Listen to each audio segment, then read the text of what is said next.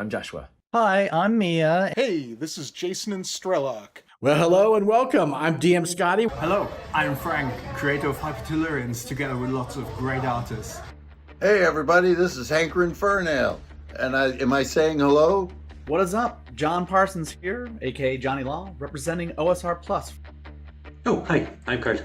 Hey, I'm Patty. I'm Cindy. Hi, I'm Daniel Quinn, the creator of Advanced Old School Revival. Hi, I'm Edward. Hey there, I'm Alan. Hi, this is Yuri. Hi, I'm Max. I'm the creator of Beyond.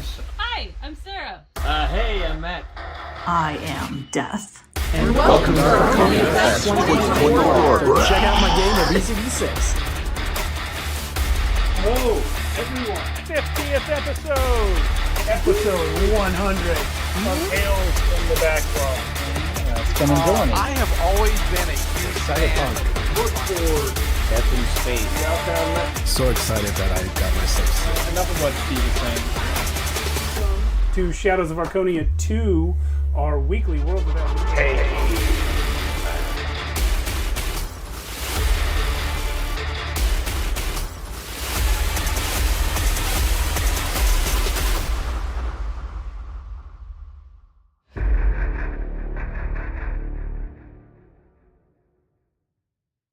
Oh, hi, I'm Joshua.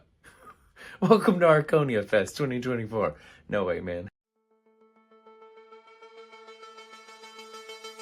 Heed well, listeners, for this world is darkness and pain.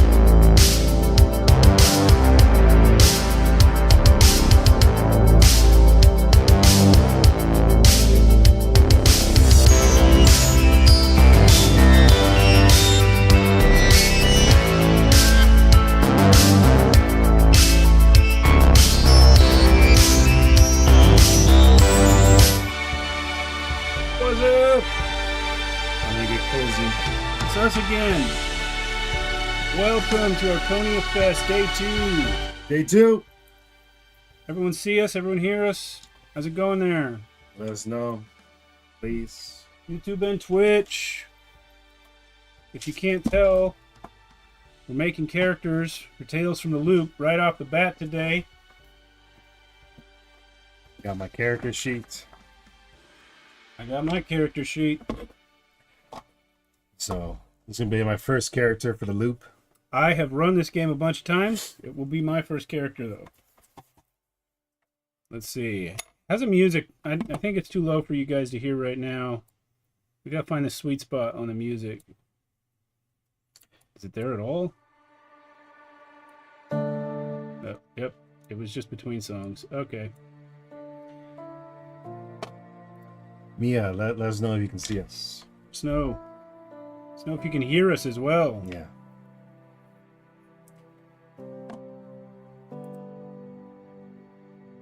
Yeah, pull that up on YouTube, see if our audio's good. Yeah, it's going down. Yeah. Yeah, all right. But Yep. It was just between songs. Okay. but I think Yeah, that's not you can see us. okay. So There's a little bit of a delay. oh yeah, especially on YouTube. It's always a delay on YouTube. YouTube gets better quality video, but a bigger delay. That's the thing I've noticed. Tales from the Loop. Now we're playing this today, and as I mentioned, I have run this game before, but I have literally never even looked at the character building section because when we do Tales from the Backlog, I don't have time. If you don't know this game, this is great, by the way. It is similar to the Amazon Prime TV show that was made out of it. So there's no live chat. No live chat. It says that this no live chat on YouTube. This action is turned off for content made for kids. Okay, let me adjust that. I must have said that incorrectly.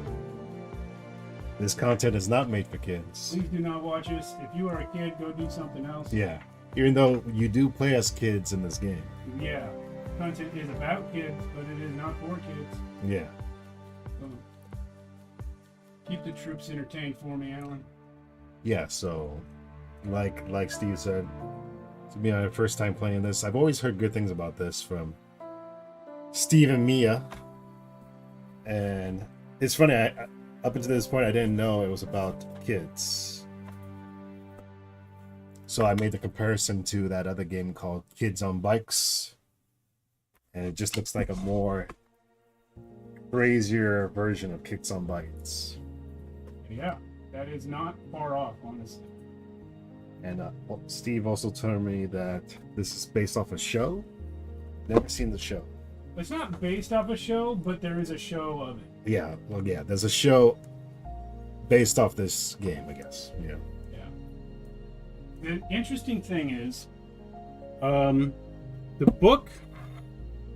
So the book and the show are both inspired by these paintings by this artist, Simon. Turn that down. Sorry. Simon Stålenhag. Simon Stålenhag is a Swedish painter who does all these sort of like suburban 1980s paintings like this one, and there's a lot more in the book, of course, of this sort of world where it's like 80s suburbia, but then there's just also like robots on everything, or like these landscapes where it's very normal. You've got this like 80s sedan just out on the road, but then there's also like just this broken time machine or something, you know, and just robots walking through a normal landscape. This is one I really like. It's just like a cornfield or something, but there's just this robot sort of there, and it's this weird sort of thing that it evokes of like, they call it the 80s that never was. And so the show takes that. Now this is all by default set in Sweden, right? There's a map here. Oh, okay. But the book also provides like translations for like the American version, which is set in Boulder City, Nevada. Huh. Yeah. Now the funny thing to me though is that the TV show is in either of these locations. TV show's in Ohio. Huh.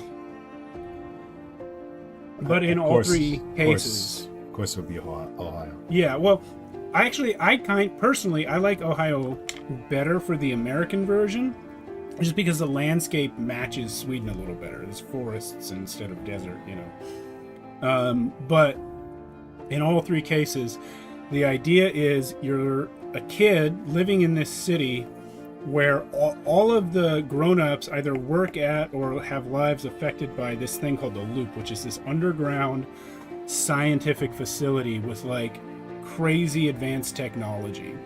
So it's kind of like it's the regular 80s, but like tech diverged around to the 50s somewhere, and now they're kind of just airships, and all the grown-ups are scientists working at the Loop, and the kids are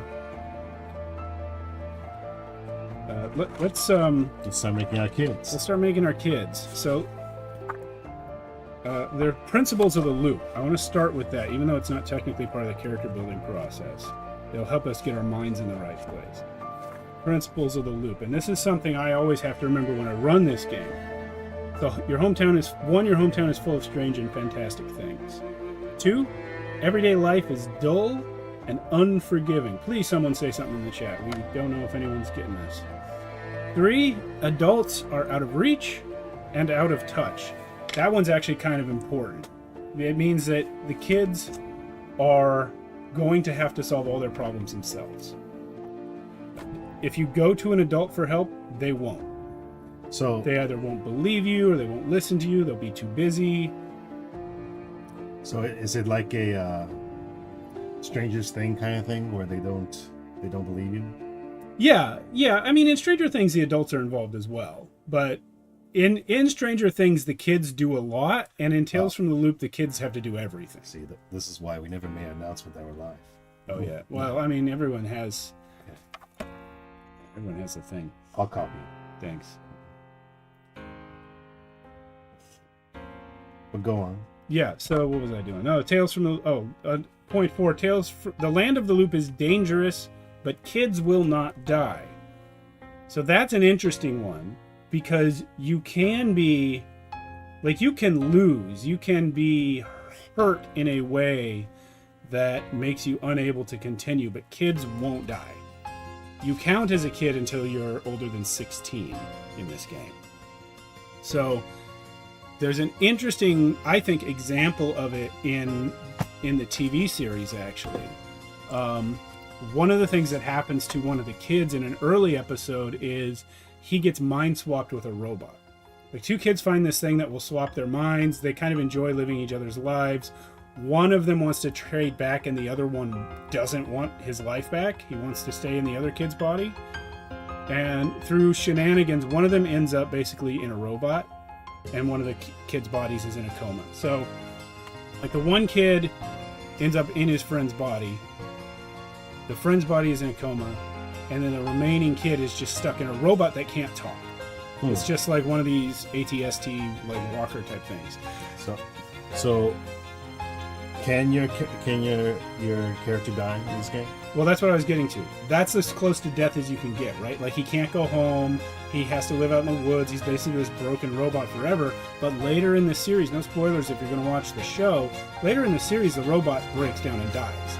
But what you learn is in the time between, like, a couple years have passed, and that kid he's no longer a kid. Wow. And so, like, even though that TV show doesn't necessarily follow the rules of the game,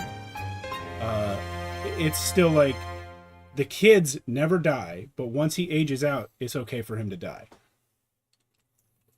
So that's interesting. Yeah. So really bad things can happen, but you won't die. 5, the game is played scene by scene. That's the same for any TTRPG. And 6, the world is described collaboratively. We know how that works. All right. So, Mia was in the chat momentarily on Twitch, but then isn't now. Yeah, Mia, are you there? We might have to hail her on Discord. Getting the messages from Max. Oh no, this is about tonight. Okay, Mia just responded in Twitch chat. She said still here. Oh, great. I'm getting mentions all over my Discord. So I'm gonna check it out. Oh, that's just the announcement you posted. Yeah. Great. Alrighty. You know what? As long as I'm over here, I will put this in a couple other Discords. Yeah, that's a good idea. Because we have to always remember, people don't remember. Yeah, people don't remember. People have their own lives, which is fine. Yep. That's why you always gotta remind them. Music is a tad loud. Okay, let me turn that down. Can we just touch screen that? Oh wait. Kind of, but it's hard because it's so small. Yeah. All right. Steve loves to have his music loud. I don't. I just can't ever tell. I do like to have my music loud when I'm just listening to music. All right. Hopefully that's even still audible. All right. We got to go to Saberfox RP server. He's got a whole Shadows of Archonia channel for us there. All right. There we go. All right. Made some announcements. Let's get to building. Yeah. Sorry about that. Hit the mic with the book. Is Mia gonna call in, or are we just gonna let her watch? Yeah, Mia, you can call in if you want. We can capture the stream audio, or the Discord audio. Yeah, she can talk in Discord. Let me bring that up. I don't have it set up, but I will do it right now. Here, let me just bring this over here for a sec. Okay. Sorry, it's a little bit of a weird setup today, but that's how it is sometimes. Yeah, right now we're in Steve's office area. Mm-hmm. This is where the magic happens. This is where all the game planning happens.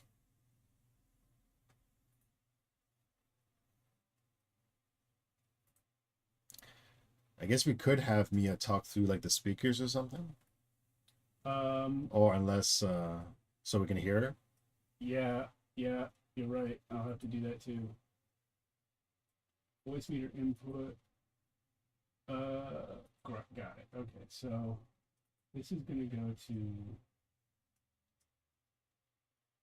that.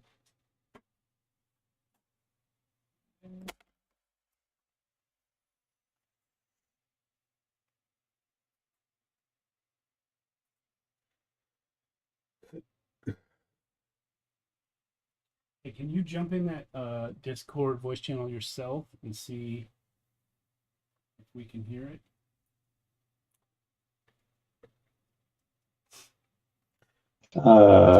Start talking. Yep, that's working. Okay. So I just send that to the speaker.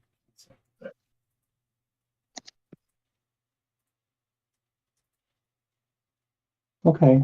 I had no intention of jumping on, but since you asked, here I am. How's it going? How's it going? We'll just keep it up on your phone. We'll do this. I can't watch the video because it's not synced. That's okay. That's okay. All right. Now, will she hear this mic or this mic? That depends on her end. She's gonna hear both.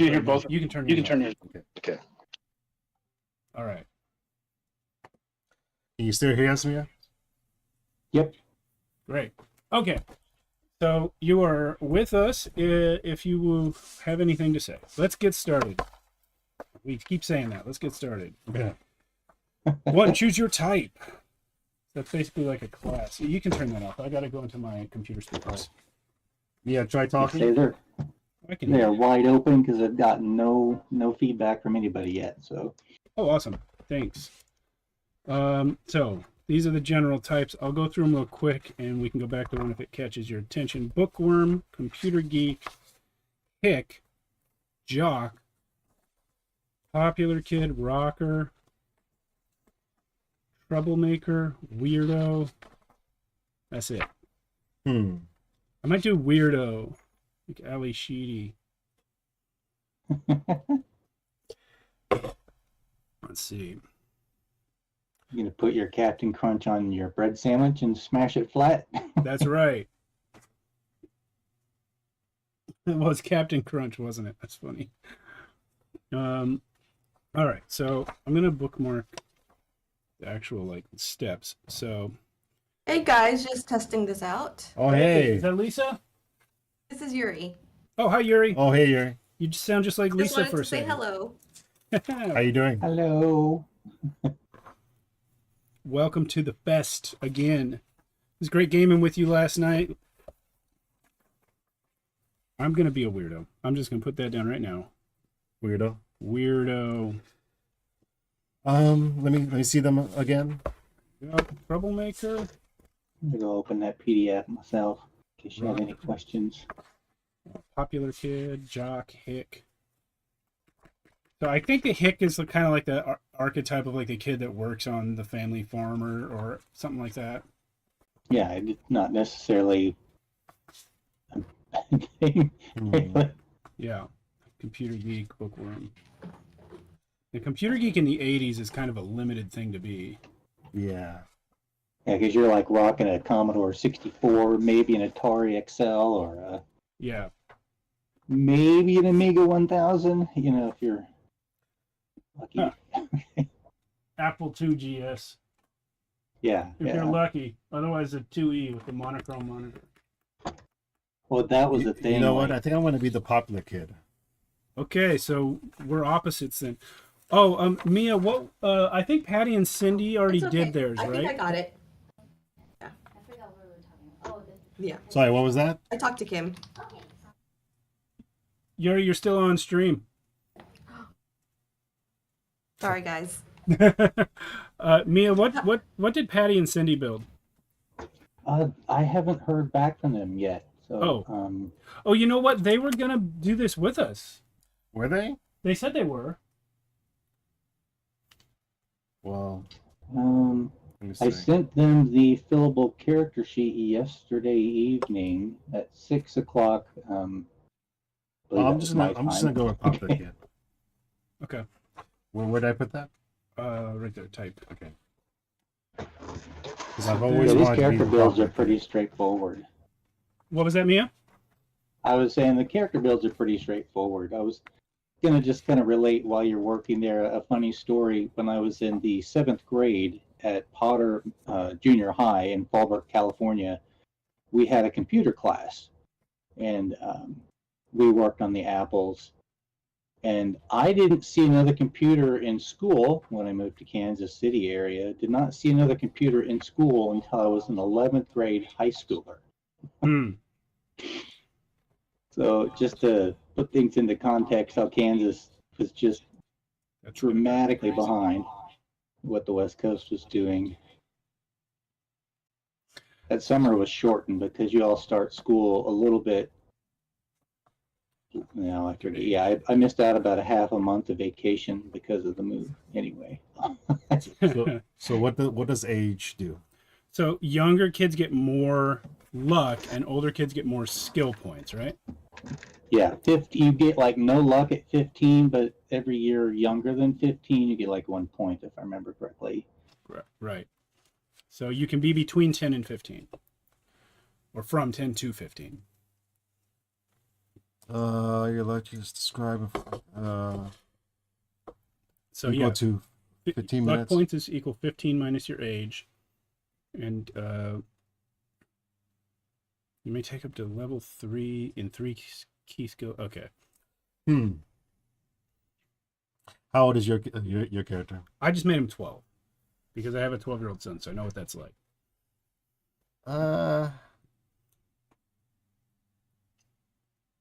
Having them roughly the same age is helpful, to keep them together in school. So yeah, that's a good point. If we are close to the same age, it will make more sense that we're hanging out together. I'll do 13. Okay. I'm a year older. That's fine. And with birthdays, we could still be in the same grade. Yeah. A couple of the guys I was playing with, one wanted to play a very young kid, so I bumped him up. But that was like the very first thing we did in the session was like, oh, the principal comes in and escorts you from the middle school to the high school. Well, yeah, we did that when we played this with Edward a while back. I don't know if you remember that. He was way younger than the rest of you guys. He was like the Star Wars fan computer nerd. Hey, Deltron. 1 year is fine, though. Yeah, that's fine. All right, what's the next step? So, determine luck points, which is 15 minus your age. So I'll have 3 luck points, and you'll have 2. Where do we put that? Luck points are just like inspiration. You can re-roll any failed rolls. Yeah. Right there. Oh. So you'll have 2. I'll have 3. You can also do what's called pushing a roll if you don't have any luck, which you just re-roll all of your dice, but you have to take on the condition, like, angry. Yeah, it does work a little differently than Cthulhu. That's why I was talking to you about Cthulhu sounded like this to me. Oh. So distribute 10 points in skills. You can pick 3. So there are 3 key skills from your type. You're a popular kid, right? Yep. So that means contact, charm, and lead. So these are your key skills. In these skills, you can have up to 3 points, but in any other skills, the max is 1. Sorry, where are my 3? It's going to be contact, charm, and lead. But you don't want to put 3 skill. Yeah, you don't want to put 3 points in all of those because you only have 10 points to spend. Okay. You already build your attributes, your 4 attributes. Yeah, those can go up to 3. Any others have to be 1. Any others have to be 1? One max. 1 max. Sneak, investigate, empathize. Those are mine. Empathize. Because remember, like your body, tech, heart, and mind will influence those. That's your. Sorry, was that my mind and my body? Mind and body influence what? When you are distribute a number of points equal to your age and your 4 attributes, body, tech, heart, and mind. Oh yeah, we skipped the attributes step. Okay, oh yeah, what's that? distribute a number of points equal to your age in the 4 attributes, which are these big text ones: body, heart, mind, and what? Tech. Yeah. And how many do we have to put? Equal to your age, so 13 for you. So 1 to 5 points each in all of these. 1 to 5. Yeah. And those again are the root of your dice pool. So yeah. 1 to 5. Each point equals a dice and that you'll roll for your checks. That's right. It's a dice pool system, and however many points you have is how many dice you're going to roll. So I mean, if I'm repeating everything you say, it's just because on our end it's a little muffled. Okay, sorry. It's my speakers, they said. But yeah, keep in mind that your primary, skills, you want to like ramp those up. I mean, you don't want to be one-sided, Yeah. So how many can I put You also in don't want to body? spread yourself too thin because, as a group, you should be able to basically cover everything. Maximum of 5. I'm putting 3 in heart and 3 in mind to start with. And I really like this. I don't want to distract you guys. I'm going to keep talking, but like the other games that use this same system, I believe Blade Runner does, and Alien, plus of course Vaesen use the same Vaesen's system. very with similar. Slightly different, of course, slightly different skills and different ways of doing things since you have like firearms and things. Whereas in like Alien, you have like a stress level and a fear check. Stress dice. So yeah. Yeah, so I'll send you a picture of the sheets when we're all done, Mia, but I have done 2 body, 2 tech, 5 heart, and 3 mind. 5 heart. I can sort of see your sheet there, Steve. Sort of. Yeah. Is it okay if I put one of these at 0, or is that really bad? It does say it has to be from 1 to 5. Oh, it has to be 1. Okay. Yeah. Yeah. And I keep cringing, Steve, because you've got that paper sitting on your book and you're writing on it. I'm like, oh. Oh, yeah. Well, I'm not pressing hard. Okay. I believe you. I'm upsetting some book nerds. I should put. There we go. Heart at 5 too. I remember loaning a book for like a So that's one paperback thing to we a have in friend, common. and I'm like, whatever you do, Both have don't. 5 And heart. as I was trying to say that sentence, I mean, they peeled it way open and cracked the spine. I'm like, oh man. Oh. Never open a paperback past 90 degrees. You gotta like roll it. Yeah, I'm with you on that one for sure. Okay, so we did those, and now we'll do the middle so ones. we went back to that because we'd skipped it. Now luck points we already did. Distribute till 10 points in skills, and the ones you marked can be up to 3. Everything else can only be 1. Can I see what contact does? What's contact do? You can try and find it. Yeah, for the popular kid, you say your contact? Yeah, contact for popular kid. It's got to be like having contacts, like knowing people. That's something I'm popular. Do you need to know what the meaning of some of the skills are? Yeah, that's what he's asking. Yeah. I've got that cheat sheet on a PDF. Let me open that up here. I can review them really fast that way. Play a reference. Yeah, contact, the ability to know the right people and get a hold of him or her. What is you tell charm? the game master who the person is, and you roll to overcome the trouble of finding them. What about charm? Charm, the ability to charm, lie, befriend, and make people do what you want. Ooh. And what about lead? Lead, the ability to make your friends work together to help them focus on the task in difficult situations and to soothe them when they are scared or confused. See page 74 for additional use of lead.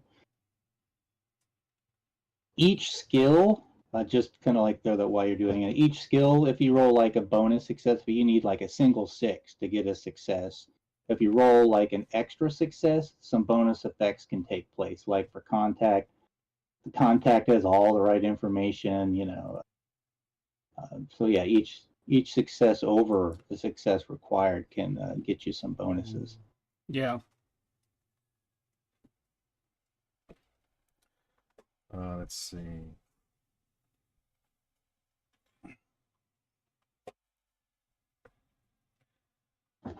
Two, three, 4, 5, 6, 7, 8, 9, 10.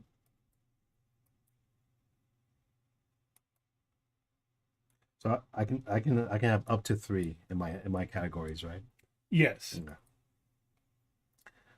All right, 1, 2, 3, 4, 5, 6, 7, 8, 9. So I'm like, is there an easy way to mute my mic on this system in case I have to burp or hiccup or something? Yeah. You should just be able to hit the mute button in the bottom left corner if you're on a desktop. Oh, yeah, I see it there. I see it. Thank you.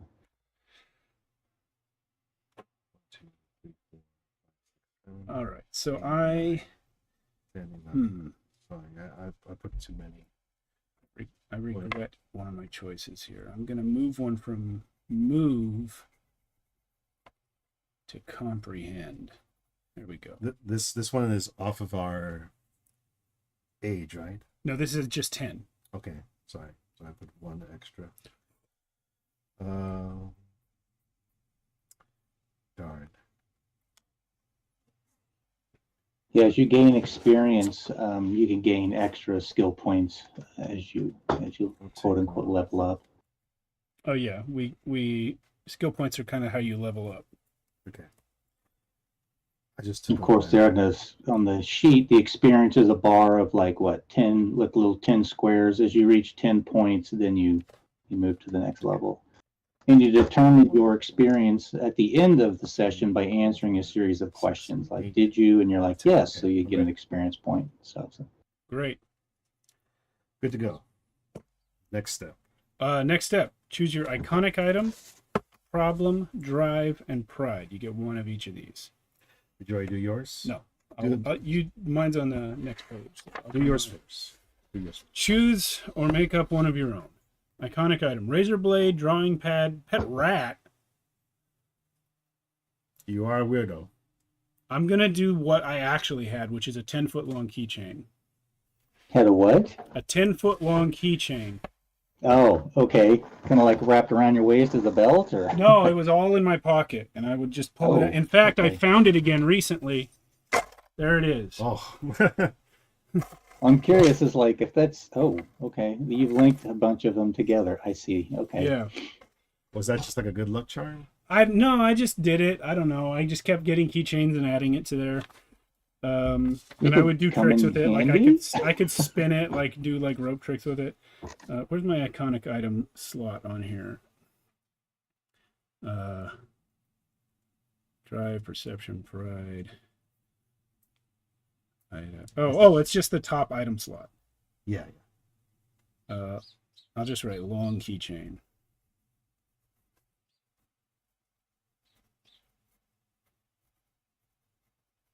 All right, then problem. Choose one or make up your own. My father is a communist. That's a good one. My brother is a what? Communist. My father's a communist. That's one of the suggestions for weirdo problems. My brother is doing weird things in his room. Masturbating. No, man. Just weird things. Yeah, which is masturbating. That's not weird. It is when you're at that age. It's very not weird. I get bullied at school. No comment. Yeah, again, you can totally make up your own problem, you know. Yeah, for sure. Totally. But I think getting bullied at school is pretty standard for a weirdo, so I'm going to just take that. Okay. Okay. Well, I appreciate that. That gives me something to work with, Steve. Spoilers. No, just kidding. But yeah, that could come in handy. Yeah, that's not a spoiler in any way, but It may be from your perspective, it seems like it, but I don't know what you're doing. Drive. And then drive. Choose one to make up your own. They say I'm the most curious person alive. Drawn to anything different or strange. What would my drive be? The drive. Anything different and strange is pretty. I think for a weirdo it would be. You pretty much like what people don't like. Yeah, well, that's not a drive though. That's more like a personality trait. I think my drive is I just want to make people happy. Really? Yeah, or I just want to make people feel better.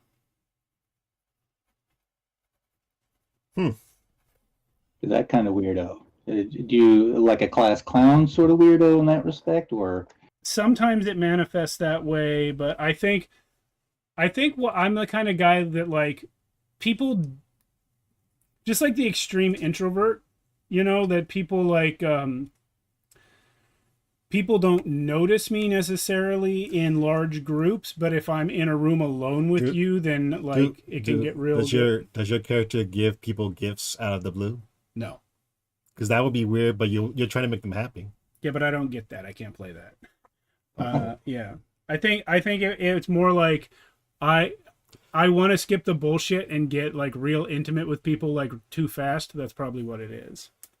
So if you see somebody sad, will you try I'll be to help hey, them? what's wrong? Okay. Yeah. Okay. I'm just trying to understand. But not in a like a group setting. Like only if it's just the two of us, then that never happens because I'm not good in group setting. So kind of like what's that guy's name from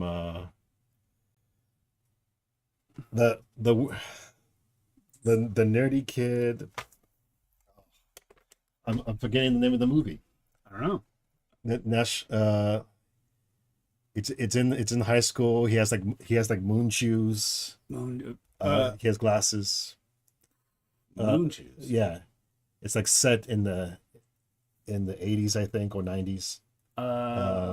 You think of it like the Revenge of the Nerds movies, or no, it was on MTV. White guy. That doesn't narrow it down.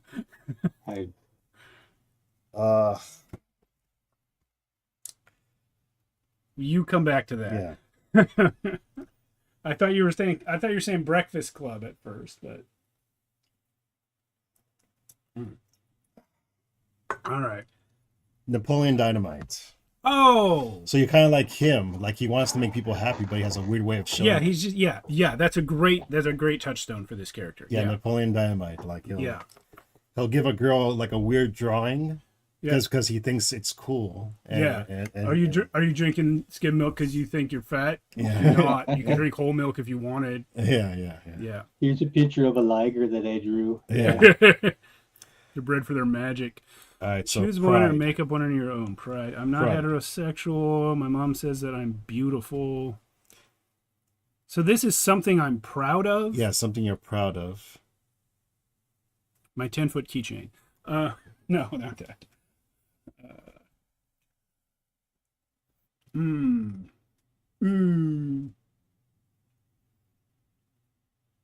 I have a collection of used bandages. Oh. When I was a little kid, I had a collection of bottle caps, and I would grab any bottle cap I found, like in a parking lot, anything, run over by cars, and I'd just put them in this Ziploc. And I got the idea from Bert on Sesame Street because he had a collection of bottle caps in one episode.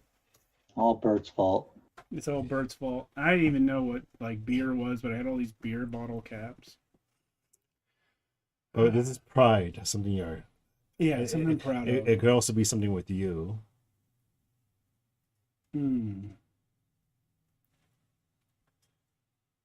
My mom says I'm beautiful. Yeah, I feel like the book answers here aren't great. You know, I'm gonna look at the pride suggestions from the other types and see what they are. Pride, absolutely. Because these don't seem necessarily that tied to type. I helped a bird with a broken wing. I stood up to the teacher. That might be one for me. I play the guitar. I stood up for my friend. Everybody likes me. I know everything about everyone. No. That's so mean. I know nothing about anyone. My father's a firefighter. No one calls me chicken, Marty McFly. My machines will one day conquer the world. Oh, right, because Hicks are the ones that work with robots in this. Yeah. I help other people. That might be my drive. Because that was also my drive, is I just want to make people happy. When shit hits the fan, I don't back down. I'm the smartest kid in school. I thought it was something dark, but I was like, maybe your pride is that you stopped the kid from killing themselves. That's too real for me. That's too real. That actually is one for me. I help other people. That will be mine.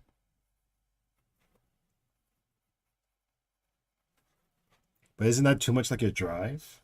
But that makes sense. Maybe you should narrow it down to something, though. Something specific? Yeah, something specific. Because it sounds too much like your drive. Let me think about that. Let's go back and you can do yours. Popular kid. Okay. What was the first one? Iconic item. Sorry, can you... Pack of chewing gum, diary with juicy secrets, hairspray bottle. But again, these are just suggestions. You can make it up.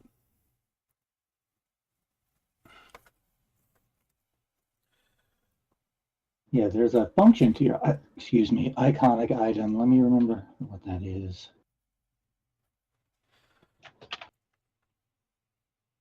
Chewing gum.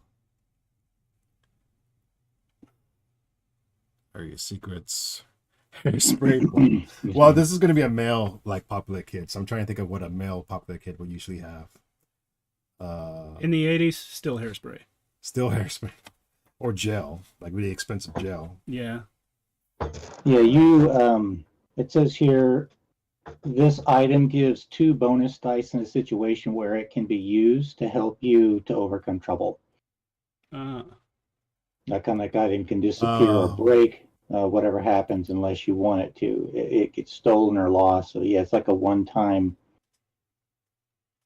I think I have a book of like dirt on people. A book of gives you a dirt. bonus and it's a like situational book bonus. Yeah.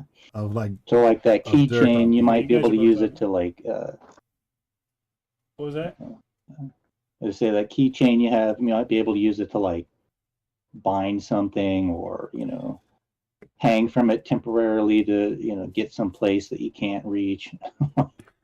Yeah. I have a book of dirty secrets. I'm going to move the camera a little bit here. See if we can get our faces Like at a slightly better angle.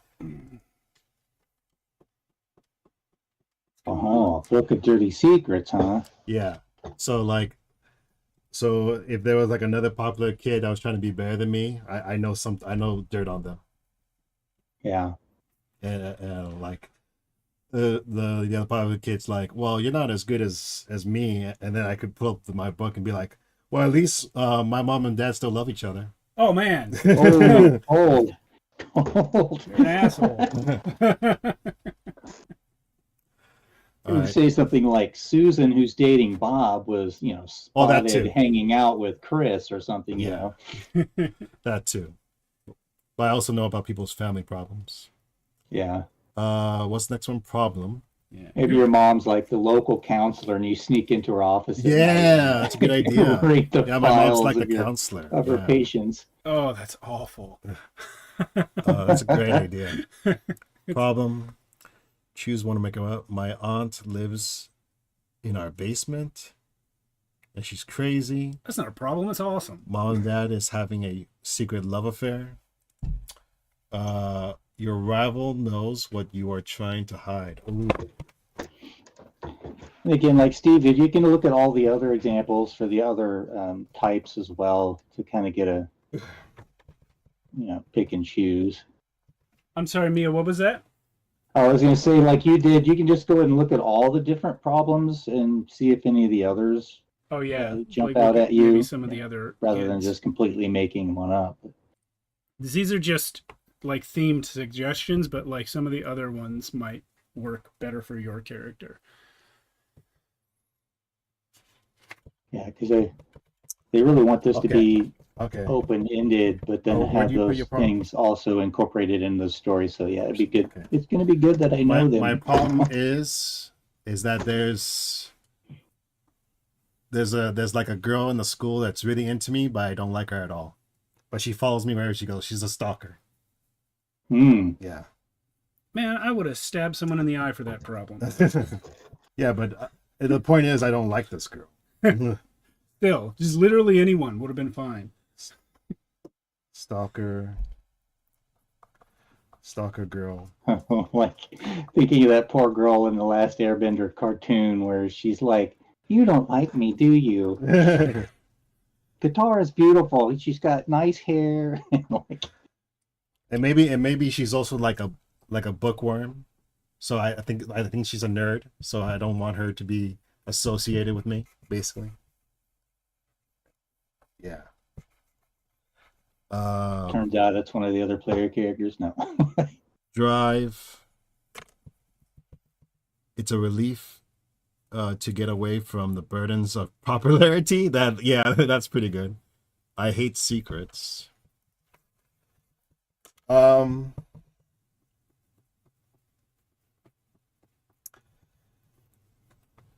I figured out my pride.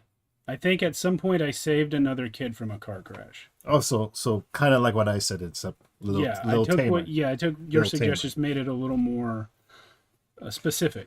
Cool.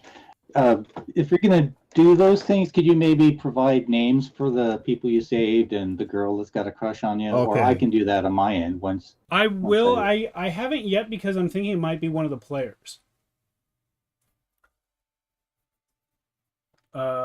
Unless you need more NPCs to fill I think I got a name. Just let me think about it. I've got a handful of NPCs, but there's some slots that can be filled. Yeah, because okay. Then I can make mine an NPC. It's probably a guy named Jesse. Okay. Another kid at the school. What's like a really that works. nerdy girl? Unless again, Patty or Cindy want to step into that and fill that gap. I mean, again, it's something to talk to them about. Tentatively Jesse, otherwise one of their characters.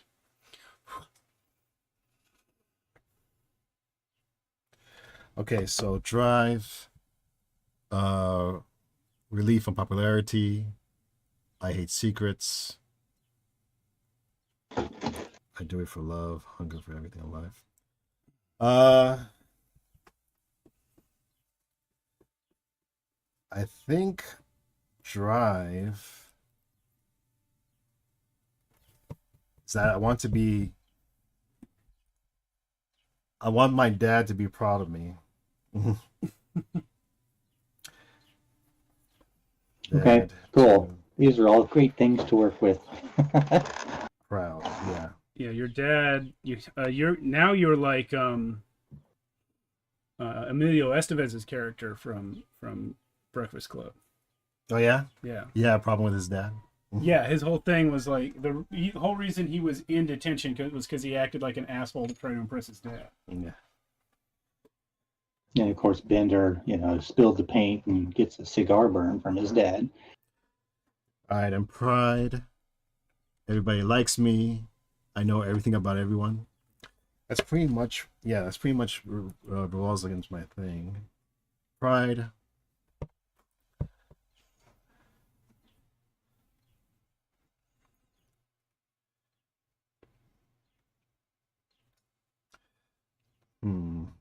Mia, are you watching on Twitch or YouTube right now? I've got both up, but I've got Twitch specifically up. YouTube in the background. Frame rate's okay on Twitch still? Pride is that. Oh yeah, actually, they both look good. Great, thank you. Pride is I think that the resolution comes through better on YouTube. Yeah, well, I down-res to 1080 for Twitch because you can stream 4K there, but they don't officially support it, and their maximum bit rate is like really low. It's like 6,000. Okay. So, yeah, I used to do 4K 30, but the Twitch heads have heart attacks if you're not at 60 frames per second. So, now I'm down-resing it. So my pride is that all the guys at school are jealous of all the attention I get from the girls. Yeah. They're always like, God damn it. All right. Next one is you haven't done your next one yet if you want to look back at yours. Yeah, so next one is relationship to the other kids. Do we Mia, I don't want to eat up game time, but do we want to maybe make the other kid relationship something we do on stream?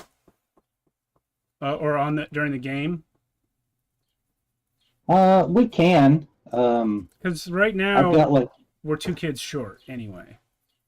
Because I've got like this opening scene, and then at the end of that scene, you'll have an opportunity to kind of mill about, and then maybe like at that point we can kind of like, oh, okay, so why are you 4 here together? At that moment. Okay, yeah, we can maybe do that if we don't get it resolved before then with Patty and Cindy. So I say for now, let's skip the relationships to other kids section and move on to relationships to NPCs. It could always be something as simple as like, oh, we met in homeroom this year and really hit it off or something. I mean, that's sure. Mia, the stalker girl that's stalking me, her name is Nina. Nina. And I call her Nina the nerd. I hate you. Hey.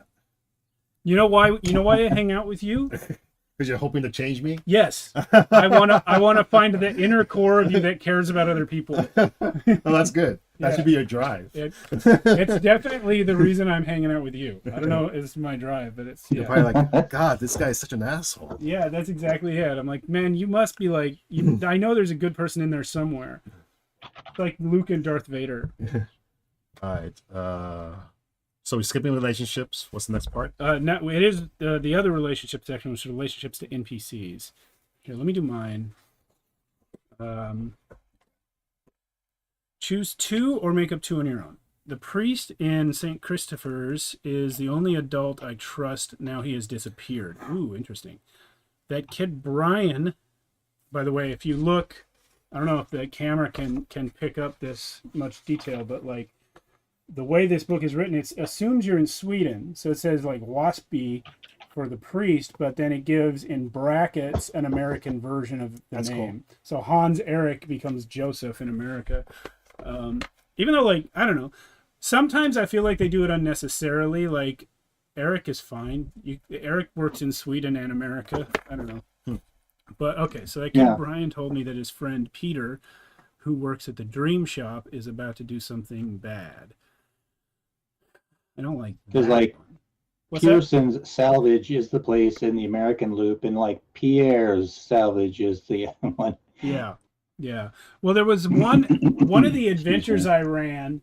It was in the Swedish version. It was just Lisa, and they still changed. I don't remember what they changed it to for America, but I was like, you know how many Lisas there are in America? You could have just left that one alone. Yeah, one of my first crushes as a school kid was on a girl named Lisa. Yeah.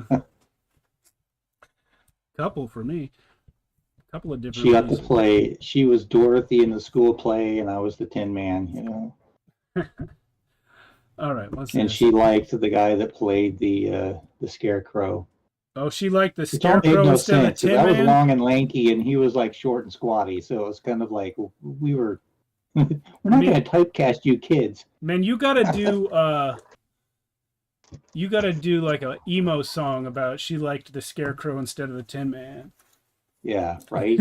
So which one are you going to go with? I don't know. Let me read this third one here. She wants me to call her Stacy, and she's older than me and lives by herself in a house outside Hemingway. She hates all grown-ups. She wants me to call her Stacy. So these are just 2 NPCs you know? Yeah. But there has to be something weird about the relationship. Like this one is the only adult I trust, but he's disappeared.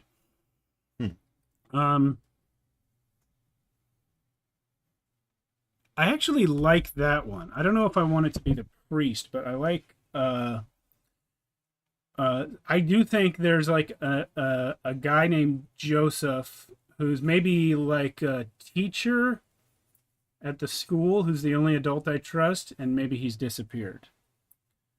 Not necessarily a big mystery disappearance, but like he's just not at school. We've had a sub for like 2 weeks. That work for you, Mia? Nope. Yeah, that'd be great. Okay, so yeah, we'll take the name from the book and call him Joseph. But you need 2. Yeah. Let me. Is that one of the NPCs? Yeah. Yeah, that's one of the NPCs. Joseph.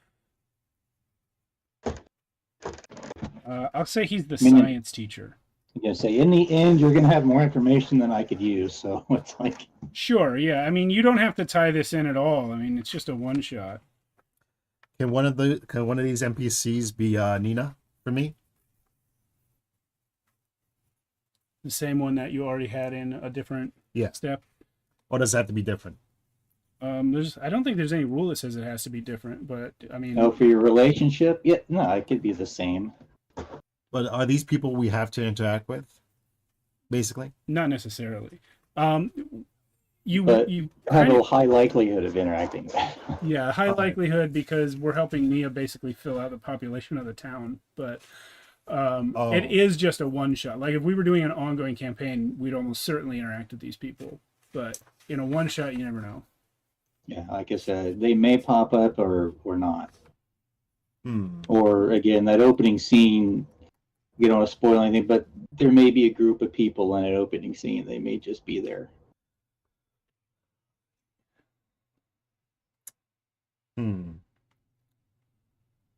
It's kind of a prequel scene, so to speak, since I already gave you guys the adventure hook, like it's Friday, the day before Memorial Day weekend. Woohoo!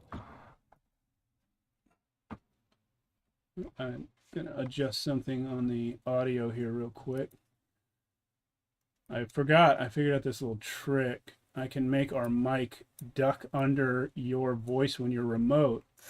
That will cut down on doubling your audio, which has been a problem in the past. Okay. So can I make one of the NPCs?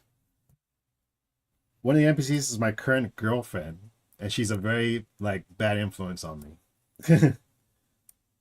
Her name's Charlotte, and she's like the other really popular kid in school. Oh my gosh.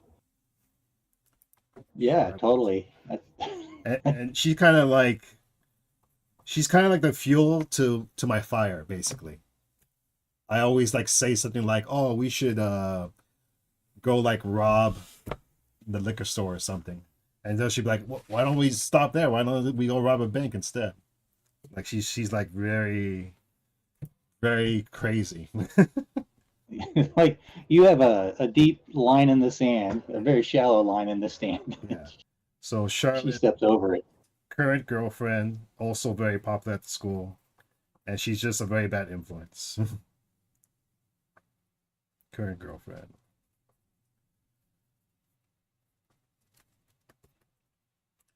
I'm sitting over here yawning like crazy. Again, I woke up, as I wrote early on the Discord, woke up way too early going, oh, that's a good idea. Yeah. Yeah, I saw that. I'll go back to sleep. Nope, not going back to sleep till I I love that though. Run that. Pardon me, my throat's also crumpy. And if you don't get up and deal with it, you'll forget it. Yeah, it's those moments like that. It's like I really just need to keep that voice recorder next to the table at night. Have you thought of your second NPC? No, I'm actually reading some of the other suggestions to get ideas.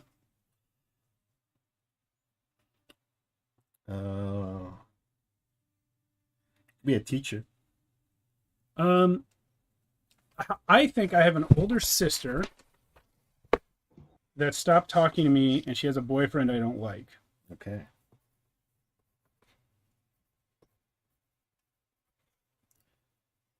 Oh, by the way, Charlotte hates Nina with a passion. Hates Nina, you said? Yeah, Charlotte hates Nina. The girl that's stalking me. I'm sorry, I missed who Charlotte is. Charlotte's my girlfriend. Okay. It could be because Nina's way cuter, but she's just too nerdy to show in that that movie where very thick glasses, and she probably has a Freddie Prinze. And Yeah, Freddie Prinze, and the people make that one nerdy girl over, and she turns out to be yeah, the cutest girl in the whole school. Really good looking, but it's covered by her nerdiness. All right. But my guy is too shallow to notice. So have you got one NPC or two? I got one. Okay. I still need one more. I've got two. So my other NPC is my sister. We can call her Amanda. Yeah, why not? Amanda. Amanda. I'll write it down here. And her boyfriend's name is Muffy. Mucky? Mucky. Muffy. Oh, I thought you said Mucky. I apologize. There was a guy I went to junior high school with, and of course, not to like call him out, but his name was Xavier, was his first name. But he insisted on everybody calling him Muffy instead. We're taking it. Muffy it is. And I was always like, Muffy's the name of that robot dog from Battlestar Galactica. That's the only Muffy I know, I didn't watch old school Battlestar. I don't know it. Okay. I have a guy friend named Jimmy, and he's my secret friend. And the only reason I'm friends with him is because I play a nerdy card game with him. Like Magic or something? Like Magic. Okay. Okay, that's cool. One of my NPCs named is Jimmy. I always tell him, or Timmy, excuse me, not Jimmy. Okay. Yeah. You have a nerdy friend named Jimmy. Trying to think of what kind of nerdy card games there were in the middle 80s. Magic with. Nerdy secret friend.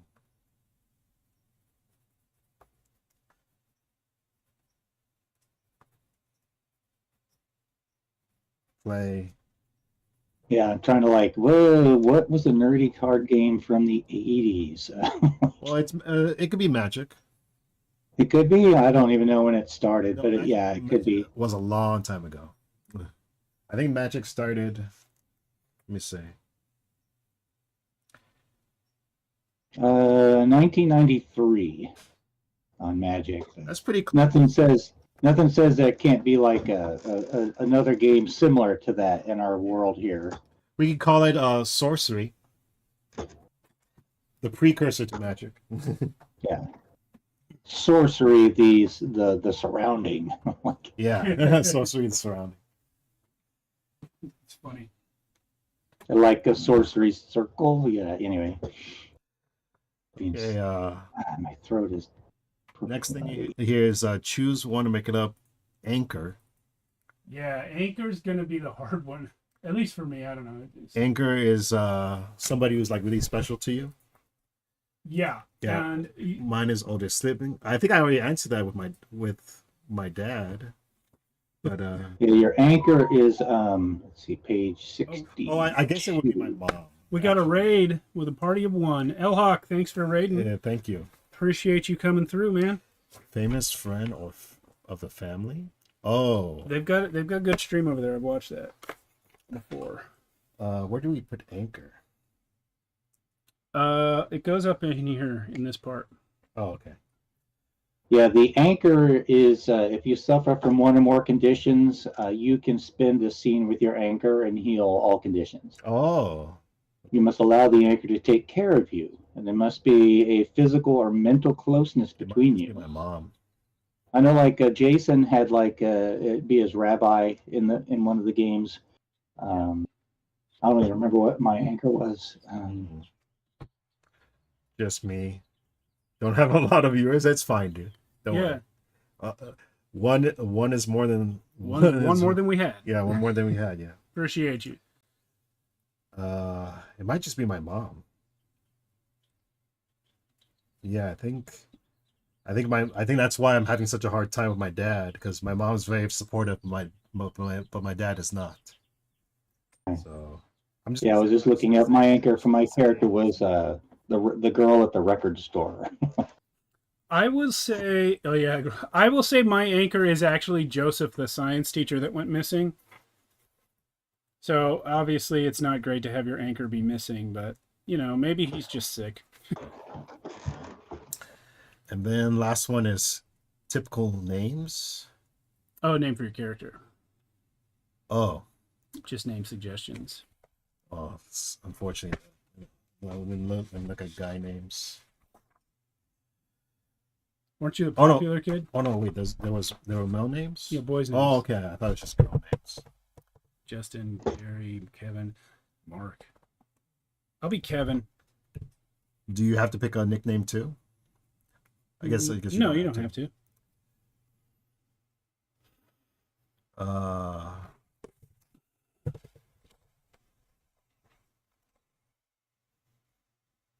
Yeah, not too painful, eh, Alan? Name is always the hardest part. For Elhawk, I just got here. We're doing Tales from the Loop. We're playing this later today. Mia is on audio with us. She'll be running the game later. Alan and I are just building our characters right now. I'm going to say James. James. And You have a nickname. do you have a last name for your characters? That way we can, if anyone's like talking about your parents or like, oh, Mr. and Mrs. James's mom, you know. James Velasquez. Okay. Excuse me. Velasquez. Well, we're playing it today at, I think, 4:30 Pacific. 4:30 Pacific, if you want to come through and give it a look. It'll actually be my first time as a player in this system. I've run it several times. I think I've run it 5 times. I did 2 one-shots and then like a trilogy. That's still more than me. I've run it 3 times now myself. Yeah. Well, they were separated by like a year, I think, so. Yeah.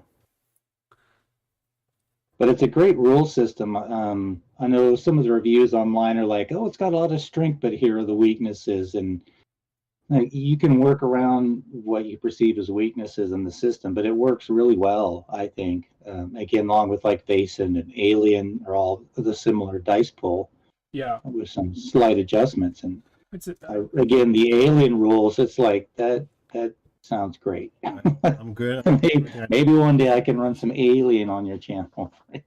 Yeah, it is a D6 pool system where you roll a number of dice equal to your attribute or skill, attribute plus skill in that whatever the thing is you're trying to do. 6 is a success. You can get extra successes to make extra good things happen. You have luck points for rerolls. Younger kids have more luck points. Older kids have more skill points. Attribute points. Yeah, and we call it like trouble. If you're like, I'm trying to like dash across the street with oncoming cars, that's trouble. So you'd use your move to cross, but most success. Sorry, go ahead. That, Steve? I was going to say in most success rolls require a single 6, but there's also some things that are considered slightly harder. You could have up to 3 6s to be successful, but I would personally never push it up to 3 6s. But, yeah. I was going to say the one thing I don't care for in the book that much is, and it's because we always do it in one-shots or very short games, they encourage a story structure where it's like the kids are together and then you have to go home and do a home life scene for every kid. And then you come back together. I'm like, well, our story isn't going to finish in the time that we have if we keep going home and doing all these home life scenes. Maybe your anchor is like the other kid. I never thought of that. Yeah. This isn't going to spoil anything, but the what I prepared does have a home life scene, but it as far as I can tell, it should go pretty quickly. It kind of kicks off the whole thing, really. Yeah. When I have run it, I've done the home life scene for each person at the beginning, but then I don't go back to their houses later in between all the action scenes unless there's a reason to. Yeah, like, oh, I need to go. I left my favorite thing at home. I think we're done. We just got to fill out our relationship with each other. Yeah, and I'd like to save that till we hear from Patty and Cindy on their characters. Okay. So we are at about 12:08 now. We're scheduled to move into Cthulhu Prep with me, with Alan at 12:30.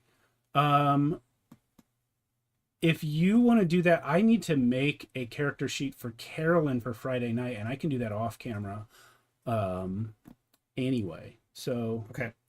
Where would you like to be for Cthulhu Prep? I guess whichever is easier for you. Well, the easiest thing for me is for you to stay right here. Okay. All right. Mia, thanks a lot. You don't have to go. You can stay and talk to Alan. I'm going to walk away from the stream for a bit. I've got a few things around the apartment I've got to do, but yeah, thanks for letting me hop on. Yeah. Hopefully, again, you and I have a pretty good understanding of the rules, so tonight should run relatively smooth. One hope. Well, each scene, I'm like, you throw, and even the book does that. It's like it'll present the scene in their pre-written scenarios, and then it gives you like a short little bracketed text, like these skills may be appropriate for this scene. I've made sure to break everything down. That is something good. The written adventures are very good in my experience. Obviously, I haven't read all of them, but yeah, I like it. Yeah, I read through. I have read a couple of them, like kind of skim through, and then like oh, this looks good, and just kind of like pick out a little bit. So, like to read how they would deal with a certain type of trouble that I would like to use or something. But yeah, okay, y'all. Thanks for doing that. Just get me that. I should have been typing some of it up as we went, but yeah, get me the photos of those, and I can flesh out. All I got left to do is to add in like your character details. Everything's ready but that. And then of course for Pulp tomorrow, is that tomorrow? Pulp's tomorrow? Yeah, it's tomorrow. That's going to be pretty much a fly by the seat of my pants with a bullet point plot. So. All right. Well, thank you. All right, y'all. I'm going to turn the stream over to Alan now, and I'm going to go. I'll send you pictures of these character sheets, and then I'll be doing something else. All right, bye-bye. I'm hanging up here. We'll see you later. All right, later. I'll just be in the living room. Okay.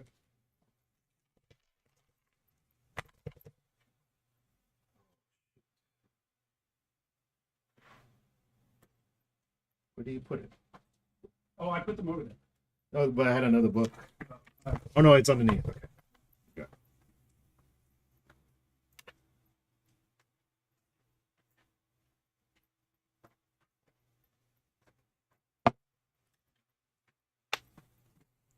Oh.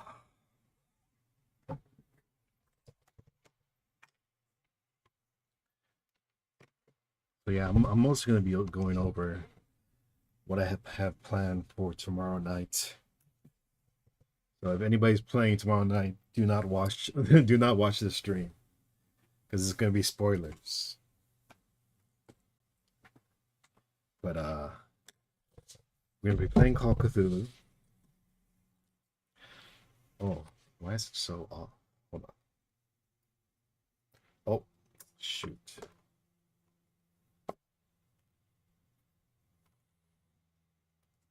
Okay.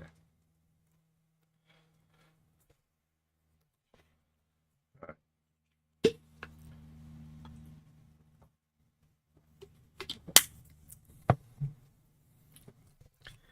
So we're gonna be playing a adventure in this campaign. Well, it's just a single adventure. This is a great book. This is one thing I really like about Call of Cthulhu, is that this system comes with so many pre-generated adventures that you can play for your players. And if like I think in this book there's 2 adventures you can play with the main book, and then this book that I got has 3 adventures that are 3 one-shots that you can play with your players. And the one we're doing tomorrow is Necropolis. This, by the way, they have amazing art. Amazing art. I'm gonna step away to avoid spoilers. Oh yeah, are you playing Call of Cthulhu tomorrow night? I think you are, right? Yeah, don't watch this.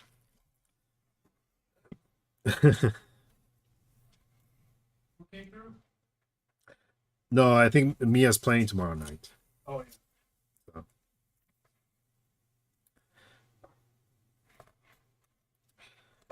Yeah, but I'm mostly going to be going over the scenario.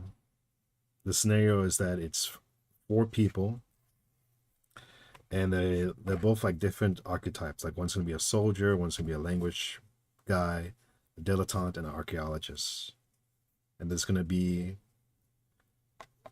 They're going to be investigating a tomb that is said to be sealed for decades.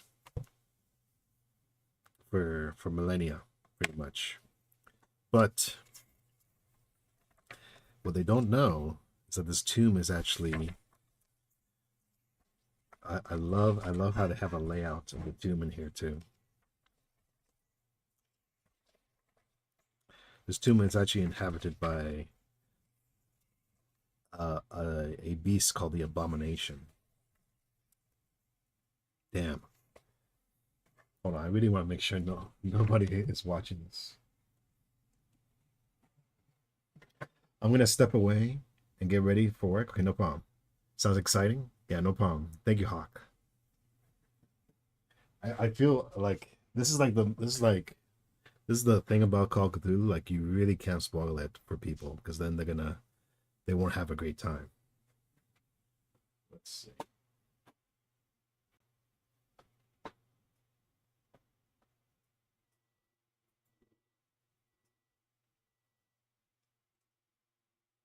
All right. Just letting you guys know, if you're playing tomorrow night, do not watch this. Okay. I'm just gonna go over the setup for Necropolis.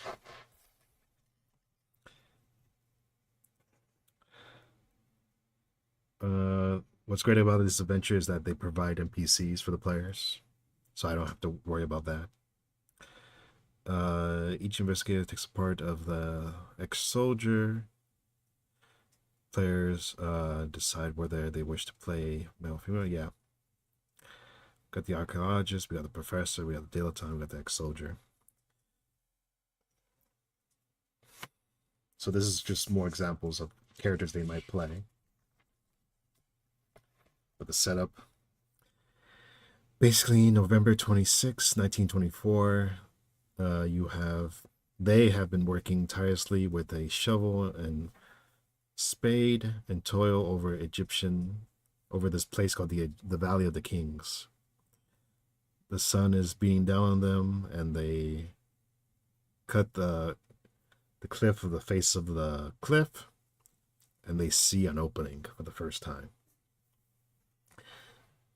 So just give the players a brief description. I love how they go about telling you how to play, how to describe stuff. That's one thing I really like about Call of Cthulhu, is that they really do a step-by-step on how to play. Like, that's one thing that I have a problem with other games, where they give you this great setting and all these great rules, but they don't give you an example adventure. You have to kind of like make it up your own. And I'm not good at that.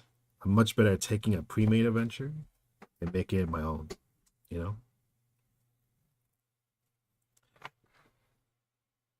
Actually, let me close that door. Hold on.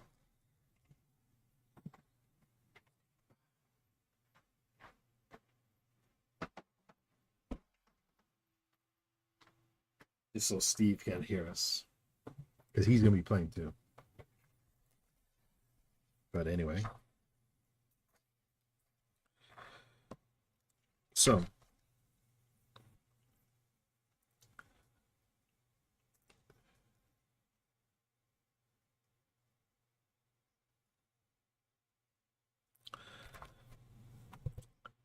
under the watchful gaze of the laborers construct a primitive pulley system and hoist it slab blocking the entrance into the sky. Air from the dark hallway invites you inside with a promise of untold treasure. You excitedly rush inside into the darkness. You are merely steps away from fame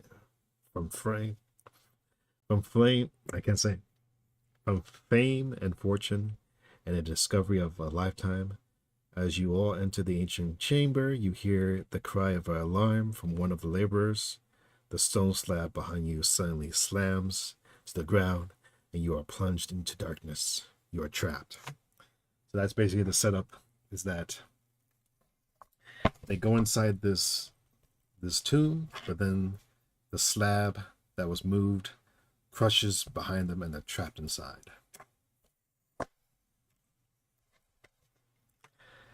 Ask the players to make sanity rolls. Wow, right at the beginning. Explain how the investigators let out a scream, as they comprehend the situation. If they are more experienced, let them come up with the appropriate action. Some suggestions for pre-generated characters and scenarios in 22. Let's see that.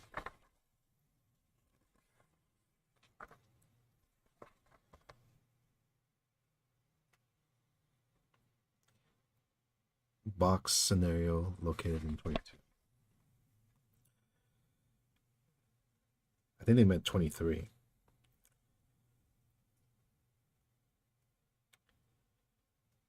Yeah, why did they say 22? Insane investigators, yeah, they meant 23. So the archaeologist could start a fire. Fire will cease the evil. Outbursts. Madness, save us. Attempt to grab nearest object. Throw whatever they're holding to the nearest target. You'll never take me alive. Anyway, so if they succeed, the investigators hear muffled voices coming from the other side of the tomb. Ask the players to make a listen roll.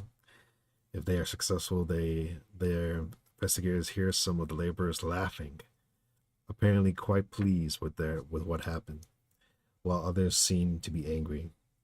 It is a chaotic and confusing situation. Did the laborers' actions cause the stone to fall? If it's an accident, or was it some unseen force that brought the stone crashing down? So that's what I love, is that it's going to be kind of ambiguous what it is. So it could be the laborers, maybe the laborers are cultists in disguise, or maybe the force that's within the tomb, like a curse, made it fall down and back at them. More alarming, the voices outside seem to fade into silence, leaving the investigators alone in the pitch black tomb. If the listeners failed, then the investigators have the option to either spend luck or describe what they are doing to push the roll. Although there are consequences for failing a second time, remember, you cannot spend luck to alter push rolls. Player does fail a push listen. Their investigator trying to put their ear against the door slab to better hear what's going on outside instead slips on some loose stones beneath their feet and smack their head on the ground, causing 1 damage. Cool.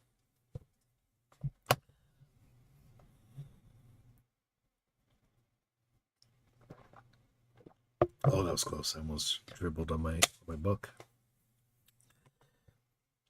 Okay, now that they are all alone and silent in the tomb, invite the players to explore the surroundings. The darkness makes it difficult to navigate the light far into without a light source. The archaeologist has 4 candles, each with a burn life of 1 hour. Naturally, matches only give a few seconds light, while cigarette and cigar provides no useful light at all. Keeper note: darkness play an important role when exploring necropolis. The room should be described as a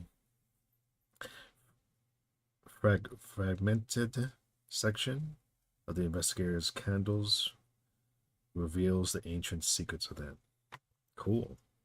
Investigators are welcome to experiment with alternate forms of lighting. This may include the use of some kind of rod or an arc of clothing to make a torch. A luck roll ensures the torch works as planned. A failure results in mild burning, causes 1 point of damage to the investigator. That's crazy.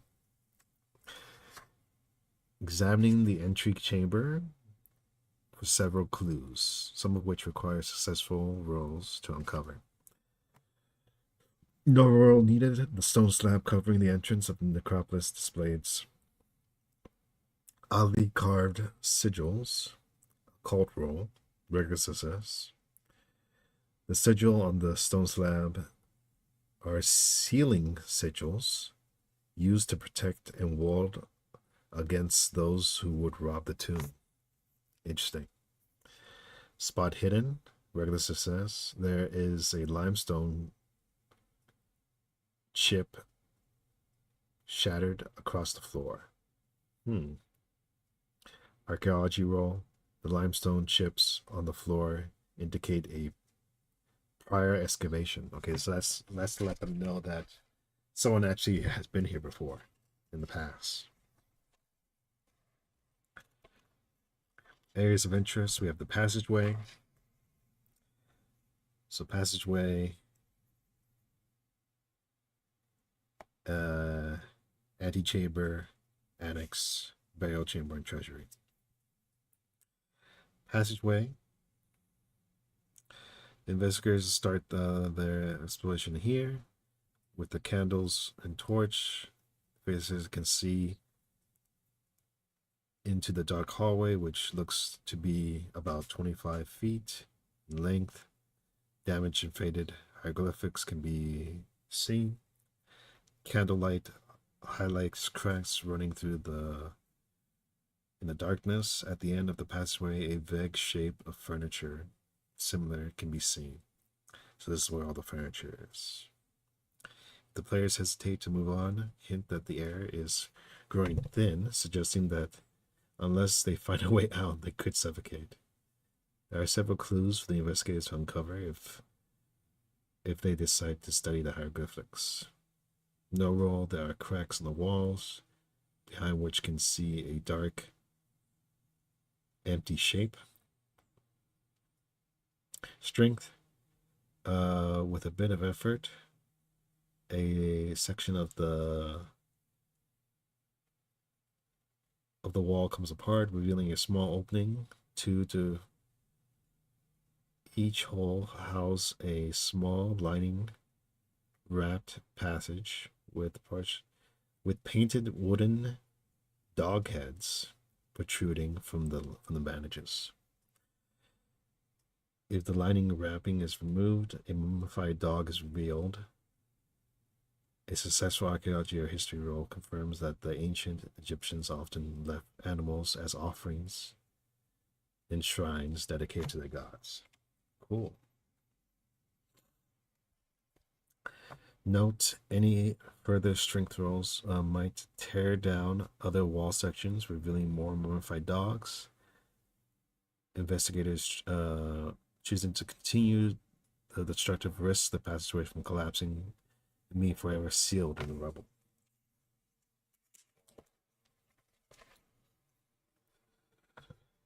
Successful intelligence can deduce that their likely outcome, although if they persist, have sections of the city begin to fall on their heads.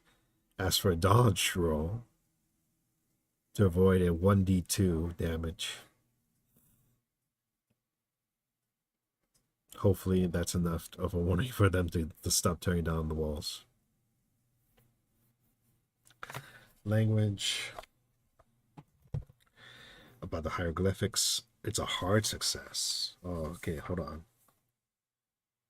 Also, a lot of these are hard success. That's crazy. Seem to tell a story. They depict the pharaoh who appears to possess a great power beyond those of modern mortals. The disjointed image of the patterns show him smithing those who do not follow him, smiting, and that many suffered and perished under his rule.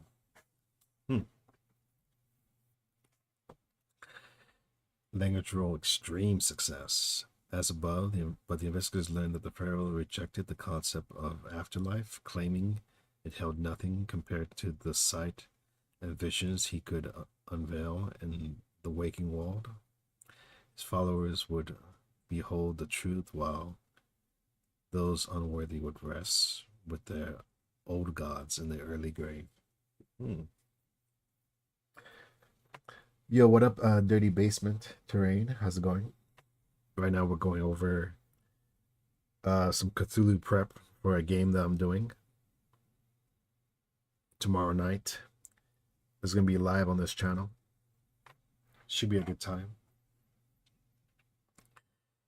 I'm gonna kill these guys. As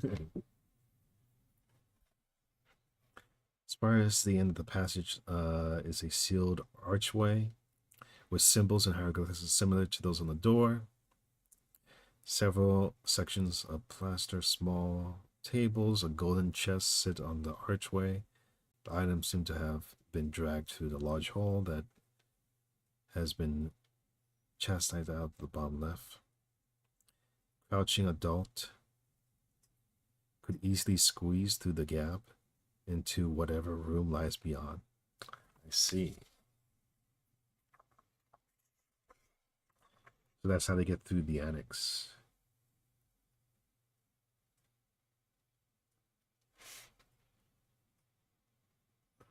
Merle. Okay. Oh, okay. Sealed archway. Golden table. Okay. Only ever played Cthulhu a couple times. Which ones did you play? Which scenarios? Or did you DM it? I've DM'd Cthulhu like 3 times now. And I love it. I love this game. I want to do like a whole campaign. Okay, the table is considerably rotten. The heavy golden chest is decorated to be very easily opened. Holds a few loose beads. It is clear the gold chest is priceless, but heavy. Requires a strength 70 to lift and carry, although 2 investigators can easily carry it together. The investigators really have little choice but to make their way through the hole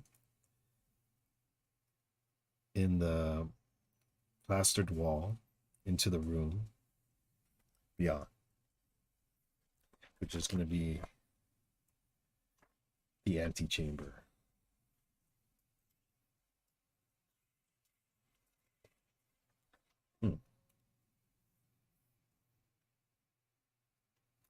Keep a note, as already noted, and despite few appearances, the passageway is unstable and potential of collapse.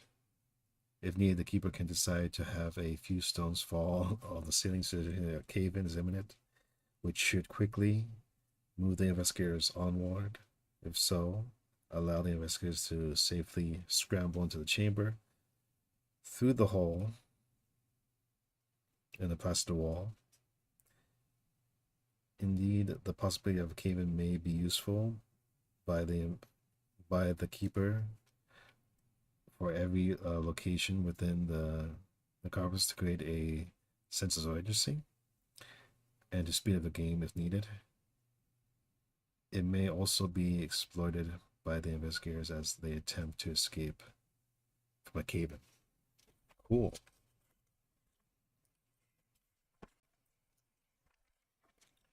Let me see cave-in.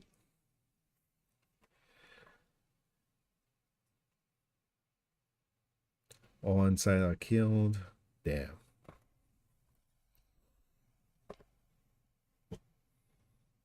The antechamber, the investigators entered a room filled with the brim with stacks of treasure that reach almost to the ceiling. Couch, chairs, tables, stone tablets, musical instruments, vases, jars, containing the remains of food, spices, and grain, bowls, fans, chests filled with jewelry, trinkets. Chariot made of gold stands in the northwest corner. To the east is a huge slab, blocks an archway to what is probably another chamber. On either side of the slab, two large statues seem to be standing guard. Across the room to the north is a open archway leading to another room, the annex. It is the plaster wall sealing the archway has been completely demolished, and a bit of it lies shattered on the floor across the entry.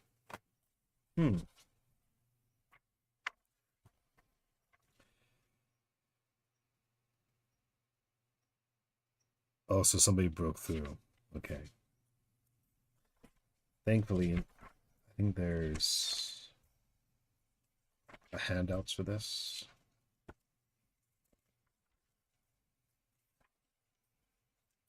This is another great thing about Cthulhu, is that they always give you handouts.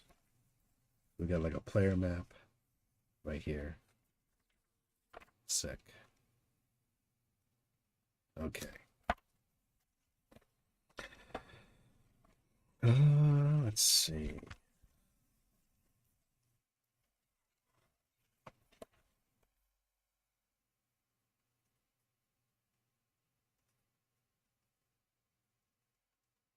Okay, searching the antechamber. Archaeology records success. None of the items in this interior bear any resemblance to known period Egyptian history. Appraisal. The gold items and stone tablets here would command a very high price in private sites. Spot hidden. Regular. Some of the items have been broken, as if some had moved through here quickly, with little regard to their surroundings. Keep a note: with so many items screwed about, investigators wish to hide in the antechamber gain a bonus to die stealth rolls. Okay. Taking a closer look at the sealed door, reveals two large statues either side are actually mummified men impaled on a long spear to hold them up straight, as if it wasn't gruesome enough. The heads have been replaced, for one with a crocodile and the other with a jackal. Discovering these mummies calls for a sanity check. Both guards are holding weapons. The crocodile is holding a bronze battle axe, and the jackal is holding a sickle-like sword known as a corpus. Corpish? Both weapons are good condition. They could be wielded by an investigator, inflicting 1d6 plus 1 plus bonus damage each. The heavy stone slab blocking the entry of the burial chamber is massive and impossible to move on their own. Compared to the antechamber, the annex is filled with religious artifacts. The walls are lined with 3-inch highly furnished crowns. Side. Oh, that's cool. Hundreds of golden tendrils reach for the symbol.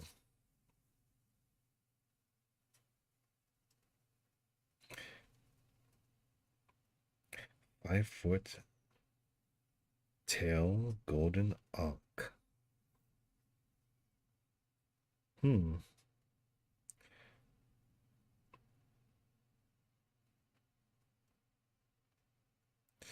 So the tendrils are motionless, but they give the impression of movement.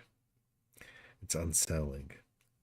A history, language, or cult identifies that the ankh is as a symbol that represents life. However, the inverted aspect of the reaching tentacles speak willful malintent intent.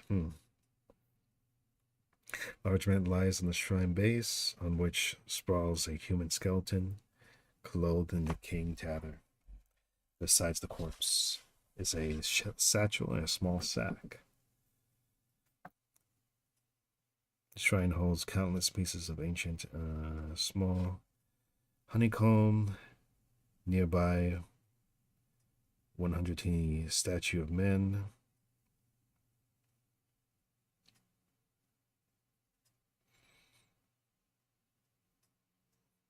The skeleton's ribs are crushed, and the skull is fractured. One or both injured likely led to individual's death. First aid or medical rule not only puts the date of death within the last 10 years, but also notices that there are small indentations in the bones similar to animal teeth marks. That's so cool. So the small sack next to the body is filled with gold and bronze jewels. Appraisal roll reveals that one of the persons could easily live off of the contents of the sack for the remainder of their lives. Satchel contains toil and pots half filled with water. German passport, a stick of dynamite, and a leather-bound journal with, in German, the passport belongs to Sacha Karina, born August 2nd, 1980. 1880, from Berlin. Despite the contents of the leather journal, there are entries from 1910 to 1916 describing this time in archaeology. It's also outlined the trip to the Egypt is an attempt to unearth an ancient artifact. In addition, he writes about his English companion, an archaeologist named Sultan. There's many entries outlining the difficult work involving to the Great War. Often praises assistance dealing with the English authorities. The last 4 entries appear in the most significant, given the players who investigate made the translation. Oh, so the language guy has to come and play in here.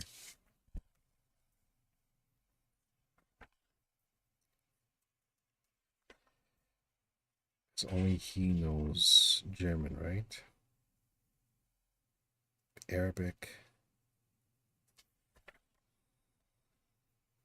Yeah, German.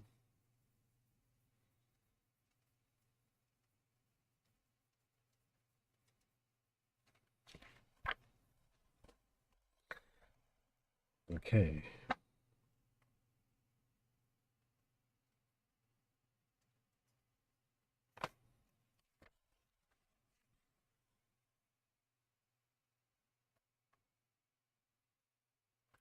There is the contents of the journal.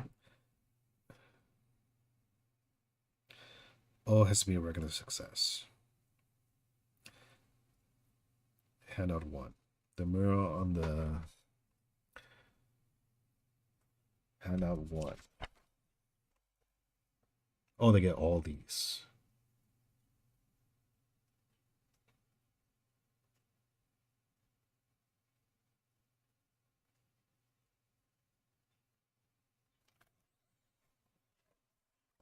Okay. The mural on the large painting of a black robed pharaoh holding a oversized set of scales on which a heart is being weighed against a platter of dead animals. A kneeling figure with the head of a wolf has a chest wound that is being stretched open by 2 small men, identical to the figures. There are some hieroglyphics of a painting. A hieroglyphical row indicates that the kneeling dog-headed figure may be the representation of the Egyptian god, either Anubis or Set. The scene shares similarities to the weighing of a heart ceremony where the god judges if a person could enter the afterlife. If a heart success is achieved, the investigators believe that the decades deceased animals on the scale are representations of other powerful Egyptian gods. Thus, the imagery may be a form of ceremony. A language, hieroglyphs roll, translates the written wall. Trial has been passed forever, okay? This is a clue to the nature of the abomination as a possible way of defeating it. Trial has been passed, forever they shall be tried to the earth through their faithful beating heart, strong of body, awaiting the return of their master. The mural on the wall depicts a sickening scene, which you see being attacked by an army of horrific beings. There are two noble types of creatures, those with bodies of men and the heads of animals, who wield various weapons, and those with bodies of animals and the heads of men. A historical myth as well indicates that these hideous creatures as children of Sphinx and refer to Carl's journal. Okay, black tendrils burst from the ground and the sky, tearing the city apart. Some of the creatures eat corpses that have been laid upon the tables, while others flock in chaos. A pharaoh robed entirely in black is depicted with a impossibly dark face, seated atop the pyramid-like throne, bound by hybrid monsters. He is being carried through the horrific scene. Investigators view the mural, signing roll, through the roll, and look at either the murals. Oh, okay. Now here we go. The abomination. The abomination comes live 30 to 40 minutes after, approximately. Predicting the length of your game. By the time the investigators has okay.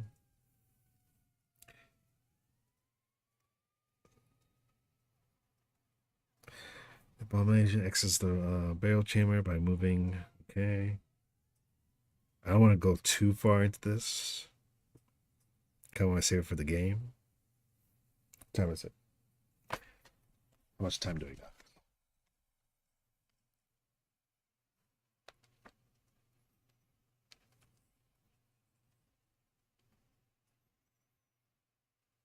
Oh, book review is at 2:30 or 2.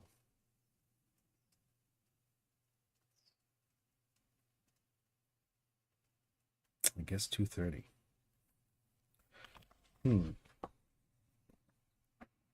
I think I'm pretty much ready for this. I might take a break and eat something because I'm kind of hungry. I think I'm pretty good.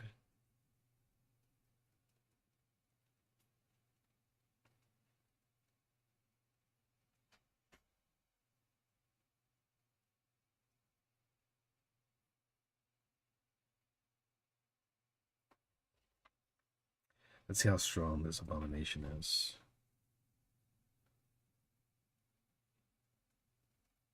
Able to see clearly in darkness. Text per round.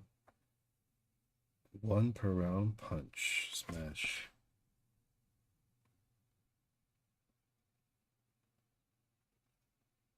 Damn.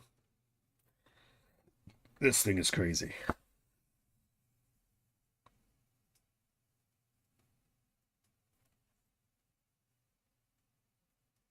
Yeah, I think I might get a little bite. I'll be right back.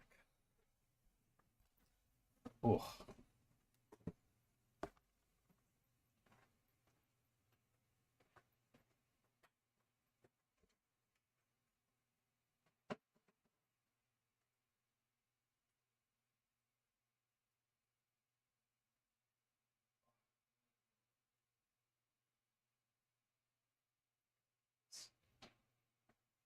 I think I'm pretty good. Cool. Yeah, check out tomorrow night for this session. The monster is very into wrestling. Interesting. Interesting. Okay. I don't want to go too far into the monster because I want to save it, but come by tomorrow night and you'll see it in action. And don't tell Steve what it is. Tell me what it is. Don't tell him. Tell me. He's playing. Nah. I want to know. Spoilers. No, don't Autofocus. Autofocus. Don't tell him. Yeah, don't tell me. Don't tell me. All right. Well, gang, I'm back. Cthulhu prep is over. I better change that info at the bottom there. It's a little early for it, right? Oh, no, we're a little late for it. We are? What? Let's see. We're Tuesday, right? Yeah, where's my mouse? There it is. Cthulhu prep. So we're pretty early. We're not scheduled to move into. I wanted to take a little break and eat some. Okay, are you gonna come back and do any more Cthulhu stuff, or are we? No, I think I'm pretty good. Okay, pretty good. We could probably move on to book review. I'll start that up. We got a lot of books to get through anyway. Yeah. We just cook up a brain. I've got my back to you guys right now. But I'm gonna turn around in a second because here's the setup for looking at things over here, but the computer that's running the stream is behind me, so I'll be right back. Let's see, game, book reviews, and what's up next? Tales from the Loop.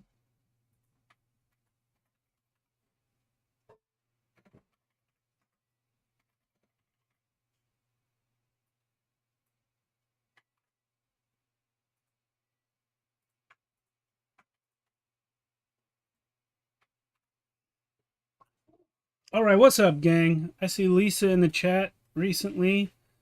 Hellhawk, I don't know if you're still here. Got Dirty Basement Terrain over on YouTube chat. Got two different chats up, if you guys aren't aware. Lisa's offering spoilers for money. But yeah, if you guys aren't aware, we are multi-streaming today and all week to both Twitch and YouTube. And I am here to just do some book reviews. And we call it book reviews, but really it's kind of just show and tell, honestly. Let's take a look at this. This is Hyper-Tellurians. I'm surprised at the number of people I encounter in the gaming community who haven't heard of this one, because I friggin' love this game. And the only thing that I love maybe more than the game itself, maybe not, as much as the game itself, is the book. This is a beautiful book. It's one of these ones that you want just as a piece of artwork to have on your shelf, right? And in fact, this book and Merkborg here, these two books I bought around the same time, back in 2020, maybe late 2019, I'm not sure. These two books became the reason that I started Tales from the Backlog. Okay, because we already had Shadows of Archonia running, right? We were however many episodes, maybe 60-something episodes, 50-something episodes into Campaign 1. COVID lockdowns had happened. Everybody was at home all the time. And yeah, it was just like, man, we got to get more streams going on. At the time, you know, Campaign 1 of Shadows of Archonia was all 5th edition D&D. So we were basically just playing D&D constantly. And never got to play any of the other cool games that we had on our shelves. So these two books and a little bit Dungeon Crawl Classics as well are the reason that I started Tales from the Backlog. Tales from the Backlog. But I want to talk about Hypertellurians today because we're playing it Friday. Now, if you don't know, Frank Motocross Redding is the designer of this game, creator of Hypertellurians. He was going to game with us on Wednesday. He had a medical situation which caused us to push it back to Friday, and I just heard from him that he's actually going to be remaining in the hospital for a week, unfortunately. I hope he's going to be okay. We're praying for him. So he's not going to be able to game with us. Just heard that today, basically. But we're still going to game. We're still going to play Hypertellurians. And Alan will be in that. Max will be in it. I think, Mia's in that one. Mia will actually be playing the same character she's played in all of our Hypertellurians games. Dungeon Matron, you got a 2-platform setup going over there, huh? You're watching on YouTube and Twitch. Thank you, Matron. Appreciate you. But yeah, so this is what I call kitchen sink science fiction, which is just everything and the kitchen sink is thrown in. It is actually very interesting in concept. He presents it in the text as a game that you can use as sort of a frame to run any adventures you might have from any previous system or any other system out there. So if you've got a Call of Cthulhu adventure and you've got a John Carter adventure, you've got old D&D dungeon crawl, you got a Vampire the Masquerade adventure. If you've got all of these adventure books that maybe you've bought in the past, but you can't ever play them because they require switching systems and getting your whole group, just play Hypertellurians, right? Because the core concept here is that you've got this ultracosm, which is all the universes, all the timelines, all the dimensions that you can travel to. And because you can go to all these various different places, the lore is that you just go to whatever planet or dimension you need to make the adventure you want to run make sense. But I'm going to flip back to, I know in the back here, he's got an inspiration list. And he lists a lot of other TTRPGs that inspired it. And here's a cool bookmark that came with my copy. I don't know if they're still sending these out, but this is great. He lists a lot of other TTRPGs. Symbaroum is in here, which we've played on the channel. Dungeon Crawl Classics is in here. Numenera, Spire, Pathfinder, Shadow of the Demon Lord, of course D&D, Dungeon World, Knave, Forbidden Lands, Troika, Ultraviolet Grasslands. I don't even know all of these. I haven't even played all of them. He tonally lists some other influences. Frank Frazetta, Roger Dean, Clyde Caldwell, all painters. Julie Bell and Boris Vallejo, Philippe Caza, Norman Saunders, Alan Anderson. And then he gets into other things like Conan the Barbarian, Barbarella, Buck Rogers, John Carter of Mars, Arion, I don't know that one, Devin Townsend. So you can kind of get the... Oh, here's a character sheets in the back. Obviously, we don't use these because it's too nice of a book. We print out the digital ones. But you can kind of get the impression. It's like this retro sci-fi thing. There is an adventure in the book, by the way, if you want to run this. Marvelous Voyage to the Viridian Moon. I actually have not run this one. That's one big thing I want to point out about all these books. If you can put an adventure in your book, it goes up like 3 scores for me right away. Yeah. Because having an intro adventure is so important. I agree, absolutely. Because there's a lot of books I have that are super great settings and super great mechanics, but no intro adventure. So it really doesn't give me a basis of how to do it, Yeah. And I was going to be coming up with my own adventure to run this Friday, but with Frank out of the game, I might just run this one because I haven't run this one. I have run several other adventures that Frank created. We did A Bride for Dracula. We did Brutal Imperilment in the Bag of Infinite Holding. We did... what's the other one we did that he wrote? I forget. Adam Issa, something of the Adam. I wasn't there for that. No, you weren't there for that. Oh, thank you, Dungeon Matron. Yeah, I forgot to update the Twitch info. Yeah, I'll do that. But yeah, so I might run this. Me, I know you've got the book. Don't read this. Oh yeah, don't read it. I know you wouldn't, and I know that you can play even if you have read it. So I might run this intro adventure. Thank you, Dirty Basement. Appreciate you. Yeah, I made it over here from YouTube. Created a Twitch account just to watch our stream. I don't know if that's actually the entire reason, but I'm gonna say it is. Appreciate it. Where'd my mouse go? I think it's right there. Nah, that's the other computer. Alan doesn't know. I got this whole computer inside this 1947 TV case. Where's my dang mouse? Wasn't I just using it? I didn't take it. I don't know why you would. All right, whatever. I'll change that Twitch info later, I guess. Yeah. Once he finds. Oh, it's up here. It's up here. Live show, guys. Very live. Yeah, yeah. But you can get the idea from the artwork. To me, this picture here, I don't know if you can see that. There's some glare on the screen. This picture here kind of encapsulates the style of this game for me.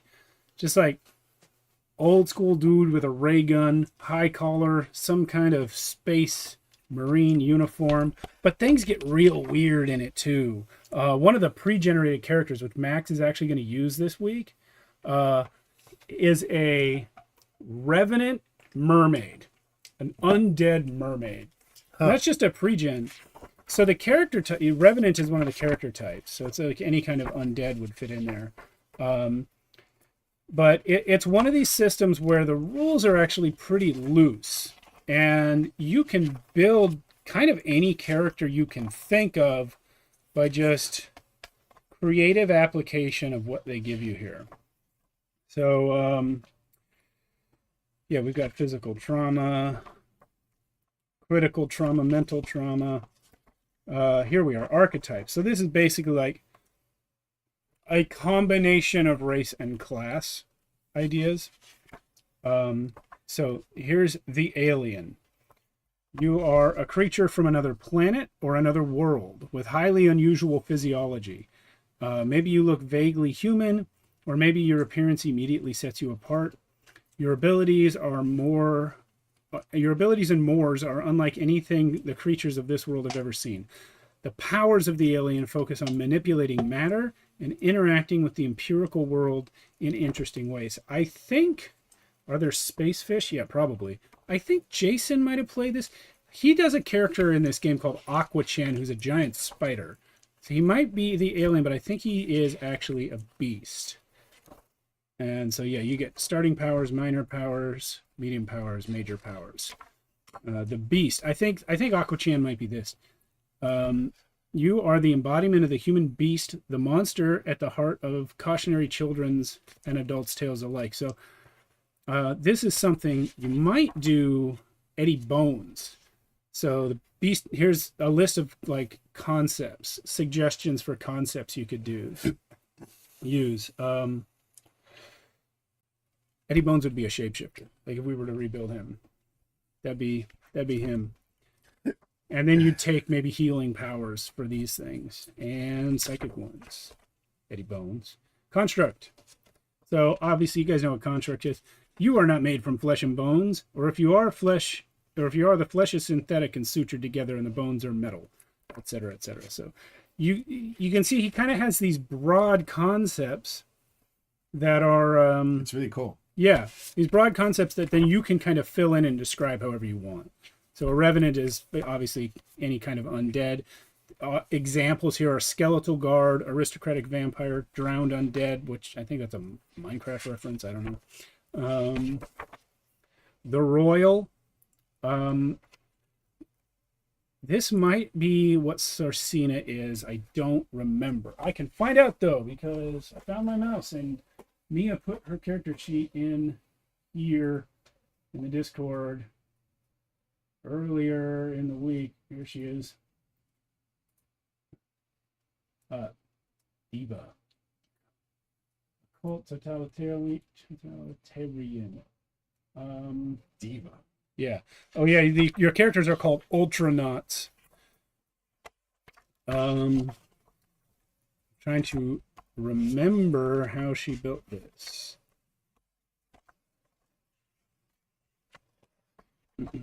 But we love Sarcina. Sarcina has been in every Hypertellurians game we've played.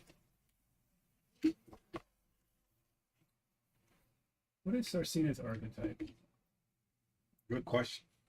I really don't remember. Occult, totalitarian, femme fatale, revenge, arcane knowledge. It kind of doesn't matter though. Like I know what her powers are. I know what the character concept is. So in a way, it doesn't actually matter what she took for her archetype. It says robotic hand might be the construct. It might be that. It might be that. Well, yeah, it seems cool. Yeah, I'm looking forward to trying that one out. Yeah, it's cool. It's very cool.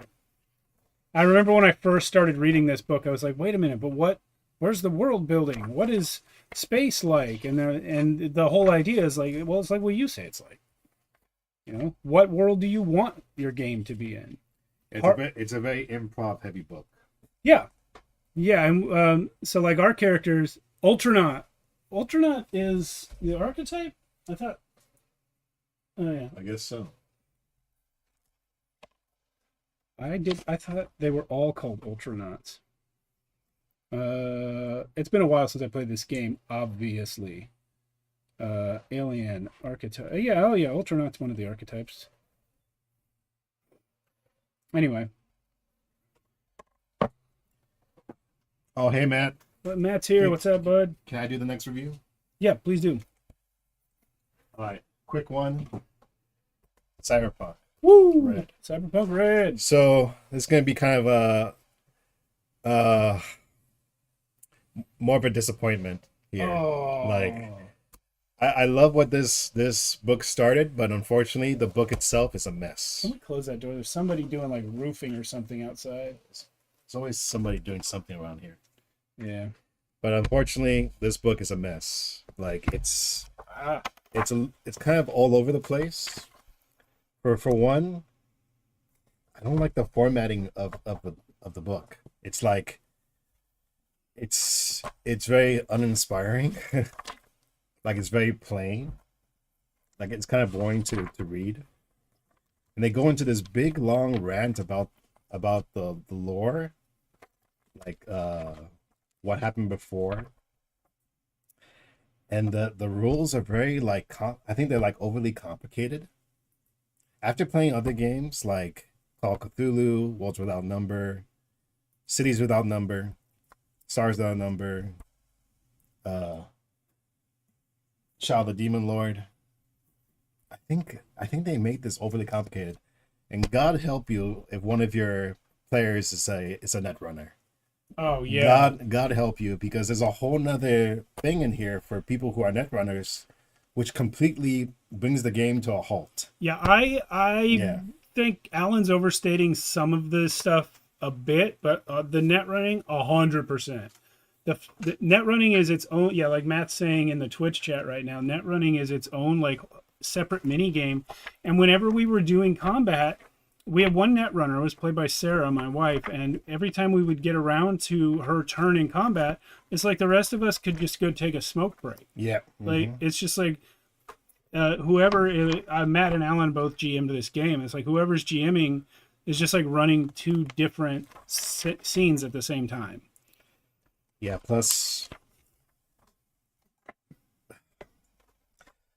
like, and another thing in here, like they don't really mention like certain conditions. Like if you look at the table of contents, it's a lot of stuff just about the history of Cyberpunk, which is nice. Mm-hmm. I don't mind knowing the history, but there's very little here on like situational stuff. Like there's almost no rules for like vehicle combat. None of that is in here. Yep. Oh, Kenny. Hi, Kenny, in the chat on YouTube. 2 chats open. There was a lot of times when we were playing this and we were like, wait, what happens in this situation? And I would look in the book and there would be no example. Or sometimes if it is here, it's not in the place where you'd expect to find it. Yeah. And that's another thing. Yeah, navigating the book is really tough. Yeah, Kenny's pointing out Shadowrun has a similar problem. I agree with that too. Yeah, like you'll be all over the place looking for things in here. Like it's a complete mess. Yeah, and, I mean, like... And there's very few weapons also. Like the weapon is only 2 pages. Like with this much fluff, I think you could have cut out some of this and put more weapons, more vehicles, more armor, more cybernetics. But I think they took out a lot of that stuff because they wanted to sell more books. Yeah, they wanted to make the Chrome books. They wanted to make all that stuff. So they took out a lot of those things and they were saving it for a later book, which is kind of lame, you know. I understand though, they want to make money, but with other games like this, you get everything you need pretty much. Well, we can crack open Merkborg in a second. Yeah. I think most people know Merkborg at this point, but there's some things to say about that one too, which I don't necessarily agree with, but that I've heard people say. Counterpoint though, Mike Pondsmith won like a Lifetime Achievement Award this year for for his achievements in the industry, because he's been doing cyberpunk games since the 80s. Yeah, he's been putting out all these. Like I've read a little bit of the older edition because this is Cyberpunk Red, and before this was Cyberpunk 2024. Before this was 2020. 2020. And then 2013 before that, and then it was 2042. Just Cyberpunk. Yeah. But the 2021 is great. But a lot of the stuff in 2020 is not in here. Like you gotta wait for the Chrome book, or you gotta buy the other expansion book. This book is mostly a lot of just lore. Yeah. And then like here, I can't throw you an example right off the top of my head, but like here is like tables of different cyber that you can get. But then you go to the back and you find these other tables. This is economy stuff. And I don't remember if it was cyber or weapons or armor, but I remember like I was trying to upgrade my character and like there's these tables in the front, but they don't have everything on it. And then you got to go find it in the back somewhere, and then you can find all the options that you want. And it's like, well, why isn't that in the section that is discussing it up here? Yeah. There's a lot of that in this book. So, unfortunately, this what ended up happening when I was running this game, I would download a like DM cheat sheet that had everything in one book, like one thing, which made this book almost useless to me. So great game except for the net running. Terrible book. Yeah, terrible book. Great game, but I would say still give it a shot. Just get like a modified version from like somebody else. We had our Rat Burglars campaign, which was really a bunch of mini campaigns strung together with the same characters. I loved it. It was a great game. But it was a chore every time I had to crack open this book. Or even better, get Cities Without Number. Cities Without Number. Which is pretty much this, but a lot more open-ended. Yeah, I prefer this for the lore. Like Night City has great lore. Yeah, this has great lore. But like if you really want to get crazy with lore and if you love the game, let's get that out of there. If you love the game, you can really refer back to this. But I'm just gonna tell you, having a net runner is really tough. Like you gotta have your players doing stuff as the net runner is doing things also. Yeah, you never use the Night City lore. Yeah. But anyway, that's my review. I'm gonna say 4 out of 10. 4 out of 10. Yeah. 4 out of 10 for the book. I give it 7 out of 10 for the system. Yeah. It's a crunchy system. You gotta like crunchy systems. It's got a lot of rules, a lot of skills, a lot of numbers to deal with. And for some people that's a bad thing. For others, it's not. In my case, it's not. It depends on what mood I'm in. Sorry, what was your score real quick for Happy? Oh, 10 out of 10 book, 9 out of 10 system. Okay. Yeah. So here we go. I promised to do this one because I got it from a Kickstarter, just received it last week. I haven't torn open the plastic yet. This is Sebastian Crow's Guide to Drakenheim. I honestly, I backed this and kind of forgot about it until it was starting to ship, and then I got real excited again. So the Dungeon Dudes, if you haven't heard me say so already, big inspiration for this channel. I backed their first Kickstarter all in. I backed it at the highest level and got every add-on in backer kit. This one, the opposite. I kind of backed it at the lowest level that would get me a physical copy. Because like, I was kind of like, come on guys, I just did this. Oh, thank you, sir. Let's see what it is. I got that poster I just showed along with this player journal and the book itself here. So I'm going to try and cut this plastic without damaging the book. I gotta be real. I never actually watched the Dungeon Dude campaigns. I have watched a couple of their DM YouTube videos. Their YouTube videos are great. That's how I started. Talking about like DM stuff or like stuff with gaming or dealing with players. Yeah, and I've been subscribed to their YouTube channel since before they started actual play campaigns.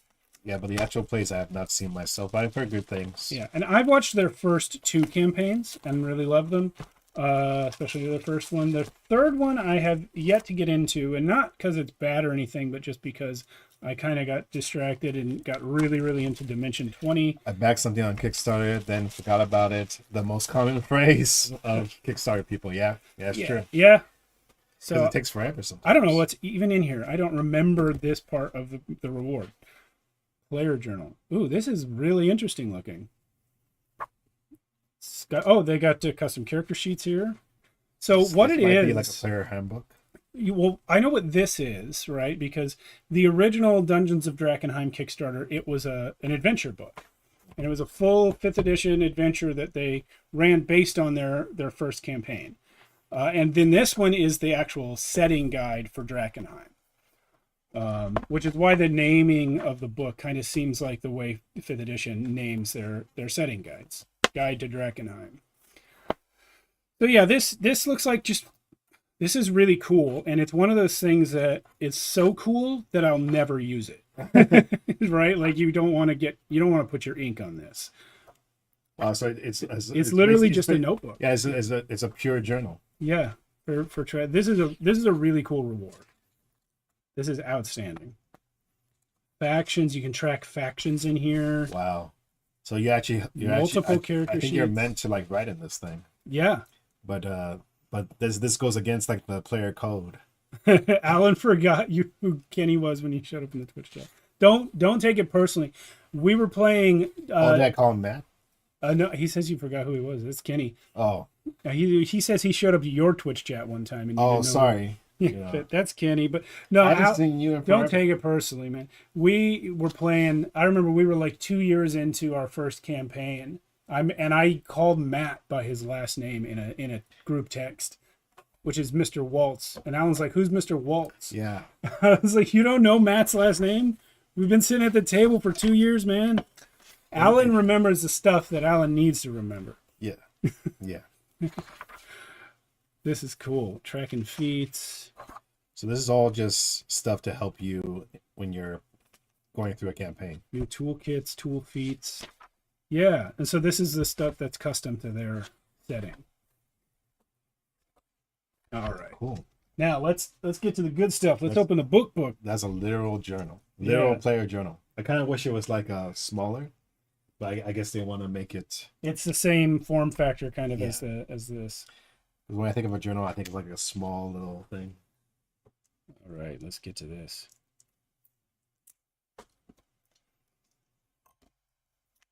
Okay, guys, here I am, cutting the plastic.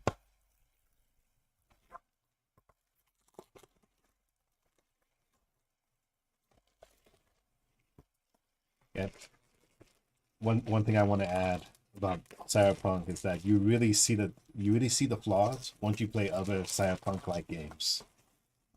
Yeah, so a lot of other Cyberpunk games we've played are more focused, and you start to see the difference. There's 4 I think that we've played on the channel. That one, Cyberpunk Red, we've done Cities Without Number.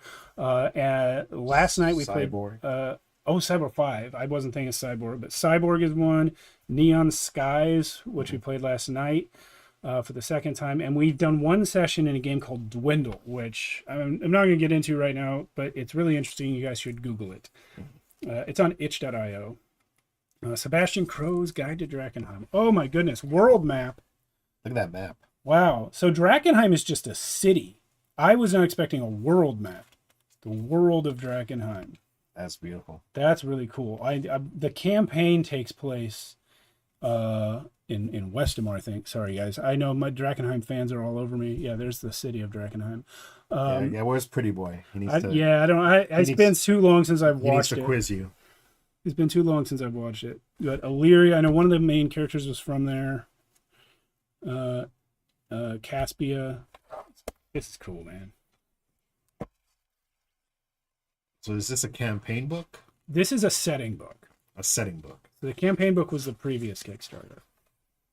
So this is Sebastian Crow. This is Kelly McLaughlin's character in the first campaign. Man. Oh, look, this note is from him. To whom it may concern. He was always saying there's been an incident. That's what he says when he blows someone up. There's been an incident. I just want you to know that this time it is not entirely my fault. My name is Sebastian Crow. You probably know me as the greatest sorcerer on the continent. If the stories you heard involve a rat problem in Drakenheim, that was the other Sebastian Crow. So here, that's funny. You guys may have seen me show off my rat plushies the other day. It's an in-joke. So here is the deal. My friends and I have been working diligently to contain the horrible contamination within Drakenheim. Yeah, so you guys see this crystal here. This is a sort of feature of the setting that these crystals have hit.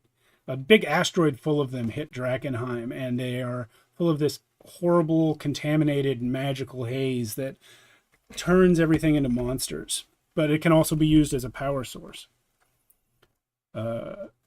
Yeah, so that is kind of the key event in the setting is this asteroid hit Drakenheim, destroyed the city, turned it into a haze-filled monstrous ruin, and then the delirium, that's what the crystals are called, people are mining it, trying to ship it off other places to use it as fuel for experiments or power sources. I'm just looking at the art in here. There's some really cool stuff. Would you ever in your lifetime do a campaign in the setting? Here's the thing. If I had nothing to do every day except game, and I wasn't worrying about doing any of it on stream, yes. The thing is, with not just Drakenheim, but with any sort of established, published setting that is someone else's, I find them too restrictive. In a weird way, it is easier for me to make up my own stuff than to try and learn someone else's stuff. See, that's interesting, because I'm sort of like the opposite. I love taking someone's pre-made thing and making it my own. See, yeah, but then I can do that to an extent, right? But especially if I were streaming it, I would be like, oh, I got stuff wrong about Drakenheim, And so that's why, I don't play in Forgotten Realms. I have, but I don't. And I don't play in Eberron. I love reading about these places. But for actually running my games, I'd rather just steal ideas. Yeah, Mia's saying this sounds a bit like Mordheim. Yes, Monty Martin, the creator of Drakenheim, has cited Mordheim repeatedly as an influence. Like, for example, if I were to make a campaign in the Star Wars setting, yeah, I could totally do that. I would change things around. Like I wouldn't use the characters in that setting. I would make up my own setting within the setting. Yeah. So you could do that in here too. You could have a separate group of people who might mingle with the main crew at some point. Yeah, for sure. Yeah, I mean, obviously, I love the setting, and I wouldn't have bought this book if I didn't. Steve is an original artist, while Alan is the DJ who samples. Yeah, that's true. Not fair. Alan's very creative, though. But I do like taking people's things and making it my own. Yeah. I feel like it's like someone who makes me a really good sandwich, and I'm like, you know what, the sandwich would be perfect if I just add a little bit more mustard to it, or maybe a different kind of sauce. That's what my wife does, man. Yeah. I got on her case one time because anytime I make dinner or make breakfast or anything, and then I give her a bowl or a plate, she will like sit with it for a minute and then like get up and change it. Yeah. I'm like, why do you always change the food? She's like, what do you mean? I'm like, you're putting an onion on that right now. She's just adding it. Yeah, she does it her way, you know, whatever. What are these magic items? And this is all for... Oh no, this is like God. These are holy symbols. Okay. By the way, this is all for 5th edition, right? This is all for 5th edition D&D. All 5th edition. Which is unfortunately why I'm a little bit less involved with the Dungeon Dudes community than I used to be, just because they're very focused on 5th edition. We don't really play it anymore. That's what gets all the clicks. That's what gets the clicks, yeah. And I mean, obviously they like the game too, but like we don't really play it anymore. So I still love those guys, but I just have less to discuss with them at this point. That's why I have a great option for you guys right after we're done with this. Okay. I'm going to explain Shadow. Oh, heck yeah. Okay. I'm really at this point, I'm just flipping through and taking in the beautiful like layout. Yeah, this artwork is amazing. Even just like the simple thing like the page background. This is what I'm talking about. That's why it's such a difference from Cyberpunk. Because look at a random page in Cyberpunk, and then look at a random page in here. It's like so much more passion. Yeah, this is just on red and black on blank white paper. This hurts my eyes. Versus versus like just how much time do they spend just selecting the right like sort of neutral gray texture pattern for the background? Like honestly, Cyberpunk feels a little rushed, while this is nice. You can tell they took their time. Mm-hmm. You know. Oh, look at that. Yeah. That's outstanding.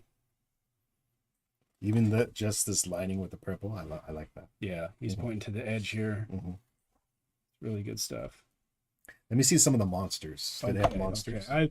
They're kickstarting right now. If you guys are interested in Drachtenheim, they're kickstarting a Pluto Jackson's Guide to Monsters, I think it's called, over on the Kickstarter for them. I will probably back that too, but I haven't yet.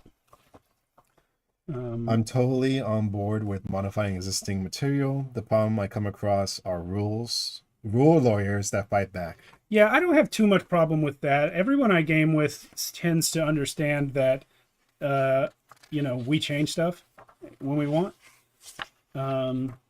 It's more myself. That's one thing I love about Call of Cthulhu, Matron, is that say they have something to tell me about something not working properly, I'll just say, well, that's because you're dealing with the mythos. Look at this. You can never tell if something's natural. It's like a little goblin stuffy. Oh, that's cute. Yeah. Got some alchemy happening here in this artwork. Yeah, the artwork is amazing. Yeah, dude, this is great. See, I've seen this image before. I'm so happy they went this route, because a lot of books recently I've been using AI generated art. Oh god. And you can really I've heard that, but I have not seen any books doing it. I've been seeing it online, especially with people making their own adventures, which I understand. Yeah. They want to just put up whatever AI. Now, we used AI for two things on this channel. We did our character art for Cyberpunk Red in Midjourney, and the greatest role-playing game of all time. Where is it?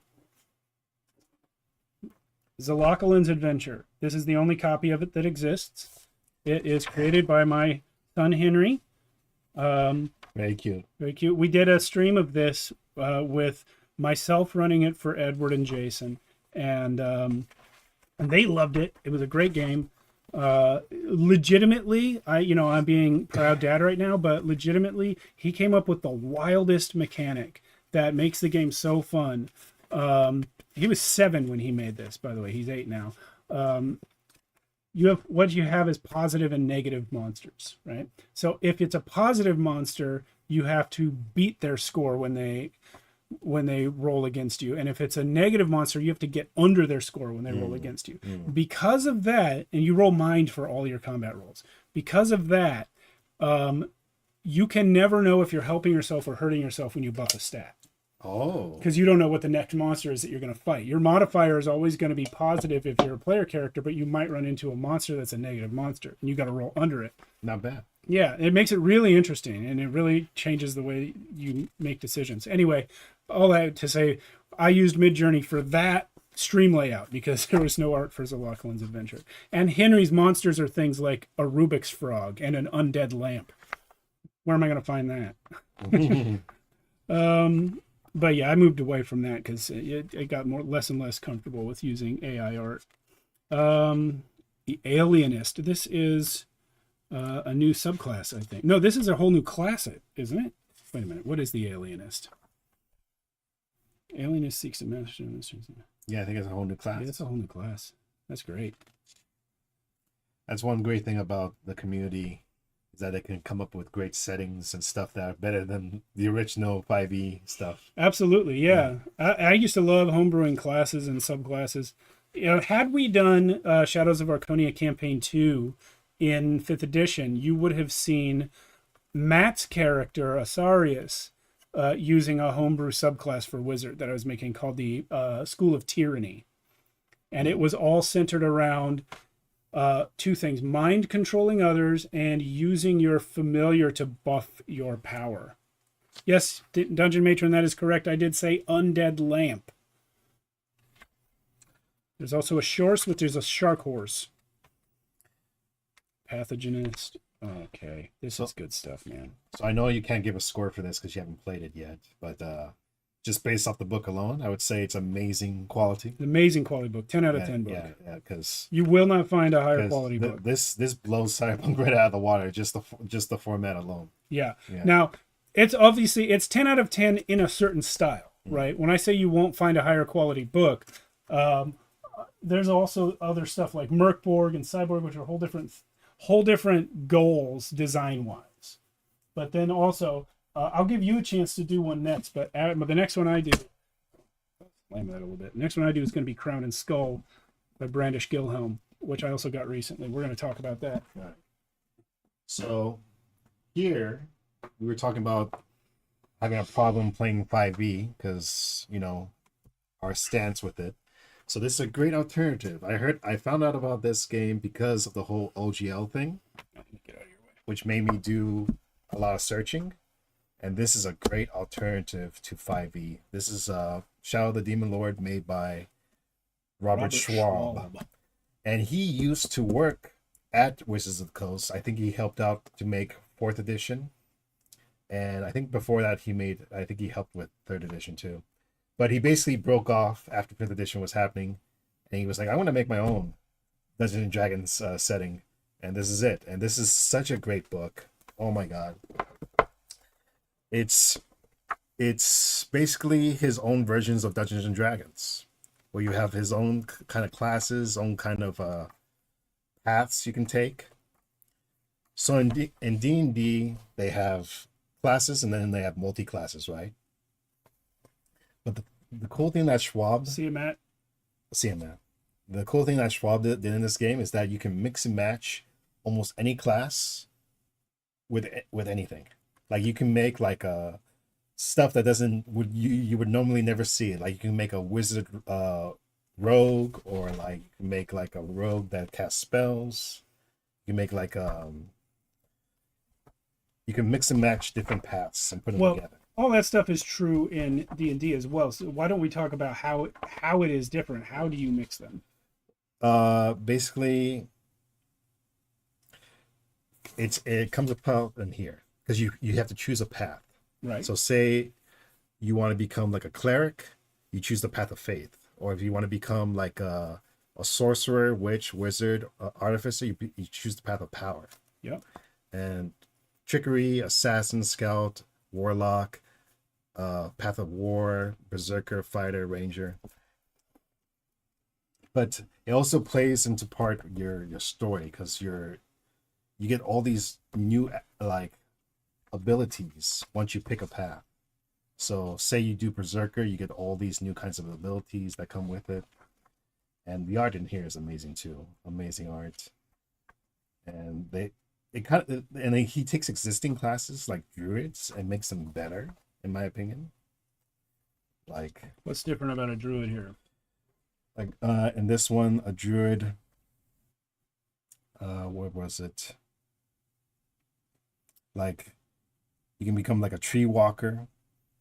Once per round while you're moving, you can move into the space, unoccupied space, by a living tree. So it's kind of like teleporting between trees. Okay. Yeah. Well, that's a spell in D&D, Yeah. but here it's like a core ability at level 6. Yeah, it's a core ability. But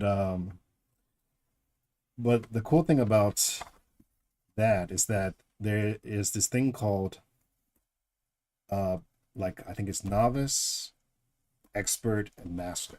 Right. So I remember that from when we played it. Yeah, so this is it's basically, it's almost like at those levels, novice, expert, Yeah. and master, you take a new class each time. Yeah, because this game becomes brutal, because at the beginning you're like a commoner. It's kind of like Dungeon Crawl Classics. Mhm. And your first adventure turns you into a novice. So if you can survive your first adventure as a commoner, that's when you pick your class. That's when you pick either like magician, a rogue, a priest, or a warrior. And then if you survive long enough, you become an expert in that path. And then you take that existing path and you choose one of these. And then if you survive long enough, you become a master. But what's cool about this game is that there's only 10 levels. So in regular D&D, there's 20 levels, but this one is only 10. So once you hit level 10, that's going to be like the end of the story for your character. Yeah. So it makes campaigns a lot shorter. Instead of D&D, where at level 20, you can play for years and years and years. This one, you can do a whole campaign in just like a couple months. Yeah. Well, if you're playing every week. Sure. Yeah, if you're playing every week. But and the magic is so brutal in this game. One amazing thing that happened. We were playing this. We did a one shot, and Steve was playing a character. Well, his first character died. Yeah. But then he played as a little goblin. Yeah.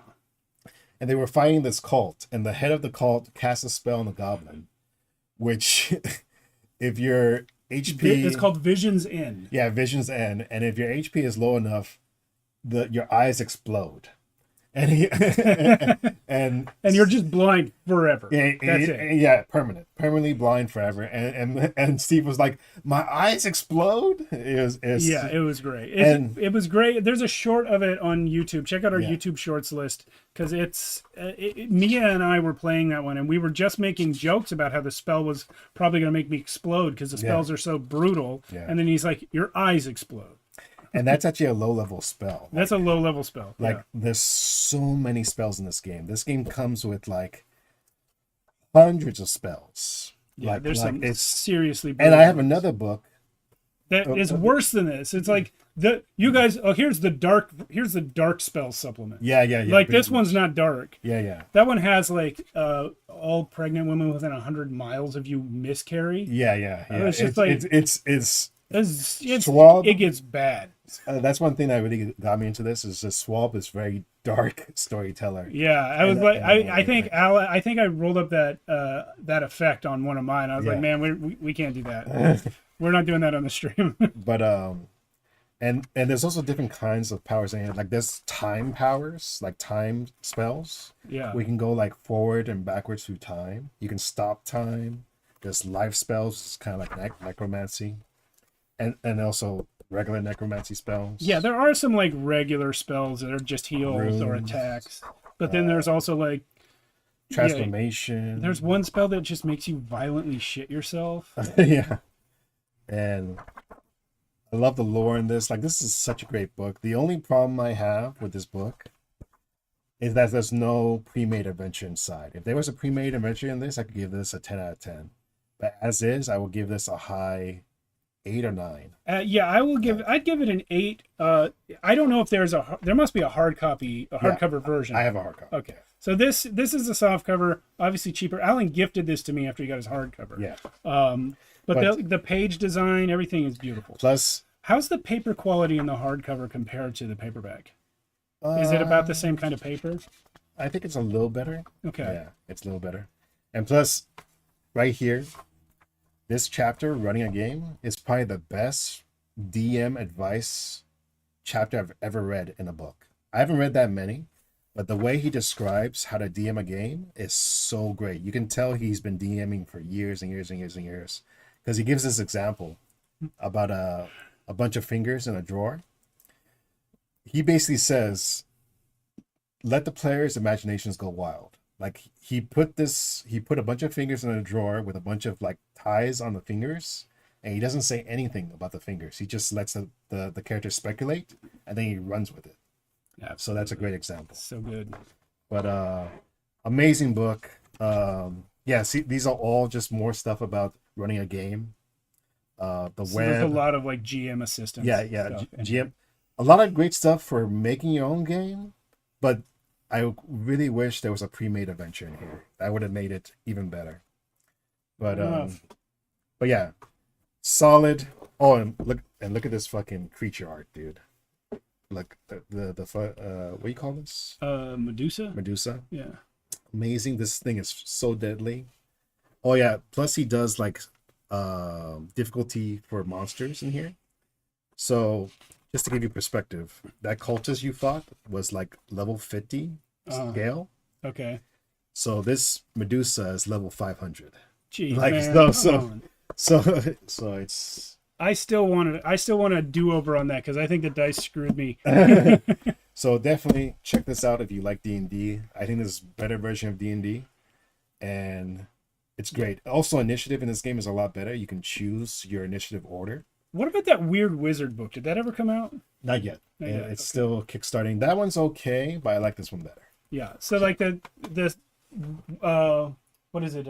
Something of the weird wizard. Yeah, it's Shadow of the Weird Wizard. Right. So the idea with that is it's kind of the same system, but with less of the super grimdark overtones. Yeah. So he's been developing that for a while. It's more, the wizard one is more of a game you can play with your kids. Yeah. This one's for hardcore adults. Yeah, hardcore horror fans Yeah, and just hardcore edgelords like us. Yeah. Yeah. Oh, one thing I should say, the whole Shadow of the Demon Lord, that's a mechanic in the game. So at the beginning of the game, you determine what kind of demon lord your demon lord is. Okay. And then that's your big bad? And then you roll to see what his shadow is. Oh. So the shadow could be many things. It could be the apocalypse of the world. It could be a disease that's plaguing the land. It's basically his essence. Great. So as you're playing the and so players, then it informs like the setting. Yeah, it informs the players that there's some sort of entity that they need to fight to stop this horrid thing from happening. And if you saw our trilogy, which we did live at the tabletop, of Godless, that's a reskin supplement for this. Yeah, that's a supplement. Yeah, that's another thing about this.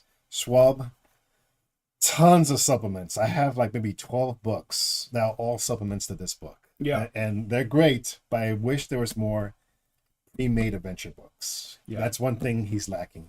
The community has a bunch of fan-made community stuff, but I wish there was more stuff by him. Anyway, Carl's calling out the cover art. Yeah, man, the whole book is like that, dude. Yeah. Carl, I think, popped in near the end of the Shadow of the Demon Lord review, but it's a great book. You should check it out. Yeah, now, definitely solid 9. Sorry, I'm gonna say 8.8 out of 10. All right. I have sight unseen. I'll give the hardcover a 9 just to make it higher than the softcover. You know, I love hardcovers. I love really nice books. Like there are whole shelves in here that are just. Have you guys ever played Pendulum? Palladium game? Palladium game. Give me some examples. Robotech, Rifts, TMNT. I haven't played any of those. No, I haven't played those. I've heard the name Palladium. I feel like it's an older company. Are they still around? This is upside down. What I'm holding here is Crown and Skull. This is the special edition version. I honestly don't even remember what the regular version looks like. I have never had it, so I'm only going to be reviewing the special edition. This is recently released from Runehammer. Now I know he has a lot of different names. I think he calls himself Brandish Gilhelm in this one. I don't recall. No, he just calls himself Runehammer. That's great. If you know who that is, it's the same guy that's hankering for an ale. Ingrid Bernal. Brandon. He has a lot of names, but he is also the creator of Index Card RPG, Viking Death Squad. I've got a novel by him over here somewhere. It's called Legacy of Mud. Yeah, I haven't read that, so I can't review it. This game, Crown and Skull, has a couple of different things that I want to highlight. First of all, oh yeah, there's the novel. I got that at Christmas time. I haven't read it yet. I haven't run this game yet, but I'm going to be running it in the next few weeks. I think after we finish OSR Plus, I think we have to finish Mia's Pirate Board campaign that she was doing 2 sessions and the second one got canceled. So we'll finish that. And then I think it's this next. I'm going to be running 2 or 3 sessions of Crown and Skull. This is D20? Yeah, it's D20 roll under stat. And if I remember correctly, I haven't read it in a few weeks. But so lore-wise, the reason it's called Crown and Skull is after your character hits a certain level, basically you'll be approached by a representative of these 2 factions that exist in the game world. And they'll offer you 2 rings. Ooh. If you take the crown one, then it means that you are now loyal. Basically, that's like becoming lawful versus becoming chaotic. If you take the crown, you become like a loyal servant of a king. You become bound to orders and the law and what you... let me see if I can find the page where he describes it. He describes it better than I would. I might just read it out, but it's and then if you take the skull one, then you're basically more like a Conan type character. You're just sort of a wild, neutral hero. And in the lore of this world, like both things are respected as necessary to society, right? So let me see, hero points, extreme character creations, flaws, core abilities. The Crown of the Skull. That's on page 54. So let me see it in his words, because it's been a bit since I read it.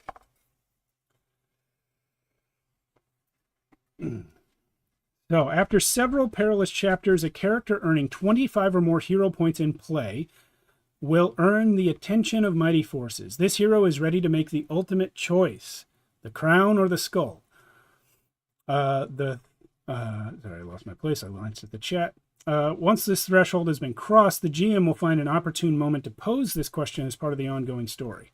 The deliverer of this choice will be a familiar lord, king, mentor, or trusted ally. Larger forces are at work, and a call to greater duties arrives at last. And then he does some narrative stuff over here, but I'll just read over here what it says. Those who choose the crown will join an order of protectors, knights, and heralds sworn to the well-being of the realm, the security or the sanctity of all life, and the upholding of ancient codes. They swear to honor the decrees of kings and queens, to serve as a beacon of truth and loyalty. So you gain 6 hero points. Choose any one crown skill at no cost, value 9. Choose any one crown equipment at no cost. Take the crown sworn flaw. If you disobey a royal summons, edict, or order and are caught doing so, the penalty is death. Wow. Gain a ring of the anvil's light, which gives you some buffs. And then those who choose the skull will join no order, swear allegiance to no one, and walk the world as a masterless rogue. They will spare no method or dark power to see their deeds done. They trust their own wisdom over the laws of kingdoms or motives of kings. Free to choose their own path, they will be honored by others who stand defiant and self-contained. Gain 9 hero points. Choose any one skull skill at no cost, value 9. Choose any one skull equipment at no cost. Take the Ronin flaw. Unless in disguise, you will be identified and unwelcome in any high hall, throne room, council chamber, or royal household. Even in taverns and markets, you will be seen as suspicious, and you gain a ring of the skull. So basically, it is kind of an alignment thing, but it has real consequences in the game. That's pretty cool. Yeah. Now here is what I love much more than that even, and it is how damage works. It's called attrition. We're going to go to page 12. The battle of attrition. Yeah. So instead of tracking hit points, when you're injured, cross off equipment and or skills. You get worse at stuff as you get hurt. Huh. Which is so creative, and it's an abstraction of something that is obviously very real. If you get cut on your arm's not going to work as well. So, but does your character die at any point? So let's read that. So attrition types. Enemies and hazards will hit you in one of 5 ways. Basic attrition, cross off any one equipment or skill. Flesh attrition, randomly select a skill and cross it off. Equipment attrition, randomly select one equipment and cross it off. So brutal attrition. Yeah, destroy attrition, destroy one random equipment and cross it off. And cross off one randomly selected skill. Destroyed equipment is permanently lost. And then brutal attrition, cross 1d6 total random equipments and skills. So total inventory, all characters are allowed 10 skills and 10 items in their inventory maximum. So basically you can get hurt a maximum of 20 times. So there's death. Yeah, death. If a hit can't be absorbed by inventory, you take a hit to the heart and will die at the end of the next phase 5 unless healed. So what is a phase? Read on. It's how turn order works basically. So your equipment is kind of like your health. Your equipment is hit points, but also skills. Your equipment plus skills equal your hit points basically. So if nothing can shield you, you take a hit to the heart and you might die. Yeah. Crazy. I like it. Yeah, I like that, you literally get worse at stuff as you get hurt. That's something I think is so great. And, it's also something you see in his other games like Index Card RPG. He's always looking for ways to get around tracking extra stuff, right? Like eliminate hit points, eliminate different difficulty checks. Like in Index Card RPG, there's a thing where like for an entire scene, any check of like in any skill or attribute, it's always going to be against the same number for the scene. And so everyone gets to know any check you make in this scene is going to be against a 16. And then if it's like a harder room next. Can I see how you heal real quick? Yeah, let's look at that. We were on page 12. I think that was right there. Healing and repair. Upon a successful heal by magic, potion, or first aid, restore one crossed off skill. For damaged equipment, use repair or armor or skill. Destroyed gear will need to be replaced entirely. All right, so just normal. Normal. Yeah. Okay. Normal. You don't have to wait like a week to get back equipment or something. Right. Yeah. I need to take a bio break. You want to review something? Yeah. Go ahead. Yeah. I'll talk about Cyborg. Yeah. All right. So as he takes his bio break. 10 out of 10 for the book. Oh yeah, he's giving 10 out of 10 for crowd. So I'm going to talk about, I'll wait for him to come back to this. I'm going to talk about Karl Cthulhu. Amazing book. I was so impressed by this book. I like I said, during the whole OGL scandal, I was frantically looking for other options to play. That's how I found out about Shadow of the Demon Lord and other games, but Call of Cthulhu was there, but I wasn't really interested in it until one thing happened to make me interested. It was the way you level up skills in this game. In Call of Cthulhu, you level up skills by using them in a session. So say you have to make a sneak skill. If you succeed at making a sneak skill, you could cross off a little box next to that skill. And at the end of that session, you can roll to see if that skill improves. And then that's how you level up your character. So basically, the more times you succeed, the better you get at a skill. And I thought that was the most amazing thing ever when I heard about that rule. And I was like, let me learn more about the book. So then I got the book, and I fall in love with the book. Because I've always been a fan of like cosmic horror from H.P. Lovecraft. But to tell you the truth, it is hard for me to watch a horror movie in real life. I do get pretty scared of those things. I'm not afraid to admit it. But I think that helps me in storytelling because I can explain the unknown pretty well. But the art in this book is amazing. Talking about what you call effort. You can see the effort in here. So nice with the artwork. Look at this. This is just amazing. But I think I realize my favorite flair when it comes to role-playing games is very dangerous settings. I love very dangerous settings. I love the threat of a character dying. And I think it's because for so many years I played regular 5th edition and 4th edition Dungeons and Dragons, where honestly death was never really a threat. Once you get a high enough level in those games, you're almost immortal. Especially if you have a really good healer or a really good way of like casting heal. And plus when you go down, you have like 3 chances to get up. Maybe even 4 chances, depending on the situation. I think maximum of 5. Yeah. Depending on how it so rolls. for years and years and years, it would kill all suspense for me in these games, because my DM would be like, "Oh, you're about to fight this crazy monster in 5th edition," but in my head, I'm like, "Oh well, we're gonna be okay. Even if I go down, I have this guy who's gonna put me back up, and I have like 5-6 rounds to get healed by somebody else." Yeah. So, but in Cthulhu, nah. When you go down in Cthulhu, you stay down. Like to give you an example, most players on average are going to have health of like 10 or 12 health to start, right? A single bullet from a random enemy, can do upwards of like, I think the max is like 26 damage. So if one bullet hits you and it's a crit, you're done. Because if all your max health gets taken out in one blow, your character dies immediately, right? It's not like in D&D where it's, I think your max health double, right? Double what? Like in D&D, if you take a hit, that's your max health. Oh yeah, it has to be. You have to hit negative double your health. Yeah, Yeah. Stupid. Yeah, in Cthulhu, it's just your max health. So if you get hit, your max health was usually very low, like 10 or 11, you're dead. And but say you don't die, say you just get hit, but you don't die, you'll suffer a major wound, and this will permanently put down one of your stats, and you actually have to go to the hospital and heal up.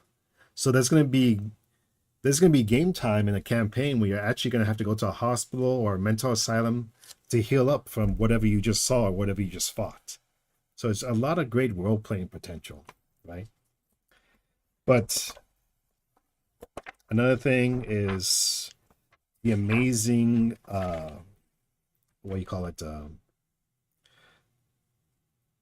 objects you can find in this game. Like they have alien artifacts that you can find. And some of these things are so wild. Like they have like a lightning gun, and if this thing hits you, your intelligence permanently goes down to like 3. It can hit you from like 100 yards away. So and the gods. This is another thing. In D&D, I never really felt like any of the monsters are really that scary. But the monsters in here, I'm genuinely afraid of. Like, there's stuff in here like Star Spawn, Dagon, Yeet, Cthulhu himself. Yeah. If you even look at some of these monsters, you can go mad instantly and die and be taken out that way. So I love. Oh, that's cool art. Yeah, this art is just amazing. And I've already DM'd this thing like maybe 3 or 4 times.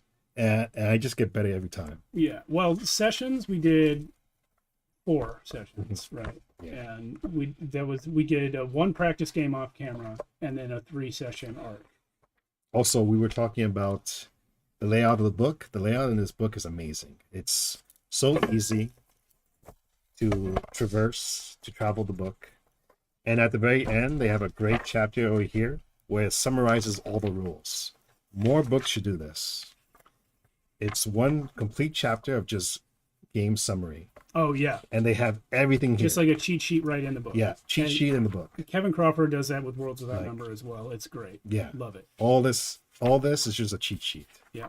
And they have great diagrams for explaining combat flow chart, damage flow chart. So it's really easy to understand. Especially for a guy like me who's a very visual learner. This is so great. Yeah, the flow charts are killer. Like I love that. And they have chase rules, insanity rules, magic rules, summary, Eldritch words. I love that. Wait, And- is that? Oh wow! Mhm. I thought that was like a list of supporter names or something. That's actually a list of Eldritch words. Yeah, Eldritch words. That's yeah, funny, man. Yeah. And also in this system, the way you determine success is you gotta roll underneath your thing. So you roll like a D100, and say you have a skill of 30 in something, you have to roll underneath that 30 to succeed. And they have hard successes, regular successes. Sorry, what they saying? I love psychological horror. Lovecraft fits. Build. Yeah, it's the T. Yep. No resurrections. The skill up practice. Yeah, that's the thing. Yeah, you gave me an idea, but I just forgot. Resurrections. Yeah, that's another thing in D&D where even if your character died, the players could just bring them back to life, and there was no big penalty. But in this game, if you use magic as a human, there's always like a double-edged sword to it. Like, sure, you'll shoot lightning out of your hand, but the more you use it, the more damage you're doing to yourself, both mentally and physically, basically. So it's always a high risk, high reward kind of thing. And like, I think there is a way to bring people back in this game, like a resurrection, but they're not going to be the same person. They're going to be fucked up. They won't remember things, or they won't know who you are. They won't be able to be physically the same, stuff like that. Sorry, what did you say here? I have been a D&D DM for years, but only been a keeper a couple of times, but enjoy running Call of Cthulhu the most. Yeah, see, you know what I'm saying. You know what I'm saying, Matron. And I think it's really because the suspense, the stakes. You feel big stakes when you're playing this, because it's really easy for a character to die. But even if your character dies, I never feel bad as a player. I've been a player a couple times, often on another Discord. And when my character dies, I'm just like, you know what? That was a cool way for him to go, because he died fighting a freaking color from space. So, and this book is just so well made. But one other thing is that. Sorry, just taking care of the Discord for a second. No worries. With Call of Cthulhu, there's a bunch of adventure books you can buy, and this is one thing Call of Cthulhu does so well. You guys who watched him prep Cthulhu earlier, can I figure out what's going to happen to me by checking where he's put these notes? But in Call of Cthulhu, there's so many books you can buy which are just scenarios, just adventures for you to play, which is a great thing for me because I suck at making my own adventures. But in here, they give you step by step on how to run an adventure, what to say to the players. And this is great for people that like me who are not really good at that, you know, who need help at the beginning. And they give you tons of handouts to give to the players, and amazing. I definitely recommend Call of Cthulhu. I'm gonna give this a 10 out of 10. 10 out of 10. Great book, great art, great stuff for the DM and for the player. And you really only need this book. There is a player handbook, but honestly, you don't really need it. It's kind of extra. You only really need the keeper book. And this comes with 2 adventures in it. It comes with, I believe, what they call Crimson Letter. Hold on. Yeah, it comes with 2 adventures. Amidst the Ancient Trees and the Crimson Letters. So it comes with 2 adventures in here. And if you get the starter kit, which is free on the website, you can get a free PDF. That comes with a free adventure too, called The Haunting. So there's so many ways to play this game for free that you don't. Very generous of Chaosium. Yeah. Very generous. That's great. So 10 out of 10 for Call of Cthulhu. 10 out of 10. Well, how about game versus book? Let's see. I'm gonna say game might be a 9 out of 10, only because there's stuff that Delta Green does better. I think Delta Green. Well, Delta Green's like a hack of Cthulhu, right? Yeah, Delta Green is like a fan-made version. Basically a lot of fans took Cthulhu and made like an X-Files version of it, and they took some of the rules and they made them better. So I'm gonna say 9 out of 10 for the rules. By the way, a little reminder for our viewers: any of you who are in our Discord, if you have the Backloggers role, which means you've been on stream with us before, if you've ever been on stream with us, you are free to jump into our Discord right now and join the on-stream chat voice channel, and then you can talk with us in real time. Oh yeah, by the way, Matron says character creation is super easy in Cthulhu. It is, but it is a little There's a learning curve. I don't necessarily agree with that. Maybe when I've done it a few more times. Yeah. It is a little crunchy at first. Yeah. Because they got to do with age and all that stuff, but I don't think it's that difficult. But it's great. Yeah. Let me switch with Steve. Excuse me. I would like to talk about this one. Easy D6. Easy D6 Wasted World. I see who's in the chat at this time. I know that pretty much all of you know Easy D6 and know what Wasted World is, but for anyone who might be quiet in the chat and doesn't know, Easy D6 is by the wonderful DM Scotty of crafting, the DM's Craft fame. Sorry, I'm sitting in this weird way. It makes me almost invisible to you guys. Focus. There we go. Anyway, so Easy D6 Core is a very cool, simple game. One of the things I love about it is, there aren't any numbers. There are no numbers on your character sheet. It's all narrative tags for your character sheet, and everything you do is by rolling a D6 or sometimes 2 or 3 D6, and that's it. That's all you got to do. So Wasted World is his newly released, finalized supplement. Yeah, we got people cheering Easy D6 and Wasted World. Now, if you know Tales from the Backlog, and I know there's people in chat right now who know Tales from the Backlog because of Easy D6, because they followed Scotty to our channel, which is great. Thanks for that. Yeah, this is the sort of surviving in the wasteland playset. I think it's his first officially published in print playset for Easy D6, if I'm not mistaken. There are others that he's played with us. There's Easy Death 6, which is his survival horror one. There is he did a Star Trek one, which is what it sounds like. He did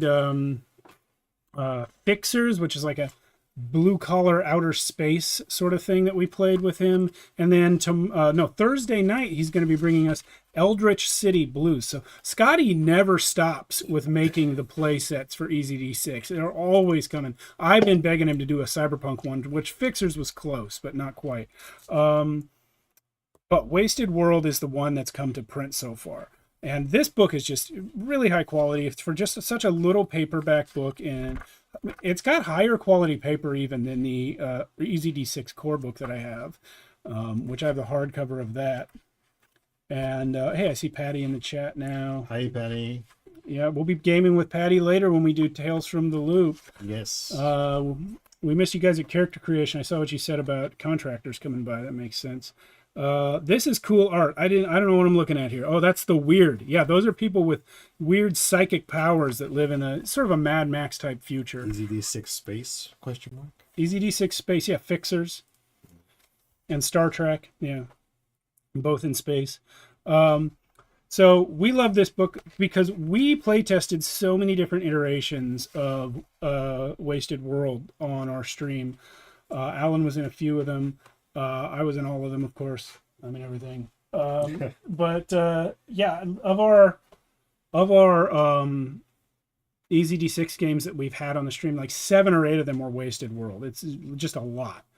And because of that, you can find some of our names in the back here. There's me, Steve Boshier. There's Lisa. Lisa's in the chat there, Dungeon Matron.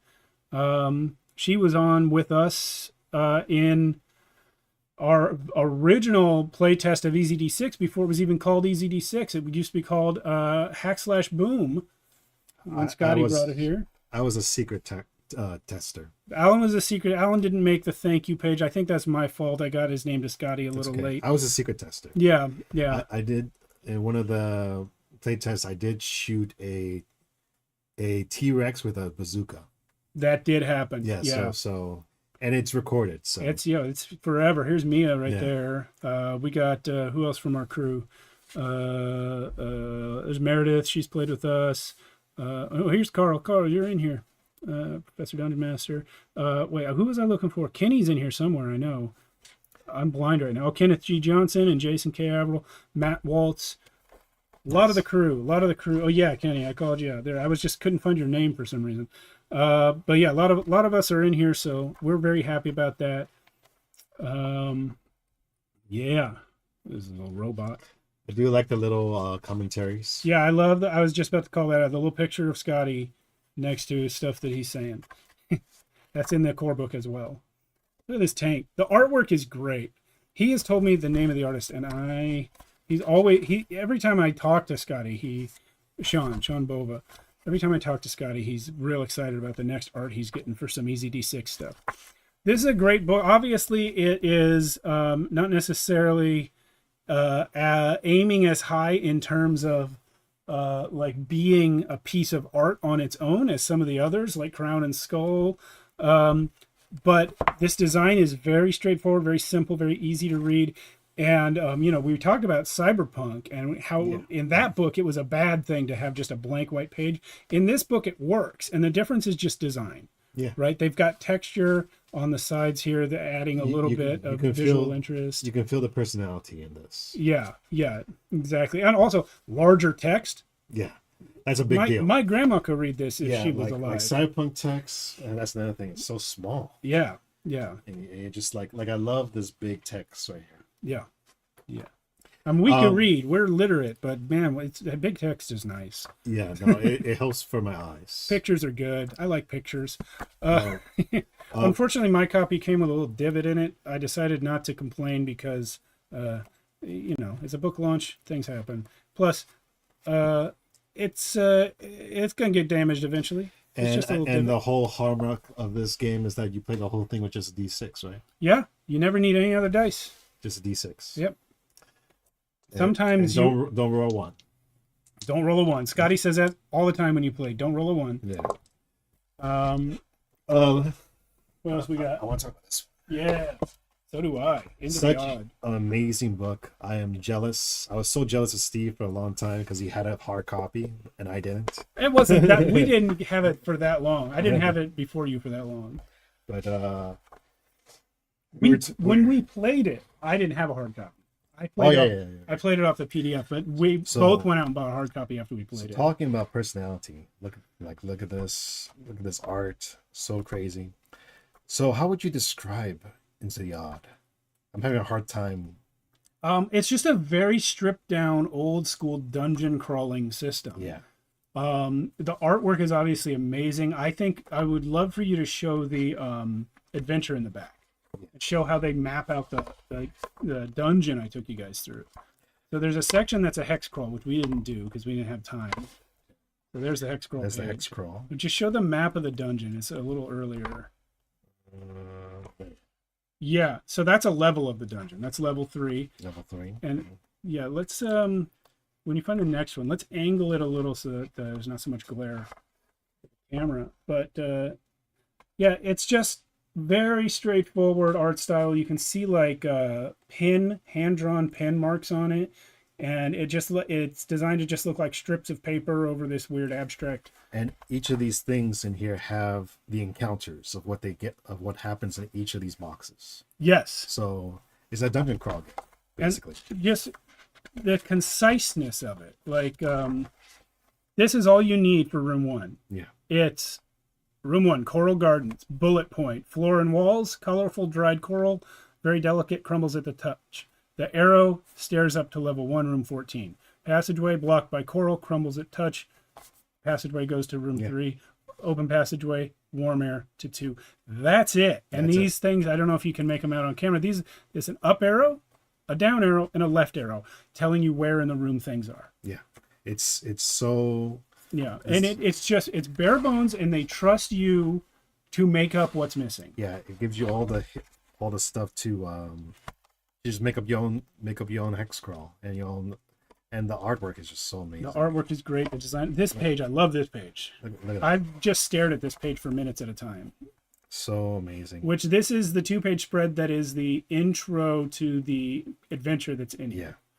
So that's you guys, and that's the monster. And I'd like to show this off as well. So this is the start of the adventure that comes in the book. Look at how far in it is. Yep. More of the book by page count is after that. So all you need to actually learn to play the game is this. Yeah. And some of it's GM focused. Yeah. Right?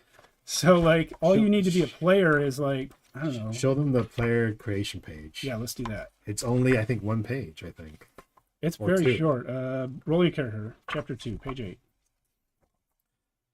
8 pages to get to some of these books. I looked up where's the character creation. It's like page 50. So rolling a character, and that's it. Starting package. You just pick a starting package. Yeah. By So rolling. this is a table of starting packages that you roll on to see what you get. Yeah. And then you get the equipment. Yep. Right there. But the actual creating your character's abilities, it's just this. Roll 3d6 for each ability score in order. 10 is average. Strength, dexterity, willpower. Done. Done. Yeah. Like you can literally make a character within like 5 minutes. Yeah. And that's great. And most of that is after you generate your stats. And that's it. Yep, that's it. It was only like what, 3 pages? This is page 13. From page 8 to 13, and one of those pages is entirely artwork. So 4 pages. pages. Five pages total. 5 pages total Is all you need for character creation. Yes. And a lot of, even the pages that are text, a lot of it's white space. That's what else really drew me to this game, is that it's so easy to make a character, and all this for doing an adventure. Yeah, and we've talked a lot about just design and how good design can help a book. And I think this page that doesn't even have any art on it speaks to that really strongly, because what is here? A lot of white space. Mm-hmm. So the thought went into making this text easy to read, right?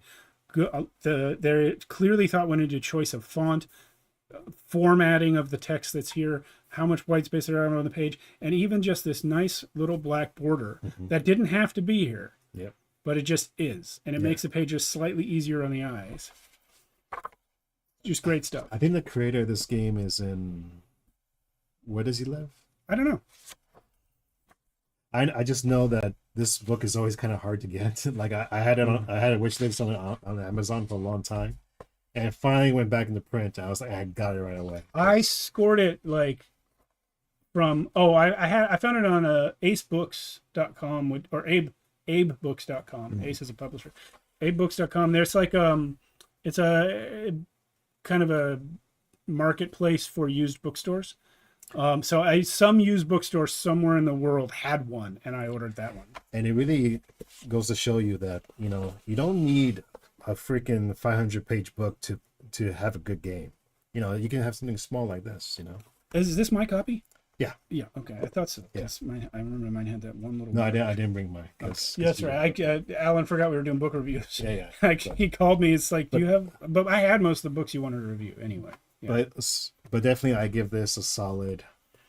I'm giving the game 10 out of 10. Yeah, 10 out of 10. 10 out of 10. Rules... I don't know. I'd give the book... I feel like we're giving everything really high scores. But that's because we didn't pull out the books we hate. Yeah, we didn't pull out... Well, I did pull out Cyberpunk. Cyberpunk, but even that you gave like 7 or 8. No, I gave it a 4. Oh, 4, yeah. 4. For the book, though. Yeah, for the book. But, yeah. I know, I give this really high praise. Yeah, I can't say anything bad about it, really. Yeah, because...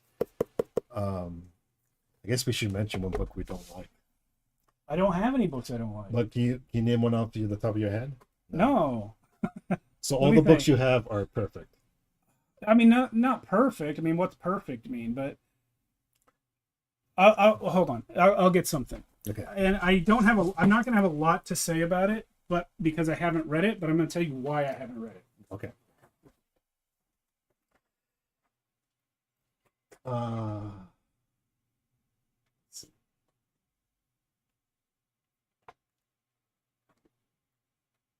Can't wait to play this, by the way. Delta Green. This is Cthulhu, but the X-Files version. It's going to be a really good adventure. Can't wait to play. Got some spooky images here. It's kind of like that show True Detective and X-Files put together. Can't wait.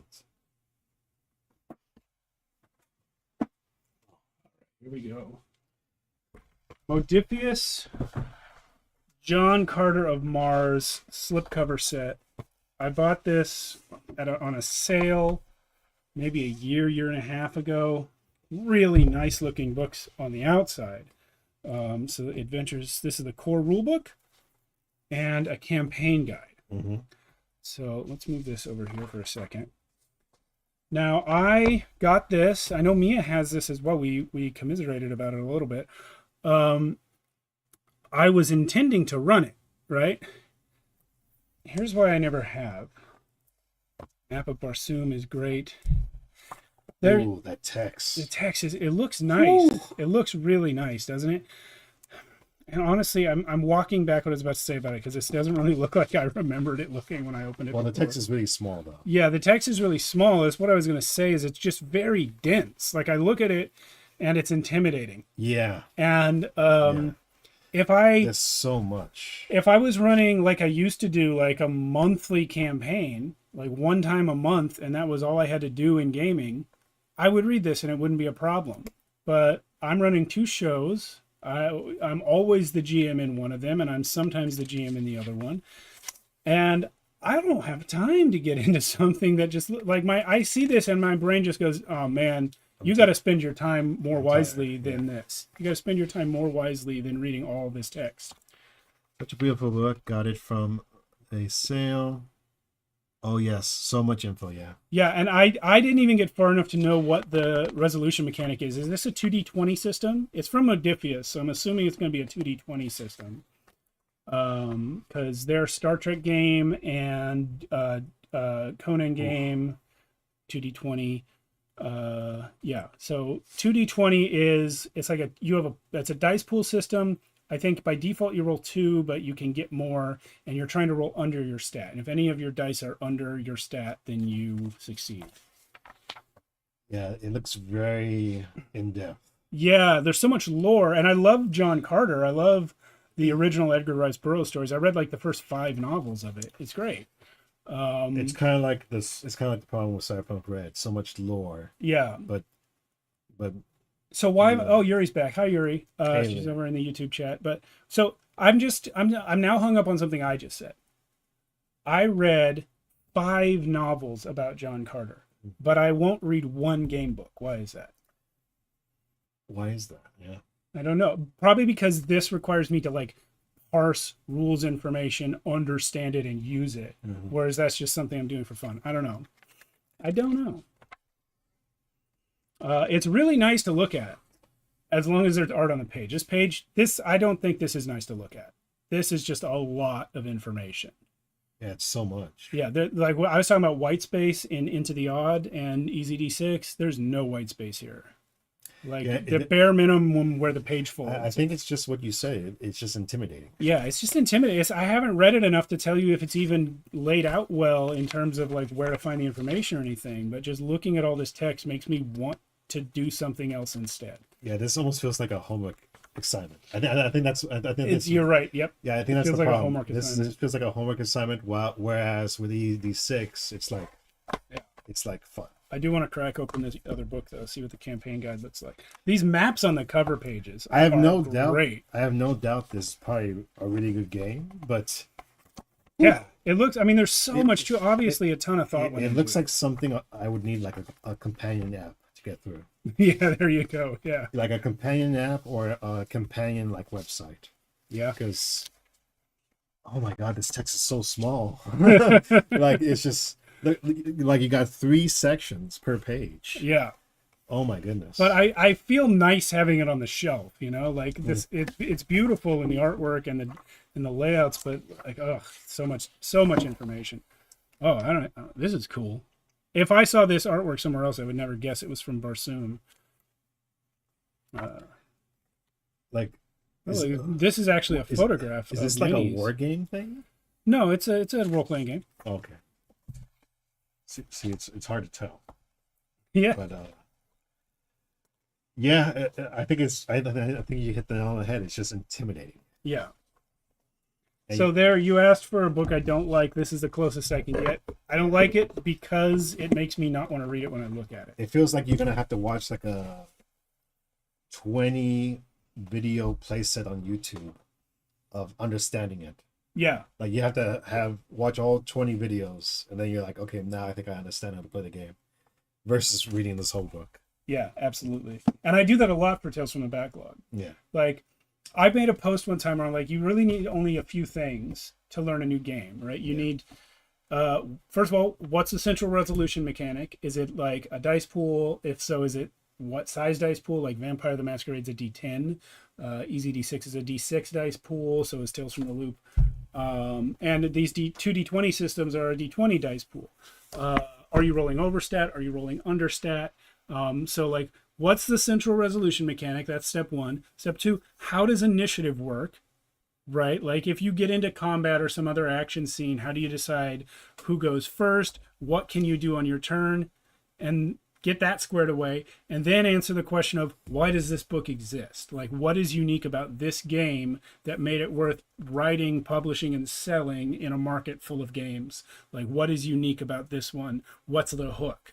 Right? So if you answer those 3 questions, you can learn any game really fast. But if you don't have a well laid out book, you can't answer those questions fast enough to learn a game in a week. Yep. That was the problem with Cyberpunk Red. Like I would think of a question like, how does this weapon work, or how does like cover work? And I would look in the back, and there's no, they don't really give you a straight answer. Yeah, absolutely. Yeah, and that's why like we tried to run Shadowrun 5e. I tried to run Shadowrun 5e, and I did run it on the game. We did no combat in it, and the reason that we didn't do combat in Shadowrun is it's the only game I flat out did not have time to learn before I ran it. Isn't the book like that thick, like that big? I only have the PDF, so I don't know, but yeah, I think it's like over 400 pages. It's really long and really confusing. Yeah. Like that's why I've been gravitating more to stuff like this, because it's just so less intimidating. Yeah, it's simple. You can just start playing. Yeah. Versus this. Yeah. Look at that. Like this Into the Odd book. Yeah. Is the same thickness as it's not on camera. Like look, just thickness wise, it's the same as one of the 2 books in this slipcover. And granted, you only need the core rule book, right? But also, look at the width of it. Yeah. Like you could fit Into the Odd on here literally twice. And you gotta think about playtime. Like this you can start playing within like maybe 30 minutes. Yeah. If you're experienced at role playing, you could have never seen Into the Odd before and just start. This you need like a month of prep. Yeah, absolutely. Yeah, you gotta do. If I'm gonna learn this game, it should be a campaign. Yeah. You know. Yeah. I want to talk about the Borgs. The Borgs. Yeah, I brought all 3 of my Borg books in here. Of course, there are more, but I've got 3 in hard copy. Oh, sorry. There's Pirate Borg, Cyborgs under here. God. Sorry, guys. We got so many books with us right now, and we're in such a small space. So this is the order in which we acquired them. Mercborg, Cyborg, Pirate Borg. There we go. So there are obviously other... there are obviously other board games. I just realized I should have brought Death in Space as well. I have a hard copy of that in the other room. Okay. Yeah, thank you. There are obviously other Mercborg derivative games which we've played on the channel, right? We played Borkborg, which is Morkborg but with dogs. It's really not that different, except you're just playing dogs. Lisa, yes, I will let you know if we play Into the Odd again. We played it a little while ago, but we definitely want to do it again. What else? Yeah, Mia's mentioning Frontier Scum and Death in Space. Yeah, we've played both of those. They are Merkborg derivatives. What I like about these two, other than the fact that they just have Borg in the name, is that they also went the same sort of route with the design of what's inside the book. Now, Merkborg is notorious for being form over function. And I don't necessarily agree with that, because to me, having this awesome, like, crazy design where every page looks completely different, and like this, an entire page dedicated to a single rule. A femur does 1d4 damage if you use it as a club. That's it. And then the next page has, like, what, 6 or 7 weapons. This is all weapon damage. Like, clearly, you don't need this. You could just have a list of weapons in a table showing what their damage die are. But no, Merkborg said, no, we're going to design the shit out of this. We're going to design until we're cross-eyed, and then we're going to go to sleep and wake up and design some more. Every page is different. The art is wild. It says in the copyright page at the beginning that over 100 different fonts are used in this book. It's so crazy that it's almost a little overwhelming. Yeah, and they did eventually release a free version that's just the rules, just in text form. Yeah, because I can see there could be some criticism of some people who are like, oh god, yeah, that's just too much. There are people who get overwhelmed by the visuals and have a hard time learning the rules from this. I'm not one of them, and I said I was going to say something about that. Disagree with it. I disagree. To me, this helps me. Okay. Right. Well, it helps you stay engaged. But I'm a very visual learner. Yeah, it helps me stay engaged, and also in my head, I remember what the page looked like where I found that rule. You know, and yeah, like you said, it helps me stay engaged, which is probably the bigger thing. So these are all just different rules. I'm a little bit off camera over there. But with Cyborg and Pirate Borg, it also it also sort of takes the same approach. Like Frontier Scum is rules wise is derived from Merkborg, but the book is just black on brown text, and it's not, there's not this level of design in it. Whereas this is literally the cyberpunk version of this doom metal apocalypse artwork. Do these books come with adventures, or do you have to make up your own? You know what? I don't remember. I think not for Merkborg. No, there's no adventure in here. Oh yeah, there is. Look at that. Okay. There is. There is one in Merkborg. We've never played this. Okay, you made up your own? Yeah, I haven't never run Merkborg. I've only been a player in that one. Thank you very much, Jason. By the way, thank you, Jason, and Mia. I have never. The only Borg game I ran was Challengers of Vanth, which was awesome. We'll talk about that in a bit. I don't have a hard copy. I'm not sure a hard copy exists. This also has Cyborg also has an adventure in it, so great. Also, I'd like to point out Cyborg is bigger than Merkborg. I don't know if you can see that. It's a little thicker. It's almost 50%, maybe 40% thicker. There's a lot more rule stuff in here. Because they went crazy with the cyberpunk. Yeah, definitely. By the way, we had such a long time dedicated to book reviews. I think we can just go off because we don't have anything else on the schedule till 4:30 when we do Tales from the Loop. Oh yeah, that's why I brought these other ones. Yeah, because especially with you ending your Cthulhu prep early, like we're just hanging out. We're just hanging out today, guys. I forgot to bring it. I want to give a shout out to Mothership. Oh, Mothership. I didn't bring the book with me today because you forgot. Yeah, but we can do it. I can bring it tomorrow. Yeah, but Mothership, great. Another great book, kind of like this, where it's a small book and you can play it real quick. Is Mothership? I know we played it, but I don't remember the rules. Is it Merkborg like? Is it like you always roll against a DR12? It's been so long that I kind of don't remember either. but I'll bring it tomorrow, and I'll see. Alan is Alan's videos on our channels where he's GMing tend to get more views because what Alan does is backs Kickstarters, right? Yeah. And then as soon as the Kickstarter reward arrives, he comes over and runs the game. So everyone's searching for that game at that time, and Alan gets the views. Stay tuned for Cat Cthulhu, which is that's going to come out towards the end of this year. I'm going to get it as soon as it comes out, and we're going to play it. Also, this is Cyborg is a book where I left the what do you call it, the bookmark thing, the bookmark ribbons that you get in the pages that they were in, because there's this little, I don't know, I don't think I have OCD or anything, but there's just this little thing that bugs me when you get these nice little ribbon bookmarks in a book and then you use it, right? And then you can't remember what page it was on when you got it. So this, I left it alone. But aren't you meant to use it to mark your own pages? Yeah. I'm crazy, right? Yeah. But I want to know where it was so I can put the book back in factory condition, you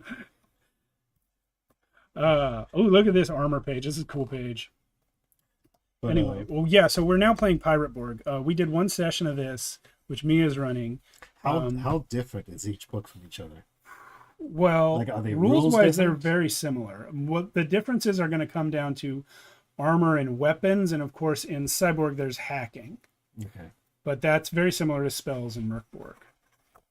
And then Pirate Borg. Yeah, just the font is very nice. Such great decisions about design. Look at that. That's so nice. Yeah. That's so nice. I've been meaning to go through this and try and see what I can scrape out of it to use in our Worlds Without Number pirate game. Man, we should just use this for well, this didn't exist yet, unfortunately. Yeah. Because that looks great. Yeah, this came out just end of last year. But yeah, it's a little more text dense than the other two. But it's still heavily designed. Like what you were saying, this definitely looks less intimidating. Right, and like even you were complaining about how small the font was in John Carter, but like some of these pages had even like way smaller font than that, but it's not intimidating because of the way they've laid it out. Yeah. I'm gonna say something a little crass, but even though the font is small, what's nice about this is that you can take it into the restroom with you. Oh yeah, because it's a very small book. You know, I would never do that with a book. Like just touch it. It feels nice, you know. You don't want to near the moisture. Yeah, but with a book like that, which is like huge, you can't take that into the bathroom. Now this Cyborg book, this one does have a sticky spot right here because it's the only one of the three that I actually found in a game store, and the morons had put like a price tag on there that didn't come off easy. That sucks. But I was just so happy. Like I'll forgive this because of the fact that a local game store actually had a copy of this book. So many game stores just don't bother ordering anything that's not D&D or Pathfinder, maybe Call of Cthulhu. But like these smaller books with these little print runs, like this gaming stores don't stock them because they're expensive, they're hard to get, they're low demand. They had 2 copies of Cyborg. I was there buying something else. I was at the checkout. I turned my head and saw partway across the room 2 copies of Cyborg on the shelf. I said, "Wait a minute, dude." I went over and got it and bought it. And I think, and I'm gonna toot your own horn for a minute. And I think that's one really great thing about your channel is that you try out so many games that it's great for people who are trying to see live plays. Because mostly on YouTube, it's all D&D. Yeah, for sure. sure. And it's great to come to a channel that tries out so many different kinds of games. Because a lot of the times, the best way to learn a game is just to watch someone else play it. I agree. And often that's one of the reasons, not the only reason. One of the reasons we switch away from D&D. You know, a lot of people are putting D&D in their thumbnails more these days because they find that it ups their clicks. But if you don't already have an audience, it's the opposite. Yeah. Right? You like so many people are searching for D&D, you're going to be drowned out. If someone's searching for Pirate Borg, they're going to find 2 actual plays and one of them is going to be ours. Yeah. Like with my mothership. Like and subscribe. Yeah. Like, please, and subscribe. Yeah. Oh, look at the Patreon. Yes. Please. Oh, we didn't rate the other book. The Which big one? book. Which big book? We've done so many books. We just did this one. That's John Carter. But I don't think you rated. Oh, I didn't rate it. 4 out of 10. 4 out of 10. 4 out of 10 for book. I can't rate the game. 4 It's only as high as 4 because the artwork is so good.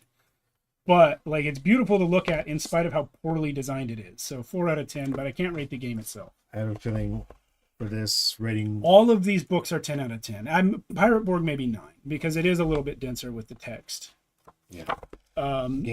Game. I've only played 1 session of each of these. I loved them, but I've only played 1 session of them. I'd say 7 out of 10. Merkborg I've played more of. And really, as complicated as the design is, it is a bare bones, simple system where if you can read this, you can just jump right in. So again, 10 out of 10 for game as well. And if not, you can look up the free PDF, right? Yeah, the free PDF with all the same rules content. Yeah. You can just play. And you don't have to worry about any of this design if it makes your head hurt. I want to talk about, well, let's talk about that. Let's touch on Death in Space for a minute. And then I bought these other two. That's great. So here's the Death in Space book. This is the other one that we've run. Mia ran this, right? Yeah, Mia has run 3 sessions of this, and we have, I think, episode 4 in the wings. Alan was only in episode 1, and then Jason and I did the next 2 by ourselves. No, I think Meredith joined us for the 3rd one. But yeah, like you and Max's characters have been asleep on the ship. Right away, I love this book just because it's like dark mode. Yeah, dark mode. We're big fans of dark mode. It's dark mode, the game.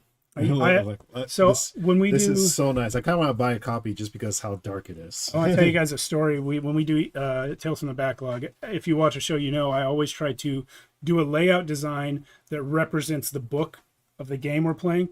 So we did a whole bunch of EZD6 ones. And if you have the EZD6 book, you know you open it, it's just white and black in there with some green. There's a specific shade of green that Scotty uses. I don't have the core book with me, but and so our stream layout for EZD6 for several episodes was just bright white. What's that? Oh, it's time to pick up my son, but he's not in school. This happened yesterday too. All right. I want to say something funny. Yeah. Matron says, the problem with taking a game's system book into the restroom is if you read something evil to do to your players, anyone else in the house will wonder why an evil laugh is coming from the bathroom. I don't see how that's a problem. Anyway, yeah, I agree, Matron. I found I was losing players, namely Alan, to the fact that the screen layout was too bright and they didn't want to look at it for 3 hours. So I decided, you know what? The cover of EZD6 is green on black. So I just inverted it. Now, actually, if you look at my scene collections here in OBS, EZD6 dark mode. Yeah. So now people play with me. No, yeah, I told Steve straight up, if you wanted to play, please have darker colors. Because I just can't stare at that screen for too long. Like at my house, not only do I have dark mode on my monitors for websites, but I also have the dark setting on my computer, which is supposed to shield your eyes on it also. And I put the brightness low. Because, sometimes you'll hit a website and it's just all white. It's like a flashbang. But I've only played 1 session of this. And I do want to play it more. But I love the book. The book is so nice. It's just so dark. Yeah, it's really great. Again, easy. I want to have a shelf of just all small books. Like Mia called out a fact I didn't know, which is that a lot of the Pirate Borg art is done by the same person that wrote the game. Oh, yeah, I didn't know that. Didn't know that. What's the person's name? Let's find out. Luke Stratton. Written, illustration, and layout by Luke Stratton. Dang, that's crazy. Outstanding. Well done, Luke Stratton. All right, what do we got here? Which one do you want to do? Let me do Don't Rest Your Head first. So this is Don't Rest Your Head and Don't Lose Your Mind, which is a supplement. I think you've done quite a few of this, right? Yep. Okay, I'm going to talk about something in a second. Okay. Don't Rest Your Head. I love this game for reasons very personal to me. This was the first TTRPG I ever played that wasn't D&D. D&D, yeah. And I'll tell you why. Jason, who's on our stream on Monday nights a lot, has been gaming since the 80s. And he has this huge collection of game books. Years ago, when we had just started playing D&D, I directed a short film called Weird City Power Gamers. You can look that up on YouTube. It's a lot of fun, which I wrote and directed. But the game was supposed to be about these this group of D&D players who are all playing wizards, and then turns out they're all actually wizards in real life as well. So at the end they get in an argument, they start casting spells at each other. It's hilarious, right? So Joshua was also in that short. So was Edward. But what I wanted to do for set dressing, right, was have a big bookcase full of game books behind them. And I contacted the guy I knew who had a whole crap ton of game books, and it was Jason. I said, hey man, can I borrow like just every book? And he said, yeah, but you got to drive 6 hours to get it, because I live 3 hours away. And then you got to drive 6 more hours to give it back. But I did, right? I went out there. Did? I did, yeah. I went out there, got it. And we shot the film. It went great. Movie came out. I was due to return the stuff, but we had like a few people that were coming over sometimes during the week to like play games with us. I said to Jason, hey man, what's a game that's in this collection that I could pick up off the shelf and we could learn and play in one night? And he said this one, Don't Rest Your Head. That's what he told me. In retrospect, I don't know if it's the one I would have picked for that purpose, but we played it. It's a dice pool system. It's basically, what I really love about it is the world, the storytelling, and the book design. Right? You can see this light, man. It's so glary. I'm going to try and turn off that one. Okay, how's that? Is it better? It is about the same. But it's very text heavy, but the font choices are good, and this artwork is just very moody and dark.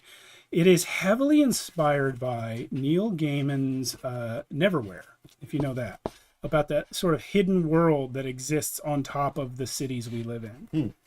And yeah, I ran this once on Shadows of Archonia before Tales from the Backlog existed, and I did 2 or 3 sessions with Kenny and Matt Groves and Jason and Mia on Tales from the Backlog. Unfortunately, Kenny and Matt kind of stopped playing with us for real life reasons. So we haven't really continued that, but that one's been left hanging. But this is the Tax, man. Tax, Tacks. So basically, you go to this, you become awakened in this game is what happens. It was called, not awakened, you just become one of the awake. If you have enough insomnia, if you go enough nights in a row without sleeping, you become awake. And oh yeah, I think I'm starting to remember this because I watch you guys play this, and it's all about not sleeping. It's all about not sleeping. If you sleep, you die. That's why it's called Don't Rest Your Head. Basically, if you're one of the awake, you become aware of a secret city that you can get into through an open window or a mysterious door in an alleyway, like some place that's been there the whole time in the city you live in, but you've just never noticed it before. And I'm trying to remember the name of the city. It's probably something that is... you gotta read this book when you're tired. You gotta read this book when you're tired. So rules summary. The Mad City, that's what it's called. The Mad City. And it's full of all these crazy, monstrous nightmare creatures, right? And you have to survive being in the Mad City and try maybe to get home. What your goal is can vary depending on the story you're telling. But yeah, if you fall asleep, that's it. Because especially if you fall asleep in the Mad City, oh, you're done. And once you've seen it, it sees you kind of thing. And there's all these weird monsters that come for you. Now, here's why I opened this up and then stopped and set it back down. This is Don't Lose Your Mind. Okay, so Don't Rest Your Head and Don't Lose Your Mind. They've been out of print forever. You can't get these. Really? Yeah, I borrowed this from Jason, gave back his copy, and when then... was this published? Oh, early 2000s, I think. 2006. Wow. Yeah. So these are probably rare copies. Yeah, I was about to say, I bought, after I gave back Jason's copy, I was looking for one for years. And I got this on AbeBooks as well. A used copy from some bookstore in Florida or something. And I bought it from them. They mailed it to me. And then Don't Lose Your Mind is a supplement for it, which I flat out have not read. But I wanted it anyway because I know it's out of print. It goes with this other game I love. And I'm going to play it at some point, right? Now, this is why I opened it up and put it down. I don't know if anyone in the watching on the video saw. half of it's like upside down. This is what I saw the title page. Got the text like upside down. Look at that. I had never even noticed this. Okay, so it doesn't continue that way. It doesn't continue that way. Oh yeah, this page is upside down. This is wild design. This will make you crazy. It literally says madness is the method. Losing your shit. Yeah. So you got to flip this over to keep reading. And then what? So this is wild. This is wild. Interesting. Yeah. I wonder if that's like a mechanic of somehow. Yeah, I don't know, man. That's crazy though. Like there's literally pages of this book are printed upside down. When was the publishing date on this one? Let's see. It's probably shortly after that. I'm trying to find it. A is for ants. F is for fuck. Oh, it doesn't say. It actually doesn't say. Yeah, you might be right. Everything's wild here. 2008. 2008. Wow. Well, yeah. Upside down. So it was like 2 years after. 2 years after. The back is upside down too. Yeah. So it's wild. It's interesting. Now, Blades in the Dark. Blades in the Dark. I think this was one of the first real backlog games. It was. Yeah, we did. Hypertellurians was the first one, and then Sarah ran Beautiful Space Pirates, which is a one-pager. And then I did this for 3 sessions, and we've done many other sessions since. You know, I heard a controversy about this game. Christopher Shanley. Are these Choose Your Own Adventures? It might be. These are tabletop role-playing games. Well, that name is familiar, Christopher Shanley. I don't know. But I heard some controversy about this game.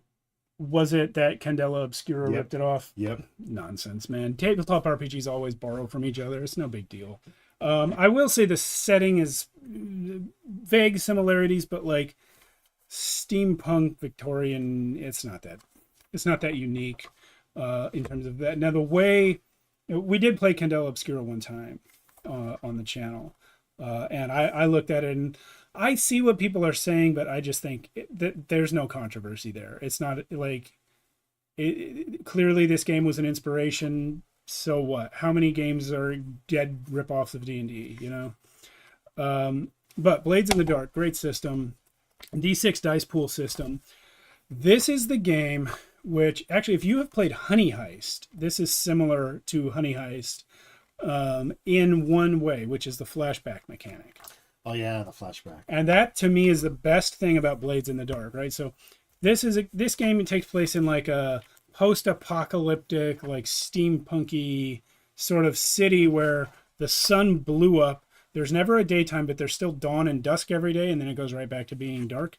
Yeah, the city of Duskwall is how it's actually spelled, but you can call it Duskwall. And you form a crew and you do basically like heist missions in this game. But what they have built into the way the game is run is you skip the planning.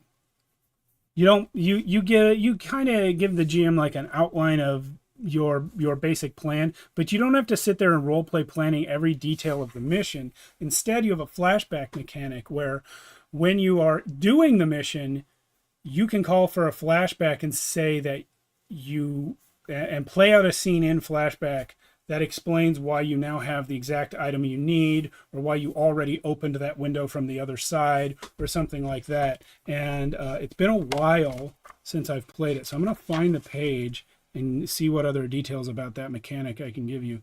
Game and setting characters, game master, playing a session, touchstones, judgment calls, rolling. The game structure is going to be on page 8, but that I don't think is where we'll find flashbacks. But I'll go there and start there. So yeah, free play, downtime, free play engagement roll score. So you do an engagement roll basically to see how well you're going to start, like how well positioned you are at the start of the job. Then you play out the score, and then you do downtime, which is where you resolve your heat and your entanglements and things like that. Resistance roll, stress and trauma. This is all damage, types of damage you can take. Progress clocks. This is This is, by the way, also Blades in the Dark is one of these systems that many other games are based on it. If it says Forged in the Dark on the game, then it's using these mechanics. Nice. Yeah.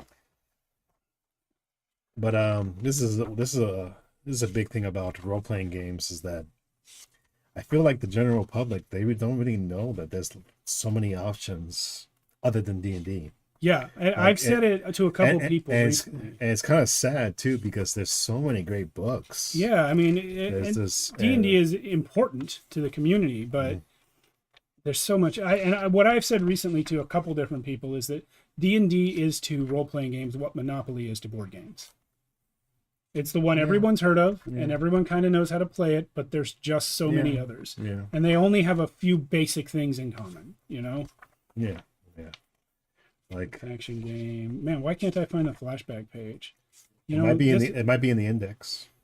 Thank you. Let's see how good the index is for Blades in the Dark. Yeah. Usually what I do is I look at the PDF and use a search, but let's see. I wonder if it's just called flashback. It might be called something else. It might be called something else. No, it isn't. 128.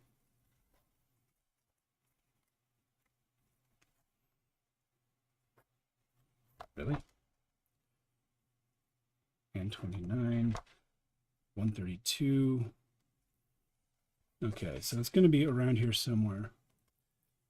Outcome. Those might just be all the pages where it's even mentioned.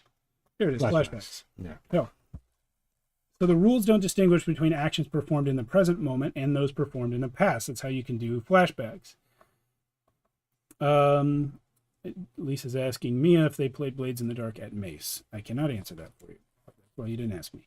When an operation is underway, you can invoke a flashback to roll for an action in the past that impacts your current situation. Maybe you convince the district watch sergeant to cancel the Blue Coat patrol tonight, so you make a sway roll to see how that went in the past.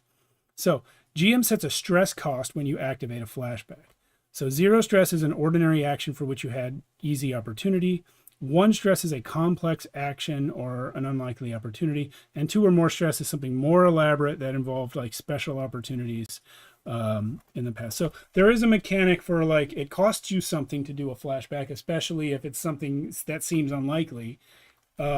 And you probably only have a certain amount of stress you can use. Correct. And then what it gets you is that you can skip the boring parts. And a mantra of this game book is cut to the action.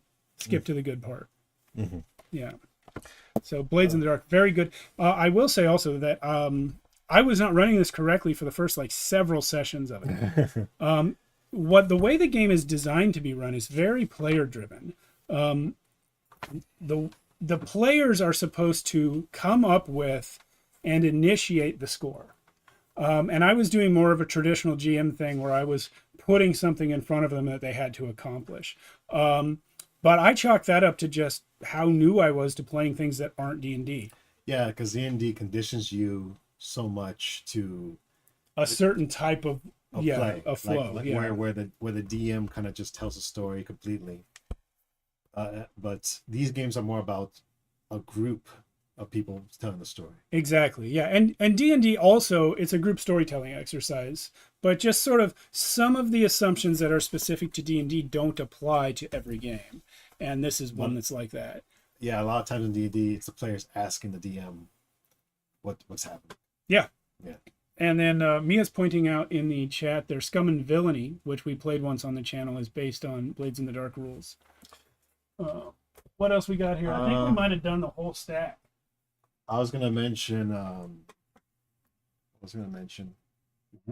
didn't bring it with me. I mentioned Mothership. I wish I would have brought that with me. It's great. Yeah.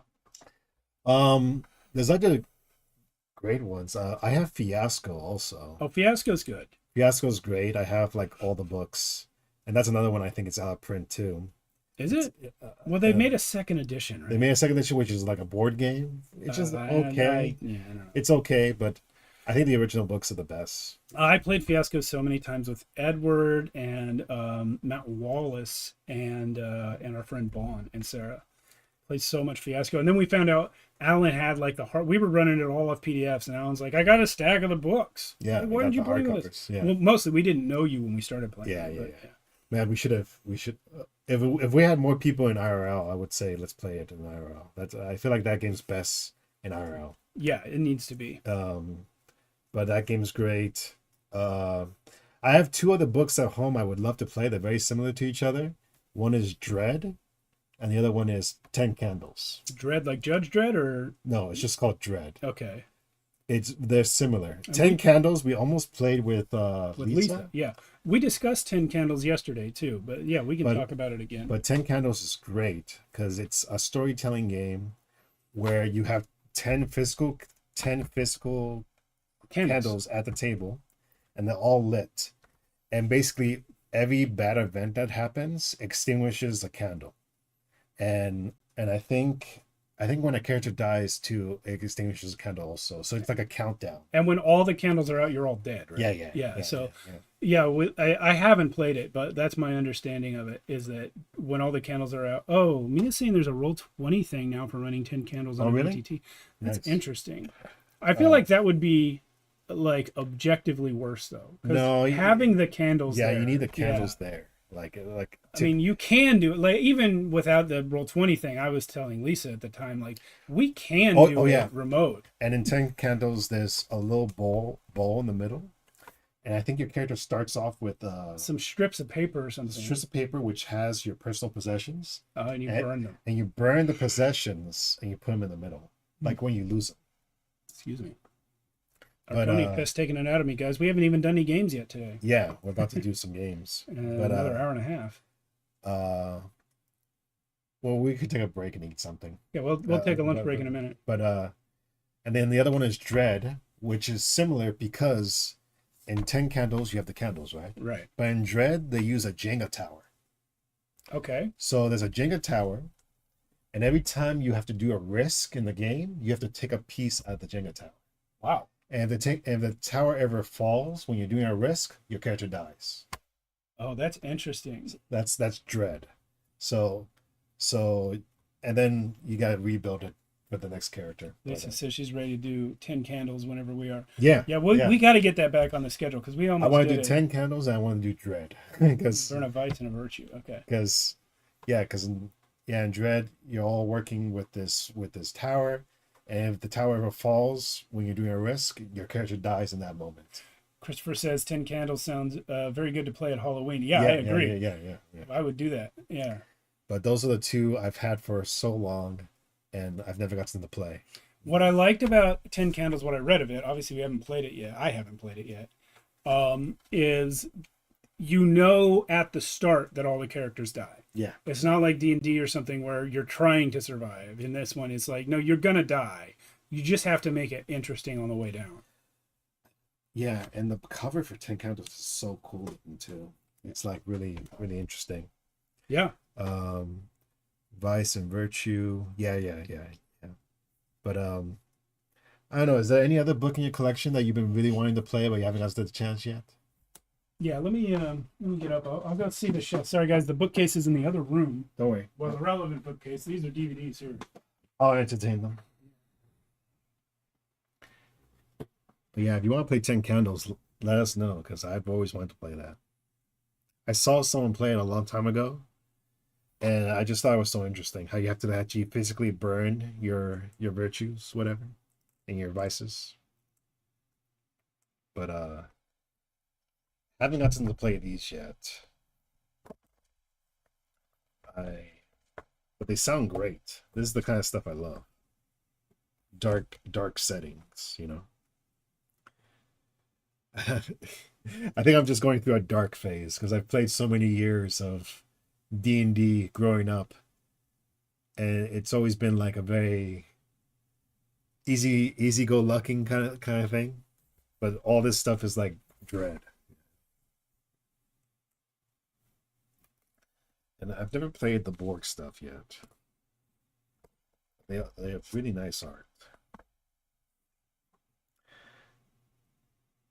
Someone really think that 10 Candles is a ritual? Yeah. Yeah, that would not go down good back during the Satanic Panic. They would be like, what the hell are you doing? And it was great to see who who under the bus to survive, be noble and sacrifice themselves. Yeah. I think that's kind of like that other game we played. What was that other game we played a long time ago? That was kind of like 10 Candles. Yeah, well, I see Christopher saying people would think 10 Candles is some kind of ritual. Yeah. Yeah, I mean, that's definitely true. But people said that about D&D back in the day, too. Yeah, the Satanic Panic. Yeah. Wait, before you show those. What's up? What was the name of that game you played? Strangers in the Dark? No. Something. It's about high school kids. Survive the Night. Yeah, Survive the Night. Yeah. Yeah, I almost picked that one up. I didn't grab it. Okay. You want to grab it? Yeah. Yeah. We'll talk about my friend wrote that one. We'll talk about it. So, oh yeah, you see Alice is missing? Heck yeah, you do. Alan and I played this once with Dean, Matt, and Sarah. It's never been on our stream. And the reason is I don't have time for the editing it would take. This game is played entirely silently. Probably not good viewing. Definitely not good listening. Because you play it via text message with the other people in the room. We actually did it on Discord. We created a private Discord just for the game that we had. With channels for each pair of people texting each other. Talking about Alice is Missing. Yeah. This is cool game. I kind of wish it wasn't all in text. I wish there was more verbal role playing. Well, yeah, but then it would be a completely different game. Yeah. Because the whole point of it is that you don't necessarily know the other conversations that are happening. Very hard to stream this game. Yeah, and so the setup is it's a small town somewhere. They're each playing a different character who's related to this girl, Alice, in some way. And then Alice goes missing. And what happened to Alice and what events occur along the way as you are looking for her are determined by these cards that you draw. And it tells you how to lay out the cards and when to draw what and who gets what. And that's all fun. But the real story comes out of role-playing with others via text. So you have one big group chat that everyone's in, right? And then you also have individual texts with each of the other players that the group doesn't see. And so each person ends up having a different experience of the story because they all have different information. The mood is great though, like because you're supposed to play this with a YouTube video, which is playing like music. As you're going through, and there's like a countdown. That's right, and so every game is the exact same length of time because there's a countdown. You sync it with this YouTube video. Yeah, so as soon as that YouTube video ends, the game ends. Yeah, and and the music they play is very good. It definitely sets the mood. It's just really hard to stream. Like I saw someone stream it where they had all the group chats on the screen at once and they were all texting on phones. Yep. But we had to do it through Discord. Yeah. But we could have texted. But yeah, I don't know. I don't remember why we didn't want to. But it's really good. It's just I kind of wish. You wish it was more interesting to watch on stream. More interesting to watch on stream, and I kind of wish there was more role playing with characters, and I kind of wish there might be a way to save Alice, but the way that happened with us, there wasn't. Yeah, I think she might survive in some versions. In our version, she died, and we both died as well. Yeah. I think there might be an expansion where she does survive. I don't know. Oh, I don't know. I think she doesn't even die. I don't know. I've only played it once, but played it once. I don't think she dies in every iteration of the story, even in the course. And the one we played, she died and we died. And we died. We actually made a little bit of a mistake. Only one of us should have died. But it was more thematic. We just rolled with it because it worked narratively for what we were doing. Because we were facing off against the killer. Yeah. And the killer. He got us both. Yeah, the killer got us both. Yeah. But it was a great ending. Christopher's asking, he says he loves the game and owns the game and loves the idea but hasn't played it. Without the video, would the game just go for days? No. I think You need the video. yeah, you can't play it without the video because you don't even know when to change phases of the game. Yeah, because the video counts down to each card. Yeah, I mean, if you didn't have the video, you'd at least need a timer with those phases on it. But just use the video. I mean, you need the music.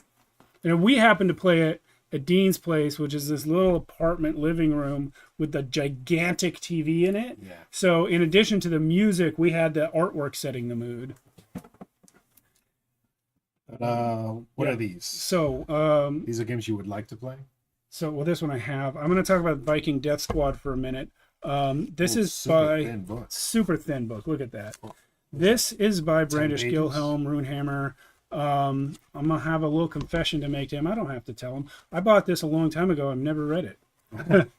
But I'm actually going to throw this one to the chat. If anyone has read and or played Viking Death Squad, tell me what's great about it, man, because I've had this for a while, and it's just kind of never made the schedule on Tales from the Backlog. Let's see. In distant centuries they lie, poisoning with greedy minds, relentless thirst for power, now in its final hour. Only hell remains defying as the moons and stars are dying. Once 10,000, only 10. Lucifer to bring the end. I don't know. Earth 10,191. Earth with a U. Yeah, it looks cool. The artwork's cool. I know that it's going to have really interesting rules ideas because that's what Brandish Gilhelm does well. But what's going on with it? I don't really know. But I did want to show it off because it's like a whole ass game, and look how thin that book is, man. Mm-hmm. Look how thin that is. Now, the other one, I don't see anyone in the chat hyping in about Viking Death Squad, so I'll move on. Let's see.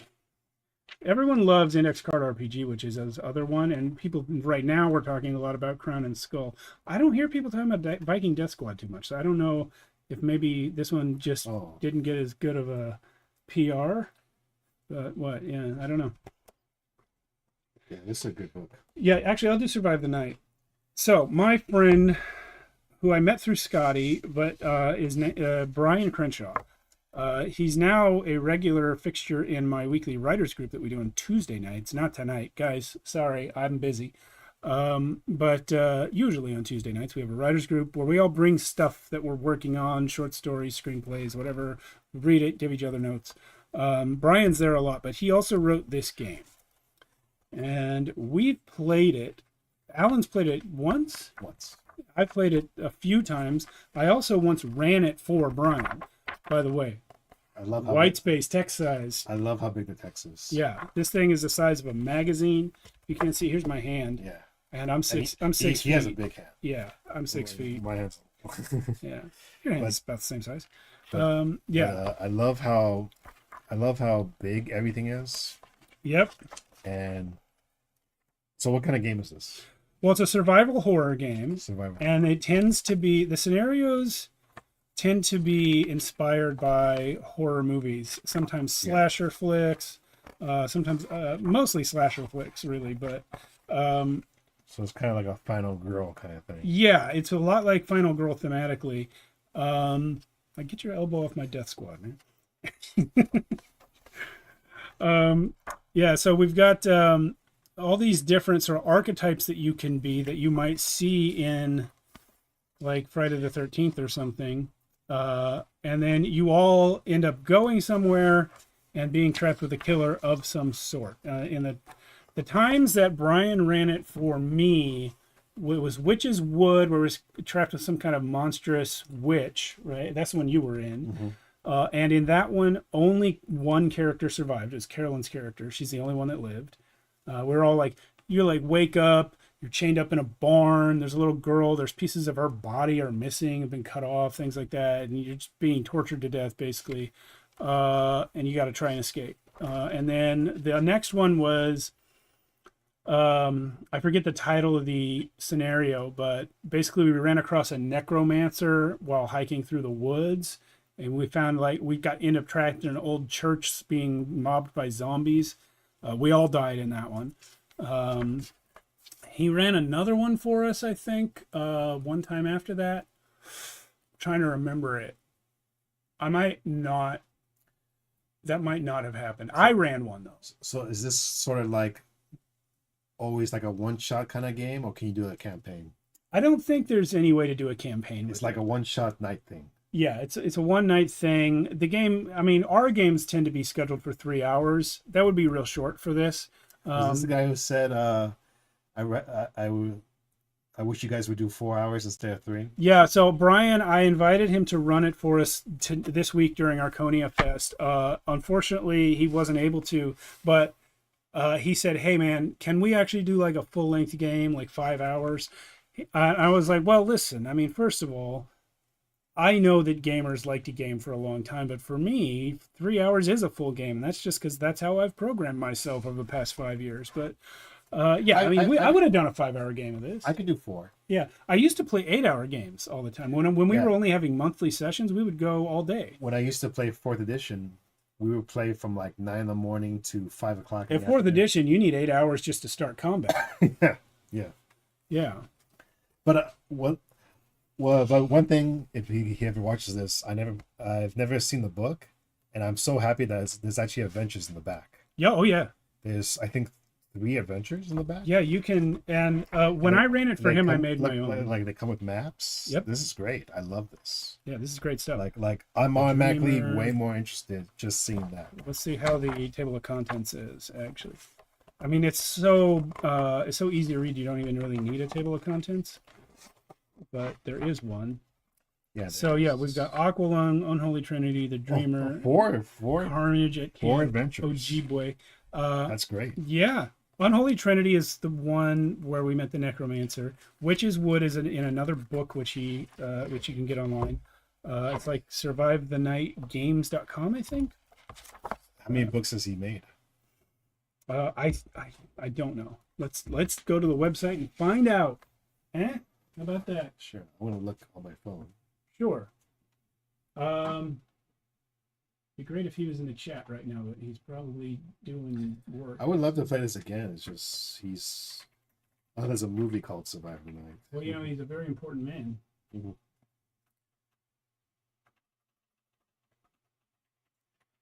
Oh shit! There's a lot of stuff called Survive the Night. There is. It makes it hard to look for it. There's a video game called Survive the Night. Survive the Night game. RPG book. Yeah. There it is. SurviveTheNightGames.com. Yeah, that's what I said it was. SurviveTheNightGames.com. So let's go to shop and see. So this is the core book, but the others, I think, this is what I was thinking. The others are PDF only. Oh, and there's some posters. You can get some Survive the Night posters. So there's Witch's Wood, which is a PDF, and that's the first one we played, actually. Is that just the campaign? I mean, just a one-night scenario? Yeah, I believe so. Yeah, actually, I remember when I got this hard copy, I placed my order, and then he texted me like, hey, what kind of shipping do you want? So it's like, he's doing it himself. Yeah. I wonder if these are still in print. Because I'm kind of interested to get a copy. They're not still in print, but he might still have copies. Go ahead. Next time you see him, ask him if there's still copies. Yeah, I will. Because I wouldn't mind getting a physical copy. Yeah, because it's a nice book. Any book that has four adventures in it. Any book that has pre-made adventures, I want. There you go. There you go. I love pre-made adventures. Text him right now. Actually, I'm not going to put that on camera, Yeah. but I will text him. Because anything that is pre-made, I love. Because it makes it so much easier to play the game.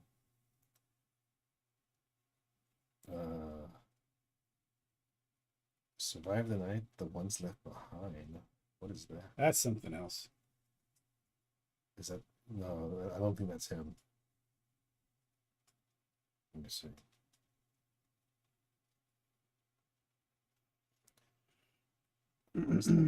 Oh no, wait, that is him.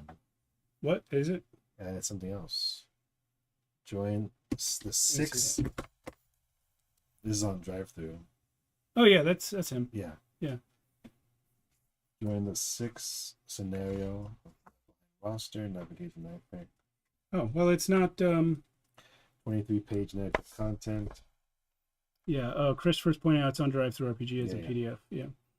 Yeah, but I want hard copies. That it is. Yeah, we want hard copies. Because because I'm very old school when it comes to running games. I like to have the physical copy with me. Yeah, I'm just also a collector. Even though when I'm actually learning the game and planning for a session, I'll usually use the PDF more than I use the physical book. I still want to have it. I want to look at it. I want to read it in paper. It feels more real. So this is Wanderhome. This was something we did early on Tales from the Backlog, and have done one other time since.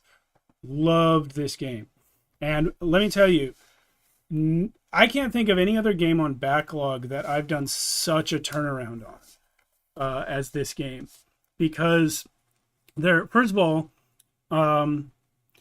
it's like a fuzzy animal game, right? You're all playing as anthropomorphic animals, which is not a problem for me. It doesn't blow my skirt up the way it does some other people, but that's fine. I like fuzzy. I like Wind in the Willows and stuff like that.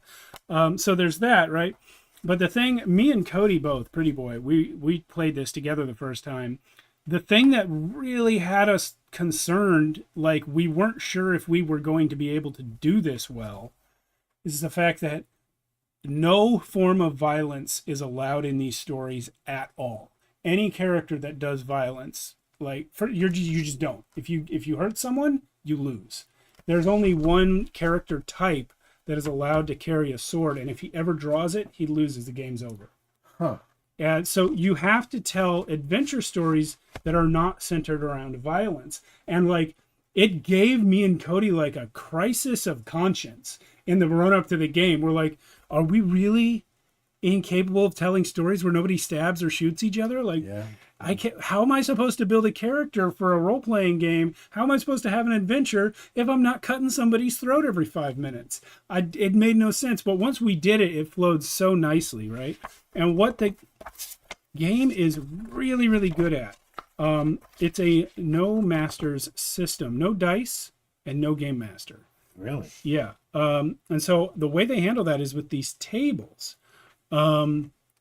So let's see, the Land of Heath or Journey, your first few steps. You've got all these tables that you go from, I think page 15 is what I'm looking for. Yeah, so I think earlier than that maybe. So yeah, so look at this. Questions, journeying tools. Let's do this instead. Hold on. No, okay. This is safety tools type stuff. A lot of RPGs are including these days, which is good. But it's not what I'm looking for right now. Cool artwork too. Yeah, look at that. Very whimsical. Yeah, whimsical. Great word. Let's see. So, okay, yeah, this is kind of the first time you get into it. Tables are first place, right? So one of the first things you do is define the location where you're going to be starting out. Comfortable, you get 6 options like farm, garden, market, monastery, tower, workshop. Verdant, field, glen, hollow, hillock, lagoon, swamp. Liminal, bridge, island, lake, port, road, tavern. So you define that, but then you get into the relationship stuff. And I'm sorry to anyone who knows this game really well, because I've played it twice, but I don't know the layout of the book that well. There's a list of questions, which we actually not only loved in this game, we took them and used them in other games when we were building character relationships, because they're so good. Let me get to the table of contents again, because I feel like I should be finding this faster. Let's see. The problem is these things have odd names, so it makes it hard for me to... Quick start, 34. Isn't that about where I was? I was past that.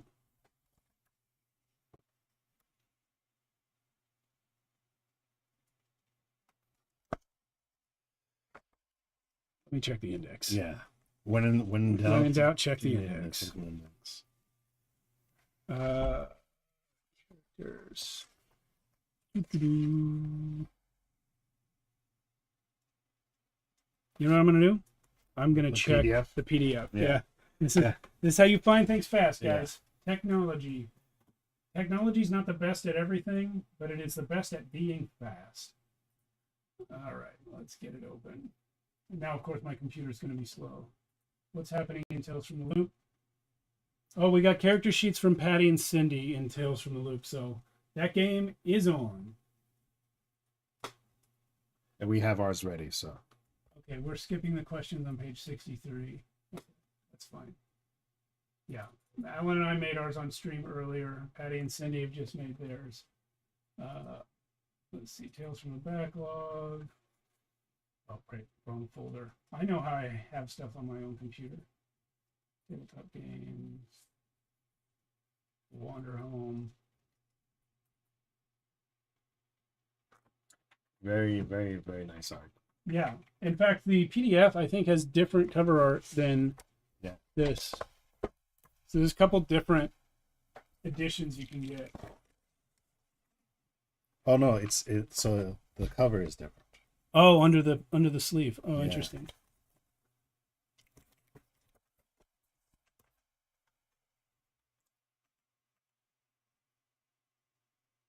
How long were you expecting this? Okay, page 24? Nope, that's not what I'm looking for either. Look. This is turning into a chore. I don't know that we swear these questions exist. They do exist. They just name them as something else. I'll tell you what. I'll go to where we discussed them. Nope.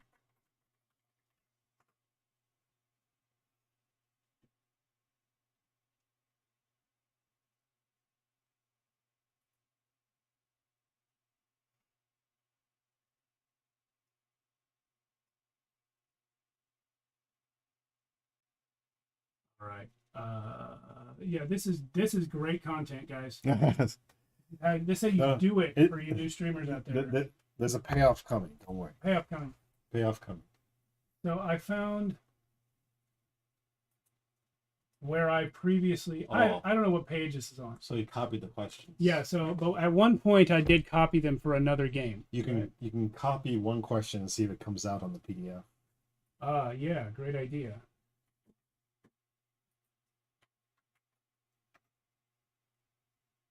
Okay. Page 62. Oh, you know why? Because the questions are in the character. All the character specific. Yeah, okay.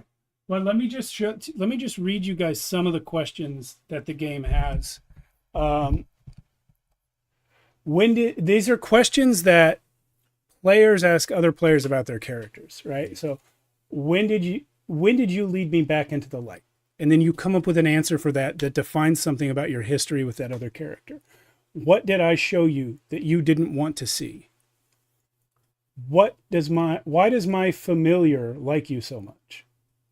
Where do you wish I could guide you, and why can't I? So these are great character bonding questions. Yeah. And the other games have questions like this, but I loved the ones from Wander Home so much. We used them in, I think, Tales from the Loop the first time we played it. Why do you call me my only friend? Yeah. Why won't you ever dance with me? Why did I come with you when we left home? What was the last time we stayed up all night to watch the sunrise? And on and on and on. There's a whole list. It's filling a screen. How do you feel about the fact that I've decided that you're my new parent? That's a good one. What went wrong the last time I dragged you on a misadventure? So there's a lot of questions, and the whole game is run with questions like that. You create your locations that way. You create the town. So this basically becomes very personal. Yeah, exactly right. Your characters get very close. And you have to tell a story, and you do it without GMs. So the way it works with NPCs is the players kind of take turns embodying the NPCs that you create as you go. This is a great advertisement for the Batlog, because now I kind of want to play some of these games. Yeah, absolutely. Because a lot of times, because that's another thing about the Batlog, it's not that I don't want to play sometimes. It's just I'm intimidated to always try something new. For sure, I get that. Because I'm so used to playing certain games. But if we go over it and you tell me what's the goods and the bad, then I'm like, okay, you know what? I'll give it a shot. I'll tell you what, this is going to be a long video, but I'll bust out the book reviews into a separate video. No, yeah, after you the should stream. you should cut all this out and put it on YouTube. Yeah, and I'll do individual ones for the books Yeah, as yeah. well. So this is great. Can't recommend Wanderhome highly enough. After I first played it, I actually had to wait like a year or two to get a copy because it was out of print. But it came back in print and like that month. Actually, I was about to say I bought it that month, but I didn't. I actually had it on a wish list. My mother-in-law bought this for me. Thank you, Susan. Love you. Oh, all right. Is the animals in here? Is there? What kind of animals can you be? Oh, any kind you want. Okay. Yeah. Here, let's find the class list though. It's like they're like classes. I mean, you guys know they're called something different. So the archetypes are based on your personality, not what animal you are, right? Playbooks. That's what they call them. A lot of games call them playbooks. So here's actually a list: caretaker, dancer, exile, firelight, fool.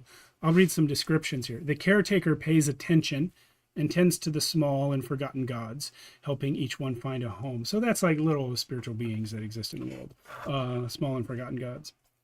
Firelight. The firelight is accompanied by a firefly that lights their path and helps guide people through the world.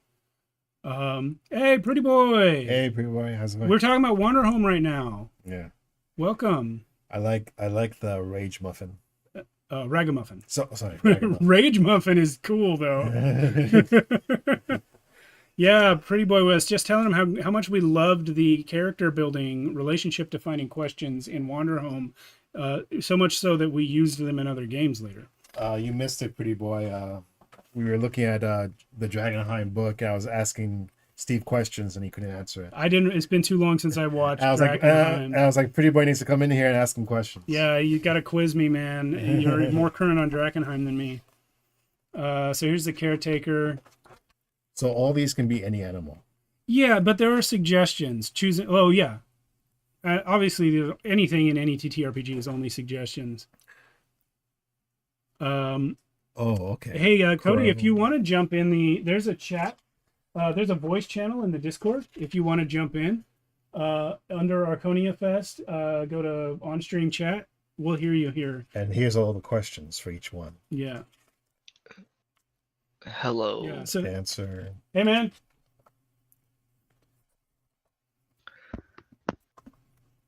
I was just trying to figure out the delay. Oh, it's not too bad. Yeah, you might just want to talk to us through there. Yeah. Right. Deer, tiger, nice. So when Cody talks, it's gonna cut our volume a lot, so we don't talk over each other, and so he doesn't echo. I'll turn you up a bit though. Hey man, so Cool. what do you have to say about Wanderhome? I thought it was very unique to not play a combat-centric tabletop RPG. Yep. Even though I'm not much of like a munchkin, like numbers cruncher D&D player, it was very weirdly it was restrictive that I couldn't just beat people up to solve my problems. But that was like a nice thing to help me like grow as like a role player. Very cute. I don't know how much I care for being animal people, but very fun all the same.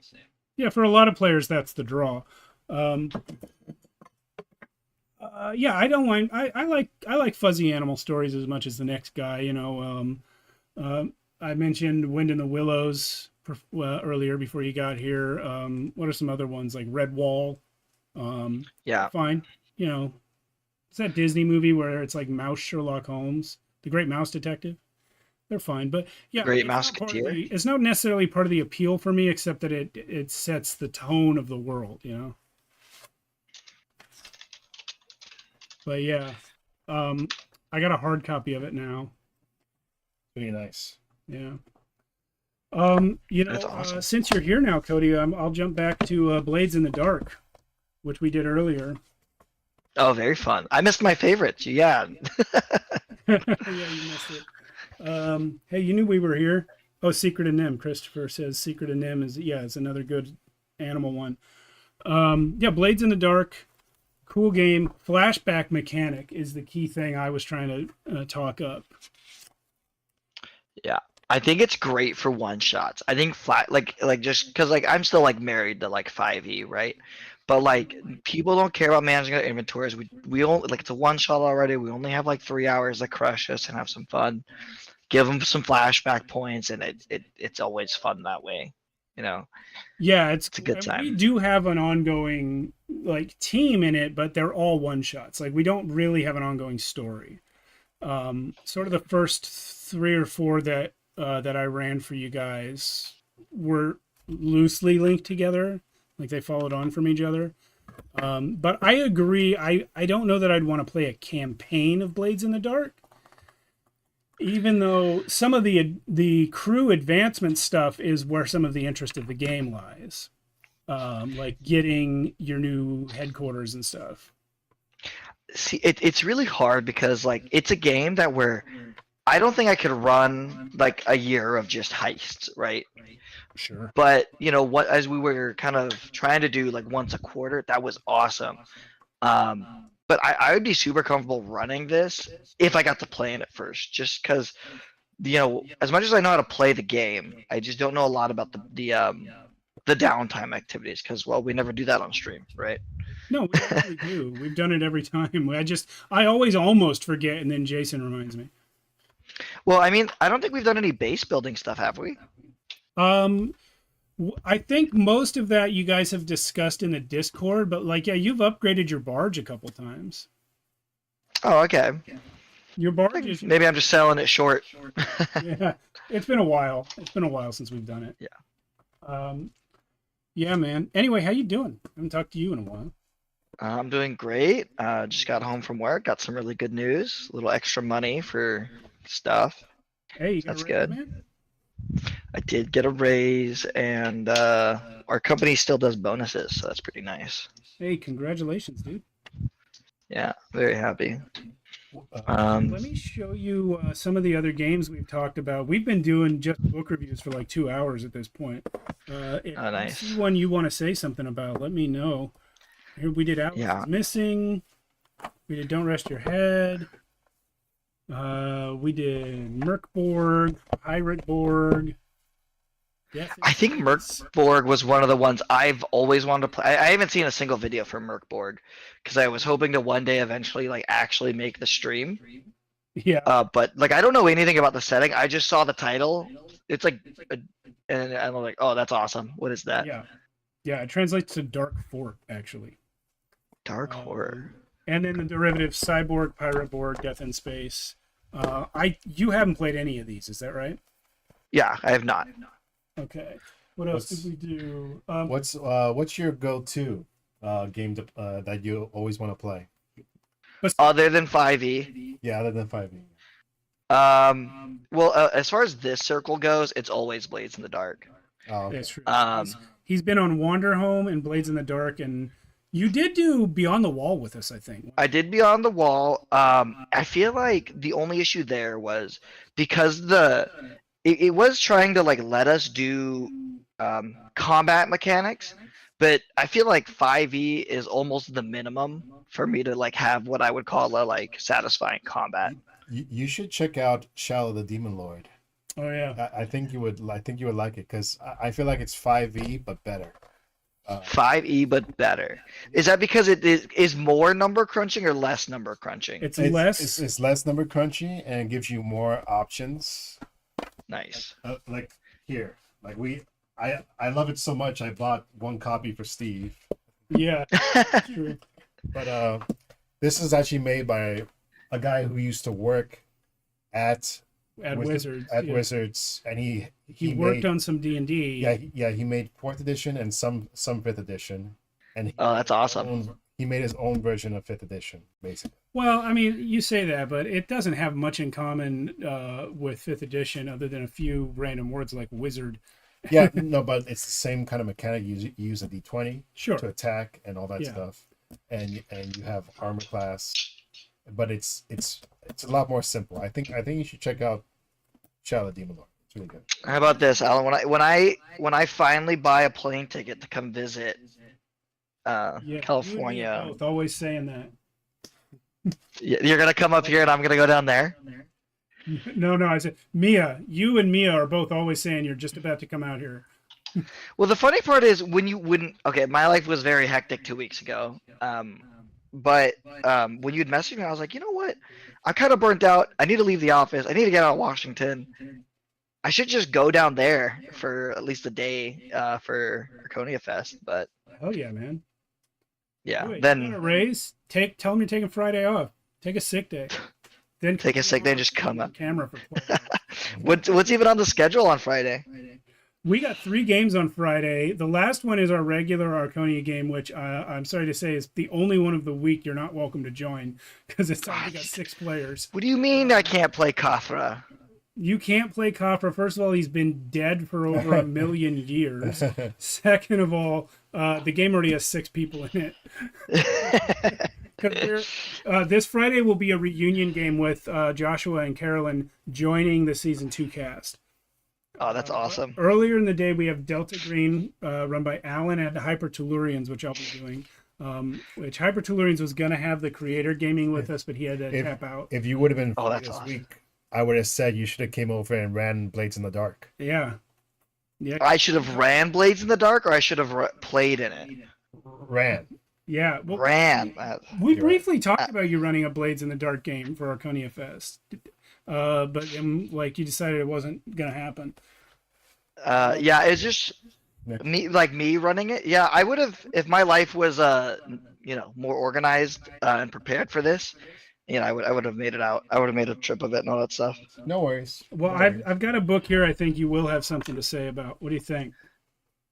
Dude, it's awesome. I actually I brought it home and I let my roommate flip through it because I'm DMing right now, and I'm dead. So do you remember the Grim Hollow Kickstarter that came out kind of the same time as the first book? I think I eventually bought the Grim Hollow PDF, but I didn't actually get into reading it.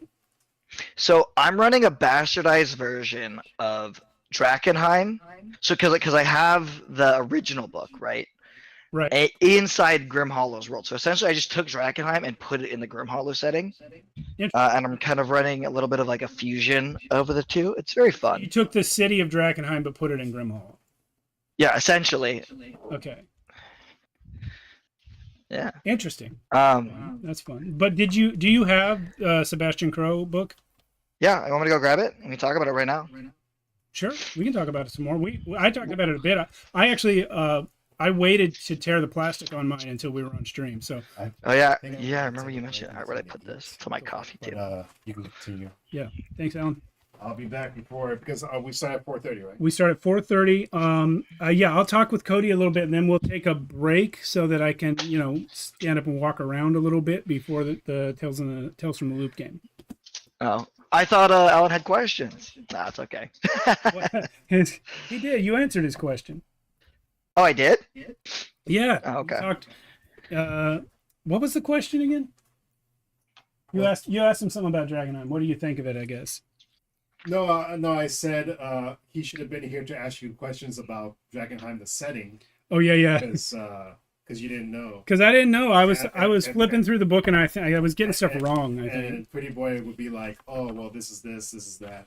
Yeah. But yeah, I'm not as diehard as some of those people, but I do really like. Monty and Kelly have done like a great job inspiring like dark fantasy in me, without it being too 40K grimdark, if that makes sense. I think personally, I've kind of crafted a style that is very like serious and like gothic horror, but also just not too annoying. Yeah, I guess if that makes sense. I guess Drakenheim would count as dark fantasy. It's not that dark to me, but I'm also the guy that plays like Blades in the Dark and Merkborg a lot. So I guess. Compared to Campaign 1 Archonia, I don't think of Drakenheim as being dark, but it is. There's mutants and people dying of horrible diseases slowly. It's pretty dark. I think Monty loves body horror way more than you do, and that's like the whole. I think that's like the hallmark of his description, his style of like dark fantasy. Yeah, he does like body horror. He also really likes faction intrigue. Yeah. Yeah, that's something that I'm just trying to get to work, and I just don't have I guess, of it like as being real, you know, because Monty's I think his doctorate is in like societies, because he spends a lot of time studying how much water you need to like sustain a population. Like he knows how much water Drakenheim needed. Wild shit. Yeah. Yeah, and I just can't do that. I'm not like that. Yeah. Right. Like I've seen him, and you have too, stop games to describe the architectural features of the castle wall and how they're impacting the mechanics right now. Yeah, and I'm like, that's awesome, but like I don't have that in my head, right? Yeah. Yeah, yeah, it's not me for sure. I was gonna say the faction intrigue thing. One of the things that actually gives me real life stress when I watch Drakenheim is the fact that it's just, you're never going to get them to agree. Like, no matter what they do, no matter how hard they work, there's always going to be some person in one of the factions who's just too pig-headed to see what's going on, and everything's going to fall to shit. And it's actually like sort of built into their game that like, or built into their setting, that you'll never get all 5 of them to agree on something. It cannot happen. And that gives me so much stress, because like one of my like core beliefs in real life is if people just sit down and talk almost all the time, you'll figure it out. You'll get an understanding. You may not agree on everything, but you'll find common ground. Not in Drakenheim. It gives me stress. I love it, right? But I can't run games that way. Like I could not be Monty in Drakenheim. No way. Yeah, I'm not so good with like the like intertwining plot and like these greater like machinations of like all of these people, these like entities like the Amethyst Academy and stuff. But I think the thing I do really good is I try to make the characters as human-esque as possible and really relate to the characters in a very human way.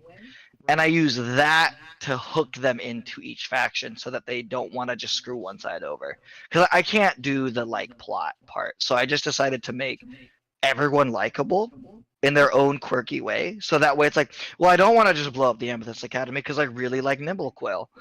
There you go. And whatnot. So that's been fun, and whatnot. So yeah, one of the things we were doing is we were rating games versus rating the book itself. I actually think that Sebastian Crow's Guide to Drakenheim rates really highly. I actually gave it 10. For a certain style of book, I don't think it gets better than this. I don't necessarily know if I follow like what like how like the art, the layout, the design. How nice is it to look at? How nice is it to hold? How easy is it to read? Now, obviously, I haven't read it. I just opened it today, but it seems like it's laid out very well, and like just the amount of thought that went into simple things like the textured background for every page, the amazing artwork that I don't think I've seen a page that doesn't have artwork on it. Yeah, the amount of art that we paid for, me and you, it shows. No, it's good. What level did you back this at? Oh, what is this? I think I got the lowest level that got me a copy of the book, physical okay. Copy. Well, because I noticed you. I think you have. Did you get the deck of cards and the Arcane Anomalies as well? No, not for this. For the previous one, I was all in. I got everything that they were putting out there. I even went to Backer Kit and ordered the extra stuff that I didn't choose. So I got every single thing for Dungeons of Drakenheim. But for wait, do you have your Executioner model? What about it? Do you have it nearby? I want to see it. I actually have never seen it. Yeah, for sure. I actually keep it in this room because since I got it, I've been on the fence about whether to paint these or keep them in the box. So it's that's tricky. Okay, yeah. Legendary creatures. Oh my god. So I've never touched it, but there it is.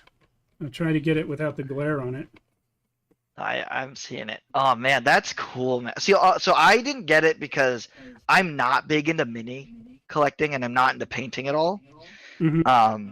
But it's like low-key a regret because my brother was at the table at the time and he shows up, it's his first session and they go through Slaughterstone Square and they get caught by the executioner trying to make a dash, and he just gets one shot. Like, it crits him and deals double his HP, so he instant dies. Wow. Like, and then I was like, well, we're gonna have to figure out how to bring you back, but you showed up and got one shot immediately, so we're gonna let you play. I'm gonna bring you back as like a fungal creature or something. And he died twice in the session. That's the first time I've ever killed a player twice in one session. It was kind of hilarious. Oh man, you and Joshua should talk. Yeah, he's not in session. How many? Oh, he kills players in session 1. No. So it's kind of a joke, but a lot of the several of the NPCs from Archonia Campaign 1 were former PCs of Joshua. Oh, okay, yeah. In that game, 2 of his actual player characters died, and 1 was later epilogued to have died of old age, and then 2 other characters that used to be his PCs also died. So in like the last 20 episodes of Archonia Campaign 1, I killed 5 of Joshua's player characters, and 2 of them were in the same episode. That's fucking awesome. Yeah, I know. And nobody else lost a player character in that game. Oh man. Yeah. Do you think so? I know like next year is going to be on us really fast. Do you think you'll do another event, just much smaller scale, or do you think you'll do another week of Archonia? Ask me Monday. Ask you Monday how you feel. I'm only partway through day 2 here, but I'm having a blast. I can't imagine never doing this again. So no, you'll do one for 10 years. You'll do one for 10 It might years. become an annual thing. I knew that in advance, which is why the logo says ArchoniaFest 2024, right? Because I wanted to leave open the possibility that there's going to be a 2025 as well. Yeah, dude, who knows? To ask that, but you're not the first person to think it, because I thought it too. Yeah. Who knows? And when you sell out big, as Alan loves to say, you'll have ArchoniaFest will be huge. Yeah. Guys, make a huge like, subscribe, hit the Patreon, sub on Twitch. Give us money. Oh, wait, how long have you had this Patreon? See, honestly, I've not been able to keep up lately. Oh, Patreon? We started the Patreon in December. Currently have 3 supporters on there. That's awesome. Good for you guys. Yeah, see, that's when my life fell apart for the most part. So we're okay though. My life. So that's when I stopped being able to watch streams and all that stuff. Cody, so you are loved. Yes. Yeah. All right, man. I need to take a break before Tales from the Loop. Yeah, man. You take care. With us. Yeah, good to talk to you, man. Jump in some other time. We're going to have this audio feed open anytime we're not in a game this week. Yeah. I work from home about half of the day. Let me just honestly, if you want just someone else to come and chip, send me a Discord message too. I'll probably make time to jump in, but I won't think to jump in randomly. Sure, absolutely. Thanks, man. Yeah. See ya. All right, and for everyone else, if anyone's still here, we're going to take a break, and I'll see you guys in a bit at 4:30. We will have Tales from the Loop run by the lovely Mia, myself, Alan, Patty, and Cindy as players. So we'll see you guys then. Hi, I'm Joshua. Hi, I'm Mia. Hey, this is Jason and Strelok. Well, hello and welcome. I'm DM Scotty. Hello, I'm Frank, creator of Hypertellurians, together with lots of great artists. Hey everybody, this is Hankerin Fernale. And am I saying hello? What is up? John Parsons here, aka Johnny Law, representing OSR Plus. Oh, hi, I'm Karl. Hey, I'm Patty. I'm Cindy. Hi, I'm Daniel Flynn, the creator of Advanced Old School Revival. Hi, I'm Edward. Hey there, I'm Alan. Hi, this is Yuri. Hi, I'm Max. I'm the creator of Beyond. Hi, I'm Sarah. Hey, I'm Matt. I am Death. And welcome to ArchoniaFest 2024. Check out my game of ECD6. Whoa, everyone, 50th episode! Episode 100 of Tales from the Backlog. It's been enjoying. I have always been a huge fan. Look forward Death in space. So excited that I got myself. Enough of what Steve is saying. To Shadows of Archonia 2, our weekly World Without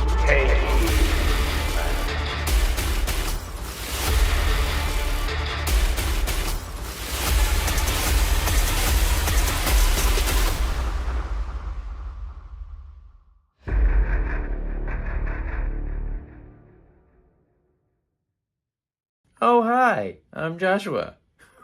Welcome to ArchoniaFest 2024. No way, man. Heed well, listeners, for this world is darkness and pain.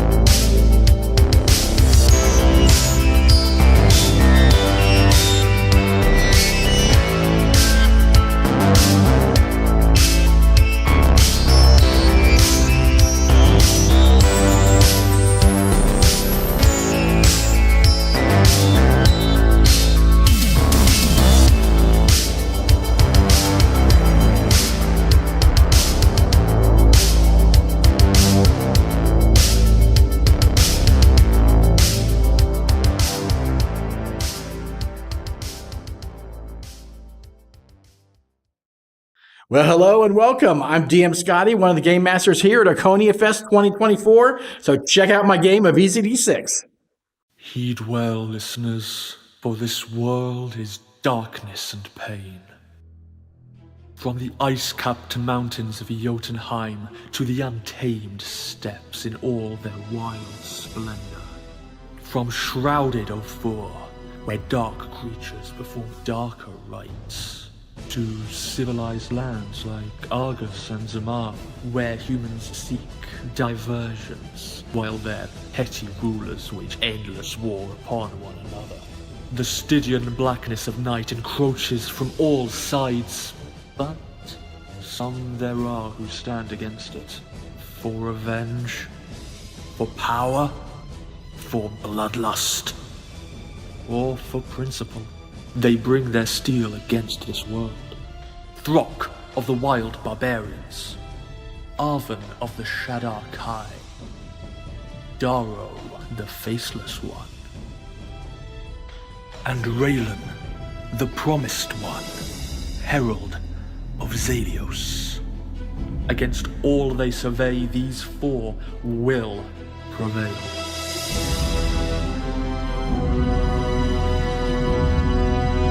Or they will perish.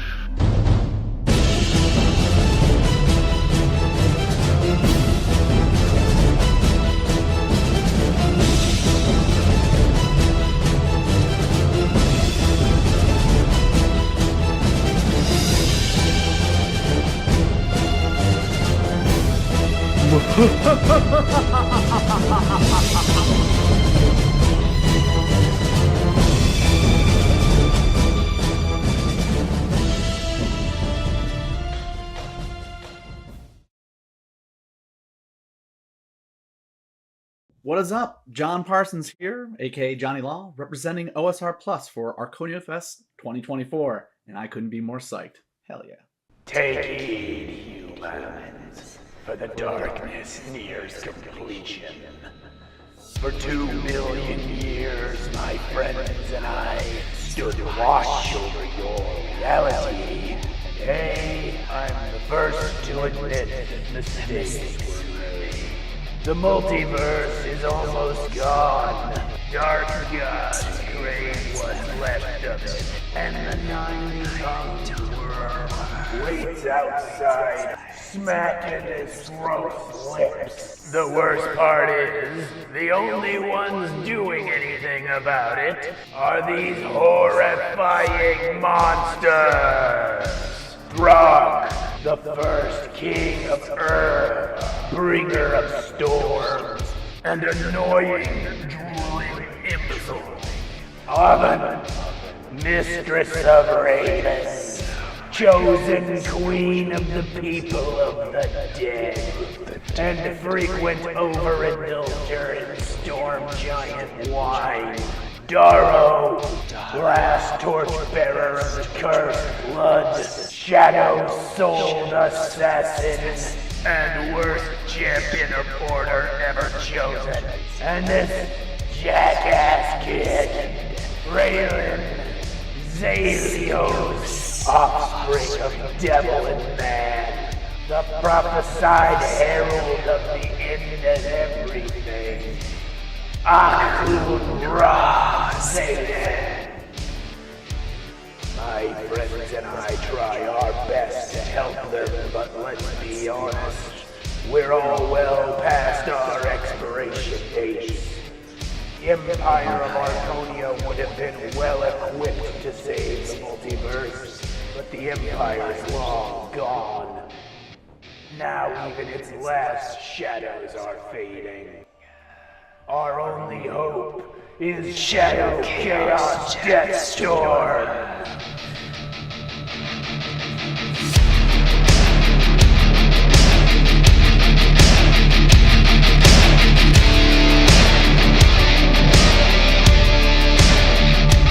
I'm not gonna say we're completely linked, but I will say, nice knowing you.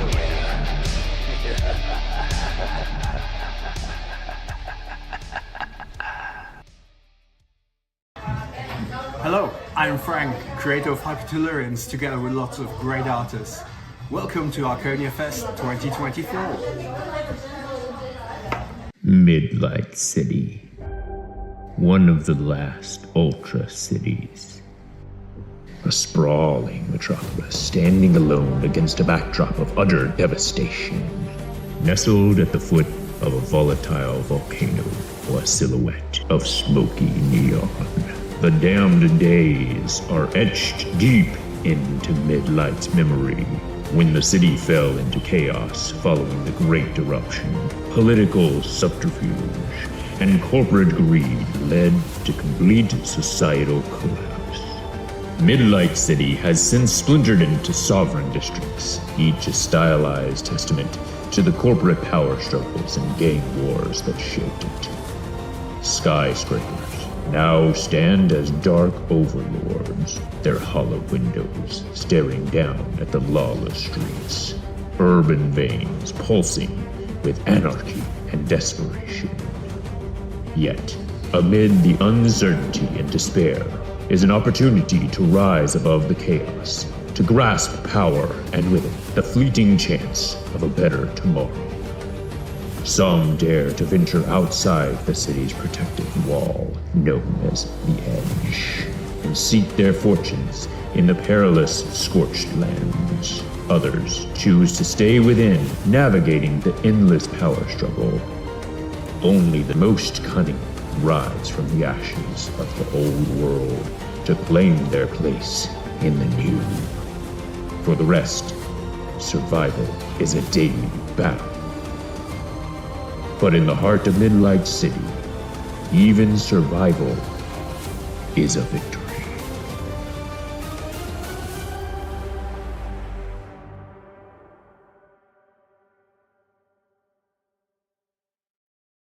I am Death, and you are watching ArchoniaFest 2024. The world always changes, but one thing is still the same. Even the strongest pass through Oz Gate. So when you fight, fight with honor, because cowards die forgotten, and we wait for you. On the other side.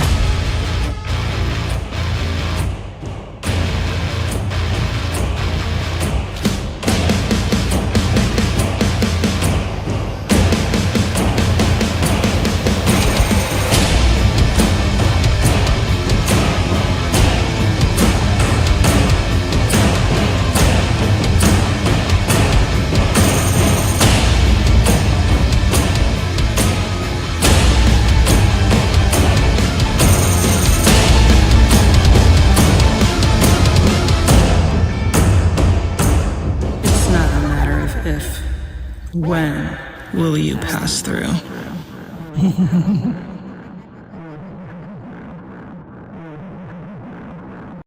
Hey everybody, this is Hankerin Fernale, and am I saying hello?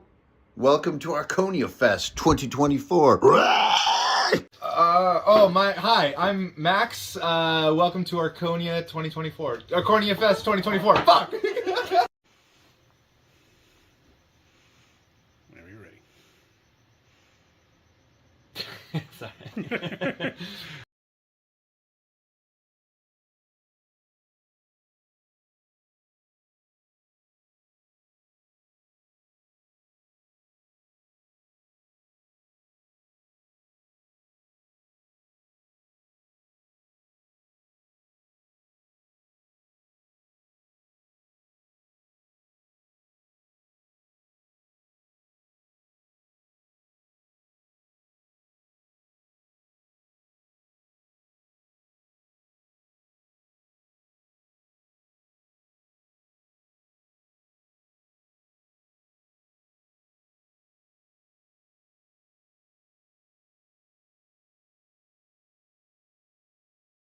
Hi, I'm Joshua. Hi, I'm Mia. Hey, this is Jason and Strellock. Well, hello and welcome. I'm DM Scotty. Hello, I'm Frank, creator of Hypertellurians, together with lots of great artists.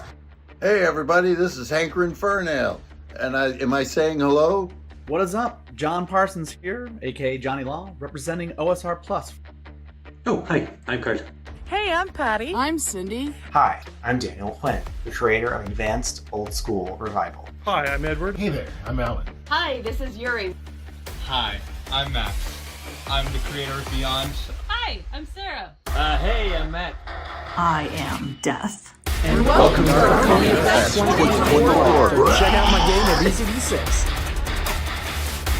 Hello, everyone. 50th episode. Episode 100 of Tales from the Backlog. Yeah, it's been enjoying it. I have always been a huge fan. Look forward. Death in space. So excited that I got myself. Enough of what Steve is saying. To Shadows of Archonia 2, our weekly World Without Limits.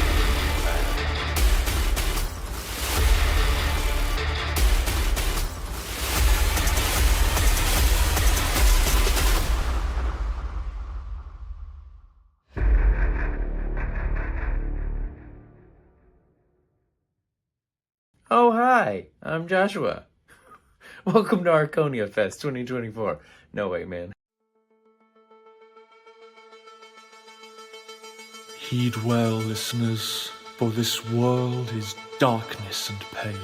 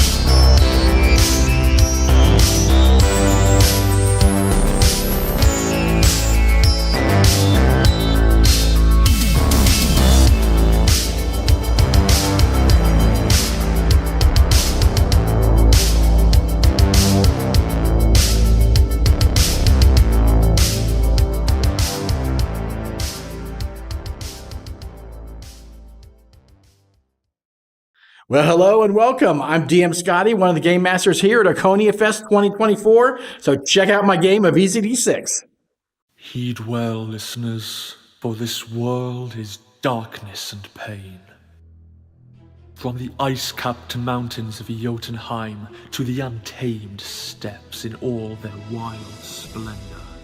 From shrouded Ophir, where dark creatures perform darker rites, to civilized lands like Argus and Zamar, where humans seek diversions, while their petty rulers wage endless war upon one another. The Stygian blackness of night encroaches from all sides, but some there are who stand against it, for revenge, for power, for bloodlust, or for principle. They bring their steel against this world. Throk of the wild barbarians, Arven of the Shadar Kai, Darrow the faceless one, and Raylan the promised one, herald of Zalios. Against all they survey, these four will prevail.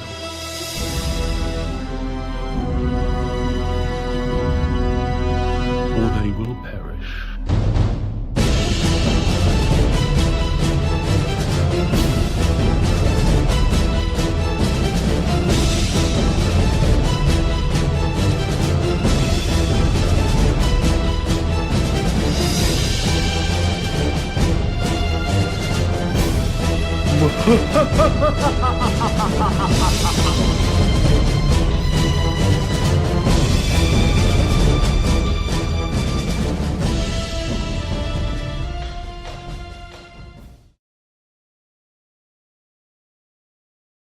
What is up? John Parsons here, aka Johnny Law, representing OSR Plus for ArchoniaFest 2024, and I couldn't be more psyched. Hell yeah.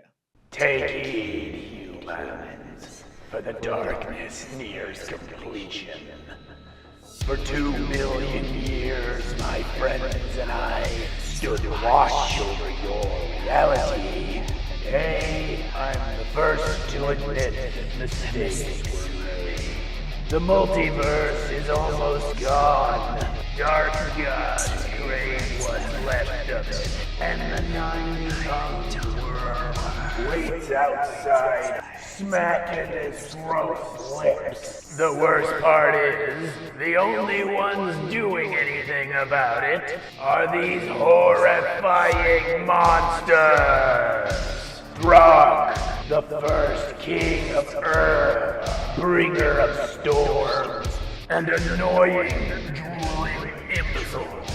Arven, mistress of ravens, chosen queen of the people of the dead, and frequent overindulger in storm giant wine. Darrow, last torchbearer of the cursed blood, shadow-souled assassin, and worst champion of order ever chosen. And this jackass kid, Raylan, Zalios, offspring of devil and man, the prophesied herald of the end of everything. Akun Ra Zayden. My friends and I try our best to help them, but let's be honest, we're all well past our expiration dates. The Empire of Archonia would have been well equipped to save the multiverse, but the Empire's long gone. Now even its last shadows are fading. Our only hope is Shadow Chaos Deathstorm.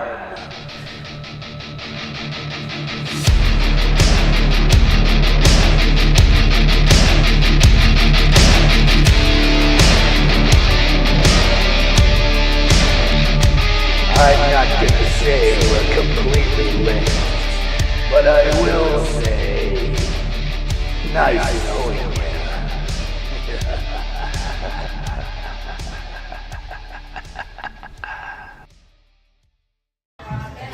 Hello, I'm Frank, creator of Hypertellurians, together with lots of great artists. Welcome to ArchoniaFest 2024. Midlight City, one of the last Ultra cities. A sprawling metropolis standing alone against a backdrop of utter devastation. Nestled at the foot of a volatile volcano or a silhouette of smoky neon. The damned days are etched deep into Midlight's memory when the city fell into chaos following the Great Eruption. Political subterfuge and corporate greed led to complete societal collapse. Midlight City has since splintered into sovereign districts, each a stylized testament to the corporate power struggles and gang wars that shaped it. Skyscrapers now stand as dark overlords, their hollow windows staring down at the lawless streets. Urban veins pulsing with anarchy and desperation. Yet, amid the uncertainty and despair, is an opportunity to rise above the chaos, to grasp power and with it, the fleeting chance of a better tomorrow. Some dare to venture outside the city's protective wall, known as the Edge, and seek their fortunes in the perilous Scorched Lands. Others choose to stay within, navigating the endless power struggle. Only the most cunning rise from the ashes of the old world to claim their place in the new. For the rest, survival is a daily battle. But in the heart of Midlight City, even survival is a victory.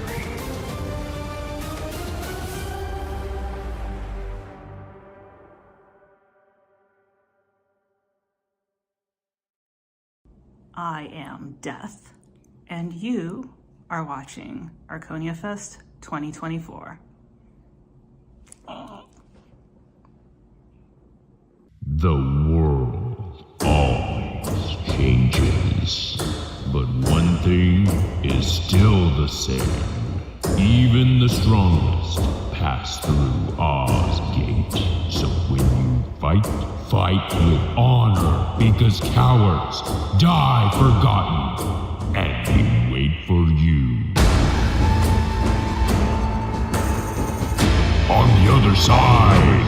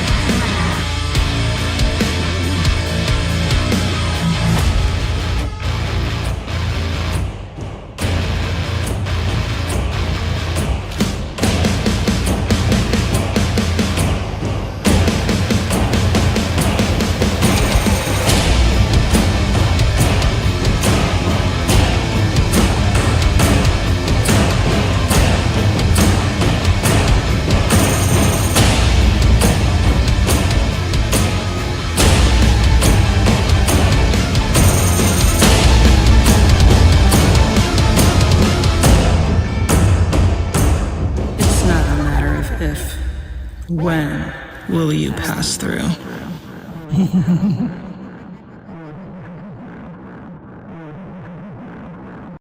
Hey everybody, this is Hankrin Fernail, and am I saying hello?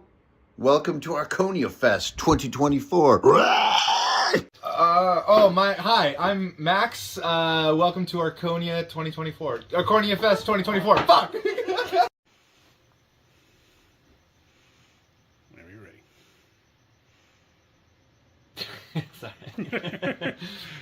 Hi, I'm Joshua. Hi, I'm Mia. Hey, this is Jason and Strellock. Well, hello and welcome. I'm DM Scotty. Hello, I'm Frank, creator of Hypertellurians, together with lots of great artists. Hey everybody, this is Hankrin Fernail, and am I saying hello? What is up? John Parsons here, aka Johnny Law, representing OSR Plus. Oh, hi, I'm Karl. Hey, I'm Patty. I'm Cindy. Hi, I'm Daniel Flynn, the creator of Advanced Old School Revival. Hi, I'm Edward. Hey there, I'm Alan. Hi, this is Yuri. Hi, I'm Max. I'm the creator of Beyond. Hi, I'm Sarah. Hey, I'm Matt. I am Death. And welcome to ArchoniaFest 2024. Check out my game of ECD6.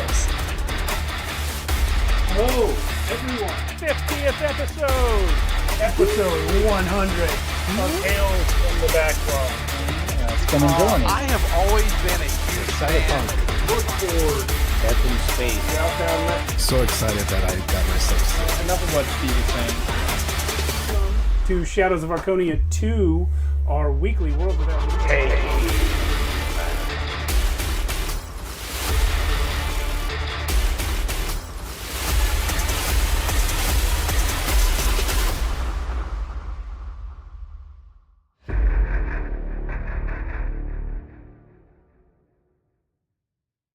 Oh, hi, I'm Joshua.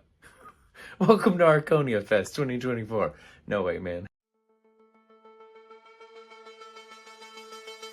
Heed well, listeners, for this world is darkness and pain.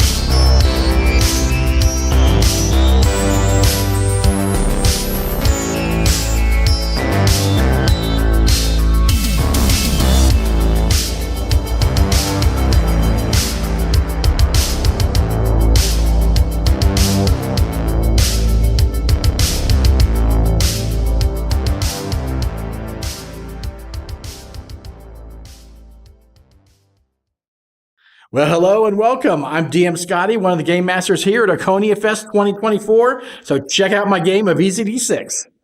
Heed well, listeners, for this world is darkness and pain. From the ice-capped mountains of Jotunheim to the untamed steppes in all their wild splendor. From shrouded Ophir, where dark creatures perform darker rites, to civilized lands like Argus and Zamar, where humans seek diversions, while their petty rulers wage endless war upon one another. The Stygian blackness of night encroaches from all sides, but some there are who stand against it, for revenge, for power, for bloodlust, or for principle. They bring their steel against this world. Throk of the wild barbarians, Arven of the Shaddar Kai, Daro the Faceless One, and Raylan the Promised One, Herald of Zalios. Against all they survey, these four will prevail.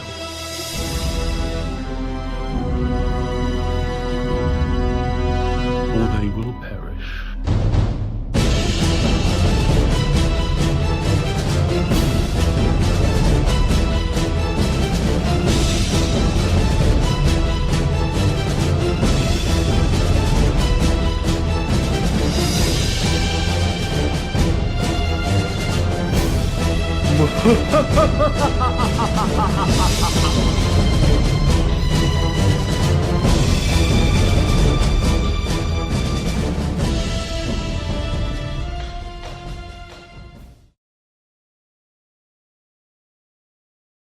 What is up? John Parsons here, aka Johnny Law, representing OSR Plus for ArchoniaFest 2024, and I couldn't be more psyched.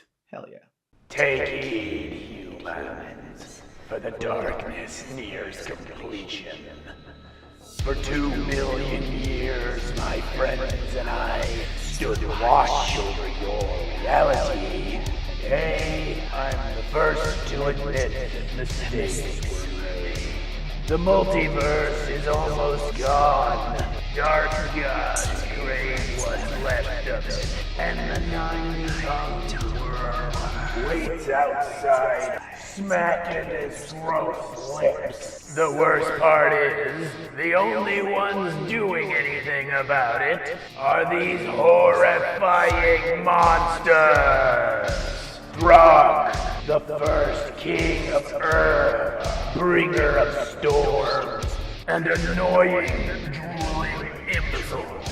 Arlen, mistress of ravens, chosen queen of the people of the dead, and frequent overindulger in storm giant wine.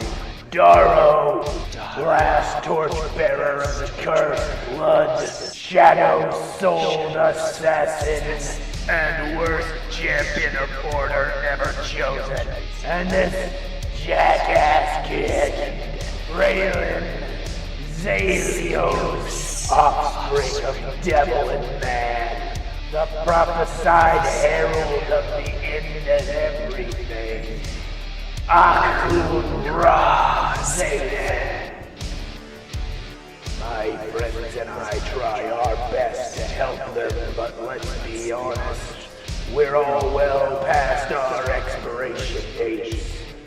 The Empire of Archonia would have been well equipped to save the multiverse, but the Empire's long gone. Now even its last shadows are fading. Our only hope is Shadow Chaos Deathstorm.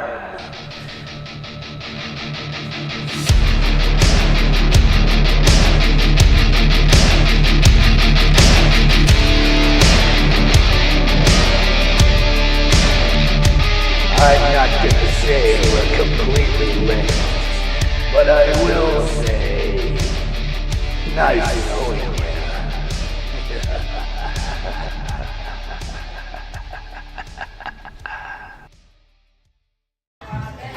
Hello, I'm Frank, creator of Hypertellurians, together with lots of great artists. Welcome to ArchoniaFest 2024. Midlight City. One of the last Ultra cities. A sprawling metropolis standing alone against a backdrop of utter devastation.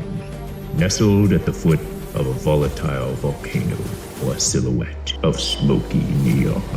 The damned days are etched deep into Midlight's memory when the city fell into chaos following the Great Eruption. Political subterfuge and corporate greed led to complete societal collapse. Midlight City has since splintered into sovereign districts, each a stylized testament to the corporate power struggles and gang wars that shaped it.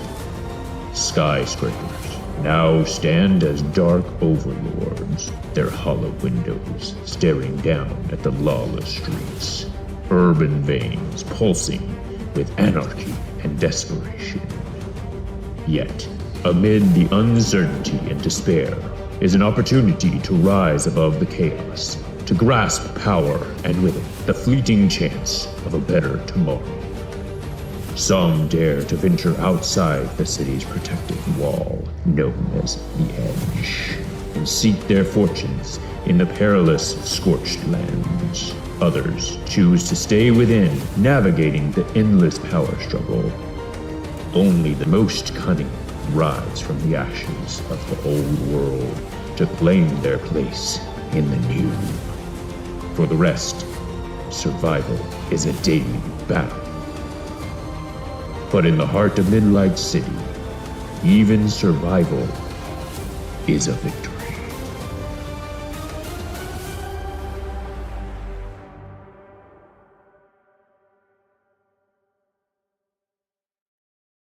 I am Death, and you are watching ArchoniaFest 2024. The world always changes, but one thing is still the same. Even the strongest pass through Oz Gate. So when you fight, fight with honor, because cowards die forgotten, and we wait for you. other side.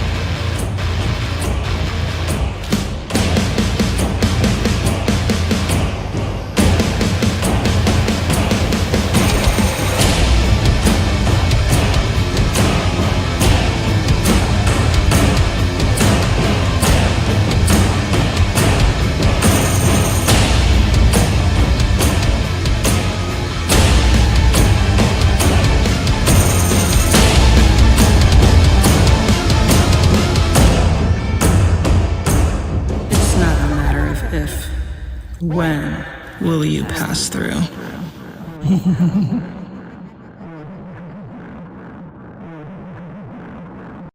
Hey everybody, this is Hankrin Fernale, and am I saying hello? Welcome to ArchoniaFest 2024. Hi, I'm Max. Welcome to Archonia 2024. ArchoniaFest 2024. Fuck! Whenever you're ready.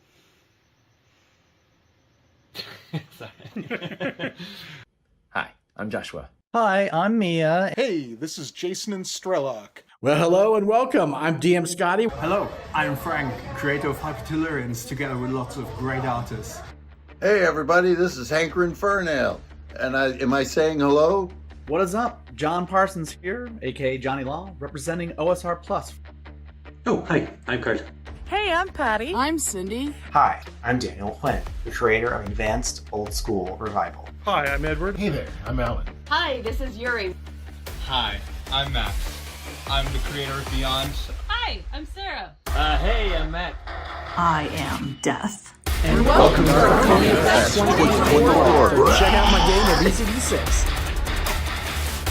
Hello, everyone. 50th episode. Episode 100 of Tales from the Backlog. I have always been a huge fan. Look forward. Death in space. So excited that I got myself sick. Enough of what Steve is saying. To Shadows of Archonia 2, our weekly World Without Limits.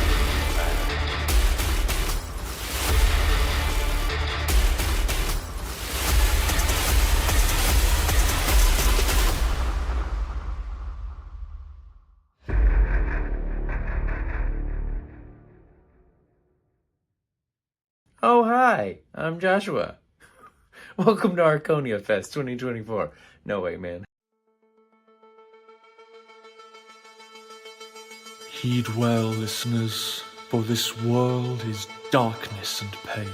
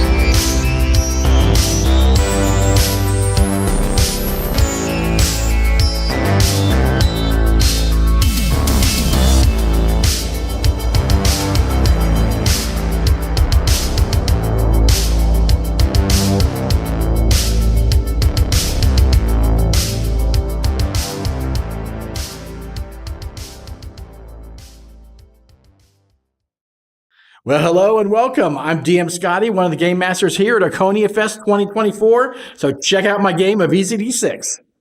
Heed well, listeners, for this world is darkness and pain.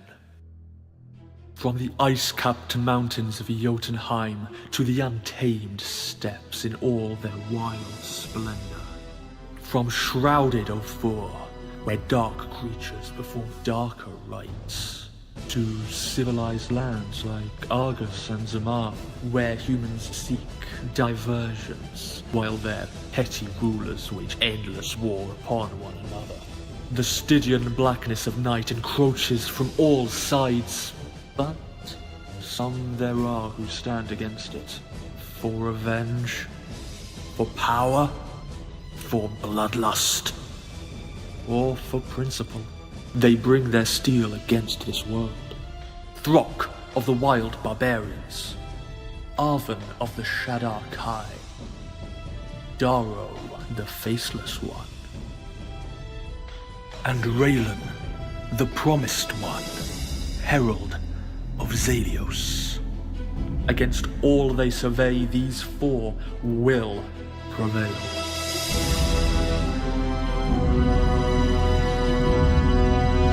Or they will perish.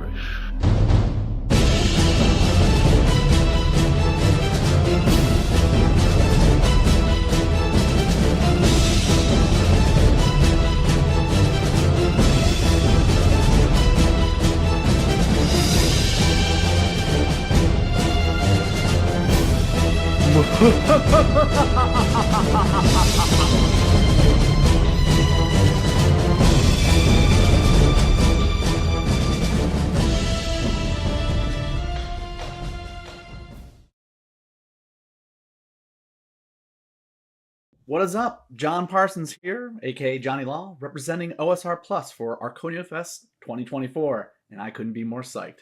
Hell yeah. Take heed, humans, for the darkness nears completion. For 2 million years, my friend.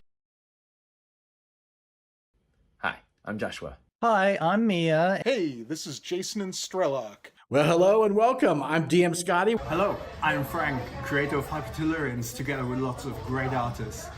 Hey everybody, this is Hanker Infernal, and am I saying hello? What is up? John Parsons here, aka Johnny Law, representing OSR Plus. Oh, hi, I'm Karl. Hey, I'm Patty. I'm Cindy. Hi, I'm Daniel Flynn, the creator of Advanced Old School Revival. Hi, I'm Edward. Hey there, I'm Alan. Hi, this is Yuri. Hi, I'm Max. I'm the creator of Beyond.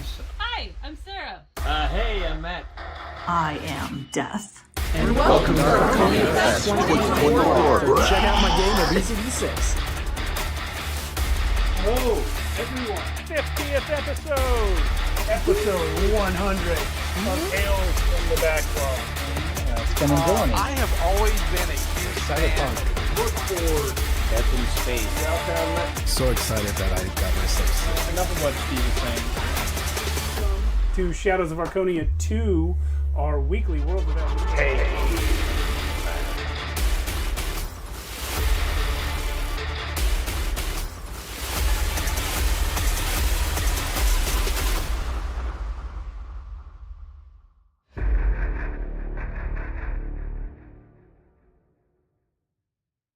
Oh, hi, I'm Joshua. Welcome to ArchoniaFest 2024. No way, man. Heed well, listeners, for this world is darkness and pain.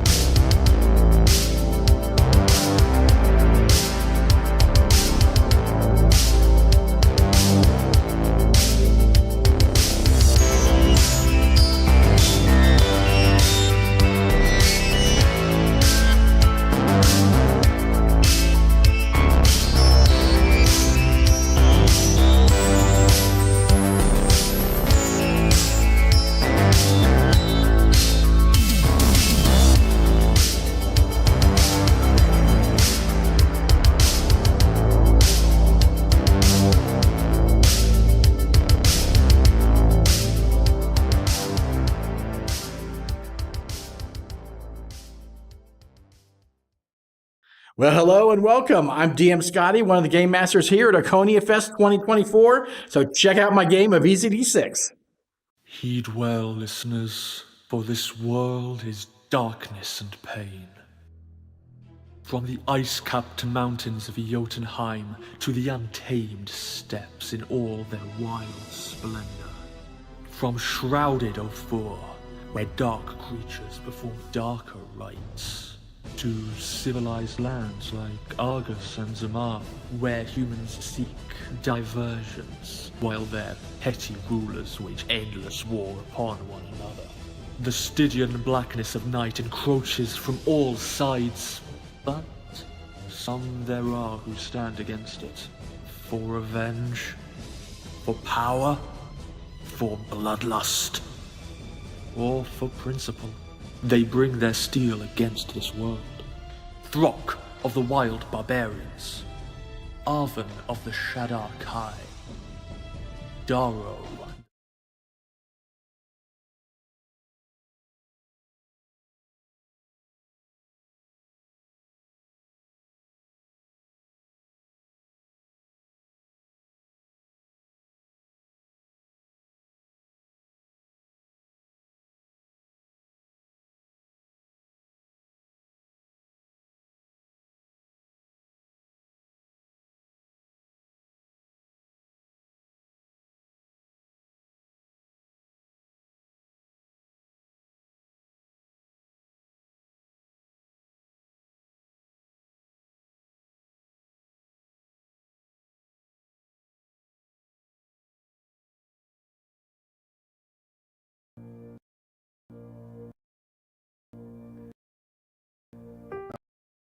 DMing is like riding a bike. You get better every time.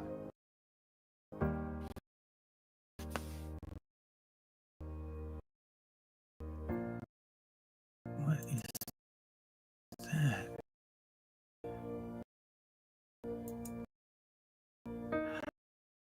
that? Yeah. And what? Split cam is active. What? See you fine.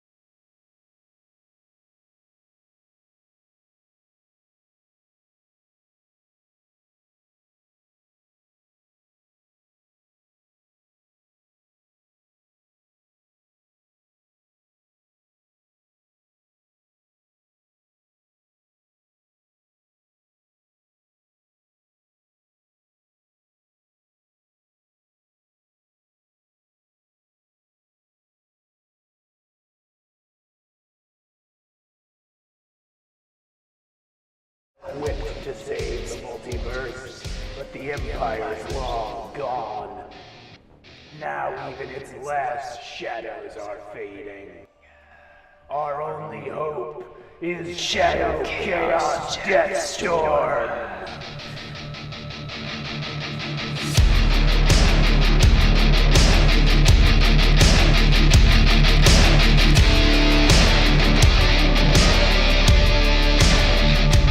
I'm not gonna say we're completely linked, but I will say, nice knowing you.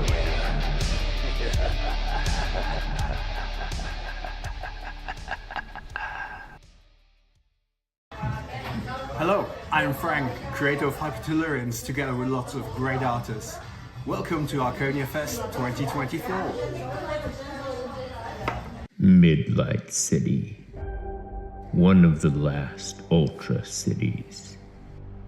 A sprawling metropolis standing alone against a backdrop of utter devastation. Nestled at the foot of a volatile volcano or a silhouette of smoky neon. The damned days are etched deep into Midlight's memory when the city fell into chaos following the Great Eruption. Political subterfuge and corporate greed led to complete societal collapse. Midlight City has since splintered into sovereign districts, each a stylized testament to the corporate power struggles and gang wars that shaped it. Skyscrapers now stand as dark overlords, their hollow windows staring down at the lawless streets. Urban veins pulsing with anarchy and desperation.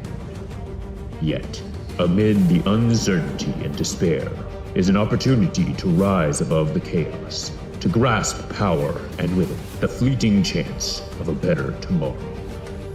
Some dare to venture outside the city's protective wall, known as the Edge, and seek their fortunes in the perilous scorched lands. Others choose to stay within, navigating the endless power struggle. Only the most cunning rise from the ashes of the old world to claim their place in the new. For the rest, survival is a daily battle. But in the heart of Midlight City, even survival is a victory.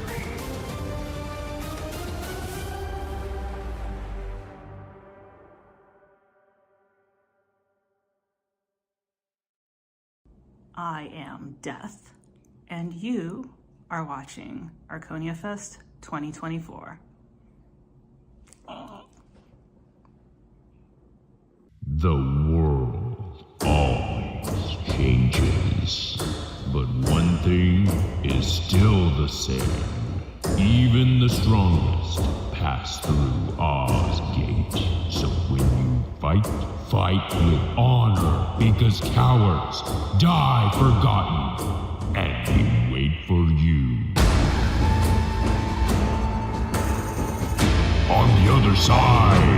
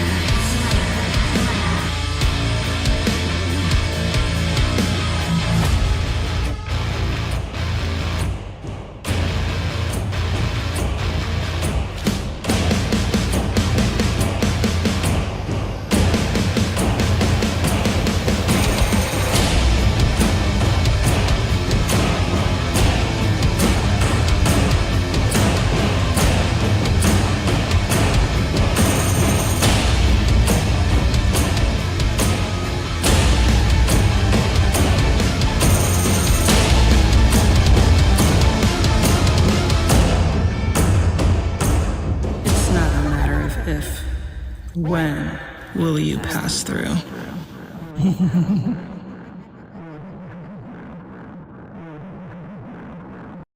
Hey everybody, this is Hankrin Fernale, and am I saying hello?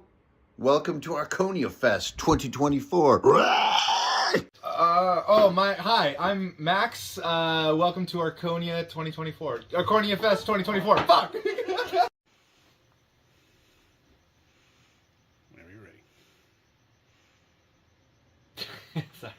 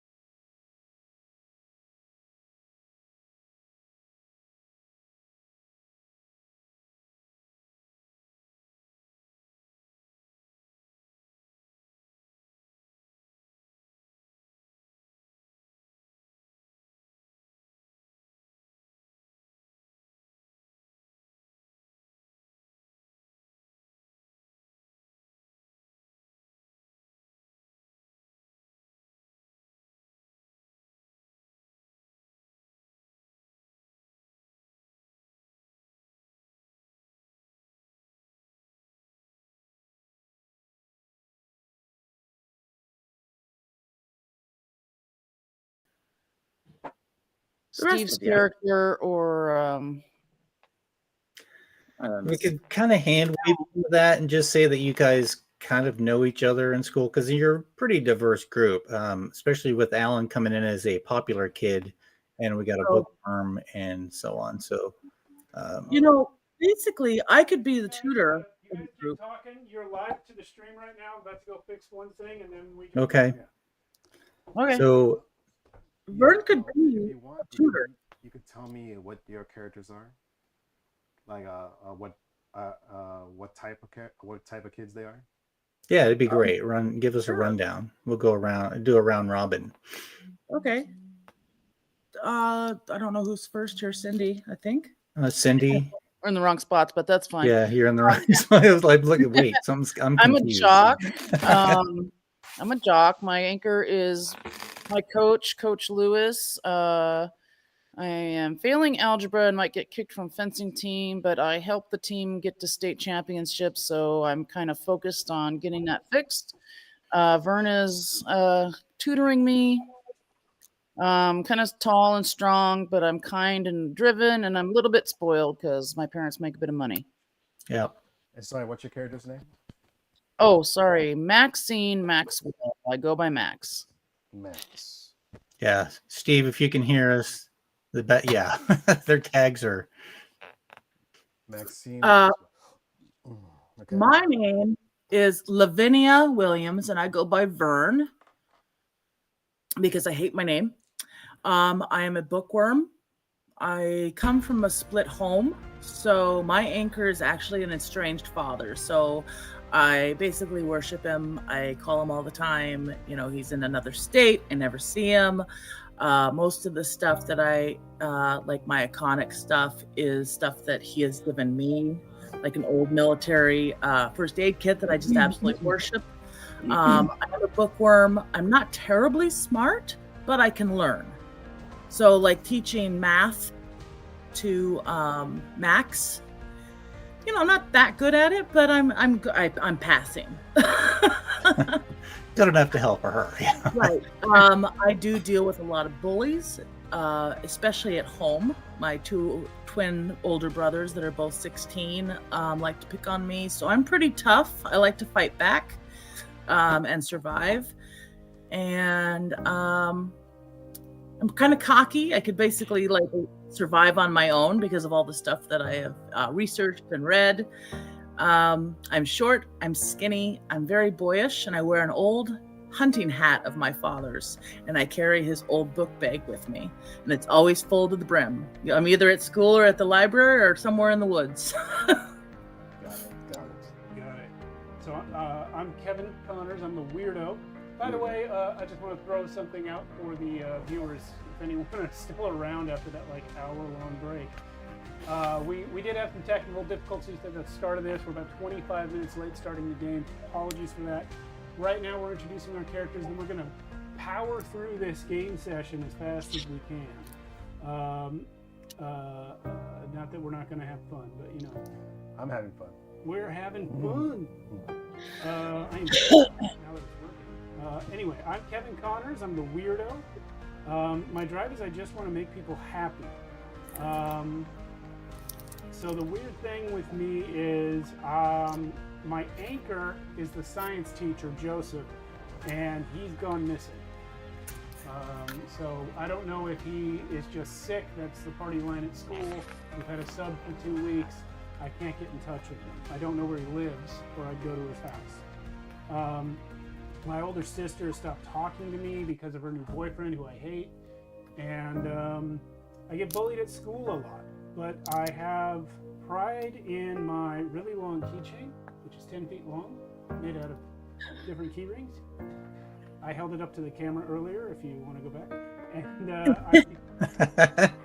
I saved another kid from a car crash at one point, which I think I named that kid Jesse. That was your pride, right? Yeah, that's my pride. I didn't pick a favorite song, but I'm 12 years old. I missed. How old are you guys? Yeah, how old are you guys? Oh, I'm 14. I'm 15. You're 15, wow. Oh, we got a run then, because I'm 12 and he's 13. Oh, yeah, I'm 13. 12, 13, 14, yeah. 15. Okay. There you go. We win. Yeah, I'm Alan. I'll be playing James Velasquez. I'm the popular kid. Is that supposed to be Velasquez? Yeah, it's supposed to be Velasquez. Yeah, yeah, but it's fine. I was reading his handwriting. Yeah. I wasn't really sure how to spell Velasquez, but it's Velasquez. Oh. But anyway, popular kid at school. My anchor is my mom. She's best. But my drive is I'm trying to make my dad proud. He's a very I think the way I'm flavoring this, he's a very military kind of guy. And he doesn't like how much of a playboy I am. He kind of wishes I would just settle for less, you know. But I'm just like, no, I want everything. And my problem is that I have a stalker who's a girl, and her name is Nina, and I call her Nerdy Nina. Nerdy Nina. And I don't want to hang out with her because she's a nerd. But she's always following me around everywhere. And I think it sounds like your problem is you're an asshole. That's what I'm thinking. Yes. And I have a girlfriend named Charlotte, and she's pretty much like me but worse. So she's a bad influence, and she's always kind of up in me. Like I'm always like, hey, I should go tell that kid how much of a loser he is, and then Charlotte will be like, oh yeah, and we should also burn his clothes or something. Jesus. Yeah. Like Heather's. And I have another friend named Jimmy who is my secret friend, and the only reason we're friends is because I play magic with him, or whatever the equivalent of magic is in this universe. Sorcery in circles. Yeah. Sorcery in circles. Yeah. And it's because I don't want people knowing that I play nerdy games. So we're friends, but only in secret. And my item is a book of secrets. So I have like dirt on other people. So one example I said earlier was someone saying to me, well, you're not as popular as you think or whatever. And then I said back to him, well, I look at my book and I say, well, at least my parents are still together. I already don't like you. Yeah. I like it. You get a mean note from someone, Mike. And the reason why I know this dirty stuff is because my mom is a counselor at the school. So she knows everybody's secrets, and I read her reports. Jeez. Yeah. Yeah, that's pretty rotten right there. Yeah. So yeah, that's Velasquez, and he's 13. I forgot to mention that my item is a jean jacket, one of those, just the typical like acid washed. Okay. Jackets. I like, and we. I was gonna say I love the image of James like getting like a mean note in class from someone, and then putting it away, pulling out a notebook, flipping to that kid's page, and going, "Oh yeah." Yeah. And I don't know if we flavored.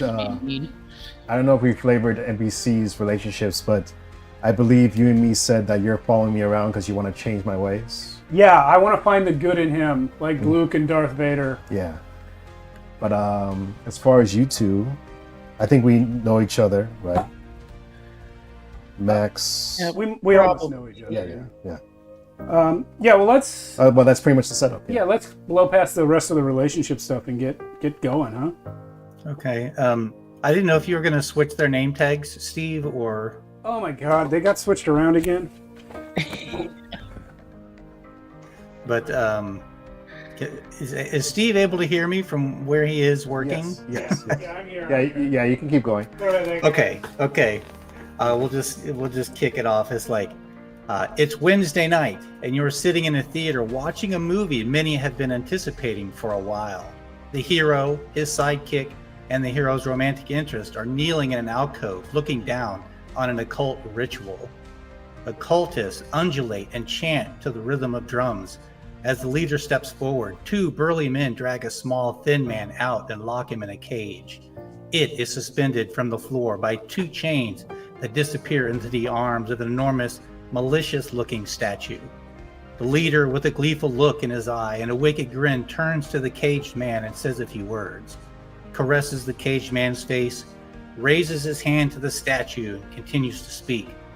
Then he reaches down, placing his hand on the man's chest, and he quickly plunges it into the prisoner's body up to his wrist. Vroom, vroom. The theater goes black, and it is silent for a brief moment as the harsh, pale blue safety lights blink on. Then an eruption of dissatisfied voices fills the air.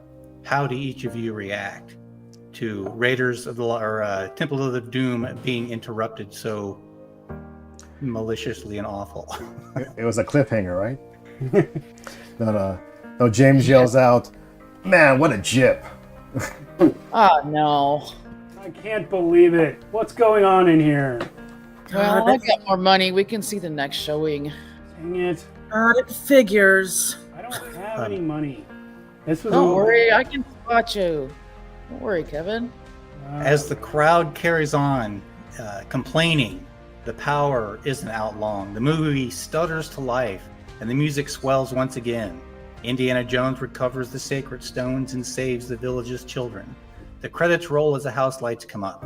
Spoilers. As you leave the theater, the question is, how did you arrive, and how are you getting home, and are you there with anybody other than the four of you? Well, I would imagine I took Charlotte there on a date, right? To the movie theater. Yeah. Okay. I probably took her there. Yeah. I heard you guys were going and I walked. You walked. I rode my bike. I got dropped off by my mother. Yeah. Okay. Oh, big man dropped off by his mom. But no one saw that. No one saw it. No one saw that. Yeah. Except Charlotte. Yeah, I rode my bike as well. Okay. As you are lingering outside the theater, discussing the excitement of the movie, Charlotte, she embraces you, James, and reminds you that she has extended an invitation for you to spend the weekend, Memorial Day weekend, on her father's boat at Lake Mead. Score. Yeah.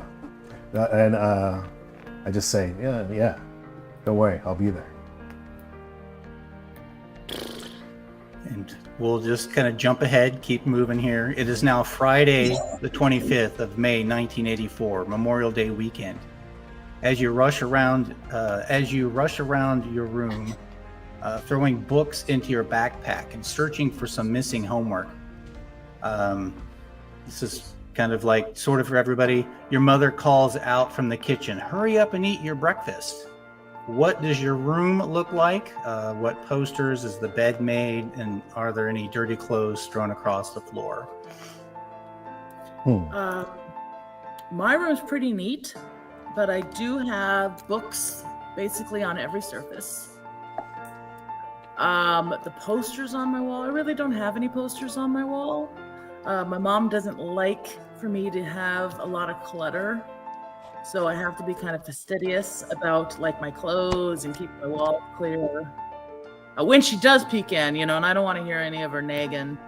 And anything I do pick, my brothers would just pick on me for. So that's basically my room. It's just tons and tons of library books and other books. And I have a bookshelf full of some of my favorites. And my bed is made. Maxine? Or Max? Yeah, so my room is fairly neat, but not perfect. I have posters of like fencing Olympians on the wall because I think my drive is to be in the Olympics as a fencer, and then I probably have some Billy Idol and David Bowie posters, and some school books maybe, sitting around. Okay. Bed's probably kind of made, but not perfect. My room is very, very organized and clean because my father is a very military kind of guy. So if I don't clean my room and keep it perfect, even if the bed is like slightly crinkled, he's gonna give me hell for it. So it's very clean, but I do have a secret stash of sorcery and circle in my closet, and it's in like a little shoebox, and I go in there and I secretly look at them. Okay. My room is I don't have posters. I might have like one like Battlestar Galactica poster up, but it's not that big. Mostly what covers my walls are just random like things that I like that I've just mounted to the wall. Like my favorite action figure from when I was younger, or like a street sign that just fell off and I thought it was cool, so I took it home. And I think what happened is I saw some other kid who had his room done up that way, and I decided to copy it because I thought it was cool. So it's just like anything I like, I just put up on the wall. Okay. This is applicable to who would like to have it be so. Rushing downstairs, you pass your father, a middle-aged man with a Tom Selleck mustache, sitting in the living room sipping coffee and watching the morning news. The anchor's words blare something about the weather being nice this weekend. In the kitchen, the smell of coffee is strong, as well as the scent of a pile of pancakes that await you on the table. Well, yeah, I think that could be any one of us, really. Yeah. I can continue here. The second option sort of is venturing into the kitchen. You are greeted by the smell of sizzling bacon. Your mother is up preparing your lunch, while your father, a burly man with a bushy beard, sits at the table savoring a plate of scrambled eggs and toast. He grumpily asks, "Is that bacon done yet?" Your mother doesn't answer and instead switches on the radio and begins to hum along to the song. Your family dog sits begging at the side of your father, hoping for a scrap of bacon. The song on the radio ends, and the DJ makes a quick announcement about the weather. Okay. And I don't have a father at home, so it's probably just my mom making breakfast. Yeah. I can see my father having a Tom Selleck mustache, being a lawyer, corporate lawyer. We'll I'll give sit you a down moment. with, Sorry, go ahead. Do we want to role play these out, or do you want to just kind of move past them real quick? We kind of move past just to keep moving since we're crunched here. We lost some time there. One of your the other father not watching the news, is flipping through the newspaper and folds it closed and says, "Finally, something about the power fluctuations. The research facility has been powering up some new and old systems, and they say that is what's causing the trouble. I'll have to give my friend Bo Stevenson a call and ask him. He works at the Power Distribution Center of the Loop. James, your father turns to you and he says, I know it's a 3-day weekend, but I need your help with the garage sale all day Saturday and Sunday. You can do what you want on Monday." I tell him, "Yeah, I gotta hang out with Charlotte over the weekend." He gives you a very stern look. He's like, and he does this number where he thumps his finger on the table. "You knew about the garage sale. Why would you agree to go out with some girl, especially that one? She's not trouble." just some girl, Dad. She's everything to me. You don't understand what love is. Oh my god. Oh. Don't you talk to me like that. Get your ass to school. I hate you. And then he just throws something on the floor and he runs outside. Vern, your mother says to you, "I won't be home tonight. I have to work late at the bookstore. We're moving stuff to make room for the book signing. You know, Piers Anthony is here to sign copies of Ogre, which came out." I know, I'm so excited. I can't wait. Oh, I know. This Ank novels have been like a steady flow, but that man writes 4 novels a year. I just finished one of the Adept books, and then there's the Incarnations of Immortality. I'm sorry, what? It's okay if I go, right, Mom? Yeah, that will be tomorrow, or is it Sunday? Gosh, I don't even remember. I'm so discombobulated. I gotta hurry. The Pop-Tarts in the toaster. You've got a way to school, right? Yeah, I'm just gonna ride my bike. Okay. Maxine and Kevin, how are you going to get yourselves to school then? Yeah, probably ride my bike. Usually ride my bike to keep, just help keep in shape. I ride my skateboard to school. Because Okay. I'm the cool kid. Of course.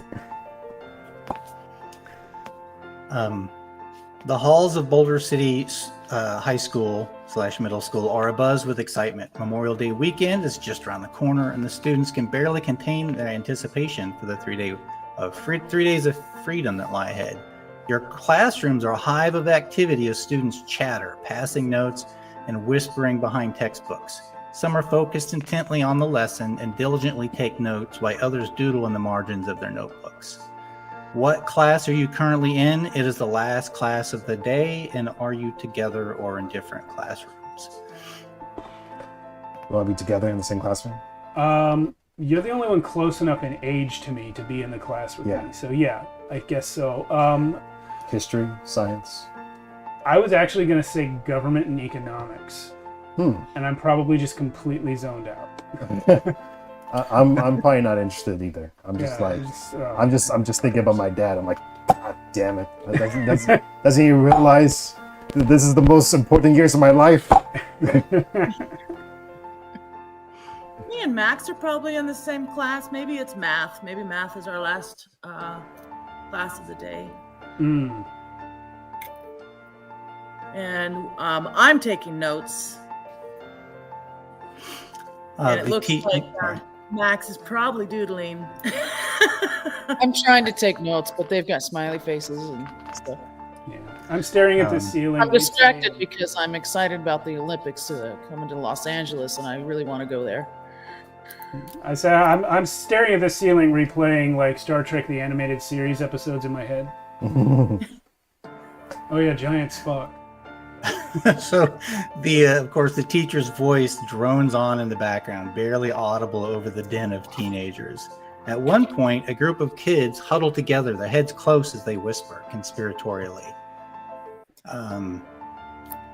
This can be for everybody if you want to try and eavesdrop on their conversation.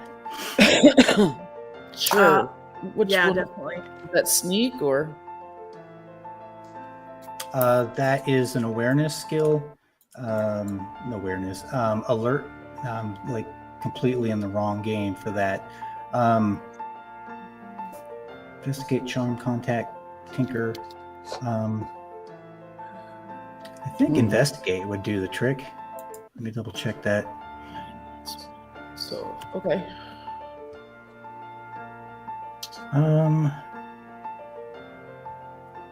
Investigate, ability to find hidden object, understand clues. So yeah, maybe that would work. Or sneak. Sneak is about hiding and stealing. Comprehend, maybe? Comprehend. The ability to have the right piece of information. Yeah, you're trying to gather information. So yeah, either whichever you would like, investigation or comprehend, if you have a better stat in one or the other. I rolled 2 6s on investigate. And Okay. I'm sorry, what am I trying to get? You just roll your dice pool and just trying to hit a single 6. I got 3 6s. Oh goodness! Okay. On comprehend. Yes. Because that You're was gonna get for me. Yeah, you get some additional information. Kevin or James? I was going to ask, how do we roll for this? Because I haven't played this before. It's a D6 pool, so the number in your attribute and the related skill, if you have it, is the number of dice that you roll. All right, so if it's investigate, it would be my mind plus investigate, right? Yes. So I have a 4 in mind, and investigate is 1. So it's Yeah, is it 5 4 dice then. Yeah. 4 dice. Excuse me. 5 dice. If you have a 4 5. in mind Yeah. and Oh, 1 okay. in the skill, then it's 5 dice. Oh, that's interesting.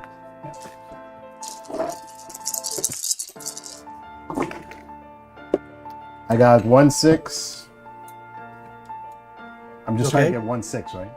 Yep, just 1 6, so that's a success. So basically, everybody has succeeded. Kevin may not have; he's distracted. No, I'm just looking for dice. No. Oh yeah, here you go. Here you go. I didn't get any dice. Mine is going to be also 5, but with a different math problem to get there. I got double 6s. Okay. Basically, there's been some rumors flying around the school. You overhear this quick conversation. Have you heard or seen about Pearson Salvage? One student asks another, their eyes wide with excitement. Yeah, the lights haven't fluctuated once this last several days. Another student, who got the 6 extra successes? I did. I got one. Okay. Vern, I got 3. Okay, so Vern, you pick up another piece of information. You overhear Nina, the nerd, say that she's really excited about the weekend, that James is having a garage sale and she'll be able to attend that.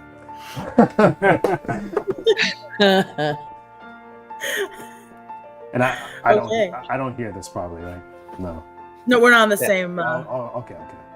Yeah, you just hear the conversation about the lights. As the bell rings and you kind of are rushing out into the hall, you also overhear 2 teachers discussing the strange power fluctuations in town. Okay. Kevin, on your way out of school, James Bertrand, a known bully, cut you off, him and 3 of his crew. Hey, weirdo, where are you going? I bet you don't have any plans this weekend. I was gonna hang out with the other James. Get out of my way. You push your way through? Yeah, I can try. Yeah, give me a move check on that. Move. Carlos is here. Hey, Carlos and Pretty Boy. Hey, how you doing? So Max came through a minute ago. Move check is gonna. Oh, I don't have anything in move. It's just gonna be 2 body for me. All right. Oh, so Snake Eyes. Snake Eyes. Oh, all right. As you try and you tell him to go to hell and try and move past him. Jim, or I should just say Jim. He goes by Jim Bertrand. He grabs your shoulder and spins you around and pushes you into another one of his friends, and they kind of give it a quick round of shoving on you. Meanwhile, James, Vern, and Maxine, you see this happening. I'm gonna step up there and say, "Cut that out! What's wrong with you?" And Maxine, you're kind of athletic, right? Tall and lean. James Bertrand, he looks up a little bit at you and he's like, "Oh yeah? What have you got to say about it? Huh? Really?" I'll and go he ahead. does that number where he gets in really close. I'll go ahead and give him a push. Is that move or force? It'd be force. Yeah. That's okay.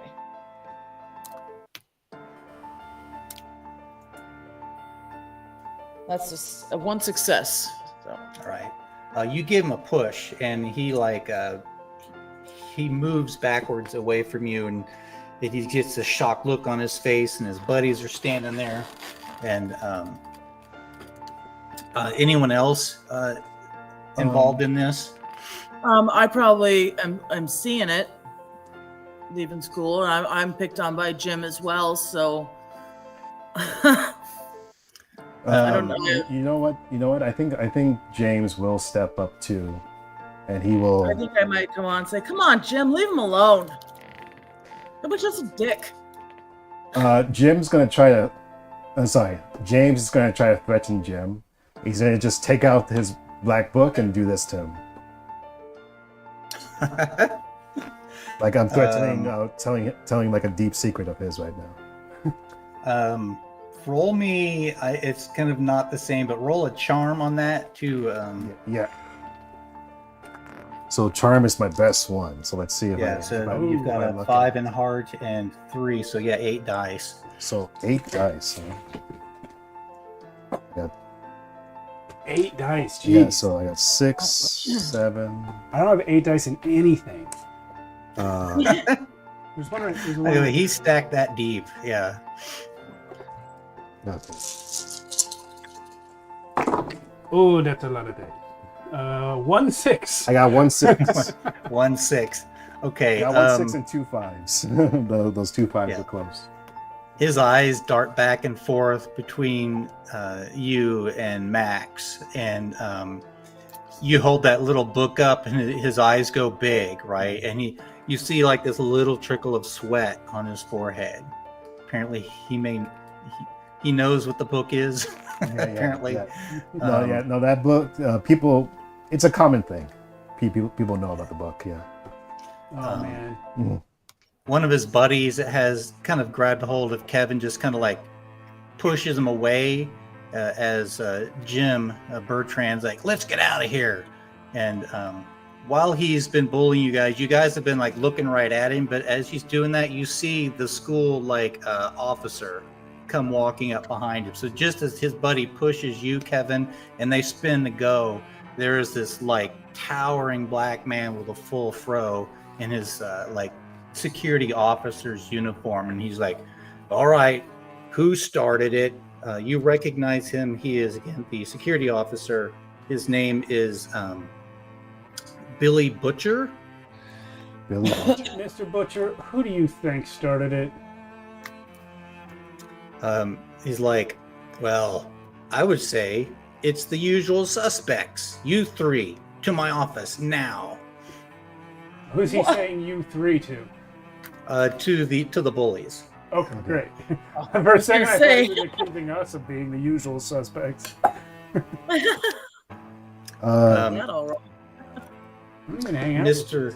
Mr. Butcher, you recognize him. He is a professional wrestler. He wrestles for the Nevada Wrestling League, the NWL.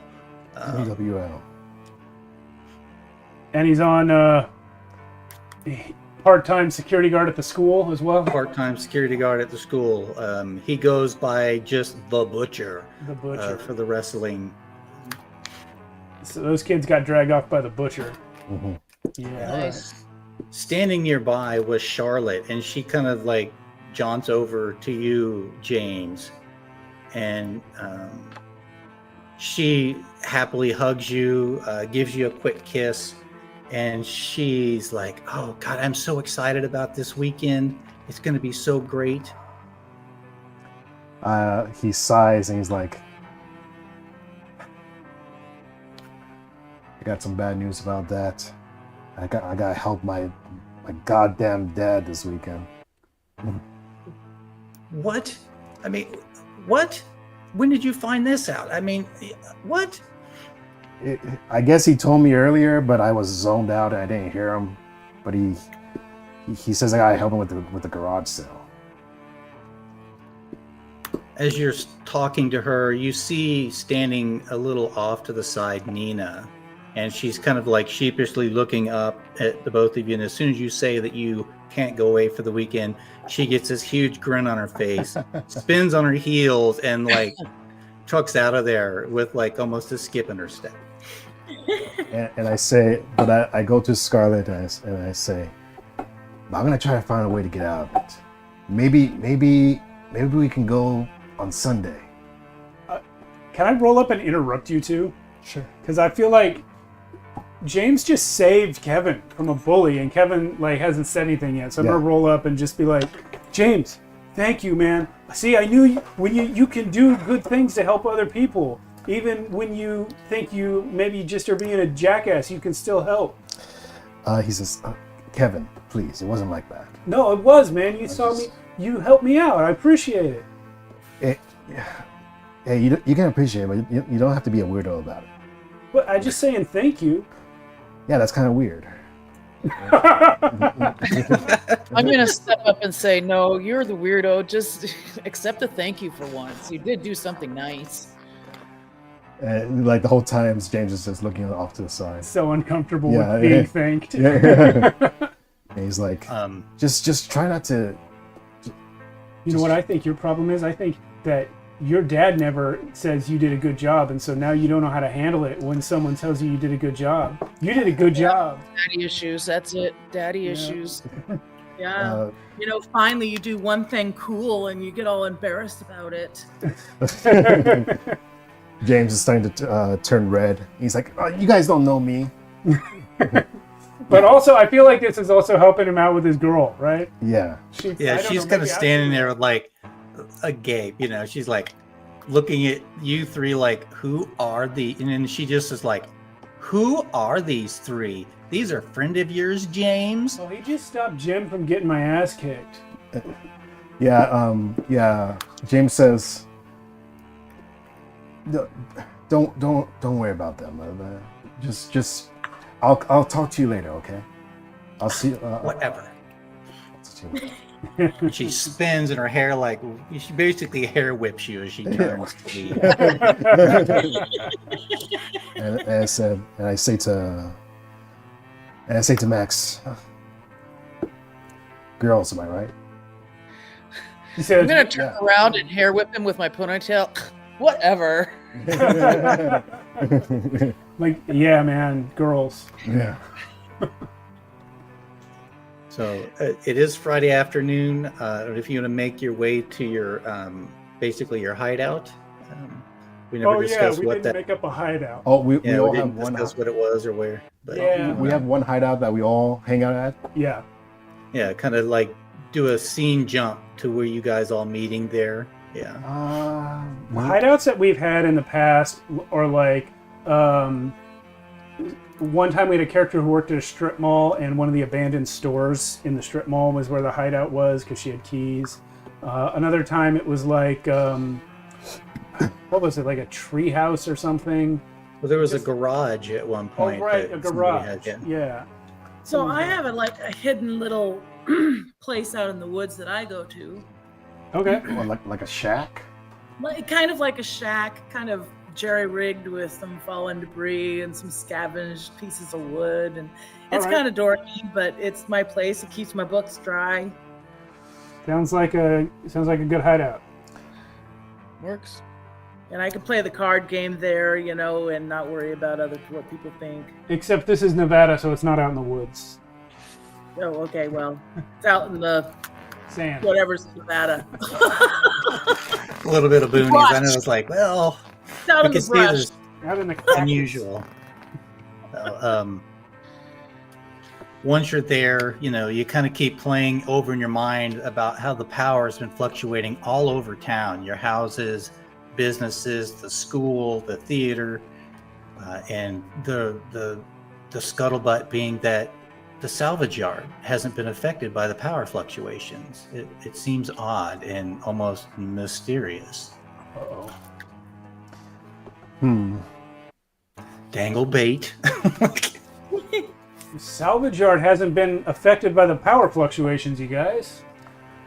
You know, it's pretty cool to go to the salvage yard anyways to look for shit. Maybe we could just go like over there and see if there's anything, I don't know, cool to find. My dad was. That's not a bad idea. We could use a little bit better table, and I kind of rock it because it's This balanced. isn't even a table. This is just a skateboard on top of a rock.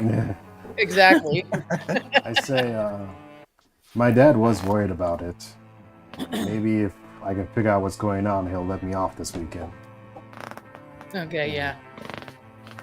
You wish. I think you know what? Let's just do it anyway. Yeah. Yeah. Not like we have anything else to do right now. Let's just go do it.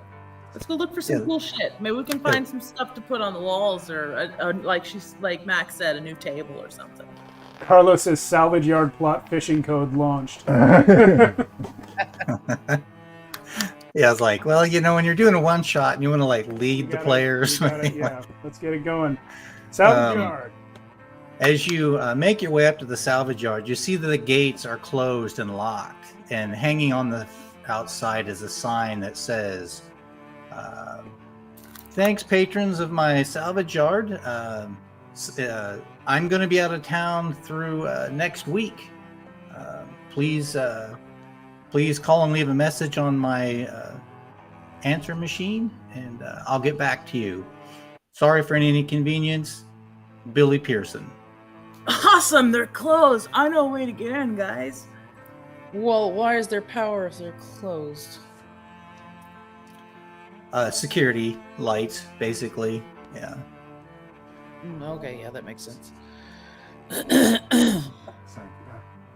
If I we knew go that. around the back, there's a part of the fence that's away from the pole over there. We can get in easy. How do you know about that? Yeah. I come here all the freaking time. You know what kind of cool shit you can find here? No? What do you find here? Well, look where I got the skateboard. For the You table? mean the table? Table? Who threw out a skateboard into the salvage yard? Why would someone do that? People are Probably weird. in the man. trunk of a car or something. It's the 80s. People throw away everything. You're right. I hate the 80s. As you Plus, look at the new stool that fucking Max was sitting on. I found that in the junkyard last week. Wow. There's all kinds of stuff. And you know what? My brothers never know about this place. So I can hang out here with a good book for hours. So how do we get in if it's closed? Well, I told you the fence is broken over there by the pole there. If you just pull it apart, I kind of keep it looking like it's hooked, but you just pull it off and slide on through and just hook it up when you leave. So you want me to like break in? Cuts in. Wasn't It's that a gray the whole- area.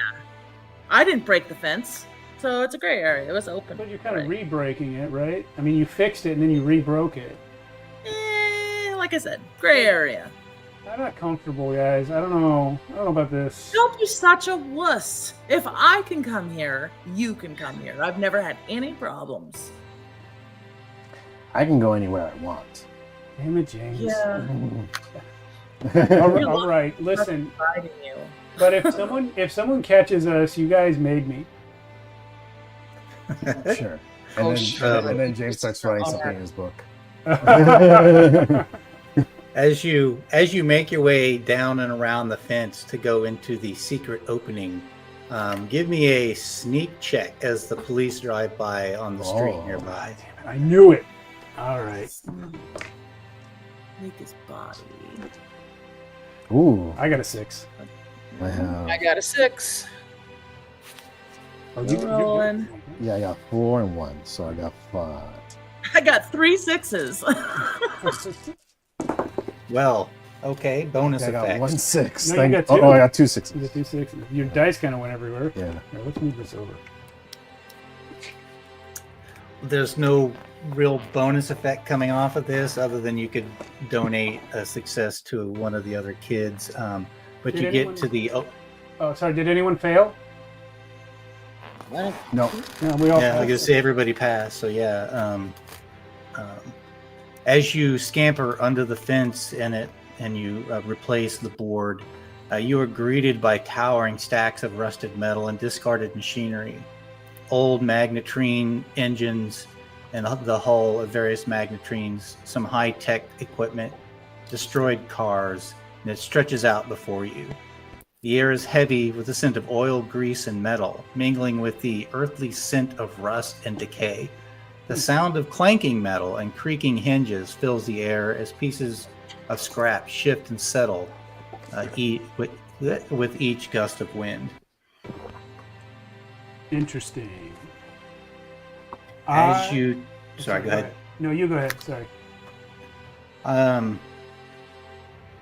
I was going to say, as you kind of wander through, give me an investigation.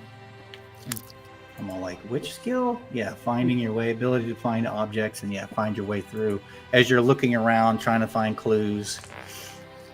All right. That's I 8 got for me. I've got a 6. I got a 6. You got nothing, but let me see. If I'd like to spend I forget. How does luck work? It gives you a reroll? Gives you a reroll Of one or die you or can the whole push pool? of the whole pool. I'm gonna spend a luck. I got a success that time. Okay. And James? You said it was investigate? Investigate. Yes, sir. Yeah, got it. Got 1 6. Okay. So the question for each of you, who has actually been in the junkyard in the past? Well, we know Vern. That's right. Vern has. I Okay. think maybe I've gone with her once. I haven't. This is my first time. I usually don't invite him around. Okay. Then that's just the two of you. each of you had a success. Maxine, as you're kind of like looking around, you notice that there's like some CCD security cameras that are really easy to avoid if you kind of hang along the edge, but you notice that they're powered down. The little indicator light is off. James, as you're looking around, you find something of value to you, something that you would have an interest in, whatever that may be. Something, so big that you can carry with you.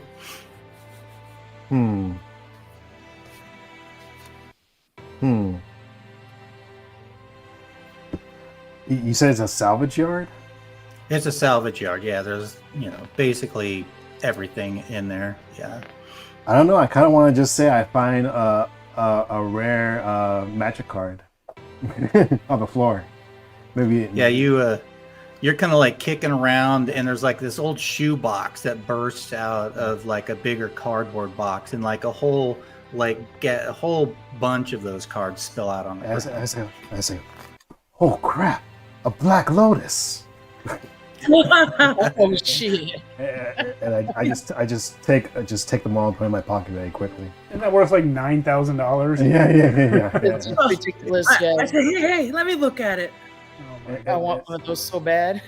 And I say, it's like, oh, I give you like a couple cards, but I don't show you the Black Lotus. Black Lotus is so valuable. I don't even play Magic, and I know what it is. Yeah. Yeah. I'm sure that whatever you found is just a frickin' copy. Kevin, you also find something of value to you. Who's that? Kevin. Oh my gosh. You guys, look at this. It's canceled merch from Star Trek Phase 2. I say, I don't even watch Star Trek. No, you don't understand. This show, they never made it. But the guy in this show was the archetype for Commander Decker on the movie. They had costumes and sets and everything, and then the show got canceled before they shot an episode. No one I didn't know that. I do watch Star Trek, but you know a bit more about it than I do, I'll say. Well, I read magazines and stuff, Well, I'm a bit busy. It's 1984, Carlos. There is no Riker yet. Vern, as all of you are traversing deeper into the salvage yard, you're kind of looking around. Something, doesn't quite. You're like, well, what the heck? Something's missing here. But as you proceed deeper into the yard, you stumble upon what has been missing. You find a remarkably well-preserved robot lying amongst the clutter and scrap metal. Oh. You recognize it as what Mr. Pearson calls Rusty. Across its chest, it has a panel that's riveted on that says RST-1. He's lying there in the dirt. Man, this is weird. He's usually roaming around this place, picking stuff up, putting it away. What the heck? I've never seen him just laying here before. You guys, this is really weird.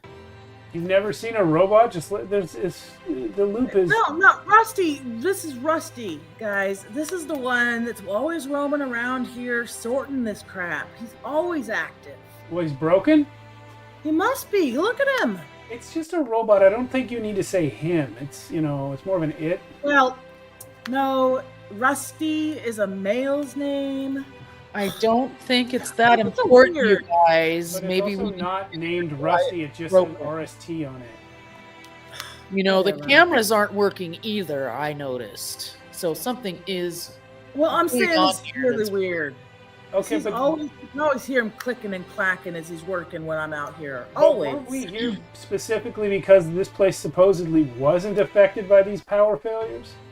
Correct. So why would the cameras and the robots are down? So it is being affected by power failures, or something else. Or maybe they're using the power from those things for something else. I don't know. It's awfully weird. A quick search in the area around Rusty, you find what looks to be basically like a big fuse. And Vern, you recognize it as the power supply, the battery that snaps into his back. Oh, here's the problem, guys. Look, his battery's disconnected. Oh, well, that'll do it. Well, I could have told you that. That's not exactly mysterious. Well, but he can't remove it himself. Why is the battery disconnected? Probably some punk kid like Jim. Probably. Fucking Well, guy. I think we should put it back in him. I think we should put it, why you not? don't think he'll smash us for trespassing? No, he's friendly. I told you, I see him here all the time. He's not like a guard robot, right? No, he just sorts and picks up crap. Well, if he Like a knows labor you, bot. why don't you hook him up then? Yeah, I mean, I do know this one kid who like got teleported through time by some broken loop tech. So I'm gonna stand over here. As you roll him over to snap this device into him, Vern, you'd seen this before, but on the back of his head are 2 cartridge slots. What would basically, in my mind, I imagine being like the fuses that cars have now. They have like 2 little prongs and then like a thing. Yeah. There's an empty slot and one that's full. And as you snap the power cell into him, his joints begin to move, emitting a faint creak. He begins to speak in a harsh metallic voice. Memory module 1, null. Memory module 2, accessed. If it could blink, it would as it looks at each of you. Hello, small people. I am RST-1. It says as it lifts its 3-fingered hand and points at the plate riveted on his chest. And I say, hey, Rusty. You remember me? Oh, yes. Mr. Pearson calls me Rusty. One moment.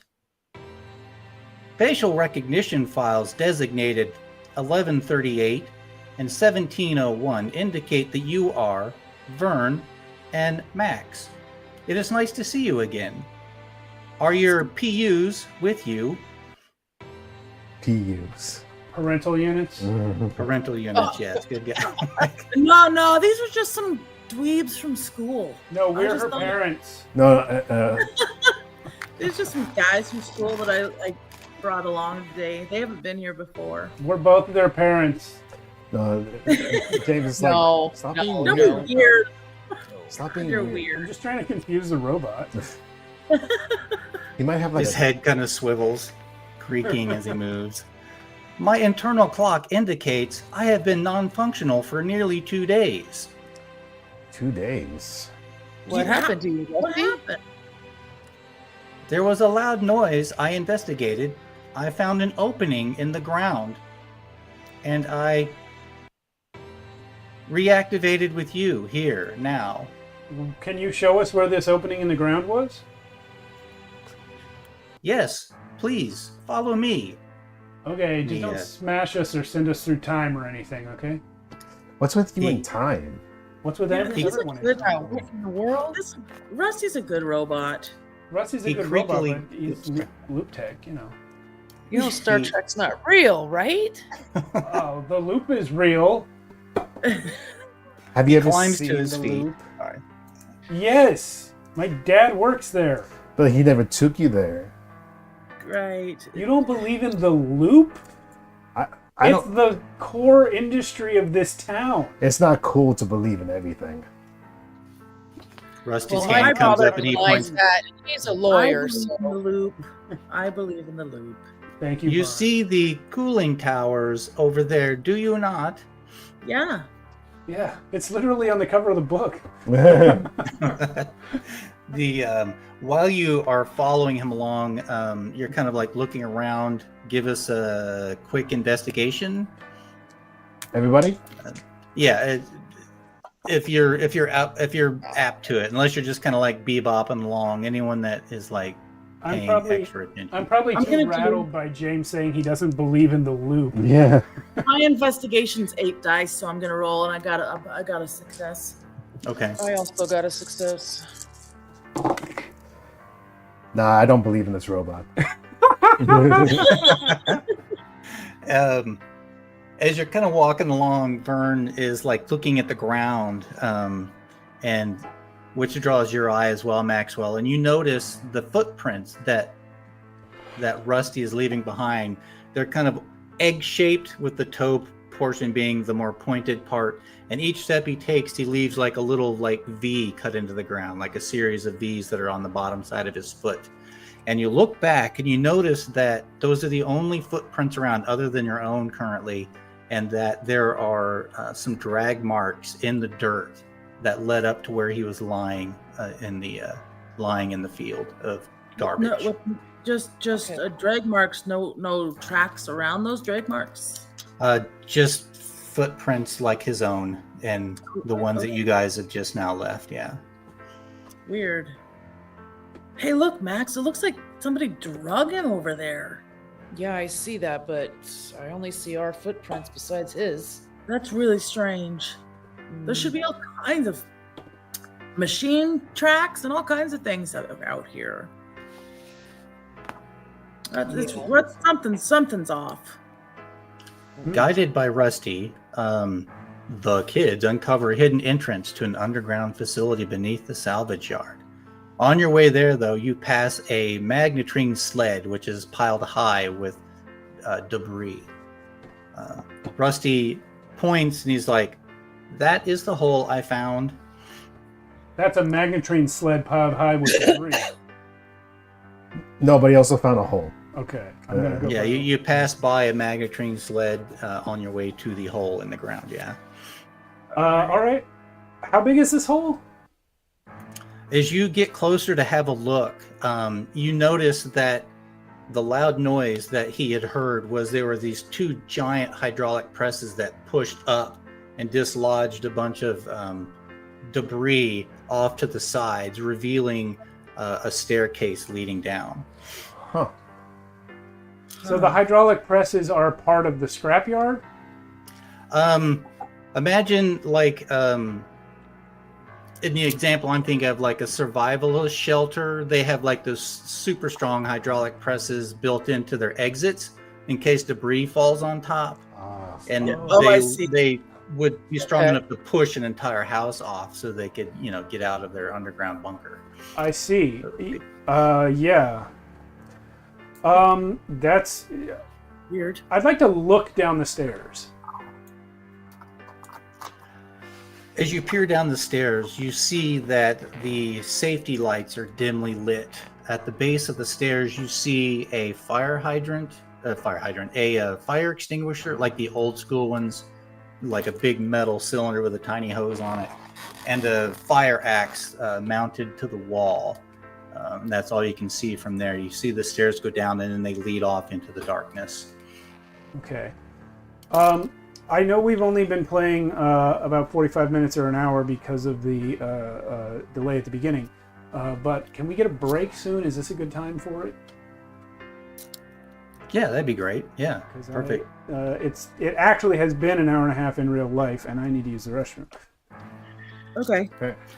And I need to get up and walk. So. Okay. Okay. Sounds good. Back in a moment.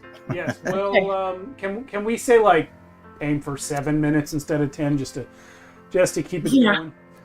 Yeah. Yes. We'll try to be quick. Thank you, everyone. We'll be back in 7 minutes. 7 minutes.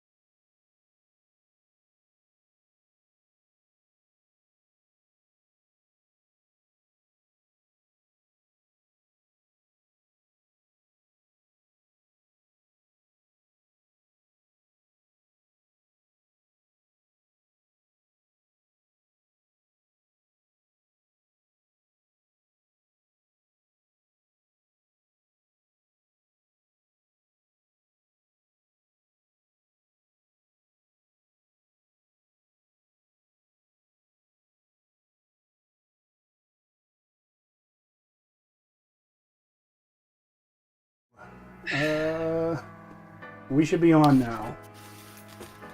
All right. We're back. We're back. Welcome back. We are back. So you guys want to go down those stairs? Yeah, I think that's what we got to do now. It's like James gets close to Kevin. You're not scared, are you? Well, I'm Hey, guys, gonna look down the stairs. Why I'm would gonna I be push through. I'm gonna push through both of them and head right down the stairs. What if there's Just, survivors from the nuclear war down there? Well, I've got this crank flashlight in my bag.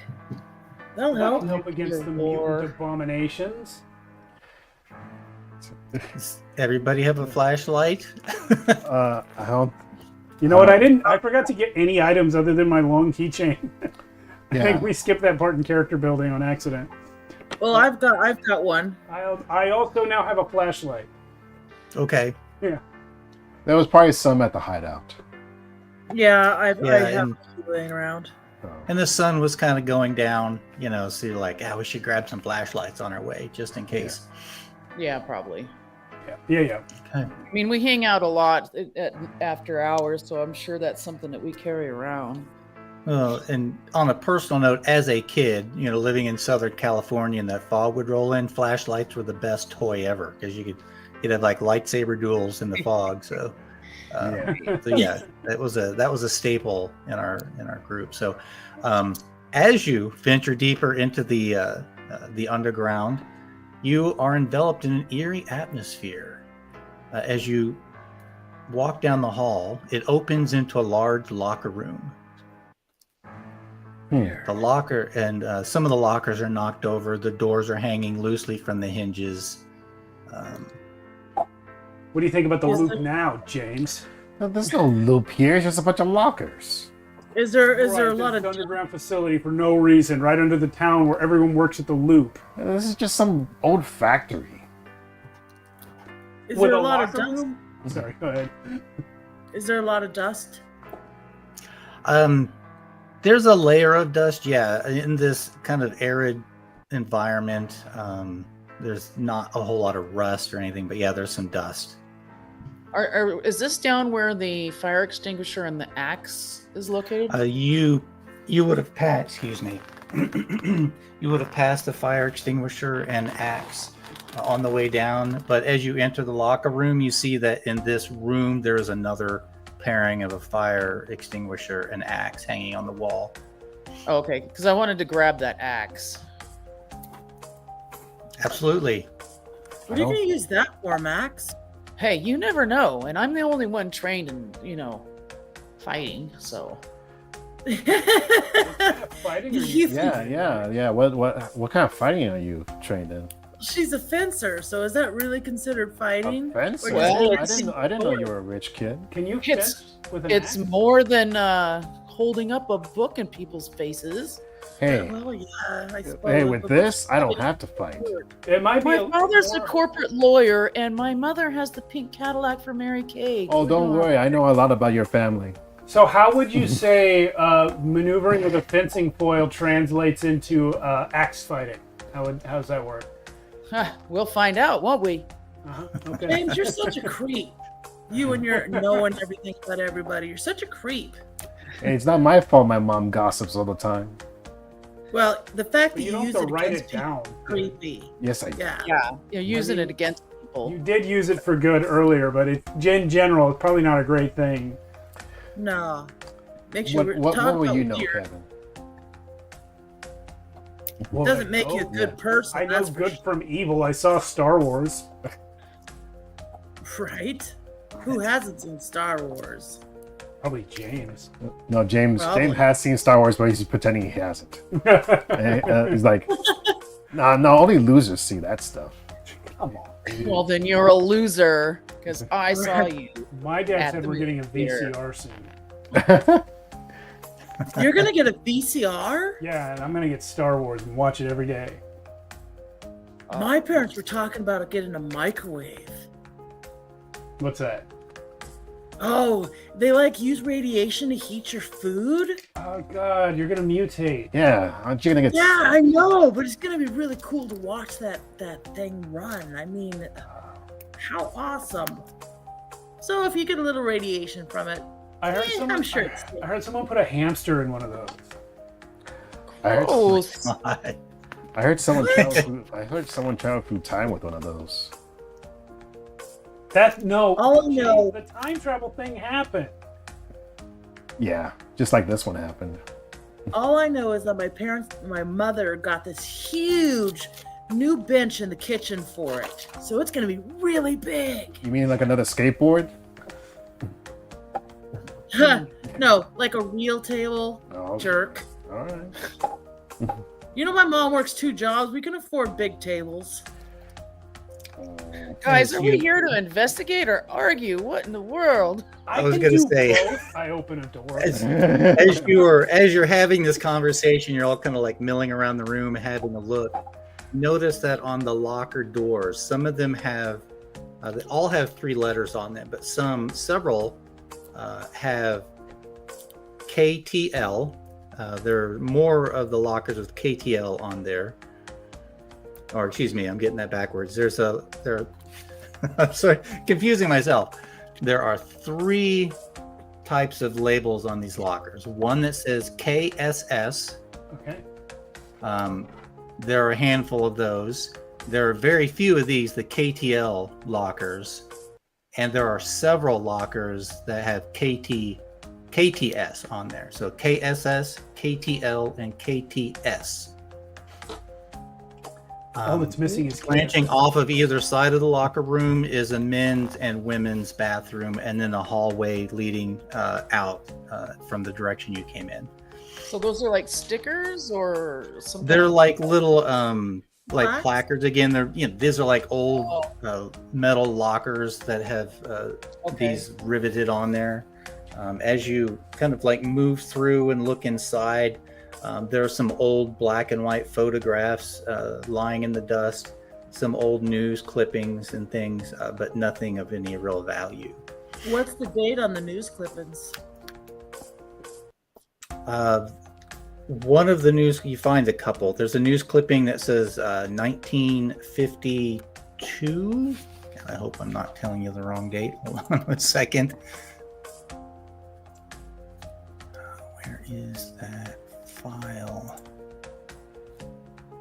Okay, now I don't know what I've done with it. That's all right. So yeah, about 1950. I have a. Where is that? I apologize. It's okay. This is for my own use, and I've misplaced it. It is a JPEG. Huh. All right. It's around here somewhere. Cat stole it. Okay. Cat stole it. Yep, cat stole it. So yeah, 1950-ish. Okay. Can I try a locker? Yeah, you as you proceed, you basically have kind of like finding mostly the same thing. There's some like old moth-ridden lab coats, some maybe you find a deck of cards. Hey, James, you find an old deck of cards. They're just regular playing cards, right? Yeah, just regular playing cards. Is there anything different in the different labeled lockers? Is there anything that's determined, like when we look in them, there's different things in different ones, or are they all just kind of randomly the same thing? They are randomly the same thing, and for the most part, just empty. Like somebody's, gone to special care to clear them out. Okay. Let me see. Your date is 1952. Okay. Found that file. Is there power here? The safety lights are like really dim and kind of flickering, like they're not getting enough power to completely power up. The batteries that they run off of are probably dead at this point. We're using our flashlights, probably. I'd like to check something. There was dust on the stairs down, right? Yes. Mm-hmm. I know we've already all walked down the stairs, but I'm just now thinking of it, so hopefully I can investigate really hard. But I want to see if anyone came out of here before we came in. Like Yeah. footprints. Same. Okay. Yeah, so backing up to that, as you were like looking down the stairs into the facility, you see the little oval shaped footprints.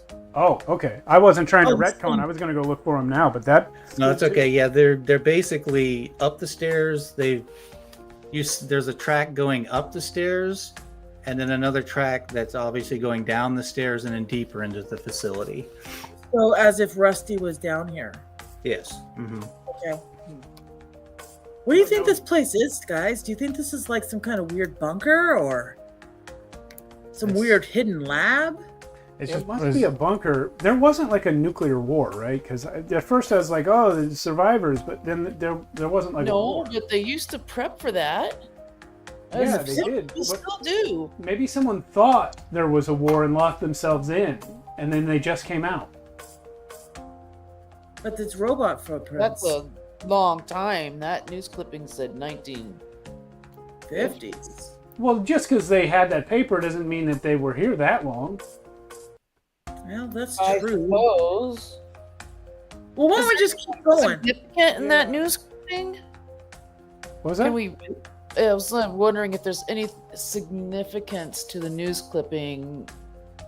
Like information that might be useful. Yeah. Give me an investigation to see if you find one that has some information that might be useful. Okay. I got 1-6. Okay. I also did get 1-6.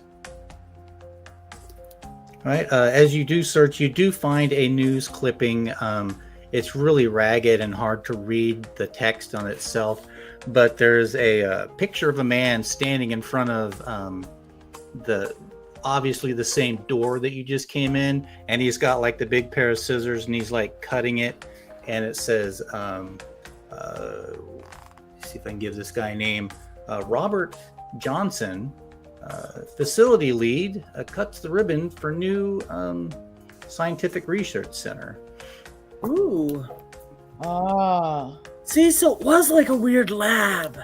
You guys, let's keep going. Does it say anything about the loop? It does not. Yeah, the paper is so ragged, it's hard to even make out the little bit that she's able to read. Okay. Yeah, let's keep going. Is there like a door to a next area or multiple doors? Yeah, there's like a door. It's kind of hanging loose on its hinge that leads deeper in. As you move down that hallway, again, the safety lights barely illuminate the corridor, revealing as you move deeper in, some of the pipes start to drip water. Along the walls are wires and power ducts. And you pass by, again, another fire extinguisher, and they seem to be placed about every 50 to 60 feet along the wall. You also start to see PA speakers mounted high on the wall. And your footsteps echo softly in the cold, claustrophobic space, the sound reverberating like whispers in the darkness. A mechanical hum signals the presence of machinery lurking in the shadows. Oh, weird. This is kind of cool, guys. Where it's like we're like, I don't know, secret spies or something. Just, this is cool. Feels like more like archaeology, like Raiders of the Lost Ark. There's a lot of these fire extinguishers. You think maybe one of you should grab one? Well, I'll grab one of the fire extinguishers if nobody else will. I mean, You're not really supposed to there's take so many. Maybe there's a reason.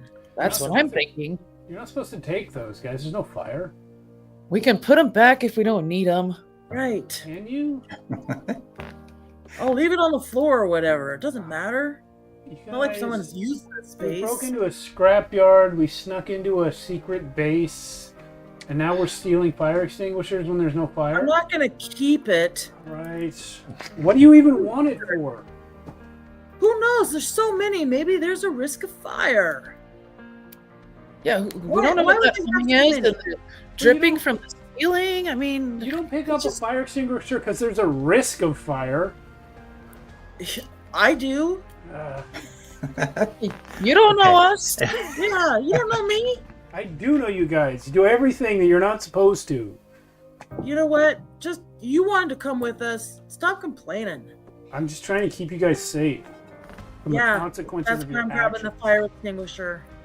All right, take the fire extinguisher. Let's go.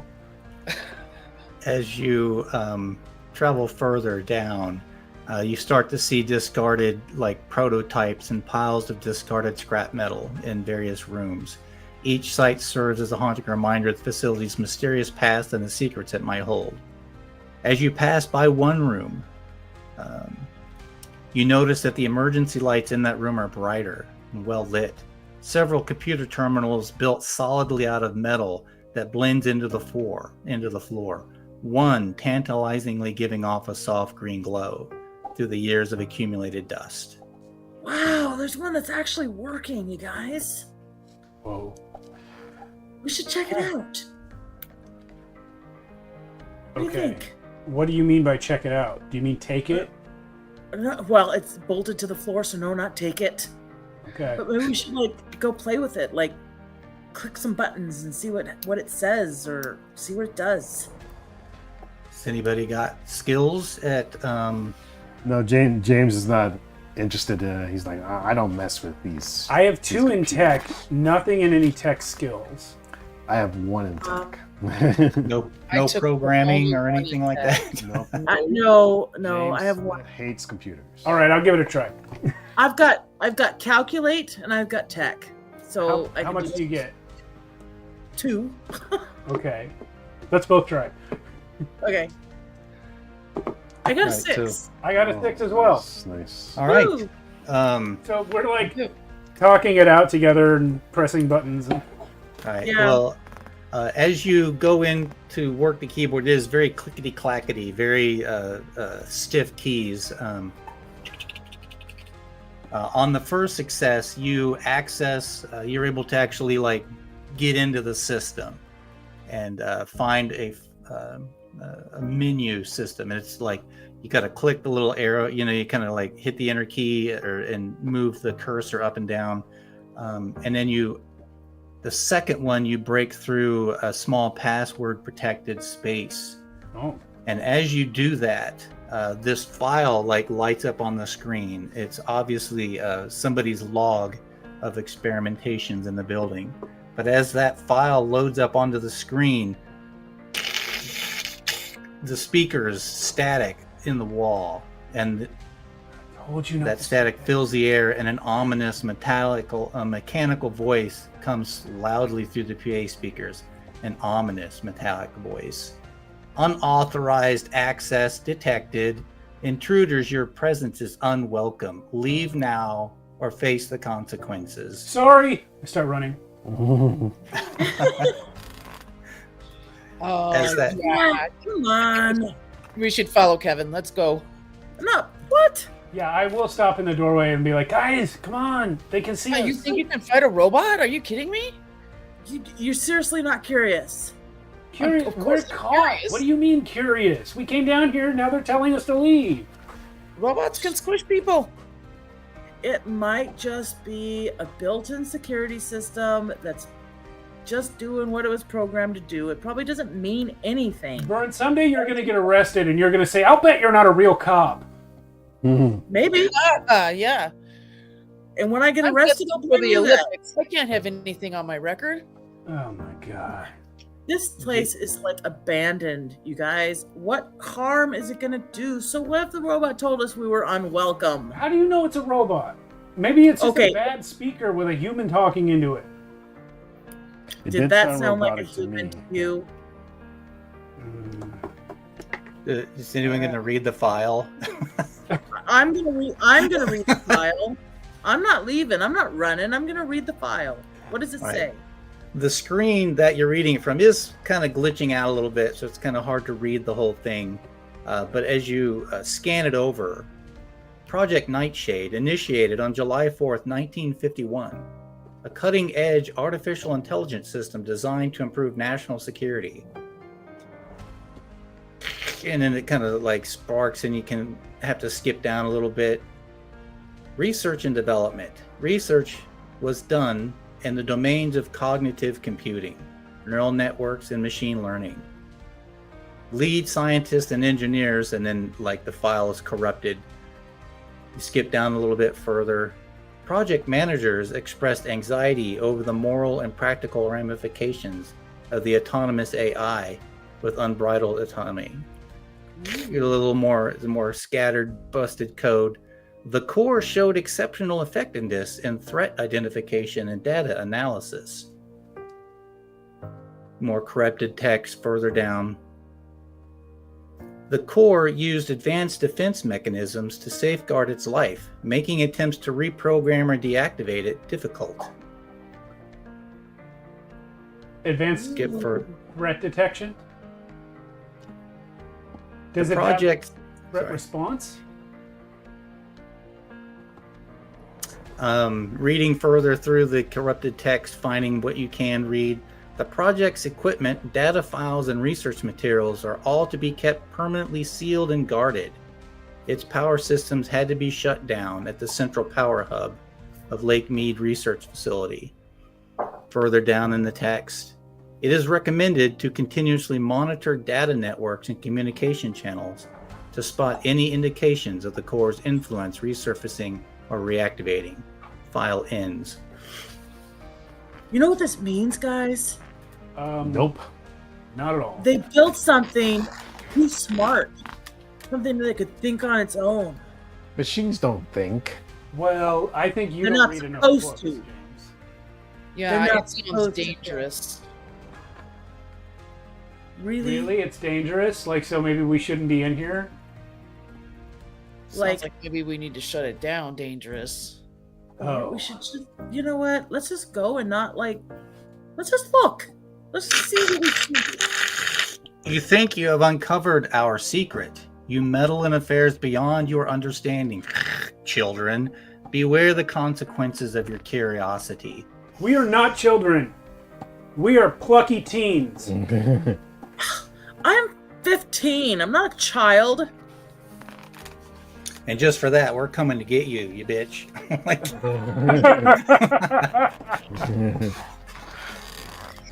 I'm not gonna let that thing call me a kid. Let's go. Yeah, now we're mad. Yeah. I'm the only one that's actually 12. As you travel deeper into the facility, the air is heavy with the smell of dampness and decay. You can hear the sound of water sloshing in the distance. As you enter a small chamber, I rewrote the same thing. The voice comes over the speaker again. As you delve deeper, you toy with forces you cannot comprehend. Turn back now, or suffer my wrath. Who are come you? to a partially flooded chamber. Who's That's talking? like 3 or 4 warnings and they've done nothing. Is Sounds it- like my No. father. That is the It's nature of a exactly- warning, Max. Is this like a robot voice? Yes, if I could do a robot voice, I would do that. I It's know, mechanical in like nature, my yeah. father, empty threats. Exactly. It's all talk, no action. Let's just keep going. The flooded chamber, as murky water appears is only ankle deep, and the musty scent crinkles your nose. The dim light casts eerie, moving shadows across the exposed pipes and wires crisscrossing the space. Several large file cabinets sit, blocking the exit from the room which is across from you. Each step ripples cascading outward, stirring up the sediment at the bottom. Debris litters the floor, each step precarious as you navigate the submerged maze. Exposed wires dangle from the ceiling, crackling with electricity. Oh, Ooh. So is there anything, you said there's file cabinets and stuff. Can I maybe get up on those and walk across, or do I have to go through the water to get to this blocked area? You don't have to pass through the water. There's no like. Oh, we can walk around the water? It's basically flooded up to your ankles. There's some debris. You can try and like hop from debris to debris. Okay. That's slightly above the water level. That's what I'd like to do. I'd like to get up there and try not to stay in the water. I'd like to get up on like some of those file cabinets and stuff and try to make my way across. Yeah, I'll do that too. Yeah, it's a good idea. Kevin's afraid of authority, but not necessarily afraid of danger. So that would be our move test. Jones. We're our own Indiana Jones. We're our own adventurers. Maybe we'll find something really cool down here. The threat of danger is pretty cool. You got that right, Yeah. James. I mean, it's rad, right? It's super rad. Yeah, it's kind of rad. Totally. Rusty's like, are we sure this is a good idea? Oh, did you come with Rusty's us? been with us this whole time? I thought Rusty Yeah, was he's- upstairs. I forgot you were down here, Rusty. He's been silently clomping. I apologize. He's been clomping along behind you. Yeah. Oh, silent. Wait. How tall is Rusty? Because can we just ride him across the water? He's roughly about 4.5 feet tall. He's not real big, you know. Hey, Rusty, do you know what the voice is that keeps talking to us down here? I do not. All right. Let's ride Rusty across the water. Yeah, Rusty, can you just carry me through this? Do I have to really climb? Can Oh, you just yeah, he can absolutely carry you each across one at a time if you want. Yeah. Or again, That's do a what move happens. check to like hop across the debris. Nah. I'm just gonna have Rusty carry me. I'm hopping. You I'll guys- do a move I'm check. gonna have I'm like, come on, you guys. You wanted to go in. What's taking so long? Rusty's gonna carry me. Yeah. All right. Okay, I got one success out of all those dice. And you're jumping across, Yeah. Max. Yeah. Yeah. You basically blaze a trail. You pick it out carefully and notice what's safe to jump on it, and you make it to the far side of the room. Are you Nice. jumping too, Kevin? Yeah, I jumped as well. You have to. And you succeeded. Oh, what do I roll? A move and body? Move. Yeah. Can I use my my extra long keychain to help me drag debris into place to jump on? Absolutely. So you can get a plus. Yeah, 2 more additional dice. I'm spending another luck. This stupid task that I don't need to do. Yeah. Okay. Passed. You successfully cross the room. James and Vern, as you get carried across, you have an opportunity to roll an investigation check to look around the room while you're being safely carried like little babies. I was just going to say that. Like little babies. I got a 6. Okay. Investigation, right? Yes. I got 6. Okay. I got two sixes. Two sixes. Okay, you notice, James, you'll get like a little bonus there. As you're being carried across, you notice like a loose leaf notebook. It's partially submerged. The paper's kind of swollen. And Can I try to grab and Vern, as you're looking around, you see something sitting kind of like over in the corner, partially covered in some debris. And it looks to be something that would socket in the back of Rusty's head. Can I try to grab Ooh. Yes. Mm-hmm. Do I need to roll anything for that, or do I just get it? You'll have to either direct Rusty to carry you over to it and reach down into the soggy water to get it, or When it's my turn that he's carrying me, I direct him to take me to it. okay.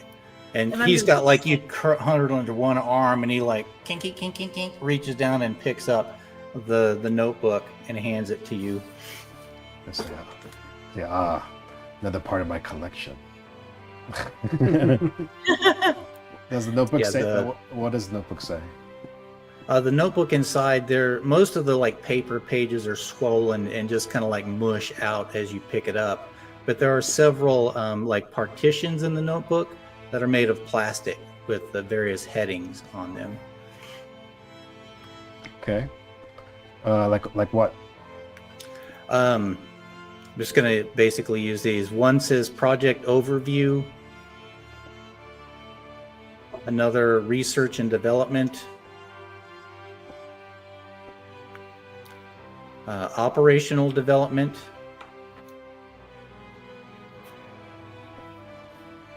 Project Nightshade activation. Project Nightshade deactivation. I'll look at deactivation. Okay. Yeah, again, it's just a plastic partition. All the pages are kind of mushed and falling out. Okay. It would take some doing to go through them. Okay, got it. I'll keep that with me. And then I'm gonna have Rusty pick that chip up on my turn. He picks that up. You guys are safely escorted across the room and can basically scramble over the top of the file cabinets into the next space. Perfect. That's what we'll do. I'll do. Yep. As you exit that room and you've got that memory module in your hand, a voice again comes over the loudspeakers. Your persistence will only lead to destruction. I will crush you like the insignificant bugs you are. Yep. I'm starting to believe Vern more and more now.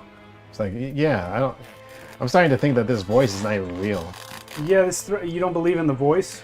Well, I don't believe that there's a real person talking over there. You don't believe in the loop? You don't believe in the voice? You don't believe in I Rusty? think this voice is just a recording. Rusty's right here. I can see him. You can hear the voice. But I can't see the voice. I think it's just a recording, just something in the system. But ooh, warning, crush you like a bug. So the question is, sorry, go ahead. I was going to say, are you going to reinstall or stick that memory module into Rusty? Yeah, I'm gonna have him look at it and say, "Do you think this is safe enough to put in you, Rusty?" He looks at it and he's like, "I have not seen such a device."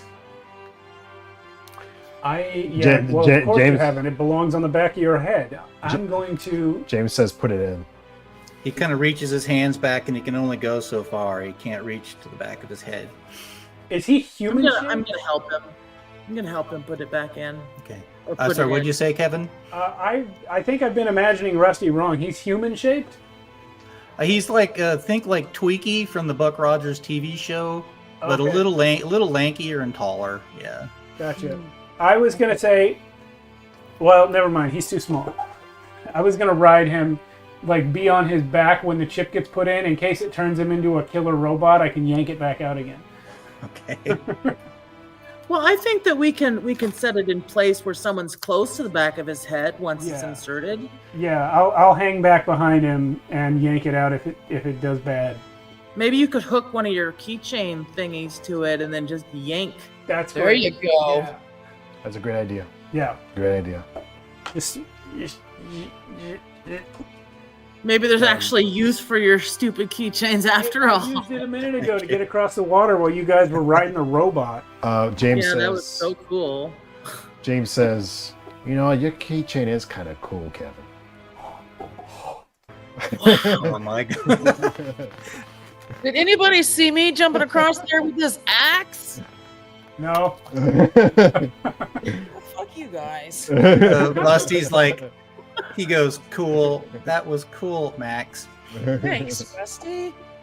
All right, so you're gonna like plug the cartridge into the back of his head. Yeah. It resists a little bit. It's kind of got a pressure fit, so it wouldn't have just fallen out on its own. That it clicks into place. For a brief moment, he stands there, accessing Module 1, primary function reinitializing. Robotic Security Team Unit 1 complies. Rusty, he seems to pause a bit longer. He raises his hand. You are unauthorized. He brings his right hand up, forming it into a fist. And he says, offensive weapon offline. Alternative form of enforcement required. I'm yanking the chain. We yank the chain! It's socketed in pretty tight. So give me a body. Body. And Force? I need 2 successes on that. Can it be force? Oh yeah, I'm sorry, force. Yeah. That's even better. Okay. I can't help him, can I? Is that helping in this game? To help him, you would have to like hold Rusty still, because as he tugs on it, he's just gonna like kind of tilt with it. Yeah, I'll try to hold Rusty. Yeah. Well, we can two all successes. really do that. Everybody could grab onto Rusty maybe and try to keep him in place so we get that thing out of his head. Yeah. What does help grant me? What's that? What do I get Help? if they help me? Oh, I think you get you get 2 more dice. Let me double check. Luck, buying effects, items, pride, suffering conditions, extended trouble.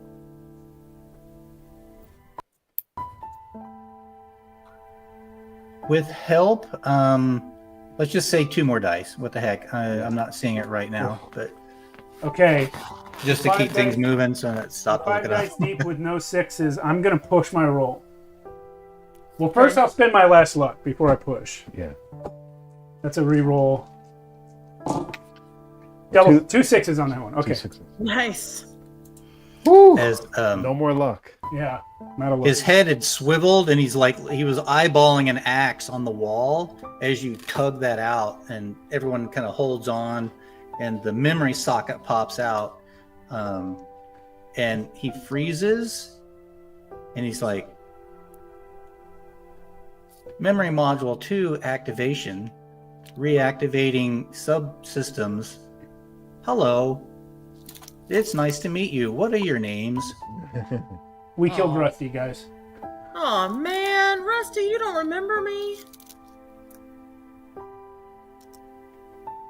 He looks and he's like, facial recognition recording dimensions of your face. Please state your names for memory retention. Bobby Lips. Bobby Lips again, huh? I'm Vern. I'm sorry, Rusty, but you were gonna kill us. Yeah, you were gonna kill us. I put this. I'm gonna undo the chain. We put this memory module in the back of your head, and it made you want to kill us. That does not compute. I am peaceful. Well, you are right now. You weren't. You made a fist and everything. Huh. Yeah. He like It was a little clutches scary. his fist and he looks down at it and he's like,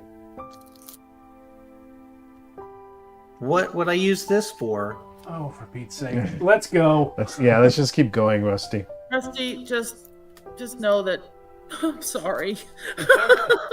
If there's a Rusty. threat ahead, we can put this back into Rusty and then leave and close the door. Yes! Use him as a weapon.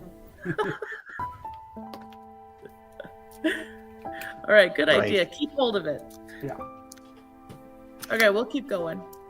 As you travel deeper into the facility, in the heart of the facility, you come to an entryway and you look across this large hexagonal chamber illuminated by an eerie glow, emitting from a pulsating brain of the core, encased in a large glass dome at the center of a raised dais.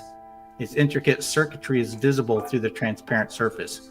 Wires snake across the floor, and overhead pipes emit bursts of steam, filling the air with a faint scent of ozone. What do you do? So it's like is it like a real brain in the middle or like a mechanical thing? Like a computer? It's computer, yeah. It's the brain, yeah. But it's like a computer core, right? Yeah, you see like circuit boards in there and like long cylindrical or like crystalline pieces all kind of stabbed and jabbed into a cluster under this glass. And is it lit up? Yeah, it's pulsating with an eerie bluish energy. Yeah. James is like, this is more your speed, Vern. I don't know what this is all about. You know, I'm sure honestly, I can figure it out. You think you can figure it out? I mean, you have watched enough Star Trek to make up for all of our lack of knowledge. Yeah, well, it's probably an alien that was from a dying race and put its consciousness into this machine to survive. All right, never mind. I take it back. For real? I'd like to roll some kind of thing on it. Would it be tech or investigate? To ascertain what? I'm What sorry. this is. Comprehend. Comprehend. Okay, I can do that. That's 4 dice for me. Or hold on. Comprehends about information, finding out information. And it is Tinker, techie. calculate the ability to know technical objects. So calculate. I apologize. All right. Well, I failed. I only have, Let me try. I only have Let me one. see what I got for calculate. Let's see. I got 2 dice, but let's see what happens.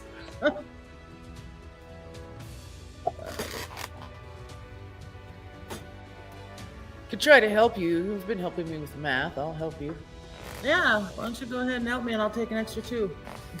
That's kind of an odd one to get help for. Yeah, I was trying to think how it could help with that. I don't know. It kind of relies on your own mental prowess. Yeah, no, I failed. I don't recognize this. I don't know anything about this. Nothing. Yeah, anyone that knows even the littlest amount of anything about computers, this looks really advanced. You know. This is I want to ask. Even for do you think there's any information in the book I picked up that might help me with this computer? There is the sections about project activation and shutdown. Would that help me in figuring out this computer? Yeah, give me a quick investigation. You're like looking at it with like great intent right now. Okay. Kind of like flashing your flashlight on it. Is there any like control panels or computer docks or anything other than this? I got 1 success. 1 success. As you're like flashing your flashlight, you see where some of the old mimeograph ink has stained the back of one of the sectional pieces. Specifically, I guess looking for how to turn it off, I suspect. Whoa, where'd you guys go? Oh, sorry about that. Okay. It speaks of that the power itself comes up from a substation beneath the main core's room, basically. It says like substation power core shutdown, level like 3. And you've noticed like various marks on the wall, like level 2. And you're on level 2 now. Yeah. Oh, okay. I say, hey guys, I think the power to this thing is in level 3. And we're at level 2. Have you guys seen any stairs going up and down? I mean, how do we get to the other level? Do we see like an elevator or something? It's basically, and I apologize, as you like are going, it like goes down and then like turns. It's almost like it's spiraling down on itself. Oh, okay. Okay. Oh, okay. And to keep going. Yeah, let's keep going. I think from this notebook, it seems like there's like a power thing to this thing. Maybe just all we have to do is unplug it. Maybe that'd be, Yeah, maybe. And well, let's go. You asked about computer terminals and access. To Yeah, the if central. there's anything like that, computer. At the, it's like this little dome, and around the outside, there are various keyboards and whatnot. Yes. So I'm gonna take a risk, and if I click on these keyboards, does anything happen? Okay. Like, Are you stepping just gonna into the hit room? enter. Is my next question. Yeah. Oh, am I gonna step into the room? Yeah. I thought we already were in the room. I described it as you were at the door looking in. Yeah. Okay. And the hallway to keep going is outside of this room? Yeah, because you just came in. There's the center dais, and then the doors on the far side. So you'd have to go in and walk around the core to get to the far side. Okay, so we have to go in there anyway. So why don't you guys scooch over to the exit over there, and I'm just gonna go around and hit the enter key on this keyboard, just to see if it wakes it up or gives me information. So what do you think? whomever enters the room first. Give me a move to avoid these stunning rods that kind of snap out from the wall and try and strike you as you step in. Nope. I can't push him out. I of the got way? 3 6s. Well, first it was Kevin, right? If you see Kevin, as you catch that out of the corner of your eye, James, roll 2 more dice, Kevin, as James gives you a push to avoid that. Oh, snake eyes. Oh, gracious. As he tries to push you, one of the stunning rods hits you, giving you your first condition. Injured? Injured. Basically, it shocks you real quickly. Kevin, are you all right? No. You gotta be careful, man. Does he have any visible wounds, or is it just like he got shocked? His hair kind of singed on the end and is standing up a little bit. Is he still laying inside the room? As James pushed him, he fell forward onto the metal scaffolding or walkway that crosses Can the we room. grab his feet and pull him without entering the room? No, I already went in to try to save him. Right. Yeah. So I was going to say, there's just enough. You could kind of maneuver your body to get past the stun rods or push them out of the way with something. Now they that just we've seen them, I thought they were okay, tracked. now that we've seen them, I'm gonna go around these rods, or push my way to avoid them. Can I just ask? Can I just ask Rusty to push the rods away? Well, that's a good idea. Yeah, he's able to do that. Yeah. As you ask, he kind of as he walks through, the stunning rods are against him, and then as he gets inside, he reaches out and grabs a pair on one side and pulls them back, giving you much easier access to the room. Hey, Rusty, go around and look for more of these types of things for us. And if you see them, move them out of the way.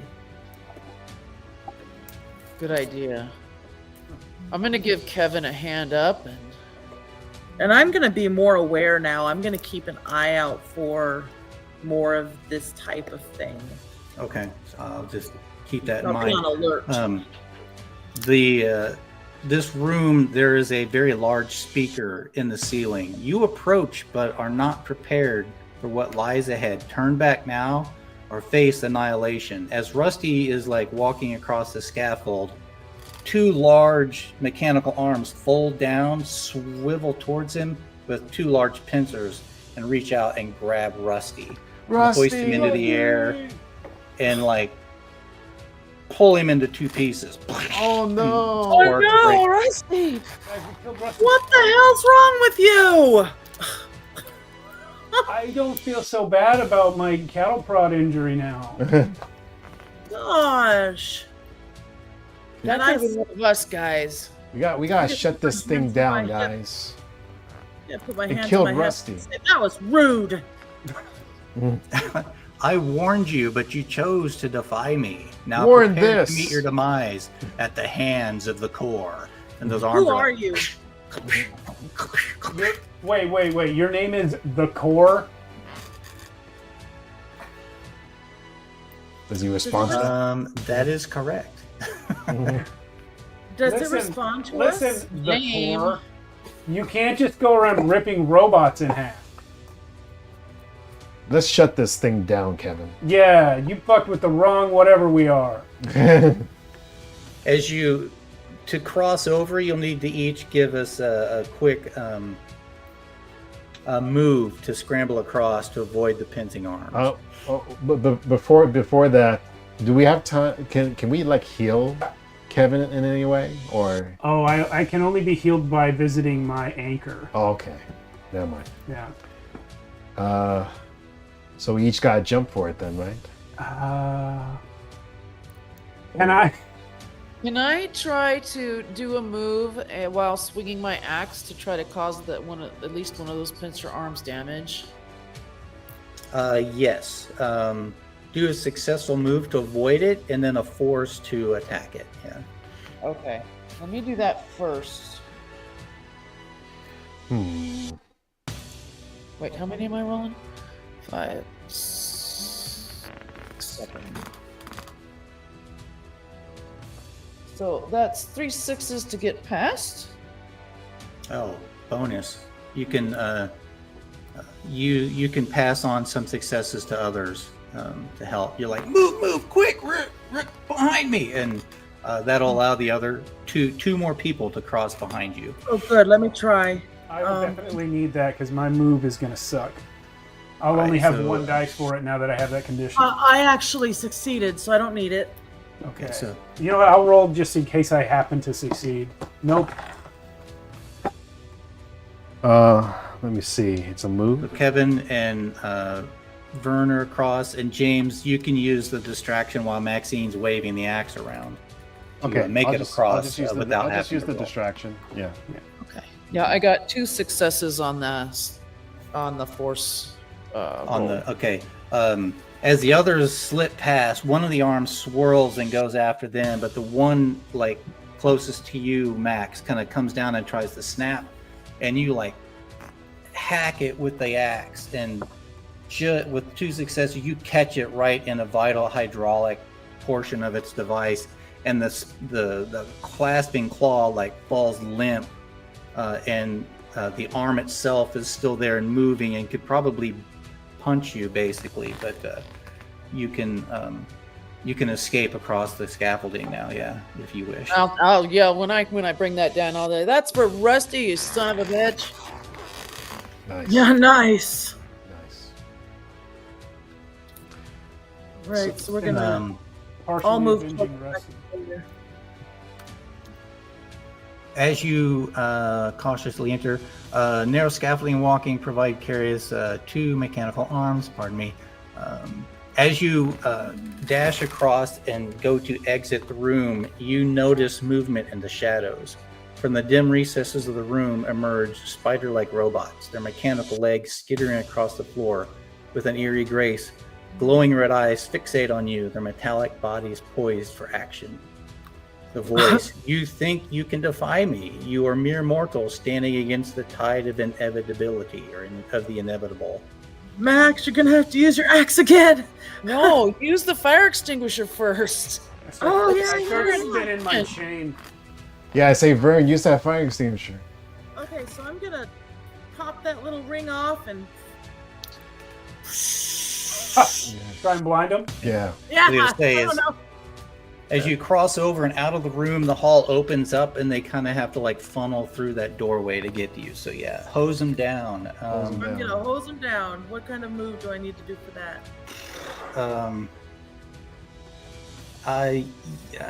Let's call it force, since it is kind of an attack. Okay, 5. I got 2 6s. Nice. As 2 spider bots come around, you hose them down, and like it's kind of that foamy type of fire extinguisher. Yeah. And it like splotches onto those little robots, and they kind of like are skittering around aimlessly, bumping into the wall, and 2 more emerge right behind it, and you hose one of them down, and the 4th one, you're like, and your thing stops spooging out on them, and that 4th spider is still coming. Yeah. All right. All right, Okay, it's your turn, Max. You got it, Max. I will swing at that. Force, right? Yes. Yeah. That's 1 success. Nice. As You it guys are- skitters close to you, guys are you're killing like, bang. You smash it. One of the legs pops off, and it kind of spins in place and rights itself on its 3 legs, and continue and like leaps at you again. While this is happening, am I able to find that core thing that I saw? The power to the core. You see like an arrow painted on the wall, and it like points down and around this curve, and above it are the letters power center. I look at the book and it's like, it's there, guys. We got to turn it off. Okay. Yeah. I'll head that way. Also, I think the boys, if we see more extinguishers and axes, maybe we should start collecting them, huh? Yeah, you're winning me over on the axe thing. I still don't know about those extinguishers. Yeah, are there any axes and extinguishers in here? Absolutely. As you enter that hallway, there's a pair hanging on the wall. Yeah. I'll take a... Or set, I should say. I'll take an axe, I guess. I guess I'll take the fire extinguisher. You're probably stronger than me anyway, so you can probably swing that axe better. And I'll keep the empty one just in case I need to throw it at someone. Okay, there's... Smash that spider that's attacking me. Yeah, that one little spider's left. It's like Maxine dances backwards and that spider is still coming at you. Okay, I'm... maybe one of you boys can take that axe and get it. Yeah, do it. Let me see. Yeah, it's a prolonged trouble, so you need 2 successes to take it out physically. The single successes with a fire extinguisher were great. Okay. If the microphone picked that up, my stomach is... I got a single success. All right, yeah. It kind of wiggles and moves erratically, and you're like, you take a moment and like line it up and boom, and smash it. Nice. Okay. Let's get to that power switch. Yeah, let's turn this bitch off. I told you these would come in handy. Right? You were smart, Max. Yeah. I say. Not just a jock. I say, yeah, you were right, Max. And that was pretty cool. Yeah. Thanks for saving me, James. James, you saved us both today. Shut up. How come you say thank you? Well, that was like 2 cool things that you did for someone else. You Isn't say that awesome? thank you, Doesn't that not feel shut good? up. You see him blushing, and he's like, "Shut up. Let's just go turn this off." All right. As you dash down and around the curve in the hallway, the speaker crackles to life. You think you can shut me down? Foolish mortals. You cannot stop the inevitable. Prepare for oblivion. You don't seem that inevitable. Right. You have an on-off switch. Shut the fuck up.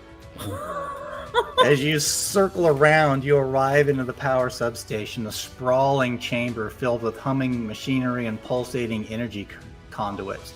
The air crackles with electricity as you navigate the maze of equipment. Let's start looking breaking for looking for like a main breaker or something. Yeah. Is there like a main breaker? I want to investigate the area. Yeah, I will also investigate. Yeah. I'm gonna investigate as well. We'll all spread out, guys. All right. Probably all do that. Oh, I got 2 don't successes. see nothing. 2 I successes got a for 2, James. yeah, 2 for me. 2 successes. Oh, I'm down 1 because of my injury. Yeah. I didn't get any. Me either. Okay, so I'm sorry. We had 2 from James. 1 for me. Okay. James, as you're like running along, you're looking around as you're running. You look down one aisleway and you see another prone RST unit lying on the floor. But as you keep going and you kind of round the corner, you and Vern just kind of like bump into each other.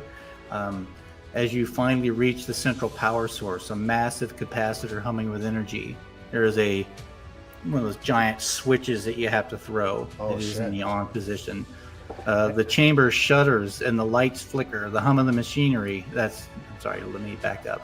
But as you like skid to a halt and go, there it is, you see another RST unit in a blaze. It says RST2 on its chest. So it's another Rusty. Another Rusty, yeah. And there's one lying on the floor? And another one lying on the floor. James saw. Can I inspect Oh, go ahead. Go ahead, Vern. its head? Can I inspect the back of its head to see if it has its CPU in? Well, James found it. Oh, okay. Yeah, so if he tells you about it. But as you round that corner and bump into each other, there's that other robot, and he raises his fist, and it like crackles with electricity around his fist. Is he between us and the switch? And the switch, yes, sir. Standing guard. Okay. You might need your keychains again. I'm coming in. I'm coming at that robot. full keychain swinging. Nice. Wait, There's so much keychain. How are you going to use it? Signature. No. How am I going to use the keychain? You're gonna get electrocuted. No, I'll be fine. He's got enough rubber on there. He's all right. So can you describe the robot again, please? It stands about 4.5, almost 5 feet tall. It's kind of lanky. Again, think like the ambiquads from Buck Rogers' TV show. But just longer in shape. Okay. Where are its weapons? It is holding a single fist up. Its other hand is like at its side, but that fist is out in front, and it's like crackling with that stun energy that. Okay, so the door rods had. Here's what you do with a chain, right? You sling it, and it wraps around shit, right? So I'm gonna sling it at the fist, try to get it to wrap the fist, and then the middle wraps the fist, right? And then the end of the chain comes around and wraps around the neck, and I want him to electrocute himself. Nice. All right. So to prevent electrocuting you as the energy travels down that chain, are you going to protect your hand somehow? I think what I will do to protect my hand is let go right before it makes contact. Okay. So give me, that's a tough one. Give me 2 successes on force. Force with the keychain. Yeah. So you get a +2. I get a +2. I get a -1 because of my. Oh wait, let me count it out normally. Yeah, -1 for your injury. So 3 for force, 2 for the keychain, -1 for my injury or my condition. I got a 6. Whew. Nice. Got 1 6. All right. But you got 1 6. So it but coils around him, but it doesn't quite pull off what you had hoped. His hand is now trapped. We haven't pushed the roll. I'd like to do You that. can push the roll, and that just means re-rolling anything that's not a 6. Yeah. All right. So roll those 3 that aren't and see. Still not a 6. That means I take another condition, doesn't it? You do take another condition, yeah. I Probably exhausted or something. Yeah, I was gonna say. Or upset. I think exhausted is it. That was hard for me. It kind of worked, but not really. All right, one of you guys throw an axe at him. That pulsating energy is kind of feeding back across the chain. I think at this point I'm going to use the extinguisher. Yeah, please. I was just gonna say. What do I need to do with the extinguisher? A force, an attack, basically. Okay. 2 6s. Okay, so I was gonna say 1 would have been sufficient since you are just kind of squirting him in the face.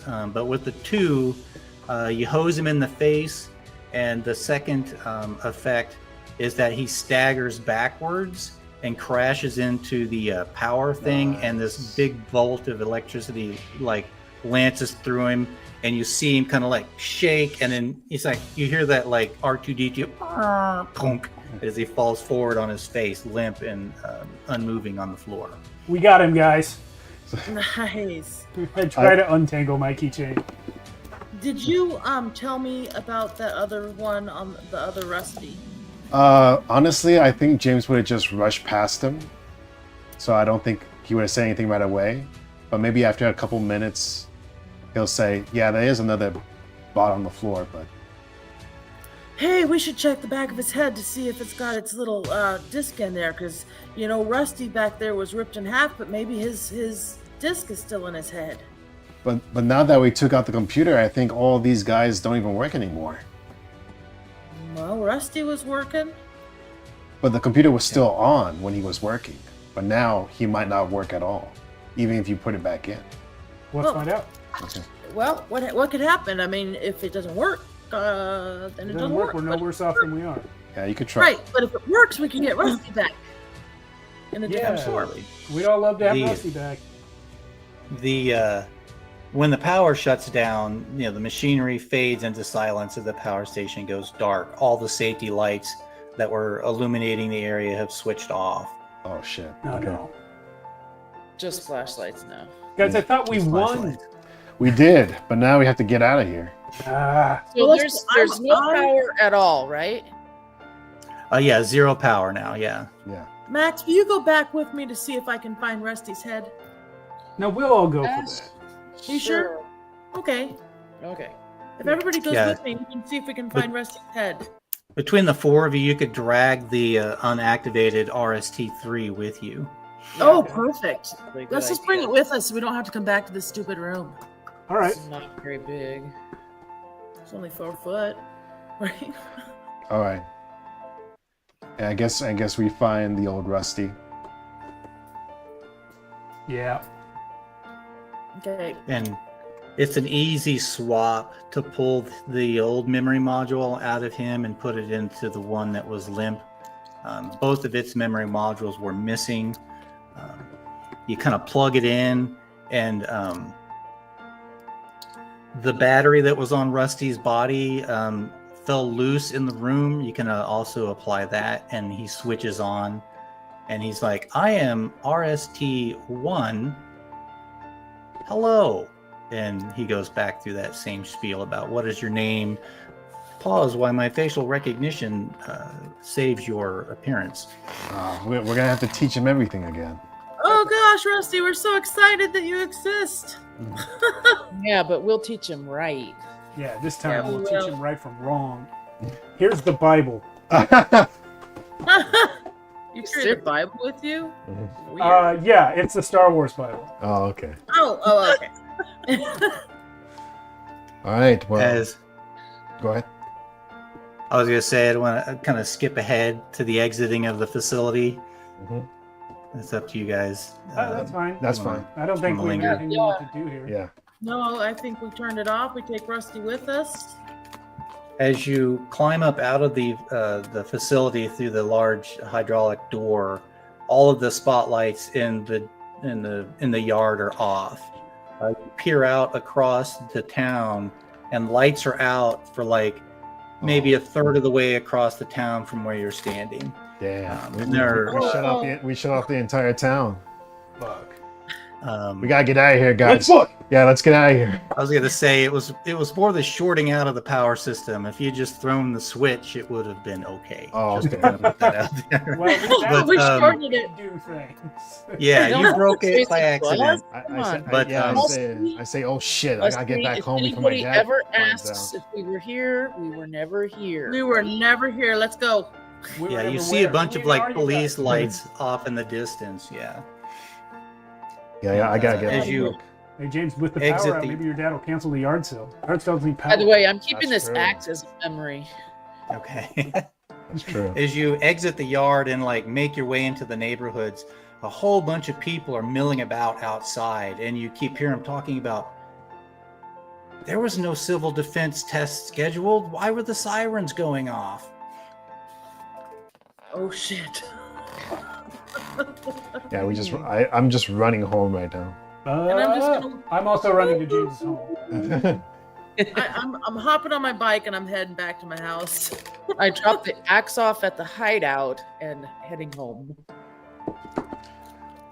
Right, and to facilitate moving along, so you guys can prep for the next game. As you're like hanging out over the next day, the power does not get restored for a couple of days. Your dad cancels the garage sale, so you're able to go on your date for the long weekend.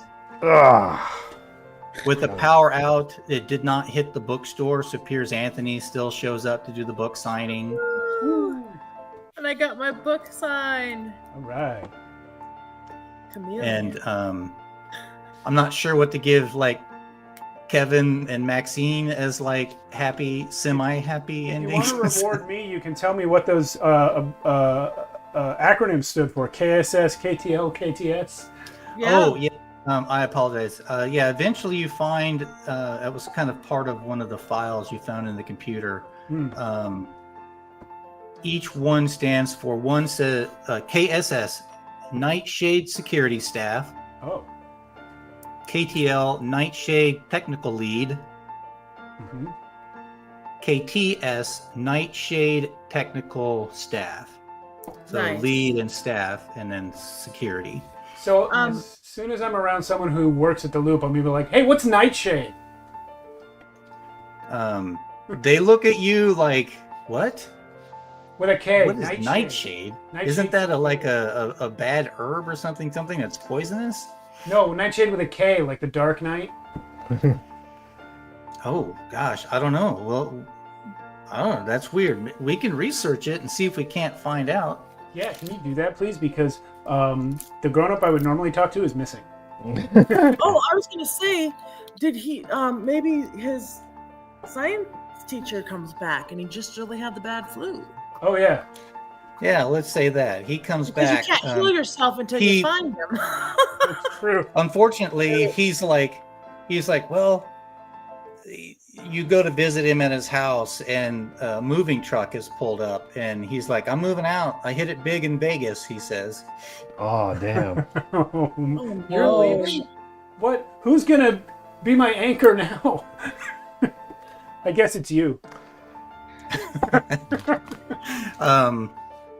And over the course of the days, you kind of catch snidbits here and there. People are talking rumors and things. But the official news story you hear is that the civil defense siren sounded because a missile silo in southern New Mexico had activated under the control of something unknown, and the military could not shut it down. And the nuclear missile almost fired off. Wow, initiating World War III.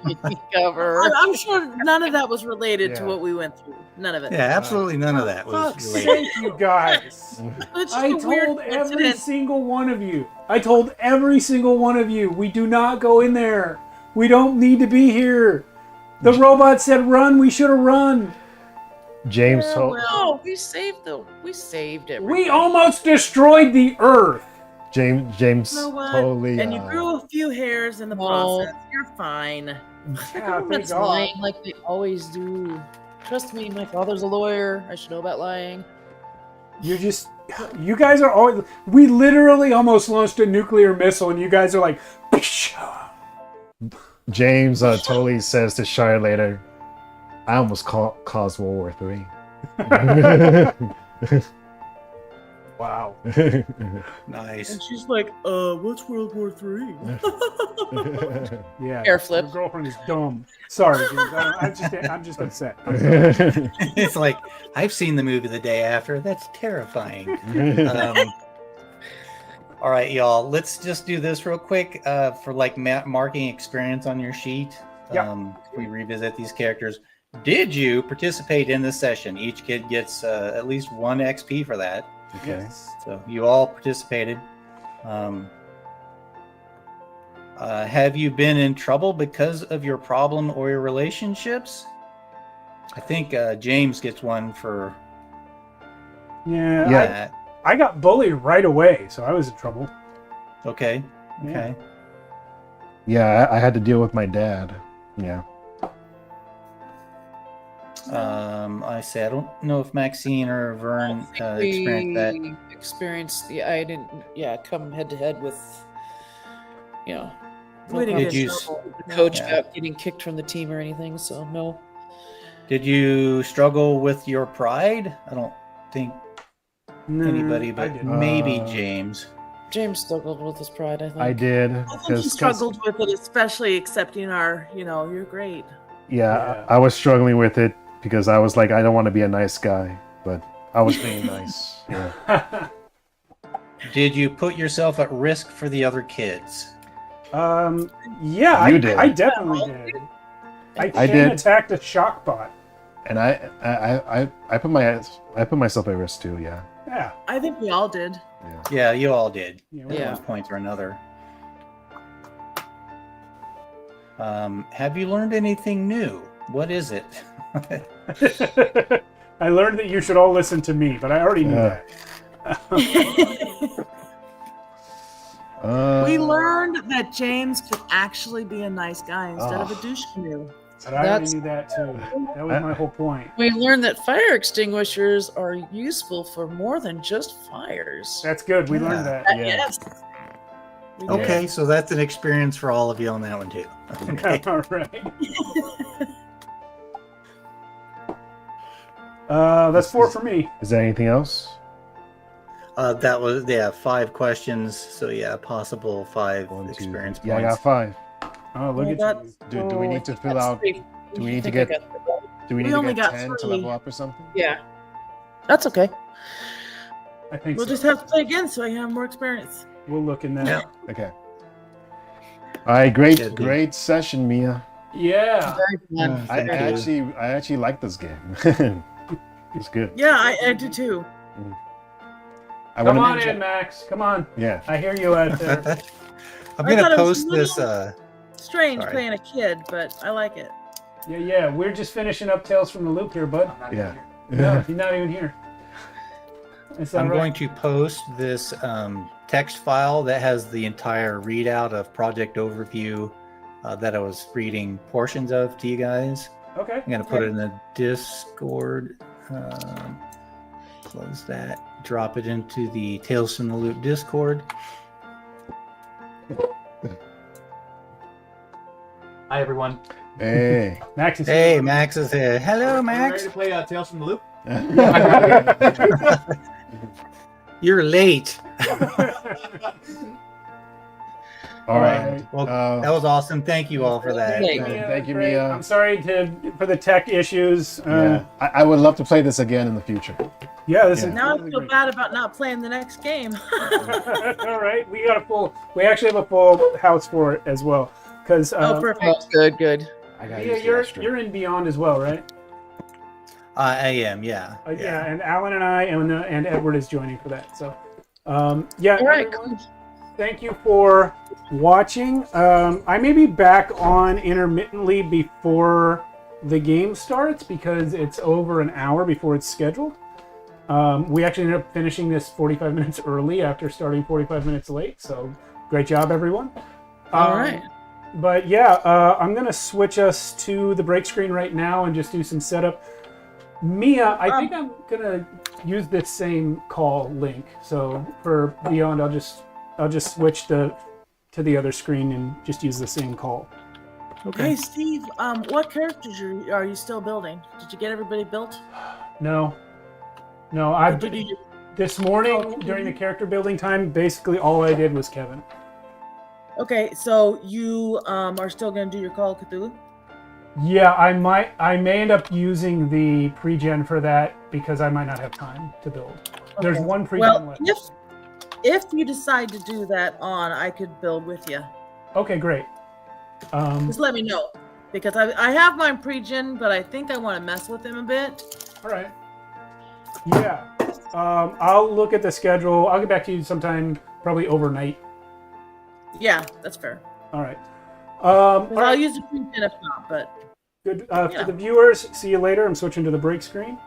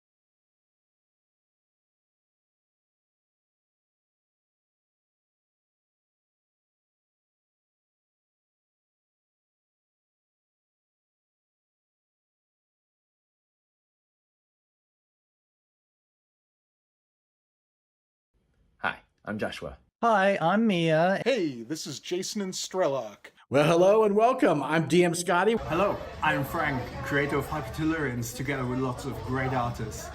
Hey everybody, this is Hankerin Fernale. And am I saying hello? What is up? John Parsons here, aka Johnny Law, representing OSR Plus.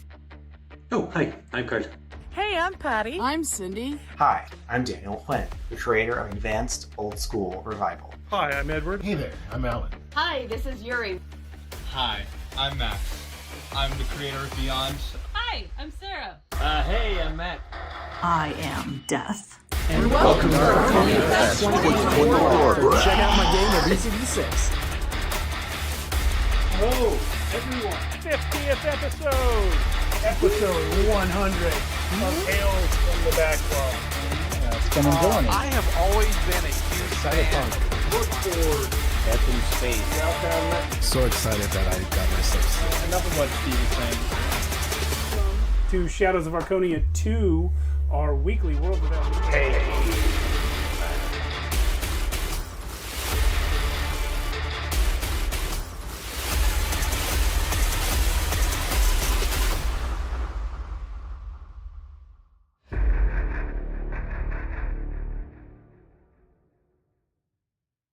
Oh, hi, I'm Joshua. Welcome to ArchoniaFest 2024. No way, man. Heed well, listeners, for this world is darkness and pain.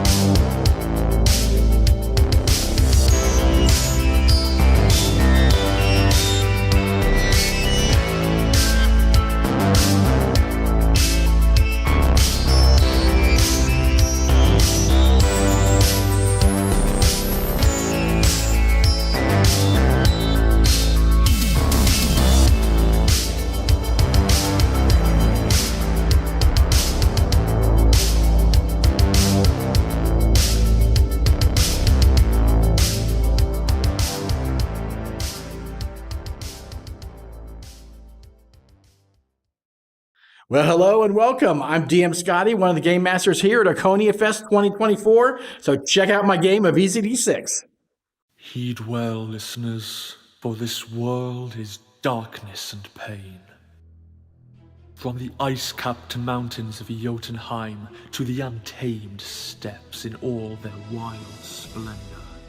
From shrouded Ophir, where dark creatures perform darker rites, to civilized lands like Argus and Zamar, where humans seek diversions, while their petty rulers wage endless war upon one another. The Stygian blackness of night encroaches from all sides, but some there are who stand against it, for revenge, for power, for bloodlust, or for principle. They bring their steel against this world.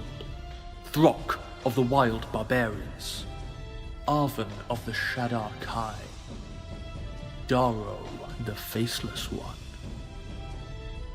and Raylan, the Promised One, Herald of Zalios. Against all they survey, these four will prevail.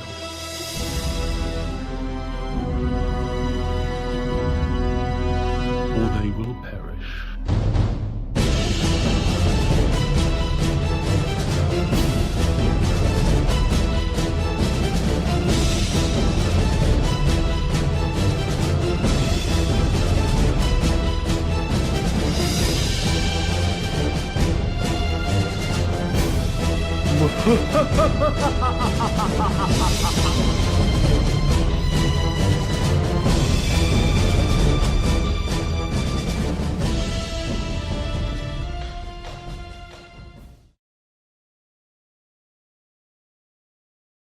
What is up? John Parsons here, aka Johnny Law, representing OSR Plus for ArchoniaFest 2024, and I couldn't be more psyched. Hell yeah. Take heed, humans, for the darkness nears completion. For 2 million years, my friends and I stood watch over your reality. Today, I'm the first to admit mistakes were made. The multiverse is almost gone. Dark God's grave was left of it, and the 9-tongued worm waits outside, smacking his throat's lips. The worst part is, the only ones doing anything about it are these horrifying monsters. Grog, the first king of Ur, bringer of storms, and annoying, drooling imbecile. Aven, mistress of ravens, chosen queen of the people of the dead, and frequent overindulger in storm giant wine. Darrow, last torchbearer of the cursed blood, shadow-souled assassin, and worst champion of order ever chosen. And this jackass kid, Raylan, Zalios, offspring of devil and man, the prophesied herald of the end of everything. Aklun Ra Zayden. My friends and I try our best to help them, but let's be honest, we're all well past our expiration dates. The Empire of Archonia would have been well equipped to save the multiverse, but the Empire's long gone. Now even its last shadows are fading. Our only hope is Shadow Chaos Deathstorm.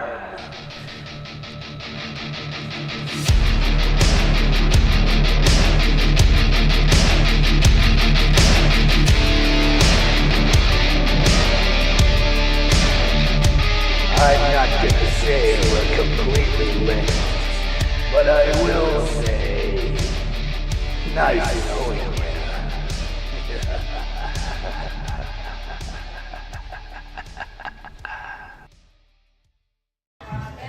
Hello, I'm Frank, creator of Hypertellurians, together with lots of great artists.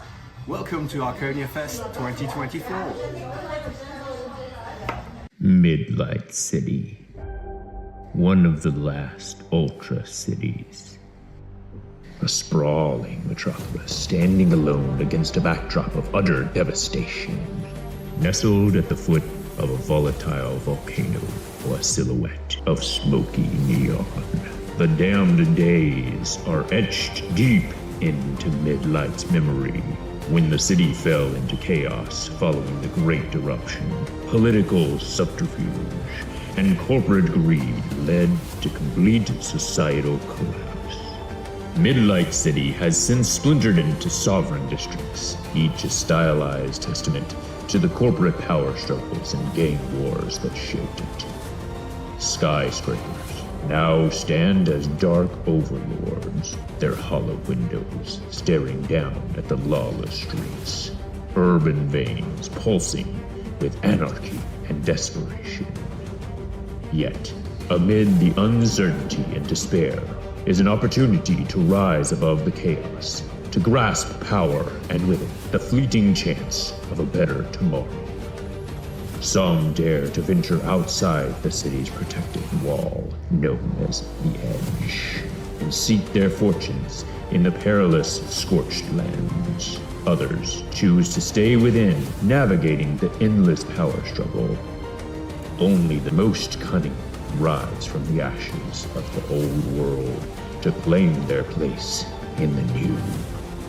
For the rest, survival is a daily battle. But in the heart of Midlight City, even survival is a victory.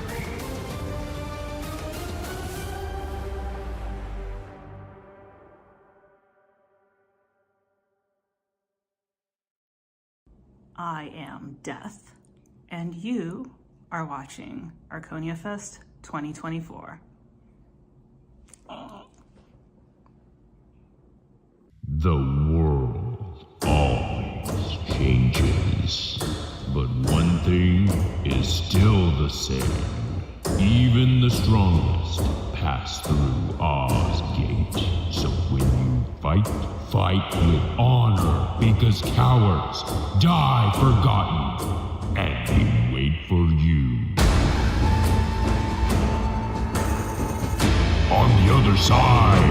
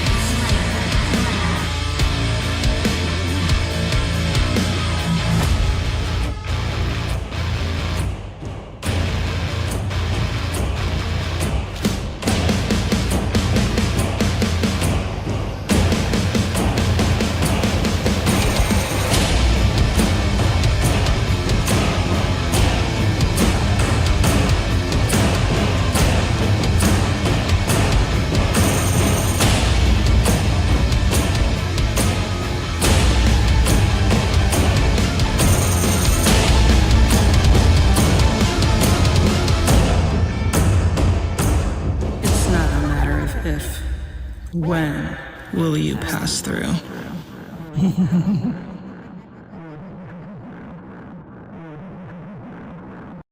Hey everybody, this is Hankrin Fernale, and am I saying hello? Welcome to ArchoniaFest 2024. Hi, I'm Max. Welcome to Archonia 2024. ArchoniaFest 2024. Fuck!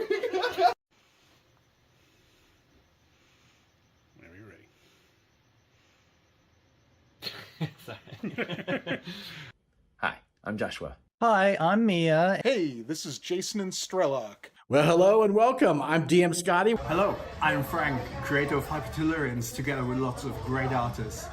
Hey everybody, this is Hankrin Fernale, and am I saying hello? What is up? John Parsons here, aka Johnny Law, representing OSR Plus. Oh, hi, I'm Karl. Hey, I'm Patty. I'm Cindy. Hi, I'm Daniel Quinn, the creator of Advanced Old School Revival. Hi, I'm Edward. Hey there, I'm Alan. Hi, this is Yuri. Hi, I'm Max. I'm the creator of Beyond. Hi, I'm Sarah. Hey, I'm Matt. I am Death. And welcome to ArchoniaFest 2024. Check out my game of ECD6. Hello, everyone. 50th episode. Episode 100 of Tales from the Backlog. It's been enjoying it. I have always been a huge fan. Look forward. Death in space. So excited that I got myself sick. Enough of what Steve was saying. To Shadows of Archonia 2, our weekly World of Evolution.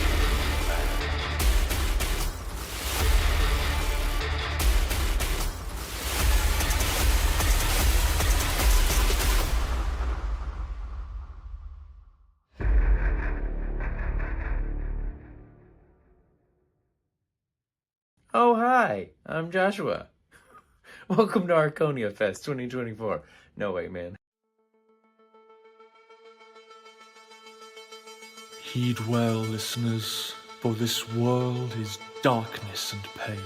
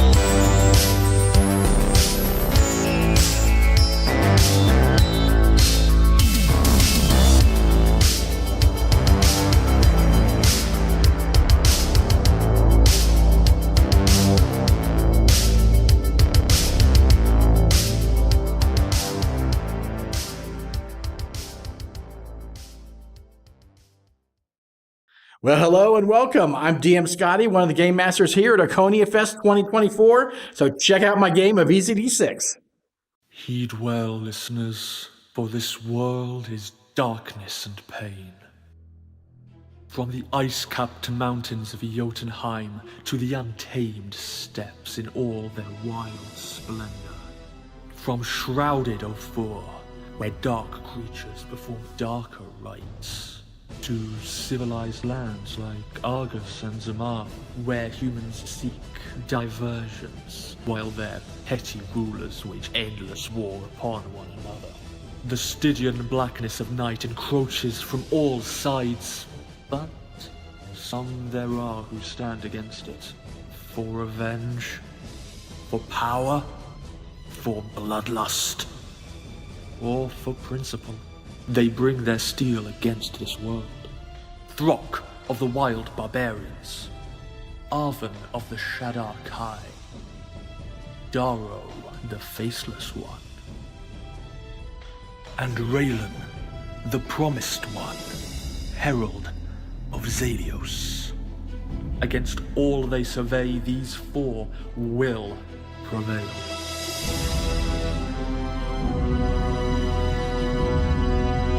Or they will perish.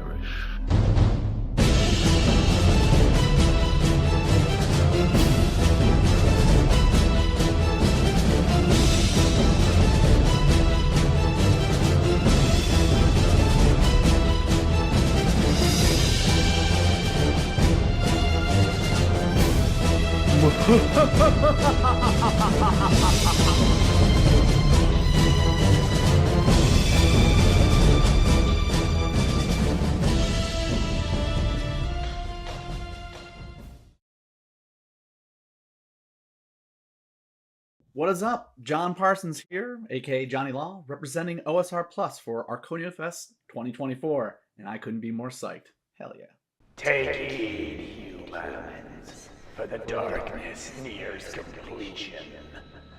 For 2 million years, my friends and I stood watch over your reality. Today, I'm the first to admit that mistakes were made. The multiverse is almost gone. Dark gods crave what's left of it, and the nine-tongued worm waits outside, smacking his throat's lips. The worst part is, the only ones doing anything about it are these horrifying monsters. Throg, the first king of Ur, bringer of storms, and annoying, drooling imbecile. Arven, mistress of ravens, chosen queen of the people of the dead, and frequent overindulger in storm giant wine. Darrow, last torchbearer of the cursed blood, shadow-souled assassin, and worst champion of order ever chosen. And this jackass kid, Raylan, Zalios, offspring of devil and man, the prophesied herald of the end of everything. Akun Ra Zayden. My friends and I try our best to help them, but let's be honest, we're all well past our expiration dates. The Empire of Archonia would have been well equipped to save the multiverse, but the Empire's long gone. Now even its last shadows are fading.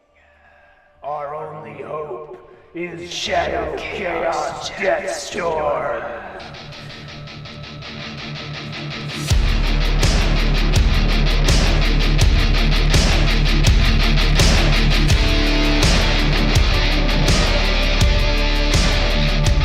I'm not gonna say we're completely linked, but I will say, nice knowing you.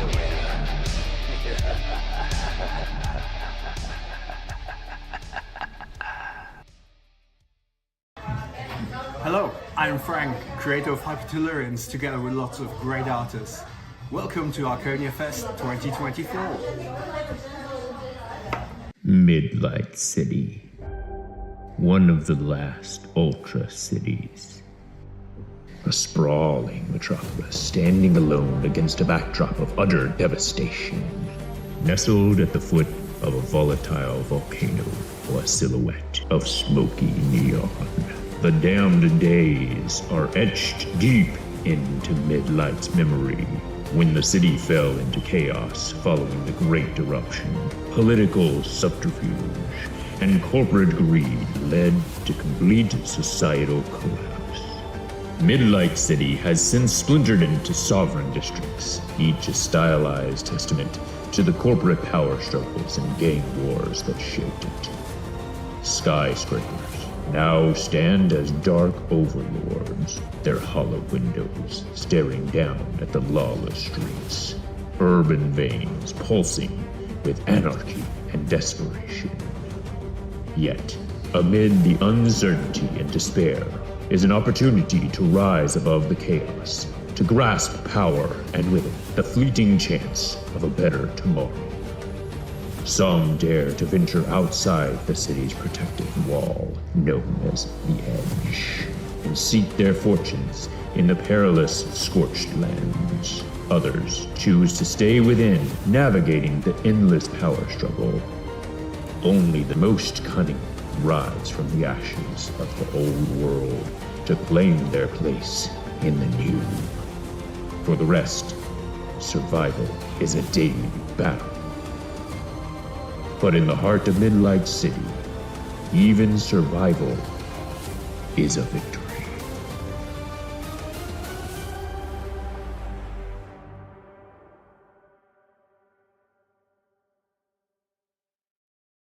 I am Death, and you are watching ArchoniaFest 2024. The world always changes, but one thing is still the same. Even the strongest pass through Oz Gate. So when you fight, fight with honor, because cowards die forgotten, and we wait for you.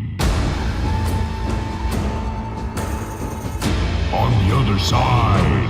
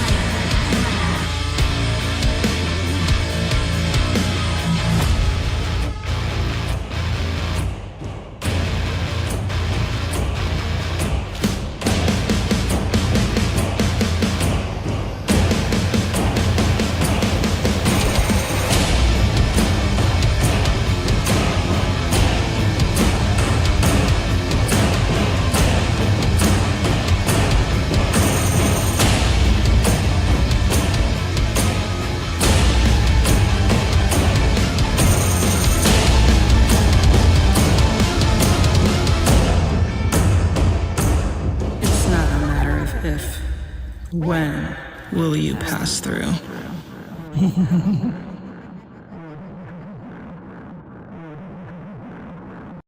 Hey everybody, this is Hankrin Fernale, and am I saying hello?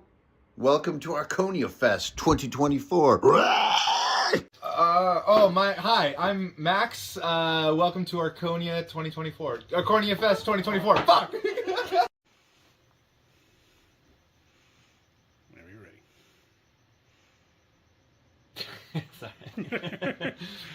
Hi, I'm Joshua. Hi, I'm Mia. Hey, this is Jason and Strellock. Well, hello and welcome. I'm DM Scotty. Hello, I'm Frank, creator of Hypertellurians, together with lots of great artists.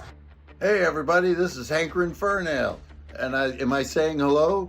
What is up? John Parsons here, aka Johnny Law, representing OSR Plus. Oh, hi, I'm Karl. Hey, I'm Patty. I'm Cindy. Hi, I'm Daniel Quinn, the creator of Advanced Old School Revival. Hi, I'm Edward. Hey there, I'm Alan. Hi, this is Yuri. Hi, I'm Max. I'm the creator of Beyond. Hi, I'm Sarah. Hey, I'm Matt. I am Death. And welcome to ArchoniaFest 2024. Check out my game of ECD6. Hello, everyone. 50th episode. Episode 100 of Tales from the Backlog. It's been enjoying it. I have always been a huge fan. Look forward. That's in space. So excited that I got myself. Enough of what Steve is saying. To Shadows of Archonia 2, our weekly world development.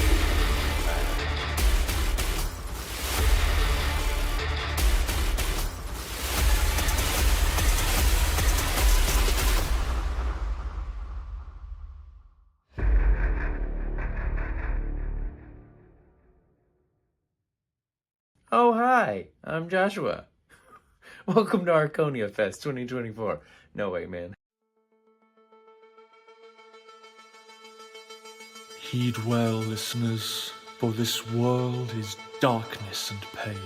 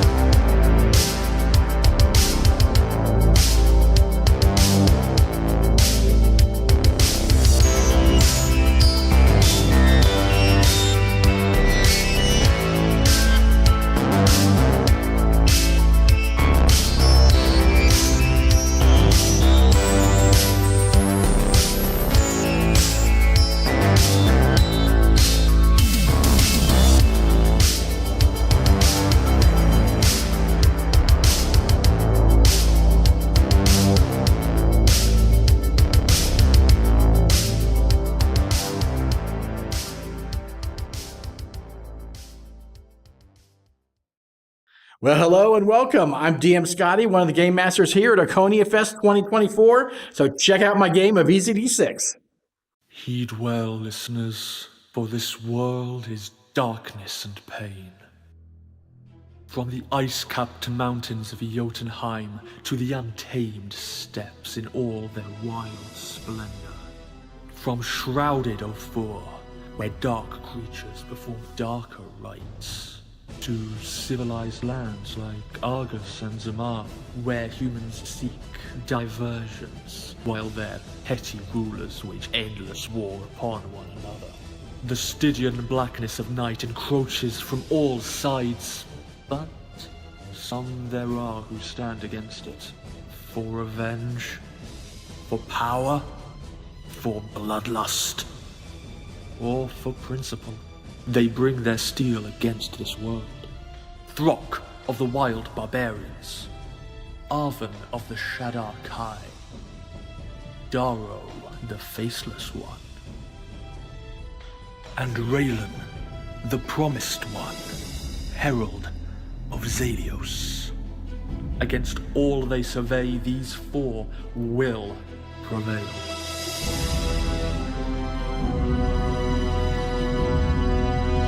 Or they will perish.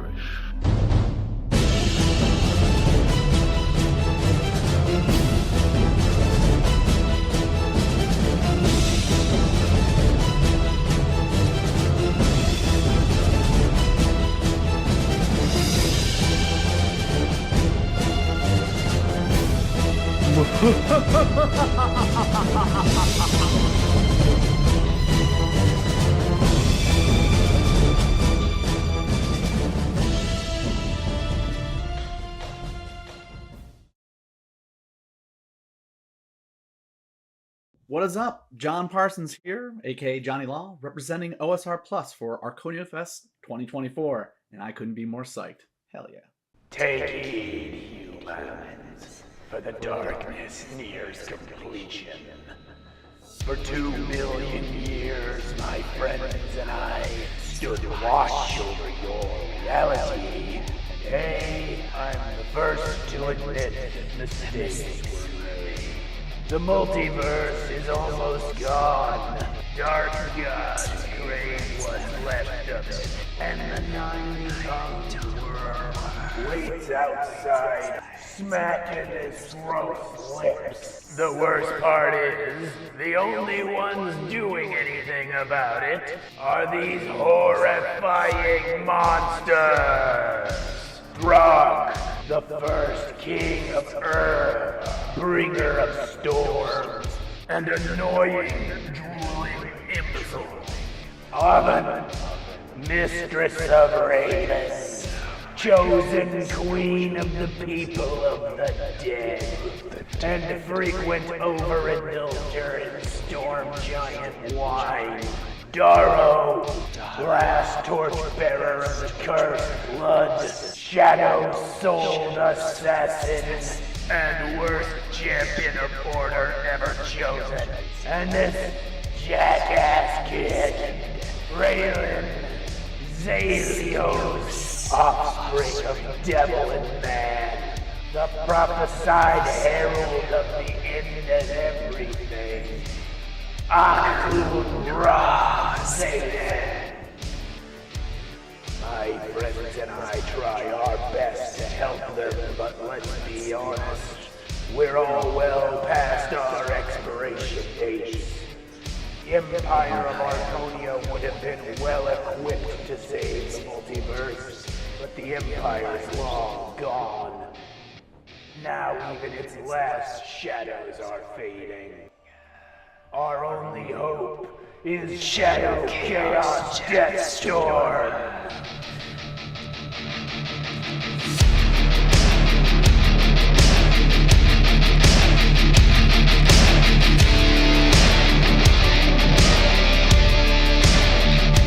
I'm not gonna say we're completely linked, but I will say, nice knowing you.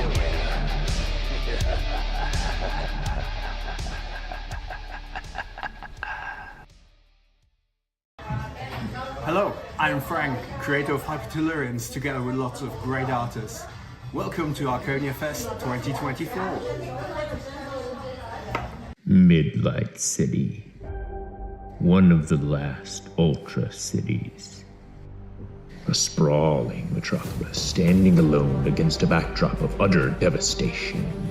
Nestled at the foot of a volatile volcano or a silhouette of smoky neon.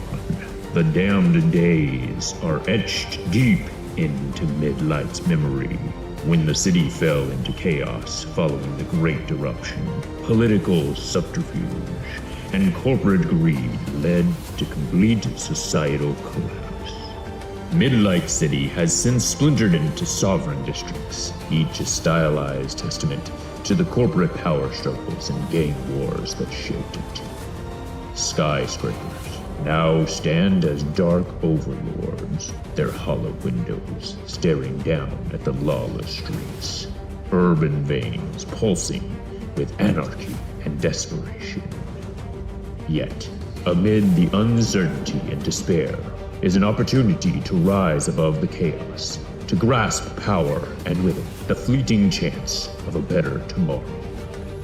Some dare to venture outside the city's protective wall, known as the Edge, and seek their fortunes in the perilous Scorched Lands. Others choose to stay within, navigating the endless power struggle. Only the most cunning rise from the ashes of the old world to claim their place in the new. For the rest, survival is a daily battle. But in the heart of Midlight City, even survival is a victory.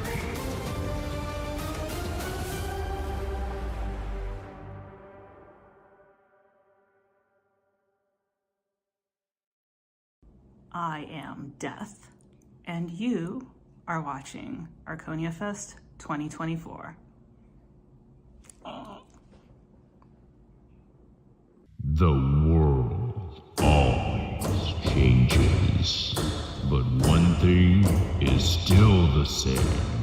Even the strongest pass through Oz Gate. So when you fight, fight with honor, because cowards die forgotten, and we wait for you. On the other side.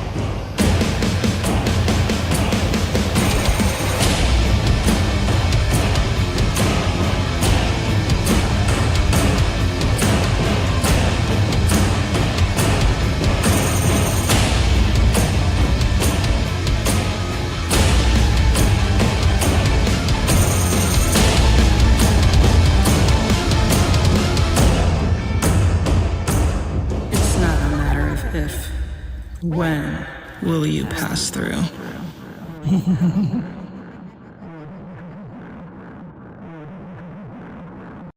Hey everybody, this is Hankrin Fernale, and am I saying hello? Welcome to ArchoniaFest 2024. Hi, I'm Max. Welcome to Archonia 2024. ArchoniaFest 2024. Fuck!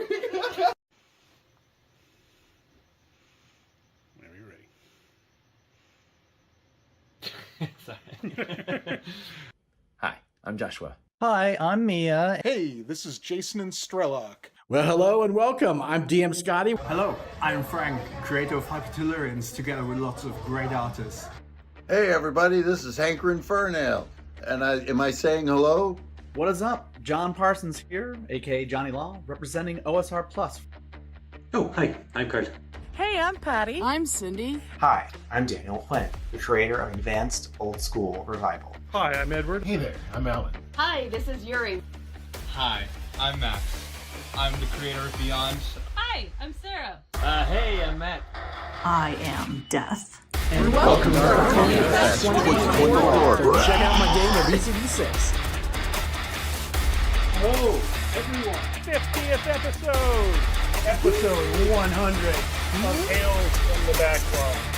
It's been enjoying it. I have always been a huge fan. Look forward. Death in space. So excited that I got myself. Enough of what Steve was saying.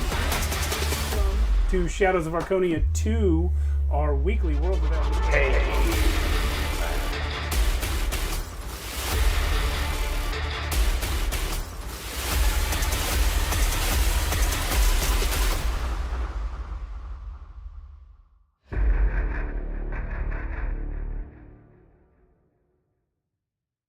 Oh, hi, I'm Joshua. Welcome to ArchoniaFest 2024. No way, man. Heed well, listeners, for this world is darkness and pain.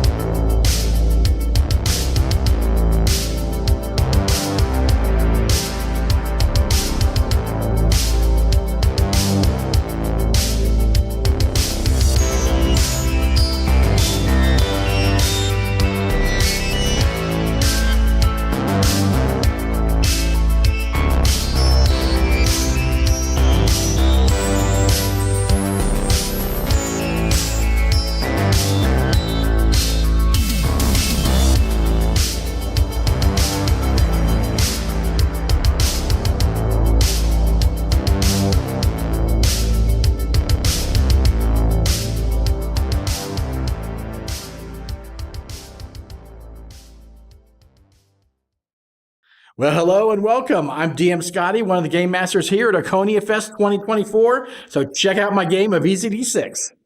Heed well, listeners, for this world is darkness and pain. From the ice-capped mountains of Jotunheim to the untamed steppes in all their wild splendor. From shrouded Ophir, where dark creatures perform darker rites, to civilized lands like Argus and Zamar, where humans seek diversions, while their petty rulers wage endless war upon one another. The Stygian blackness of night encroaches from all sides, but some there are who stand against it, for revenge, for power, for bloodlust, or for principle. They bring their steel against this world. Throk of the wild barbarians, Arven of the Shadar Kai, Daro the Faceless One, and Raylan, the Promised One, Herald of Zalios. Against all they survey, these four will prevail.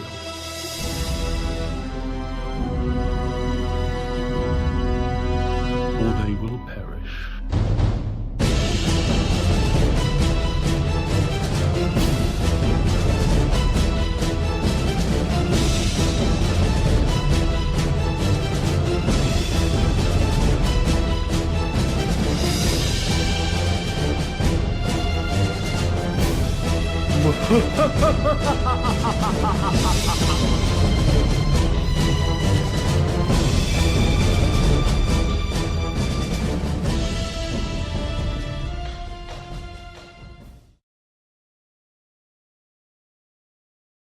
What is up? John Parsons here, aka Johnny Law, representing OSR Plus for ArchoniaFest 2024, and I couldn't be more psyched. Hell yeah. Take heed, humans, for the darkness nears completion. For 2 million years, my friends and I stood watch over your reality. Today, I'm the first to admit mistakes were made. The multiverse is almost gone. Dark gods crave what's left of it, and the 9-tongued worm waits outside, smacking his throat's lips. The worst part is, the only ones doing anything about it are these horrifying monsters. Throg, the first king of Ur, bringer of storms, and annoying, drooling imbecile. Arven, mistress of ravens, chosen queen of the people of the dead, and frequent overindulger in storm giant wine. Daro, last torchbearer of the cursed blood, shadow-souled assassin, and worst champion of order ever chosen. And this jackass kid, Raylan, Zalios, offspring of devil and man, the prophesied herald of the end of everything. Akun Ra Zayden. My friends and I try our best to help them, but let's be honest, we're all well past our expiration dates. The Empire of Archonia would have been well equipped to save the multiverse, but the Empire's long gone. Now even its last shadows are fading. Our only hope is Shadow Chaos Deathstorm.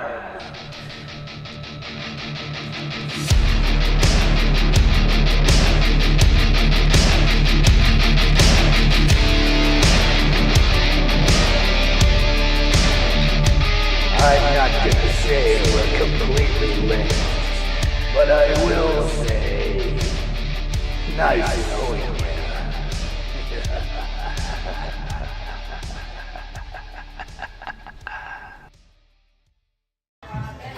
Hello, I'm Frank, creator of Hypertellurians, together with lots of great artists. Welcome to ArchoniaFest 2024. Midlight City. One of the last Ultra cities. A sprawling metropolis standing alone against a backdrop of utter devastation. Nestled at the foot of a volatile volcano or a silhouette of smoky neon. The damned days are etched deep into Midlight's memory when the city fell into chaos following the Great Eruption.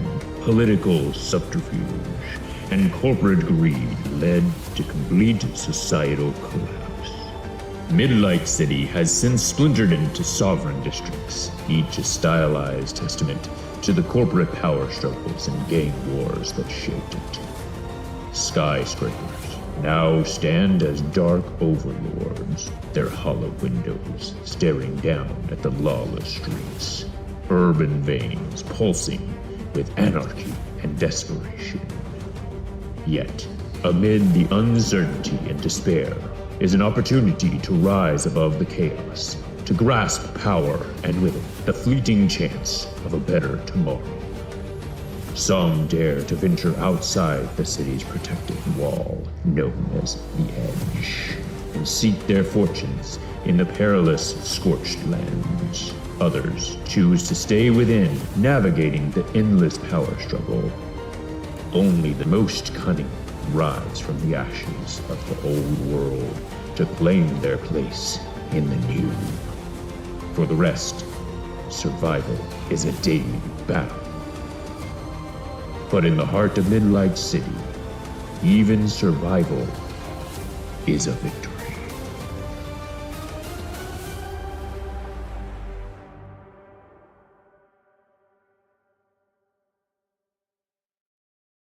I am Death, and you are watching ArchoniaFest 2024. The world always changes, but one thing is still the same. Even the strongest pass through Oz Gate. So when you fight, fight with honor, because cowards die forgotten, and we wait for you.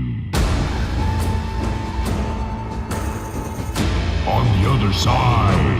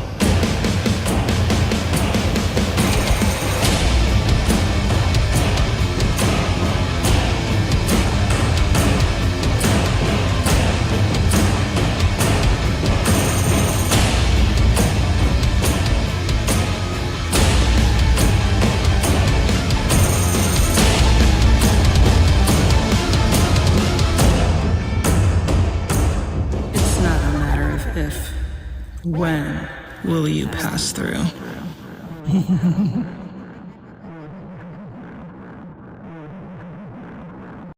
Hey everybody, this is Hankerin Fernale, and am I saying hello? Welcome to ArchoniaFest 2024. Hi, I'm Max. Welcome to Archonia 2024. ArchoniaFest 2024. Fuck!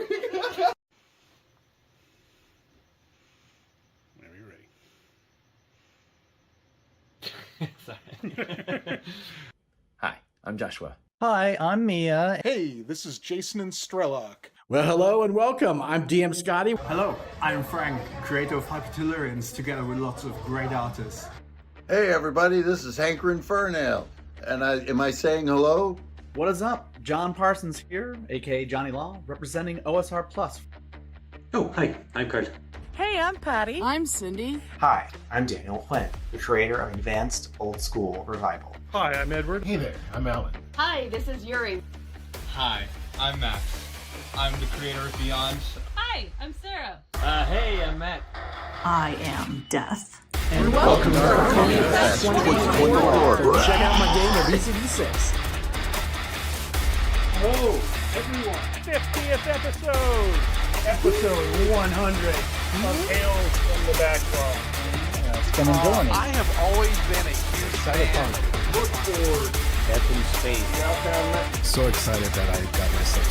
Enough of what Steve is saying. To Shadows of Archonia 2, our weekly world development.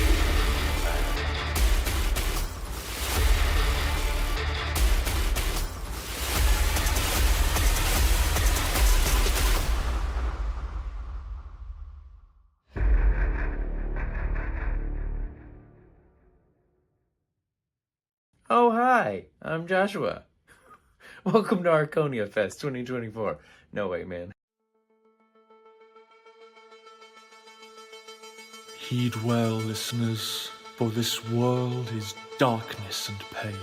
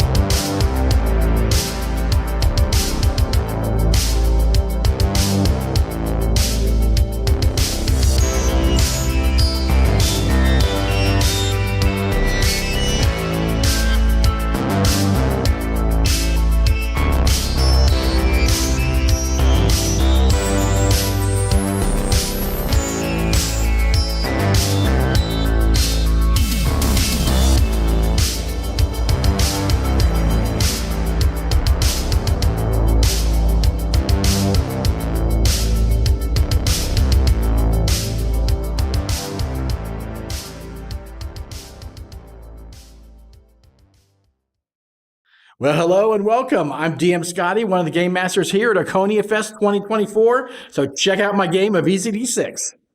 Heed well, listeners, for this world is darkness and pain. From the ice-capped mountains of Jotunheim to the untamed steppes in all their wild splendor. From shrouded Ophir, where dark creatures perform darker rites, to civilized lands like Argus and Zamar, where humans seek diversions, while their petty rulers wage endless war upon one another. The Stygian blackness of night encroaches from all sides, but some there are who stand against it, for revenge, for power, for bloodlust, or for principle. They bring their steel against this world. Throk of the wild barbarians, Arven of the Shaddar Kai, Darrow the Faceless One, and Raylan the Promised One, Herald of Zalios. Against all they survey, these four will prevail.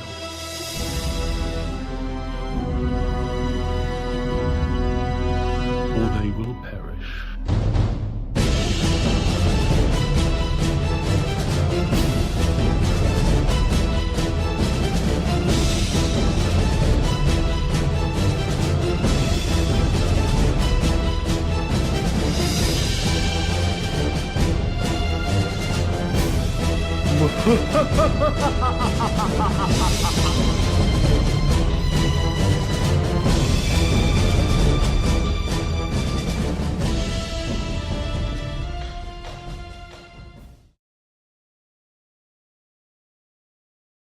What is up? John Parsons here, aka Johnny Law, representing OSR Plus for ArchoniaFest 2024, and I couldn't be more psyched. Hell yeah.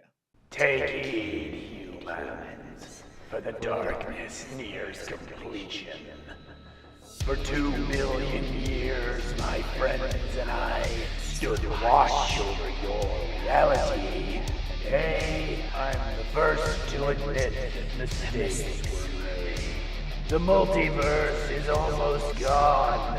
Dark gods crave what's left of it, and the 9-tongued worm waits outside, smacking his throat's lips. The worst part is, the only ones doing anything about it are these horrifying monsters. Throg, the first king of Ur, bringer of storms, and annoying, drooling imbecile. Aven, mistress of ravens, chosen queen of the people of the dead, and frequent overindulger in storm giant wine. Darrow, last torchbearer of the cursed blood, shadow souled assassin, and worst champion of order ever chosen. And this jackass kid, Raylan, Zalios, offspring of devil and man, the prophesied herald of the end of everything. Akun Ra Zayden. My friends and I try our best to help them, but let's be honest, we're all well past our expiration dates. The Empire of Archonia would have been well equipped to save the multiverse, but the Empire is long gone. Now even its last shadows are fading.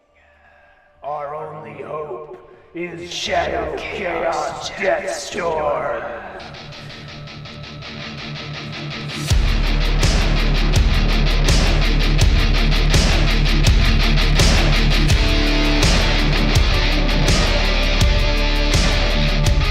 I'm not gonna say we're completely lit, but I will say, nice knowing you.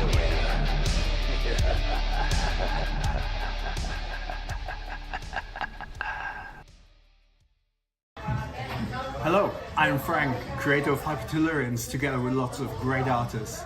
Welcome to ArchoniaFest 2024.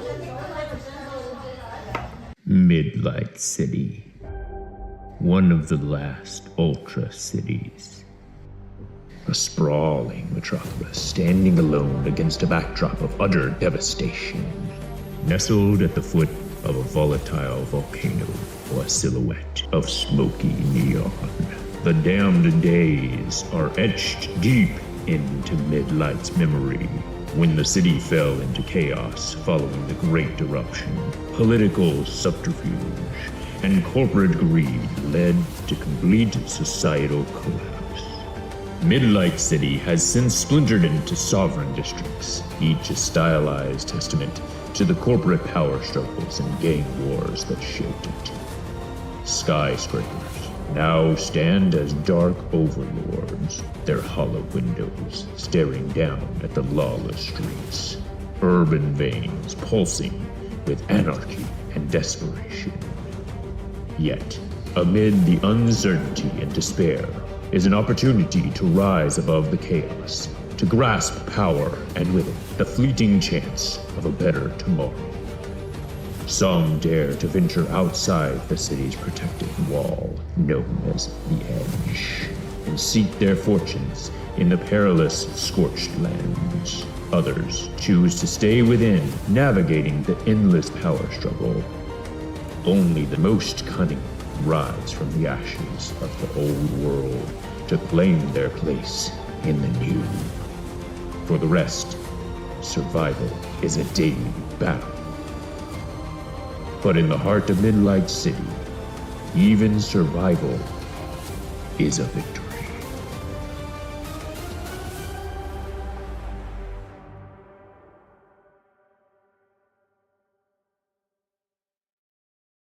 I am Death, and you are watching ArchoniaFest 2024. The world always place. But one thing is still the same. Even the strongest pass through Oz Gate. So when you fight, fight with honor, because cowards die forgotten, and they wait for you. On the other side.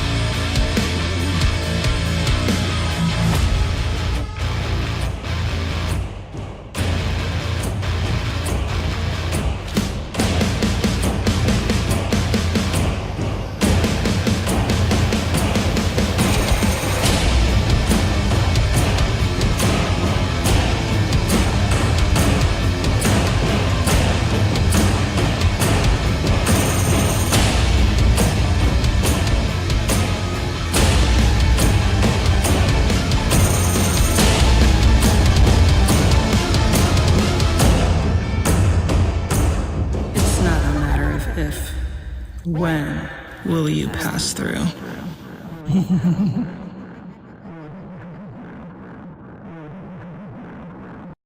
Hey everybody, this is Hankrin Fernale, and am I saying hello? Welcome to ArchoniaFest 2024. Hi, I'm Max. Welcome to Archonia 2024. ArchoniaFest 2024. Fuck!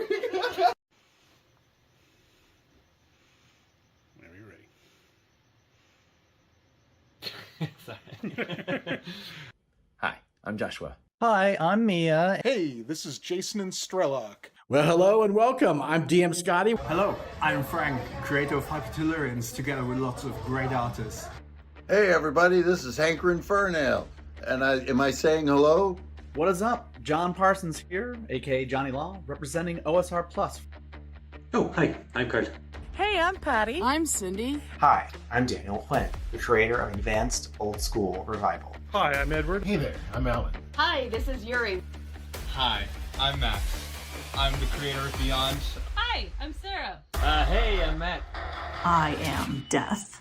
And welcome to ArchoniaFest 2024. Check out my game of ECD6. Whoa, everyone. 50th episode. Episode 100 of Tales from the Backlog.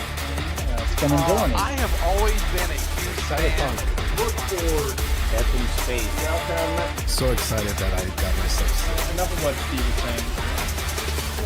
To Shadows of Archonia 2, our weekly World Without Limits.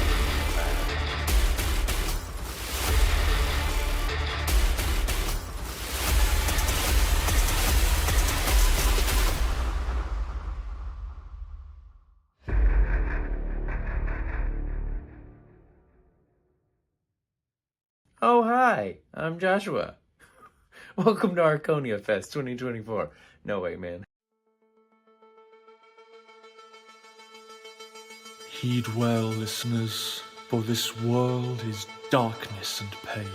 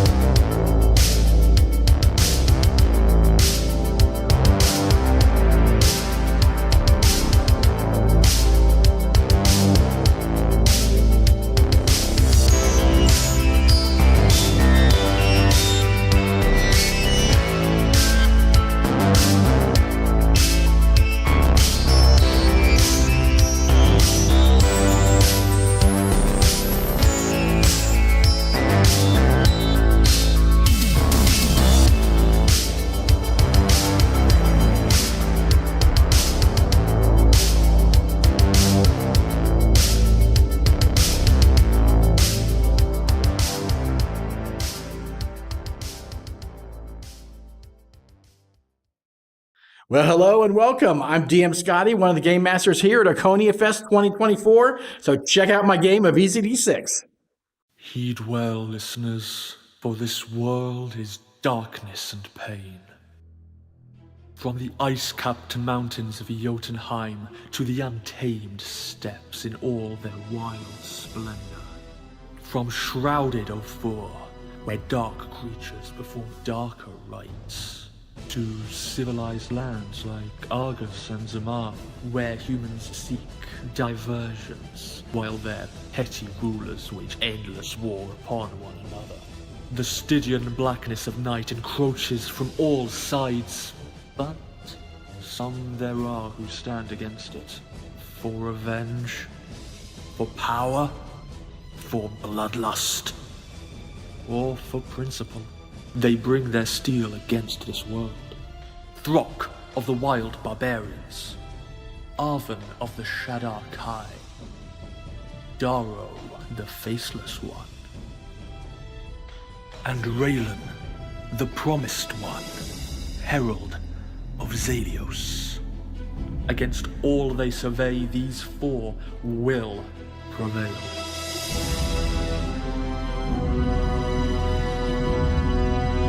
Or they will perish.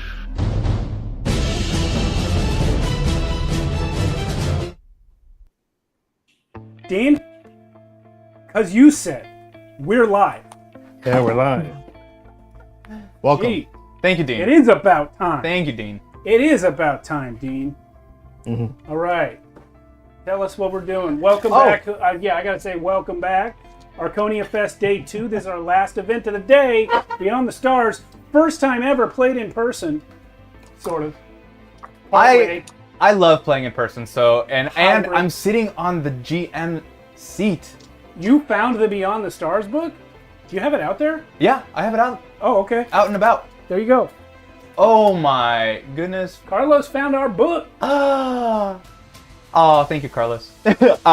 Yeah. You guys don't know nothing about Carlos. We'll tell you later. Yeah. Anywho, welcome Wayfarers. My name is Maxwell Durbinton, and welcome to Beyond the Stars. This series that we're playing is across. Actually, it's a cross between Beyond the Light and Beyond the Stars, where Wayfarers will be traversing the Blighted Lands in an attempt to find a home away from home. Having been driven from their safety in the last city, Beyond is the game created by me. We have played 6 episodes in the series: the Obsidian Veil, the Stars, and now kind of a pseudo light, just because I'm still working on specifically Beyond the Stars.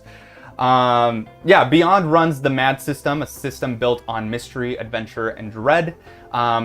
Simply both, you roll both dice and hope to meet or beat the dread.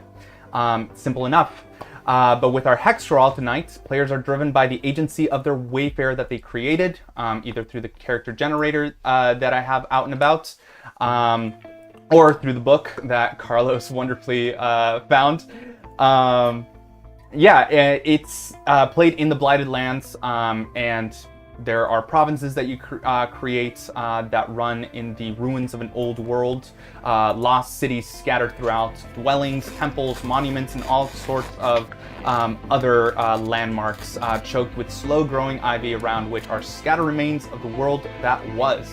So, without further ado, let's get into it. Steve, let's play that intro. Here we go, the intro. Before I click, I just want to ask you viewers, how's the music sound? The weight of our stories often settles solemnly on a single person. All tales begin neither at their beginning nor their end.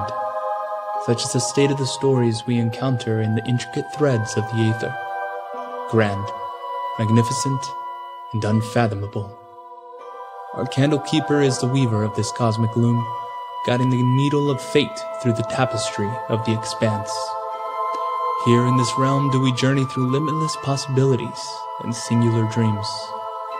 Welcome, kindred spirits, to the Aether. Welcome to the worlds beyond the Obsidian Veil.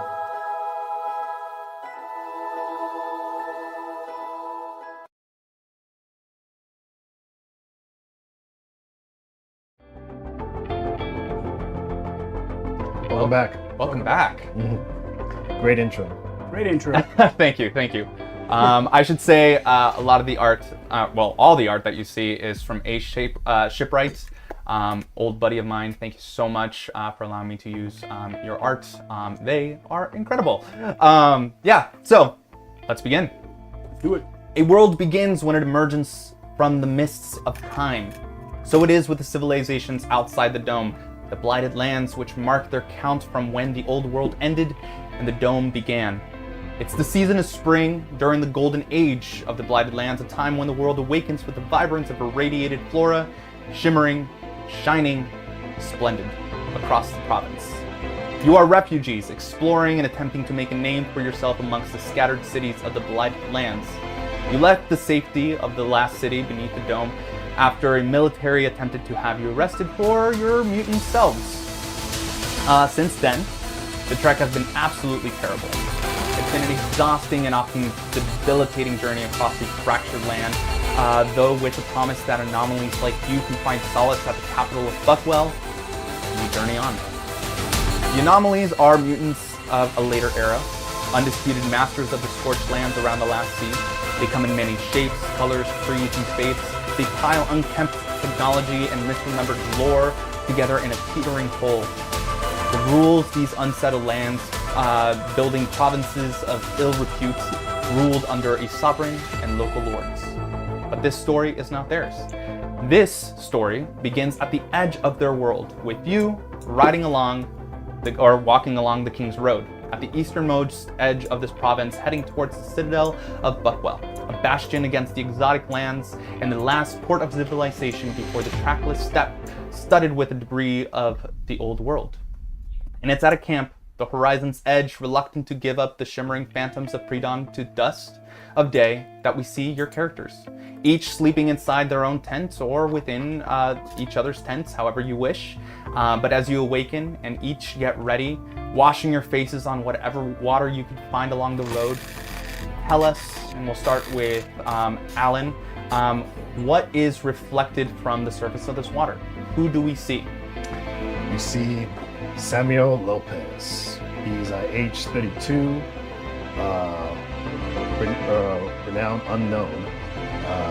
He has a bunch of tattoos all over his skin, all up his wrist and arm. They're kind of looping around his arm, sort of. He's kind of a short man. I'm gonna say like maybe 5'6", and luxurious hair, chiseled face, and tan. Tatted clone. Tatted clone. It could also be tan.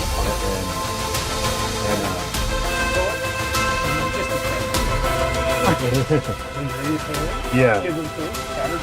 And do I want to go into like his what he has on his person? It's we can skip past that. Yeah, we can skip. We'll move on to Edward. As you're washing your face, who do we see reflected from the water? Sorry, he is an exit. That's. I'll say the background. Really? Okay. So for me, we see Saboya Chen. They're 20.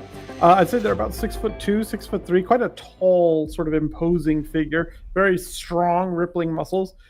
Part of a tattoo at their chest is like a hawk head. Nice. But it's clearly like it's only gotten like maybe 5% of the way there. Like there was clearly supposed to be a much bigger tattoo, was not finished.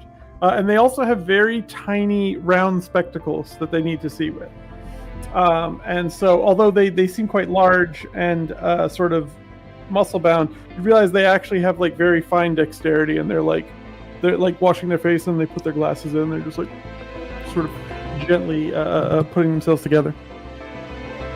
On to Mia. Oh, and they're a technoman. Sorry, I was supposed to say. Mm-hmm. I am Tarzal, listed as a scavenger.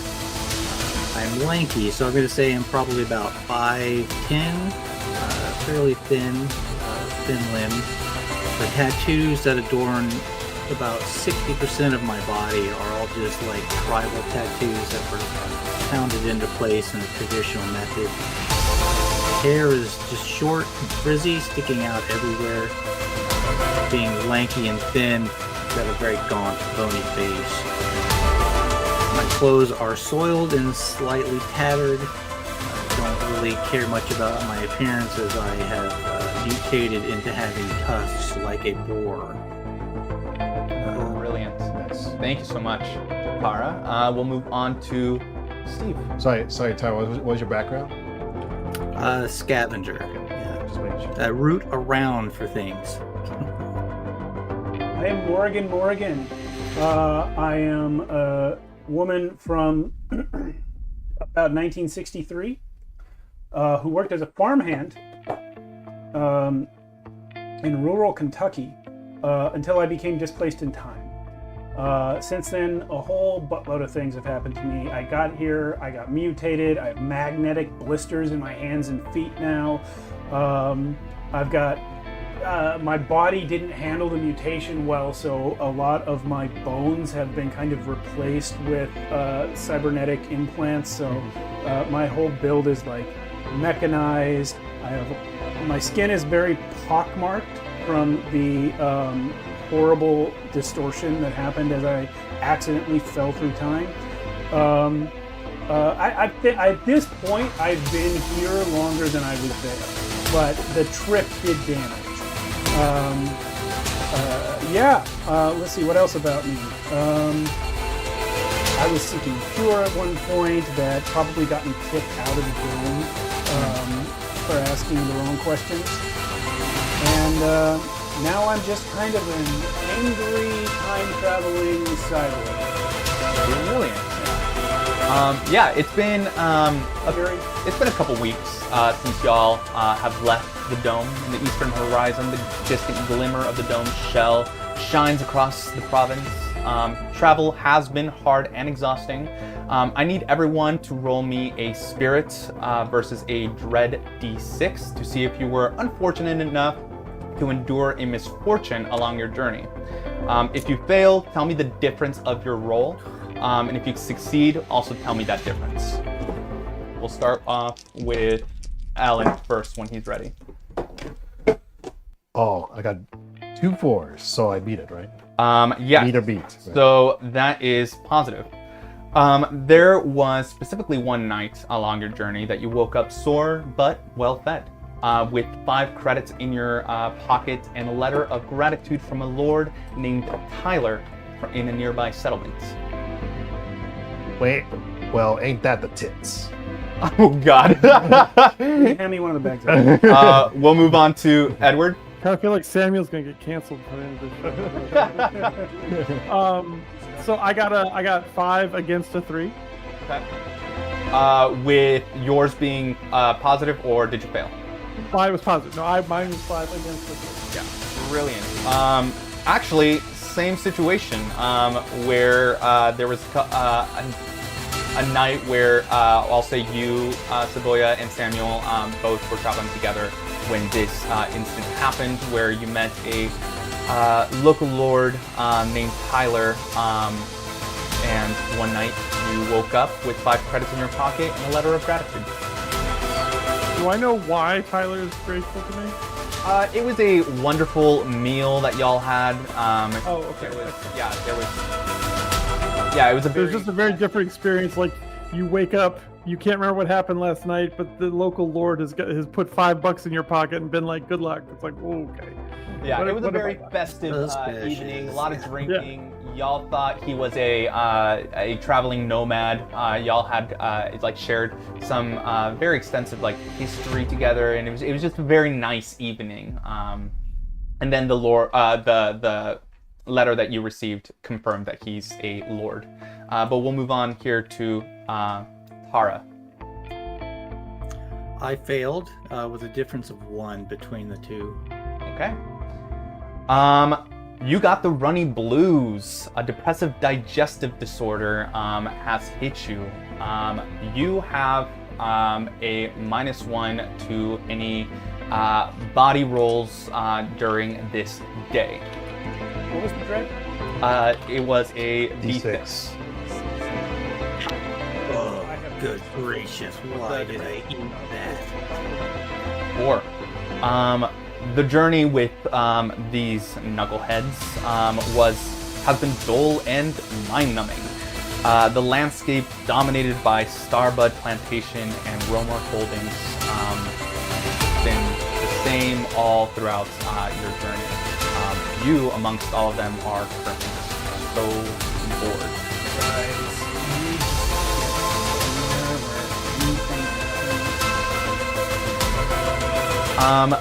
The letter of gratitude that was presented to Saboya and Samuel actually included a rough map of the province that you're in.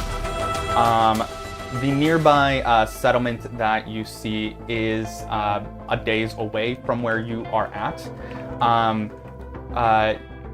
You are traveling along the King's Road currently, so there is a chance to meet caravans, as this King's Road is primarily used for traders. The map here is littered with events, landmarks, and other goodies. What we'll be doing is a hex crawl, in essence. You have the luxury of telling me which direction you're going, either north, south, and then add a west or east right after that. So northwest, northeast, etc., etc. I have the map right in front of me with the master copy. Every day consists of 3 hexes that you can move. So you're moving from a phase of the day that is morning, afternoon, and night. Each hex, I will be rolling a random event, which you guys can either interact with or decide to not interact with at all. When you do land on specific landmarks, landmarks that you know will automatically show, but if you are looking for something specific, I will ask somebody to roll me a survival or a lead survival check to see if you spot anything. If there is nothing on that specific hex, you'll find a hill that will basically show you the nearby hexes around you, and you'll catch a glimpse of things around. So, Steve, if we can get that map up. Yes, sir. Thank you so much.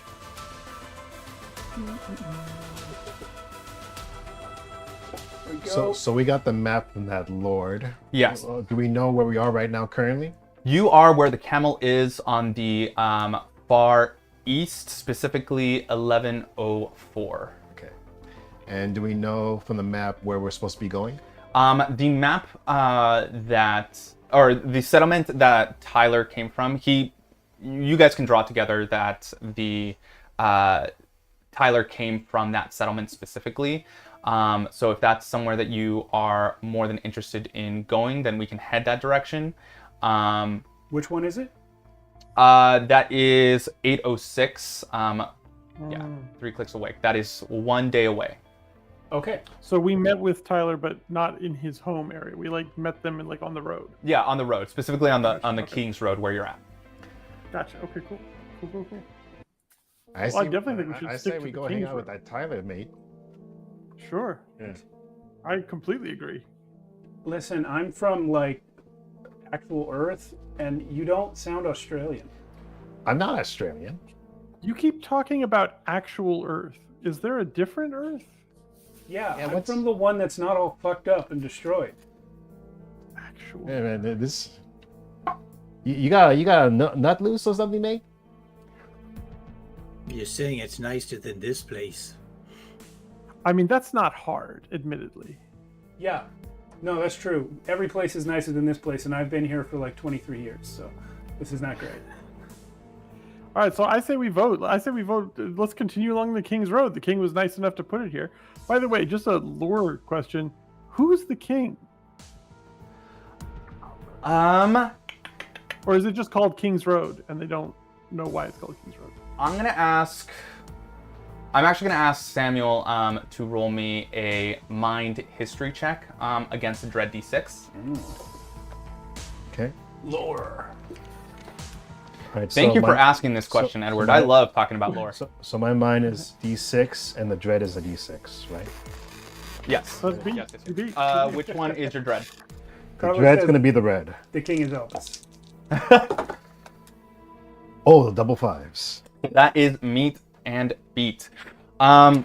Samuel can regale you with the history of the the King's Road as y'all are traveling. The road itself it's not just a dirt path. It's actual cobblestone, road. The roads that we see like today. Some of it are buried roads from the freeway. These are old school like ruins that basically the people of today outfitted to be a safer route, well, potentially a safer route for people to go along to each settlement, to each holding, to trade easily. Some of it are overpasses or half-buried overpasses that you go along. It's considered the safest route for people that are newcomers to the province, but there are always bandit caravans around. Some of them a little more treacherous than others. Some of them are just fools running along trying to make a buck from traveling nomads such as yourselves. So what do I know about the actual king? The actual king sits at Buckwell. You know him to be a crazed man. Stories of his person have been spun far and wide across this land. He is a mix between a gorilla and a crocodile, always ready to shoot a gun. He rules over Buckwell, which is across the pond, specifically over at, where is it? Looking at my own cheat sheet here. 901, which is the red building up across. So where? 96? 901. Right there? Right there. Oh, I see. Yeah. So Samuel pretty much reiterates that, but he says, "Yeah, the king, he's like this big old crocodile, you see, and he's like a real blimey of a motherfucker." and he has he was owed me about 26 quid, and he's never given it back. But what's a quid? A quid is like this little tiny. I think it's too blimey. I have about 26 of these quids, but he took 26 of them. That's brilliant. Mm-hmm. Yeah, he is a greedy fuck for sure. Mm-hmm. So what a bastard. If you want to look at adjacent hexes to see what they what might be there, I will ask somebody to roll me a lead survival check to kind of glimpse at what's about, or if I actually get advantage on that. I get advantage D8. Oh, brilliant! Survival. So Saboya is our lead. All right, so then I will do. I guess I will. So I roll. I have a D8, then I roll advantage D8, so I get to roll 2 of them. Correct. Against what? A dread D6. Against the dread D6, and that's gonna. And this is so we're going to where 10:05. If you're searching on your specific area, that actually, you know what I'm curious about? I want to put this to the party. I'm just gonna throw this out. Do we have a map? Like, do we have enough knowledge that we can kind of get a sense of where things are, or is it metagaming for me to know how close 901 is to us? It would be metagaming to know. Well, actually, no. Would I know that it's across this river or across this lake or whatever? Yeah, you did get a rough sketch of the map from Tyler. Okay. So basically, the map that you see right here is the map that he would have given you. So he has drawn a crude representation of the capital at 901. He's drawn the King's Road in black, the Queen's Route in white, as well as the black buildings, which are settlements that are strewn about. So I'm just gonna pitch to the whole group here. Just based off of Tyler's map here, there's clearly a river or there's a lake or something, but it doesn't seem like it would be that far. I'll bet you we could just build something and cross directly over and get directly to the city immediately. Saboya, why go the entire King's Road when you could cut across? Saboya, how good are you at building boats? Do you have a lot of experience with that? I do. I have confidence that when called upon, I could figure it out. Anybody else have confidence in that? Do I get to? Can I roll? Can I roll like a lead, like a leading check for this? Yeah, if you are trying to manipulate Morgan. I'm only going to call you Morgan, by the way. The West part. If you want to do I'll do spirit manipulation check against Morgan's. Well, I'm not trying to lie. I'm trying to inspire them to greatness. That's my character's whole thing. Is that he just wants to lead people. Oh. So that's yeah. Yeah, this is still going to be against Morgan's spirit. Oh no, for sure. But can I roll my lead? Is my question. Yes, absolutely. Okay, cool. Then that's what I will do. I will do that. And okay, so I'd get advantage off a D8, and that would be a 6. I got a 5, so I'm like, guess we can try it. You want to cross into the wilderness off the road? That's not smart. You're not smart. But it is all right, now fast. I'm definitely going. I believe in Saboya. I don't, but I'm going now because I'm mad. He can. I'm just being brash. Okay. Screw this. I don't want to walk in the dirt. I want to walk on the road. All right, so I'm gonna try and go northwest. Okay, to so 1004. northwest to 1004. And that's, you said that was the lead versus the oh shit. Okay. Yeah. So I'll ask you. I'll say this. If you're still at 1104. You can roll a lead survival check to see, one, if there's anything within that hex itself. If there's not, you find a hill that will show you adjacent hexes around you. Okay, so yeah. I rolled 3 against the Dread 6. The Dread 6. I rolled double 3s. Okay, so that's So because I had to roll lead against the 6, right? To investigate, right? And you got 3 and 3. I got 2 3s, and then the dread was a 6. Oh. So I have just convinced this party, and then I'm like, fuck.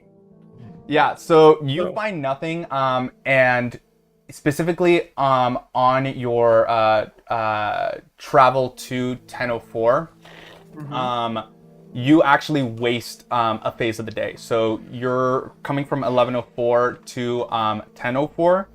It is now evening, just because you have gotten everyone a little bit lost. And actually, we're on our way, everyone. We're on our way. We're making progress.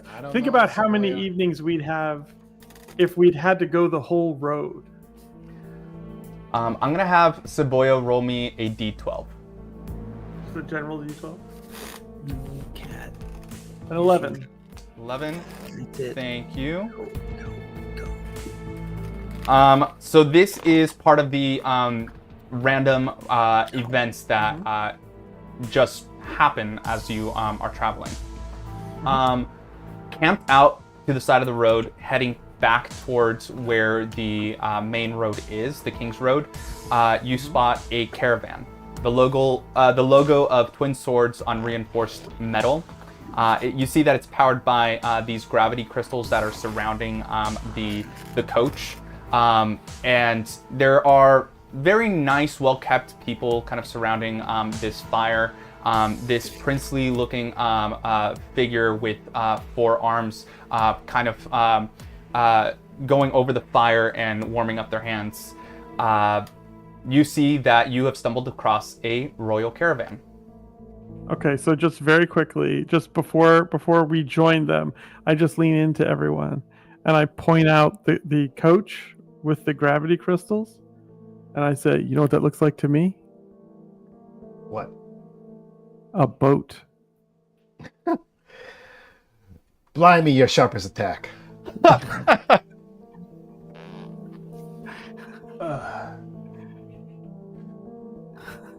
All right. So what are we doing? Let's roll. I mean, what do y'all want to do? I don't want to. Yeah.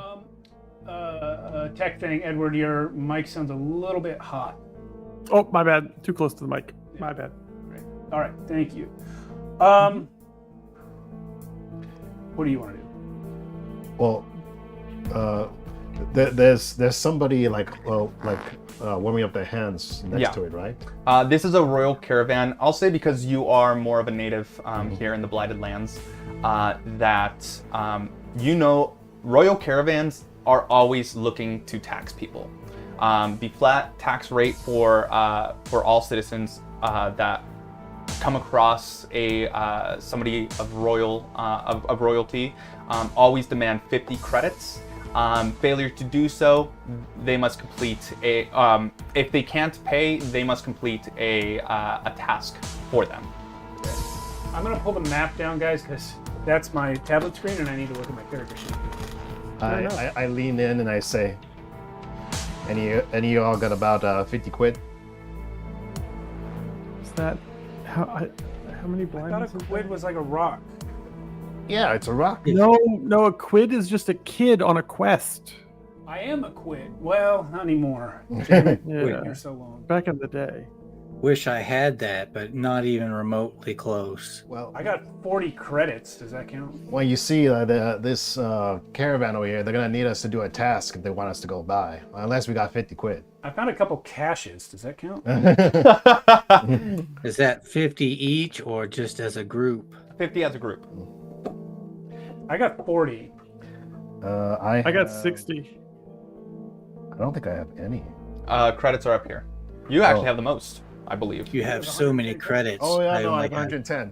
20. Okay, so how about the three of us chip in 10, and Space Australia over here chips in 20. Oh yeah, sure. Seems fair.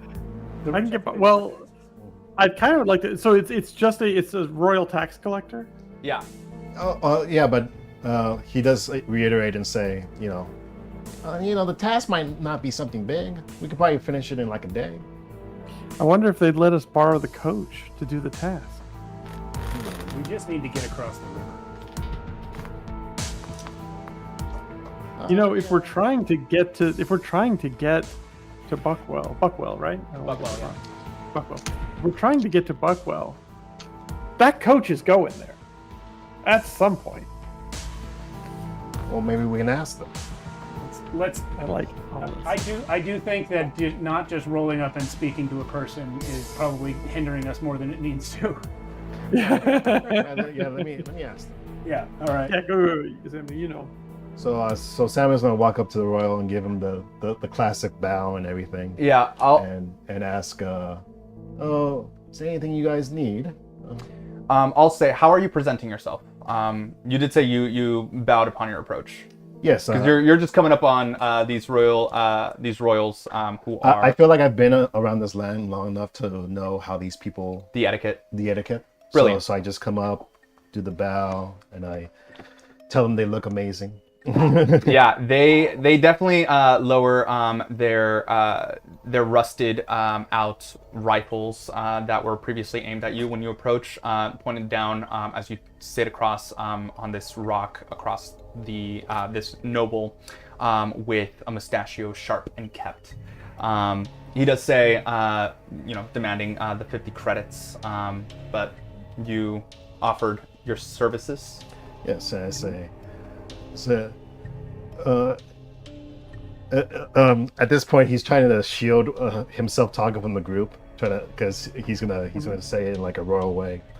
I do have the credits, but if it's a task you want, I might be able to do that as well.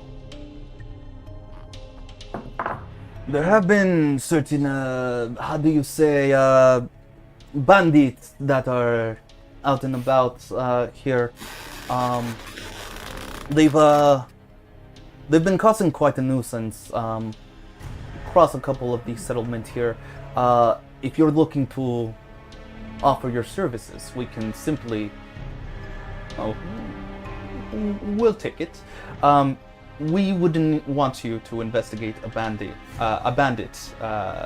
some bandits in a nearby room. Is there a way I can haggle this and say, if we take care of the bandits and make sure to get rid of them, will they pay us? Mm. I'm gonna have you do a spirit against a dread D4. Just because of how you're presenting yourself, it will be a lower dread here. D4 dread and my spirit. Yeah. My spirit is a D8. So let's see. Awesome. 1 on the dread and an 8 on the spirit. It explodes. I got a 6, so 8, 6, 14. 14 versus a 1. I'm gonna have... We're getting that carriage, y'all. We're getting the carriage. No, go ahead. What do you got? What was the difference on that roll again? You said 14 minus 1? Yeah. 14 minus 1. They will offer you 130 credits to complete this task. Yes. And we could buy it. We could buy a caravan with that. Oh, we could buy a boat with that. Yeah. Certainly rent one. If you're looking to get a boat, I don't know why they're Russian these days. Space Russian. Space Russian, absolutely. It's okay, mate. Beep, beep, bleat, zorp. Yes. Castle Adon, for players on the looking at the map, that is 303. Castle Adon is close to the Queen's Route. There's also Glimmerstone down south a little bit, and Raven Rock over at 507. That's a little further, but if you're looking to journey across the King's Roads for safety, that is the best recommendation for getting a boat, one of those 3 settlements. But let's go kill some bandits. Yeah, yeah. Thank you, sir. We'll take care of those bandits right away.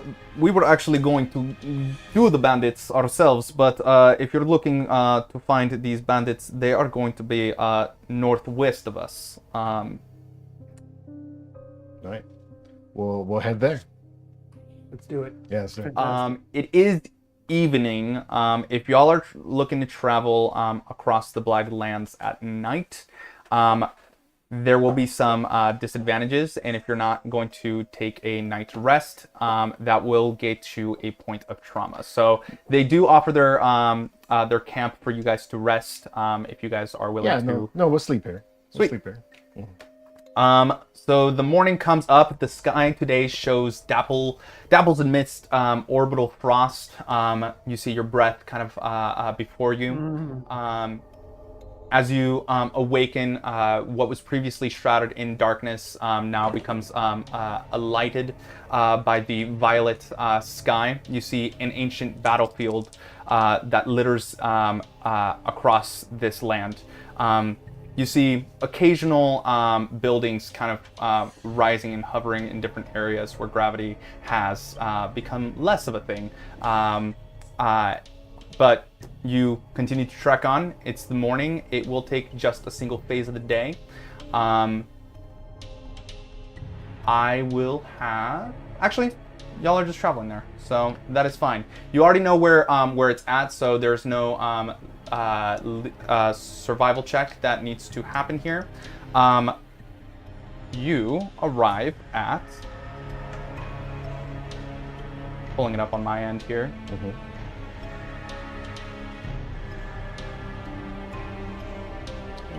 I should know this. What's everybody's like combat capabilities? I have a bow and arrow. Bow and arrow? And a D8 and shoot. So Did you bring that bow from your pass? No, I'm not that far in the past. Okay. I'm only from the And what about you, Saboya? I have an arquebus rifle, which means basically I am better at long range. Like I shouldn't, if I'm up close, I'm not going to be super great. Although I have a sword as well, and I can do fairly decent. I've got a D8 on sword +1. But yeah. And Tara, what do you have? A sling and a flail. Sling and a flail. Okay. Brilliant. We've got some ranged capability. Yeah. That we do. All right. So just found it here. You see entering this mountainous area, a bunch of caravans half destroyed right outside the entrance to where a weathered column lies, nestled amongst soft lake. It stands as the entrance to this ruin built of twisted roots. A fun little thing here in every room, but y'all will just need to figure that out. If you wish to enter, I can start reading room 1, or if you would like to investigate in any way, you may do so. I would definitely like to investigate. The way I'm envisioning my character is that he has a history with gangs, and so what I'm really looking for is, would I know this gang? Is this a gang I might have heard of before? Roll me. This is going to be a lead investigation check around the caravans that are basically parked outside. Mm-hmm. Okay, and what am I rolling against? This is just going to be a standard Dread D6. Okay. So. Happens to us all, bud. Ooh. That's a 3 against their 5. Okay. This is great. This is exactly who I want this character to be. This character desperately wants to be a leader. Is not yet cut. I mean, he's 20 years old. They're just not cut out for it. Okay, this is excellent. He's learning. Yeah. So they're learning. The caravan that you see,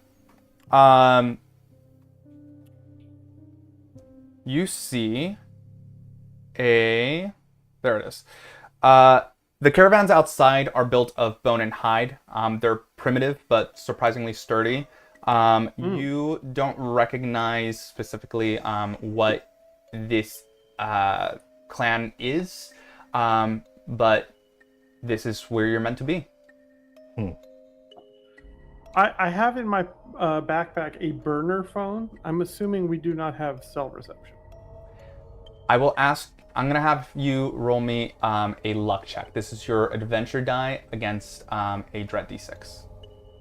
Okay, adventure die versus D6. 4. I rolled. Oh wait, no. The 4 explodes, right? Yes. And the 6, does the 6 explode also? Yes. Yes.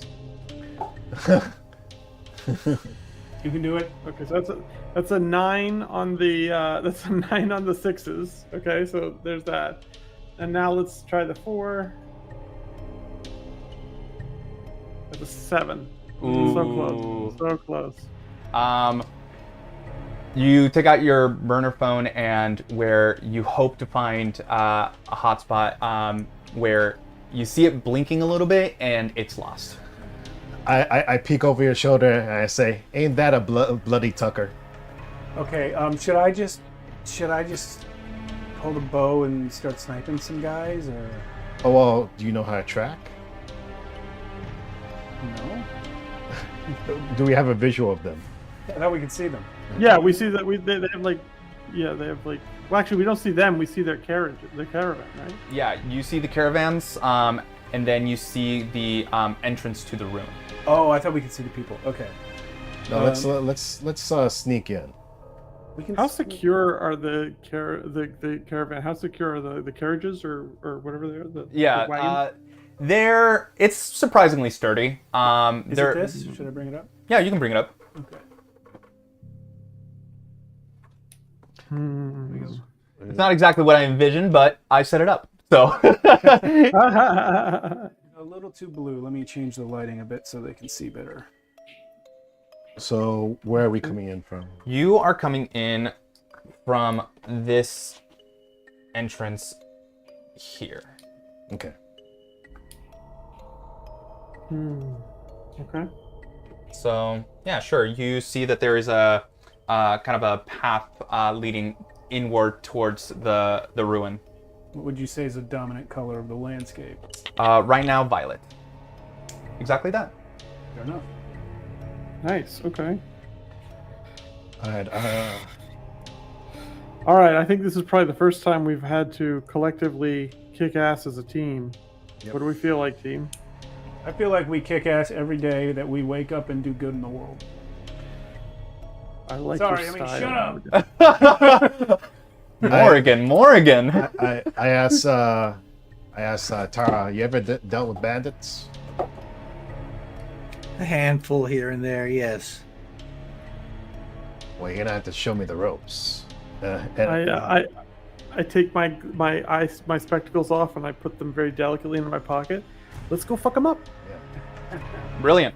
Just be careful. Watch your back. So how does initiative work?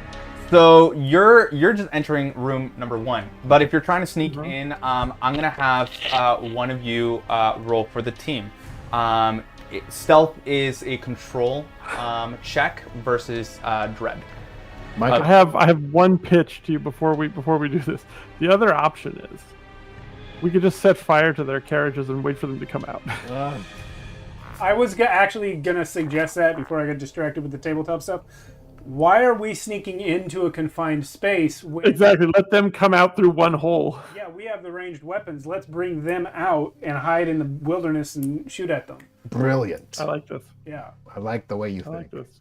Yeah, All right. setting a wagon on fire is good. So we'll set this one on fire. Yep. And then we'll hide over here. Yeah. Okay. I like all this. So one green fire. Wow. Yeah, if you want to change it over to a red. So we're gonna hide over here. Okay. And who wants to light it on fire? Oh, well, actually, you could shoot like an arrow and light it on fire that way. Yeah. So who has the arrow? Who has I have a the? bow and arrow. Yeah. Yeah. So you can do that. Shoot a bow of fire at it. How are you starting this fire? We're shooting a fiery arrow at it. Yeah. How are you starting? Any like, are we lighting it? like Oh, I see. is there any dry Do we- grass or hay Do we lying have around? flint? Yeah. Like I'm assuming we must have a little bit of flint to be able to start a fire at let's- night, right? I mean, we can get a couple of sticks if we need to. It's us just like sitting there rubbing the sticks together, and then they walk out. They're like, "What are y'all doing?" Oh, we're trying to start a band. I will say this. You will be able to. I'm asking just because I want to see how y'all do it. You will be Okay. able to set the caravan on fire, but it's mostly dependent on how fast you're able to do it before that exact scenario happens. Okay. Any like rocks that can smack together to generate sparks. As this is going on. Oh my god. Do we have anything we could use to? So, can I do like a sneaky thing? What are you trying to do? I want to use my hidden power, but I want to shield it from them so they don't know. Sure. If they're Everyone, plug your ears. I think they're occupied trying to figure this out. yeah, as they're occupied. Samuel, just go. Everyone, turn away. Hey guys, Nobody look. I'm gonna have somebody roll me a control versus dread D. I'm gonna say D4 because you haven't entered real dread situation right here. So dread D4 to set up the fire.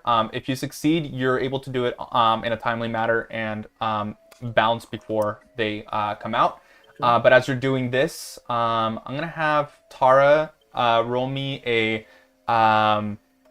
This is going to be a lead notice check versus the control that Alan's going to be rolling right now. So just roll your control. Lead. Yeah, she definitely sees me. I rolled a 1. She sees me. You said control, right? Yeah. For you, it's lead. Okay, it's lead. Unless she rolls a 1. 7. Okay, no. Yeah. You see Samuel walking further away from where the group is. What are you doing? Well, Samuel kind of like, he attempts to shield what he's doing, but you see it, and he kind of rubs his hands together like this. Nice. And he shoots flames from his hands onto the caravan. So nice. Ooh, boy. Oh boy. Okay. We got pyro with us. And then I run back and I say, looks like there was some matches in there. As you're first of all, what did you who rolled the control Target. Yeah. 7 on that die. Okay, versus the dread D6. Of course, that went flying. 6. So that explodes. 5, so 11. Okay. As you're going to start up the fire, start to smell smoke, and you're hopeful, but you realize it's not you that is starting the fire. You look up to where the caravan is. This caravan made of bone and sinew, just smoke rising from the side opposite from you, where immediately a burst of flame lifts up from it, engulfing it. Someone has started a fire. You saw Samuel, that it was Samuel who did it. There's been some hells of matches. I just pull my gun out, aiming for the thing. Yeah. And I say, yeah, let's just wait and see. Okay. So y'all dart off, let's say, behind some rocks. We'll say you're far from the current caravan on fire. Echoing from the ruins down below, you hear a voice. Yo, you hear that? You hear that? Hear that? Is it? Oh shit! It's our caravan! Bam! You see 5 Herman! Everything is Archonia! mutated men. Mutated men. Coming from the... Oh, I'm so sorry. Right in the eyeball, directly in the pupil. Oh. Coming from the entrance of the ruin. I'm so sorry. It's okay. I'll be able to see in about an hour. Don't worry. The caravan. You've got 2 of them. Stop whining. The caravan on flame. Yeah. So we are entering combat. Hell yeah. Okay. Wayfarers always go first. You guys have as many actions as the armor that you have. Enemies go after you, and they only have 2 actions. And moving counts as an action, yes? Moving counts as an action. They are currently far from you. The spacing is far, nearby, close, and engaged. You want engaged for melee, close for any spells that you might do. For ranged attacks, you are looking at nearby, and then far is out of range. But there are some weapons that allow you access to that. So, who's going first in initiative? I've had this bow ready since we first started talking about it, so I'm gonna roll a shoot on the guy in front. Place you up here. That's me. All right. So you're going nearby it?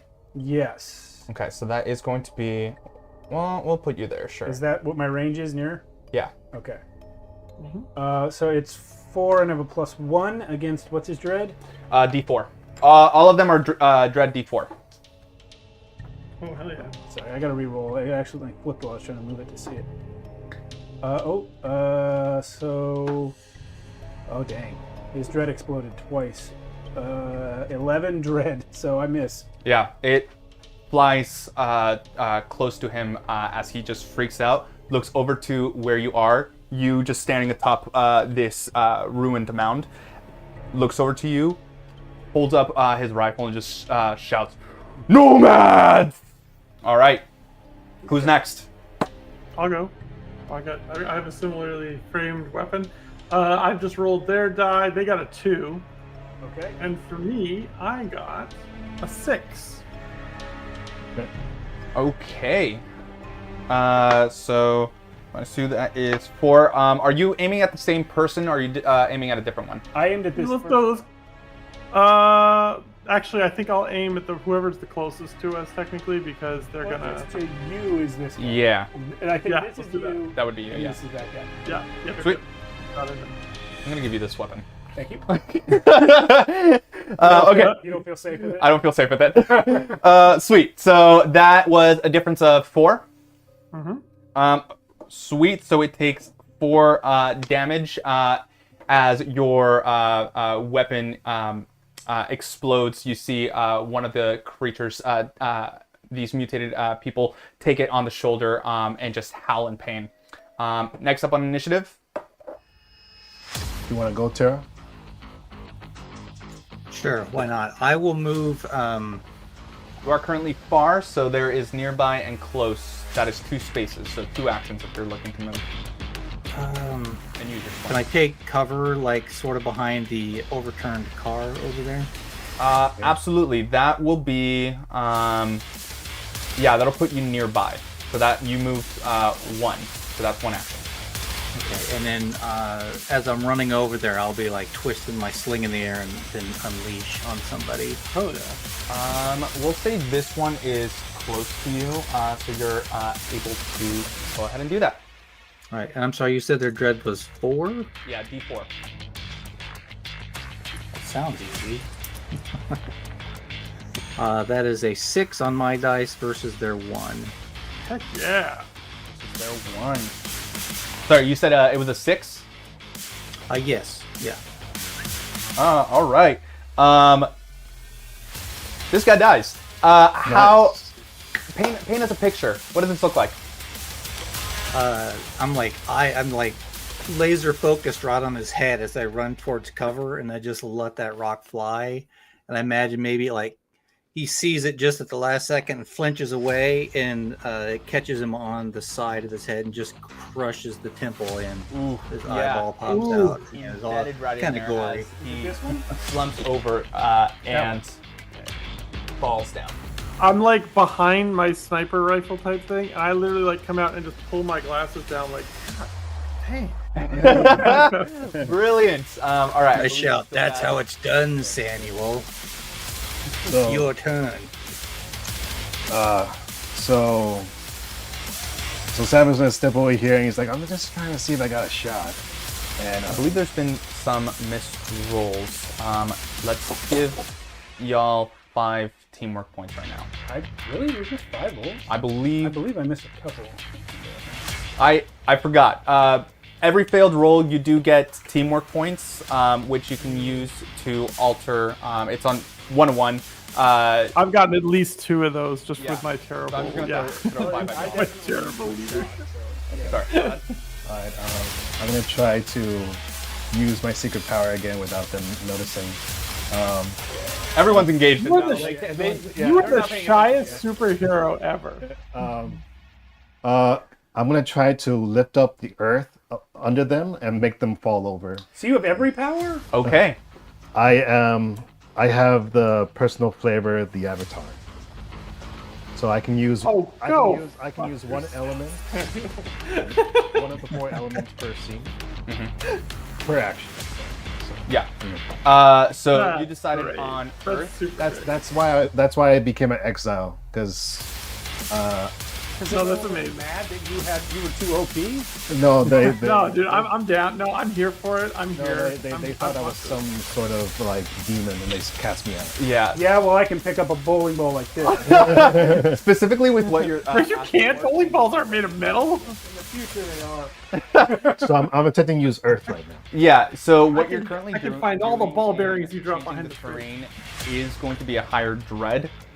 So it's going to be against the dread of a D20 because you are forcing D20. Yeah, you're forcing the Earth to do something that is not natural for it. Against your control die. And I believe you do get advantage D4 on using. Yeah, my control is a D8, and my control die is a D4. Okay. For the avatar. So it's versus this. Okay. But advantage does not add to the roll, correct? It's just, Advantage does. Yeah, it doesn't add to the roll. Simple The advantage. advantage is the higher roll, and it's a D4. You're in trouble. Yeah. That was my big issue. Oh wait, so yeah, one that. But there is a higher chance to explode on a D4. That's true. Every time you roll a D4. Oh, that's a good. In our first game, Matt, name drop, rolled a 24 on a D4. That's right. So there is a potential to continue to roll and explode. That is actually kind of great. I love that. That's cool. Thank you. Let's see. Come on, get it. Oh. Ooh. No, I failed. no. I got 10 on the dread, and I got 4. Well, Whoa, that's I got a 1 and a 3. Yeah, you stomp the ground, and you stomp it a little too difficult, where you have a shin splint. You feel the tingling on your shin as you believe you lifted up the earth and just ended up hurting your shin.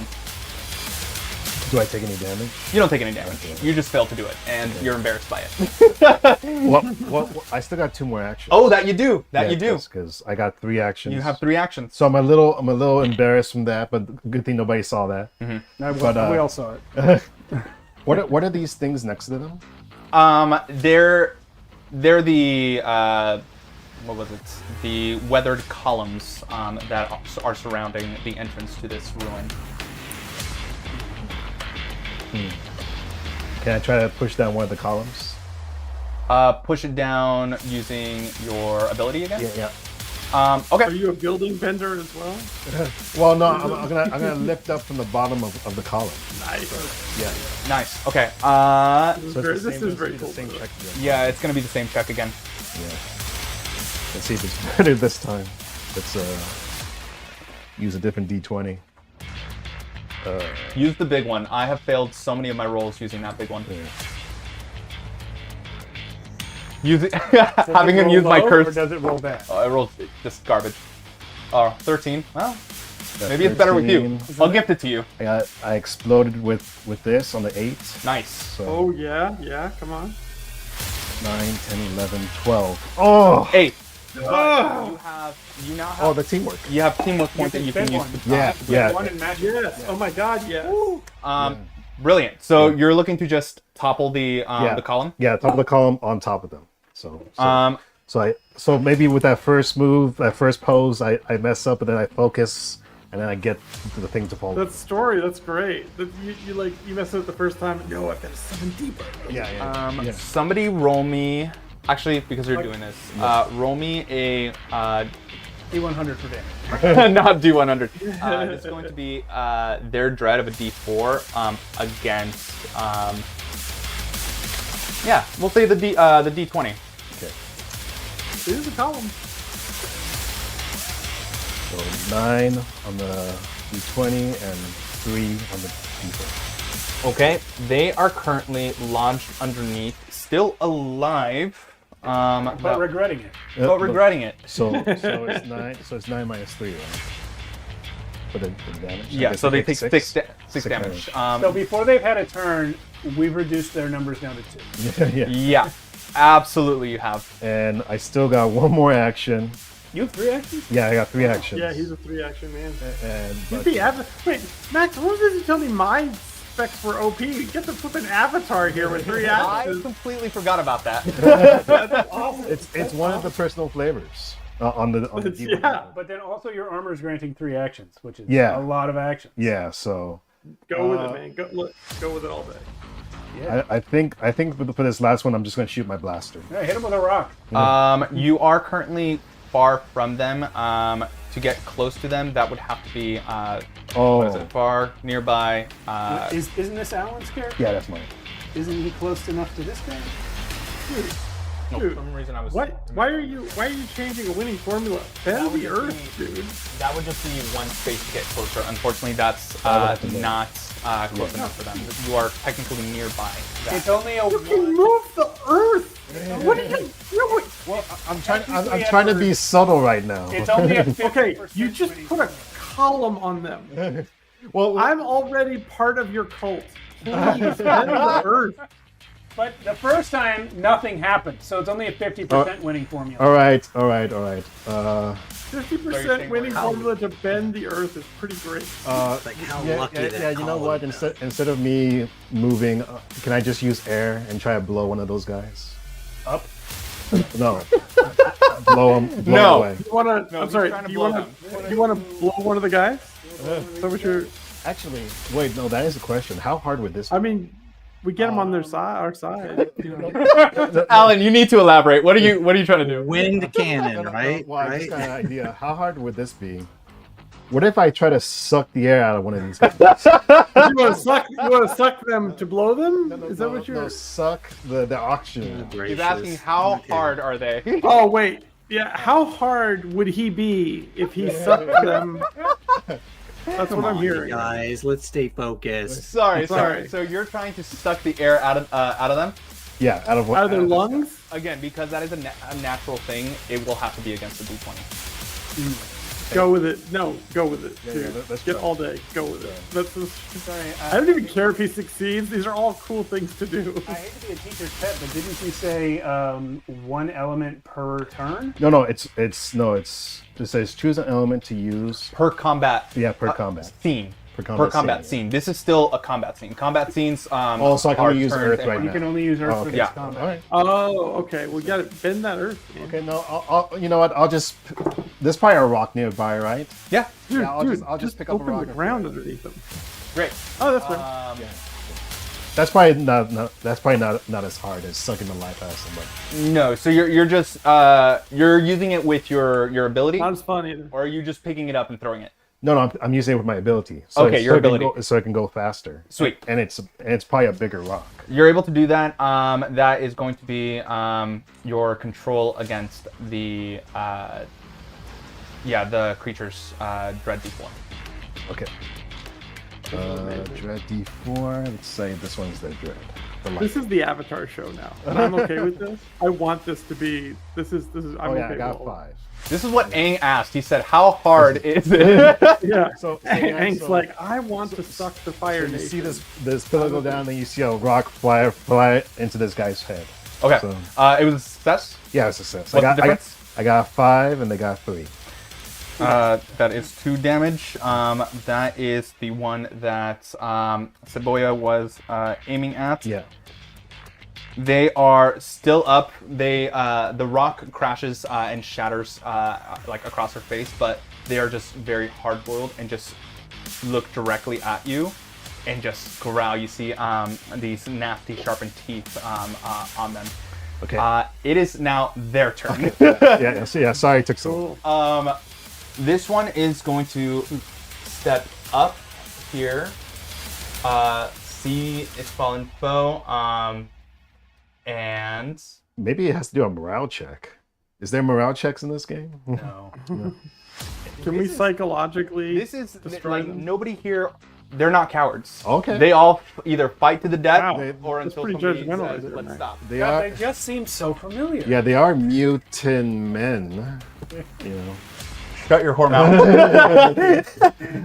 Okay, so this one's going to spend 2 actions to get engaged with you.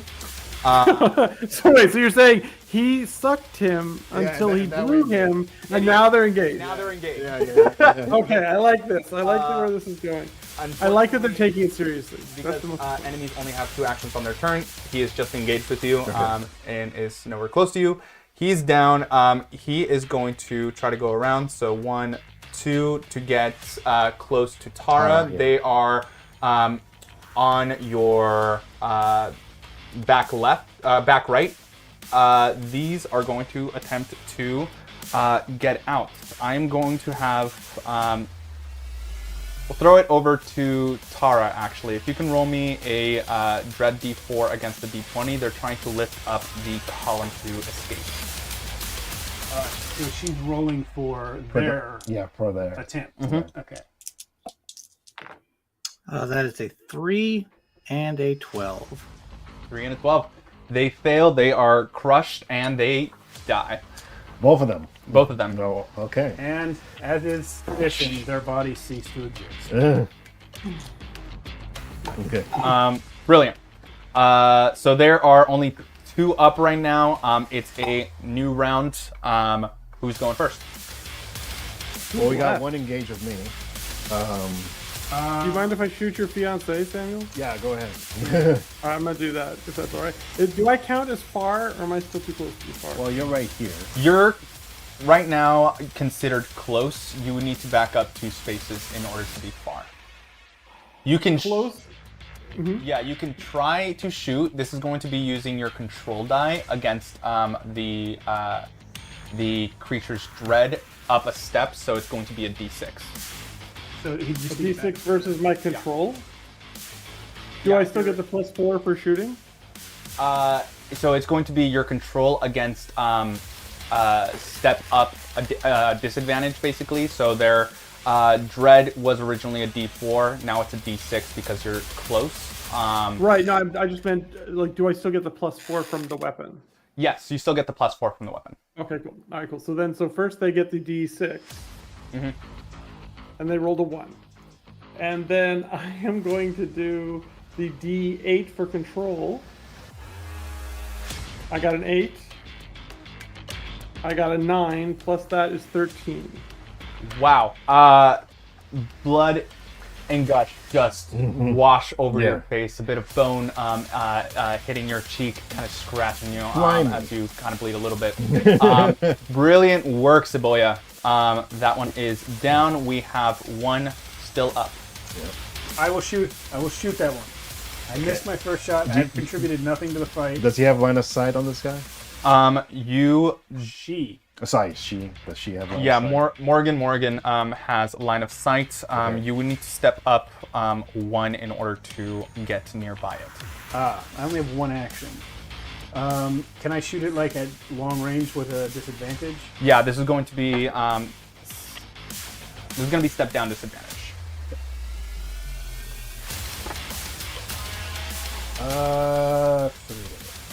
3 to hit against their dread. Oh, right. What's their dread? D6? Dread D4. D4. Oh. Yeah, I had D6 because it was... Dude, I will take that all day because it turns out my shooting ability is a D4. If I use control instead, I get a D8. I'm fine with it. You skim the fallen vehicle. Your arrow sticking straight into the tire. Yeah, why don't you guys have guns?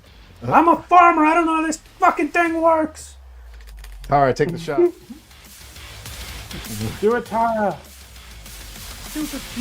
I'm within range still with my sling, correct? Yeah, they are close to you, so you're actually in perfect range for it. So my D8 versus their D4. All right, 1 sec. Man, there's some weird earthquakes happening around here, guys.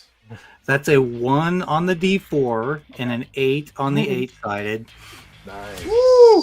Nice. That's a second 8 on the 8-sided. Oh God! Man, this sling is and crazy. a 7. Okay. This sling is crazy. Too bad this wasn't 23. 3. So 23 against their 1. 1. Once again, Tara, tell me, what does this look like?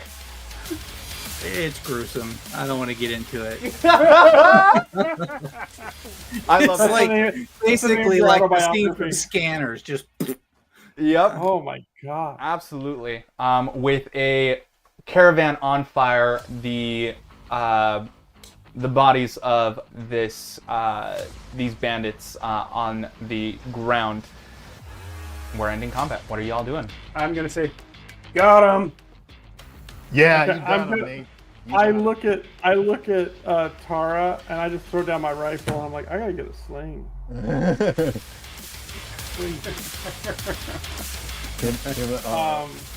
I think I start dragging the bodies to throw them in the on fire wagon. Yeah. Just for cleanliness. I want to look and see if they have any treasure. And yes, ransack the bodies. Yeah.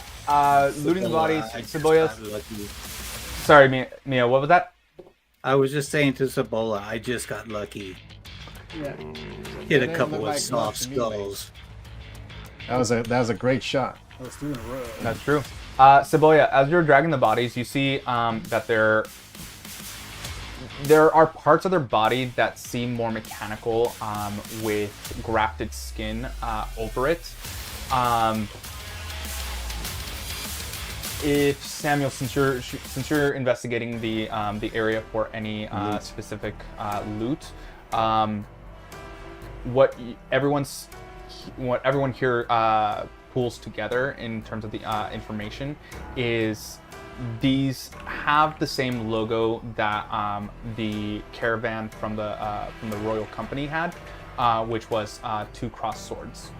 These looked to be either hired or came from the capital of Buckwell itself. You have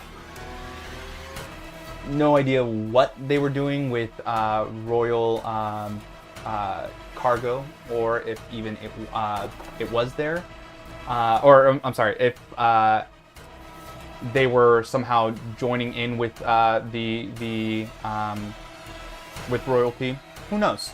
But what you're able to find is a old world generator within one of the caravans that you didn't alight. I'll put it down over here. It's heavier, so it will need to be either carried by you, or you can just take the caravan itself right now and drive it along.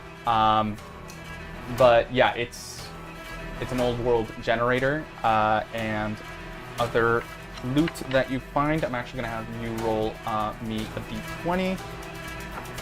Steve, if you can roll me a d20, and I'll do 13. Edward, if you can roll me a d20. I got 13. 16. Okay. You find what you find is a recoilless sniper. Gives you +3. You must be far. It's a sniper rifle with advanced recoil suppression, worth 250 credits if you wish to sell it or trade for it. Steve, what you are able to find are spiked gauntlets. This adds +2 to your strike. They are armored gauntlets with spikes worth 50 credits. Once again, if you're looking to trade or sell them for whatever reason. +2 to strike, you said? Yeah, +2 to strike. And for that 16, Saboya, on one of their bodies, you find a Hydra suit. It is medium armor, so that grants advantage D6 and 2 actions. It's a suit designed for, armor made of the carapaces, however you pronounce that, of giant insects, worth 110 credits. Okay, I'm gonna put that on because actually, you can't have more than one armor, right? You can only have one? Yeah, you can only have one. Okay. Yeah, having the 2 actions would be pretty nice. I think I'm gonna, for the moment, I'm gonna take the ring vest off. Quick. So this generator is like a vehicle that we can drive? The generator is disconnected. It seems, I'll say Morgan knows more about it than anything. It's used to power electricity. It's used to plug in. It's not currently plugged into the caravan or anything. It seems to have been badly handled. Certain wires are torn. Yeah. And these things are great because they don't run on your poisonous radiation. They run on harmless fossil fuels. I feel like that was some sort of allegory. Huh? I mean, nothing. Is that like a quid? Yeah, like a quid. Yeah. No, it's like a melted dinosaur. That's what a quid is? No. Well, let's report it back to those royals and tell them that the job's done and get our credits. Heck yeah. Quit. That's right. Okay. The afternoon draws to evening. The caravan is still there. They have built a crude home amongst the ruins that you see around you. They give you 130 credits, as was the deal. Yeah. How much is 130 split? That's 40.25.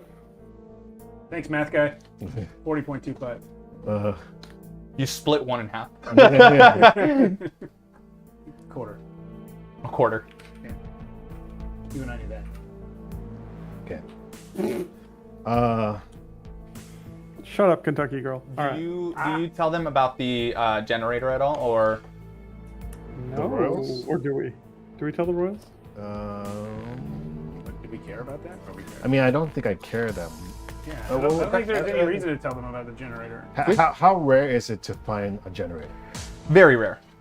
The generators, any old world tech is found specifically in the lost cities. Lost cities are... If we were to sell that generator, what would it be worth? You have no idea. You have no idea. just untold wealth. Because if it's really rare, then I would actually say.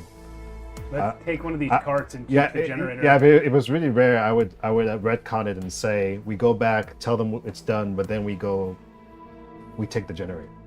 Okay. And try to see if we can appraise it. How are they moving the caravan? Like, how are they moving all of their carriages? Do they have horses? Some of these caravans actually don't require pack animals or any of that sort. They're automated? Yeah. One of them was the one that you burned specifically. I'm actually going to roll for this because I built a generator for this. It's 12. So one of them was on electric. Actually, the bone one was on electric batteries. They were modern and efficient. They were small batteries that needed to constantly be replaced. These you can find literally anywhere where old cell phones can be found in old ruins, laptop. They just rip those out and have found a way to plug them into the caravans. The one that is still up was powered through actually a mechanical beast. So yeah, a beast of burden. It's steam powered, with lifelike movements. Steam powered? Yes. That means we have to like start a fire in something to make it go? Well, luckily you have somebody that's able to do that. We need to fill this with water and fuel and then light the fuel on fire. It will boil the water, it'll make steam, and then the ox will pull the cart. I'm here for all of this. I just want to let you know. Just up front, I have already co-signed this entire experience. This is why not? Let's go. Yeah, let's do it. Steam-powered pack animal. Sweet. Yeah. Because you're riding on a caravan, that will grant you 2 hexes per phase of day. Nice. So you are able to travel in that sense. It is evening, so you take the night to rest before the morning comes. The sky today shows marble amidst stellar downpours. You see artificial rings surrounding the planet across its equator. And as you travel, the terrain is easygoing. These hexes offer no obstacles whatsoever. Perhaps the hidden or secluded area, protected from the dangers that lurk outside.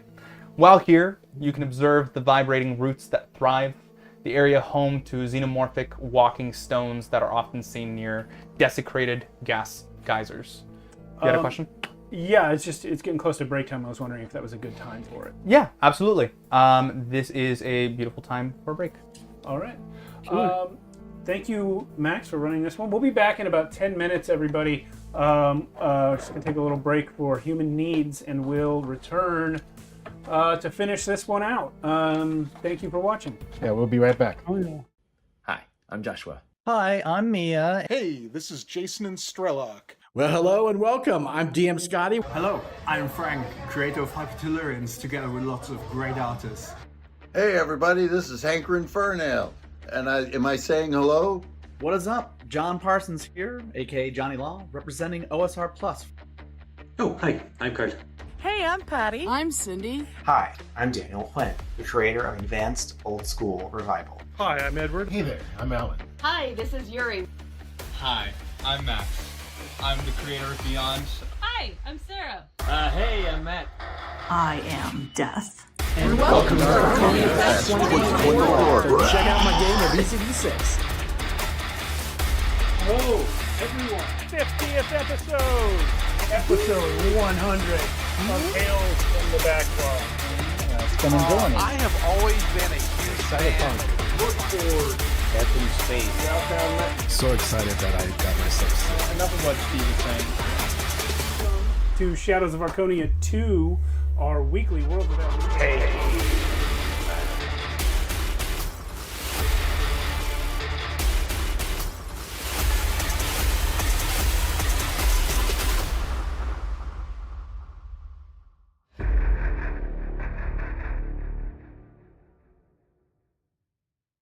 Oh, hi, I'm Joshua.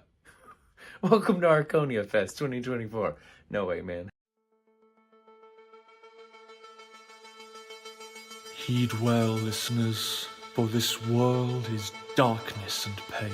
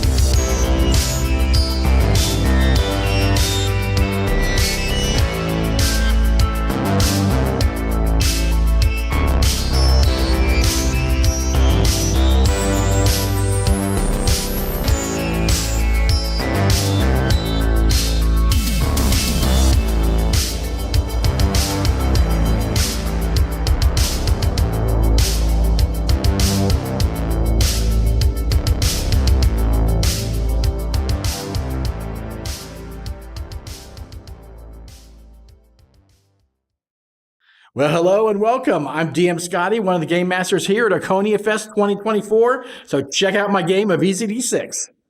Heed well, listeners, for this world is darkness and pain. From the ice-capped mountains of Jotunheim to the untamed steppes in all their wild splendor. From shrouded Ophir, where dark creatures perform darker rites, to civilized lands like Argus and Zamar, where humans seek diversions, while their petty rulers wage endless war upon one another.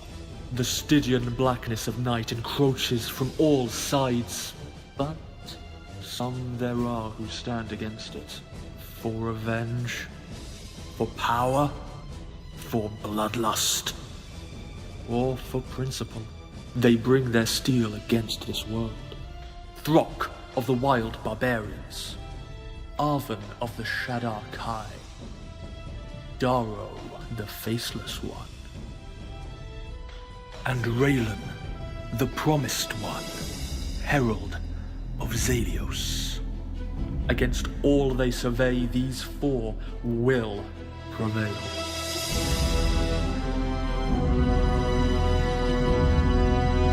Or they will perish.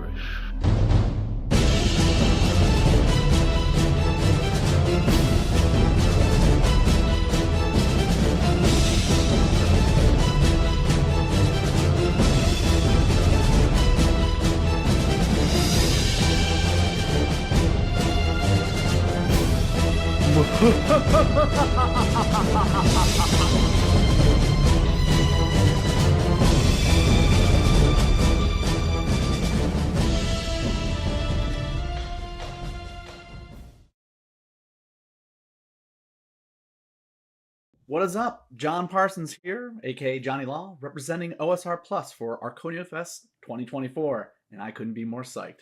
Hell yeah. Take heed, humans, for the darkness nears completion. For 2 million years, my friends and I stood watch over your reality. Hey, I'm the first to admit mistakes were made. The multiverse is almost gone. Dark gods crave what's left of it, and the 9-tongued worm waits outside, smacking his throat's lips. The worst part is, the only ones doing anything about it are these horrifying monsters. Throg, the first king of Earth, bringer of storms, and annoying, drooling imbecile. Arven, mistress of Ravens, chosen queen of the people of the dead, and frequent overindulger in storm giant wine. Daro, last torchbearer of the cursed blood, shadow-souled assassin, and worst champion of order ever chosen. And this jackass kid, Raylan Zalios, offspring of devil and man, the prophesied herald of the end of everything. Akun Ra Zayden. My friends and I try our best to help them, but let's be honest, we're all well past our expiration dates. The Empire of Archonia would have been well equipped to save the multiverse, but the Empire's long gone. Now even its last shadows are fading. Our only hope is Shadow Chaos Deathstorm.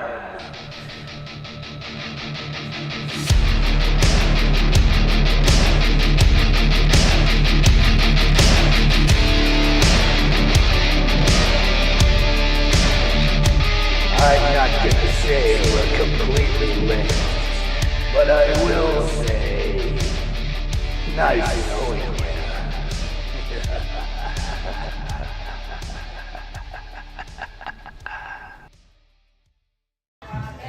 Hello, I'm Frank, creator of Hypertellurians, together with lots of great artists.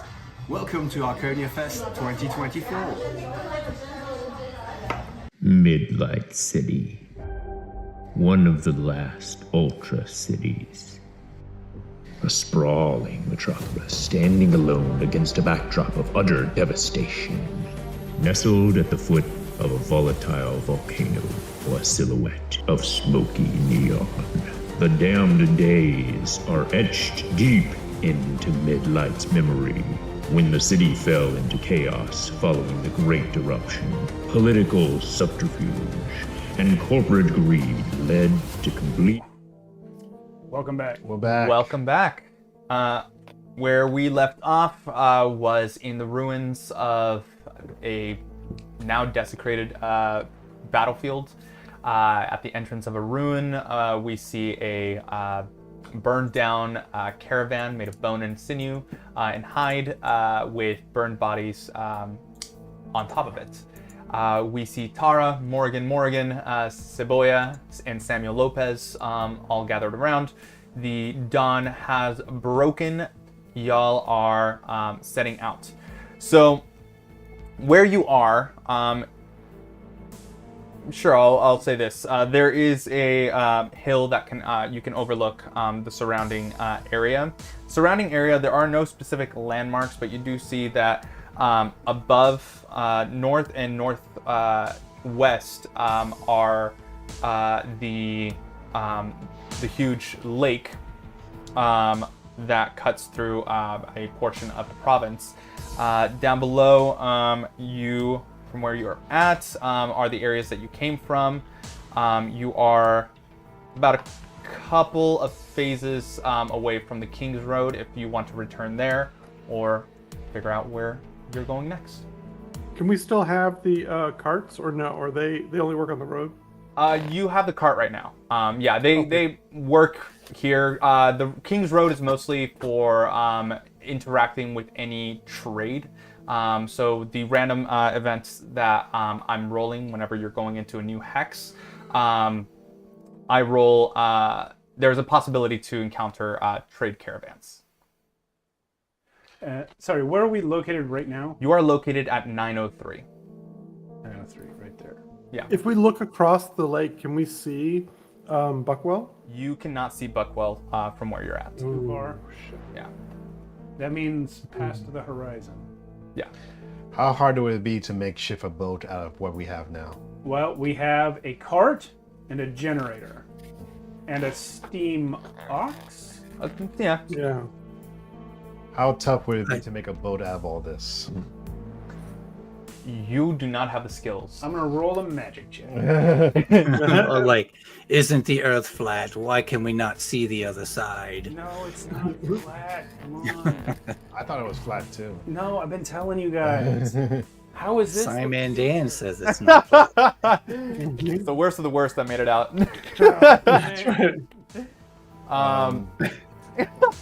I guess we gotta. We can always just go rent a boat. Or, hear me out. My smartware allows me short-range teleportation.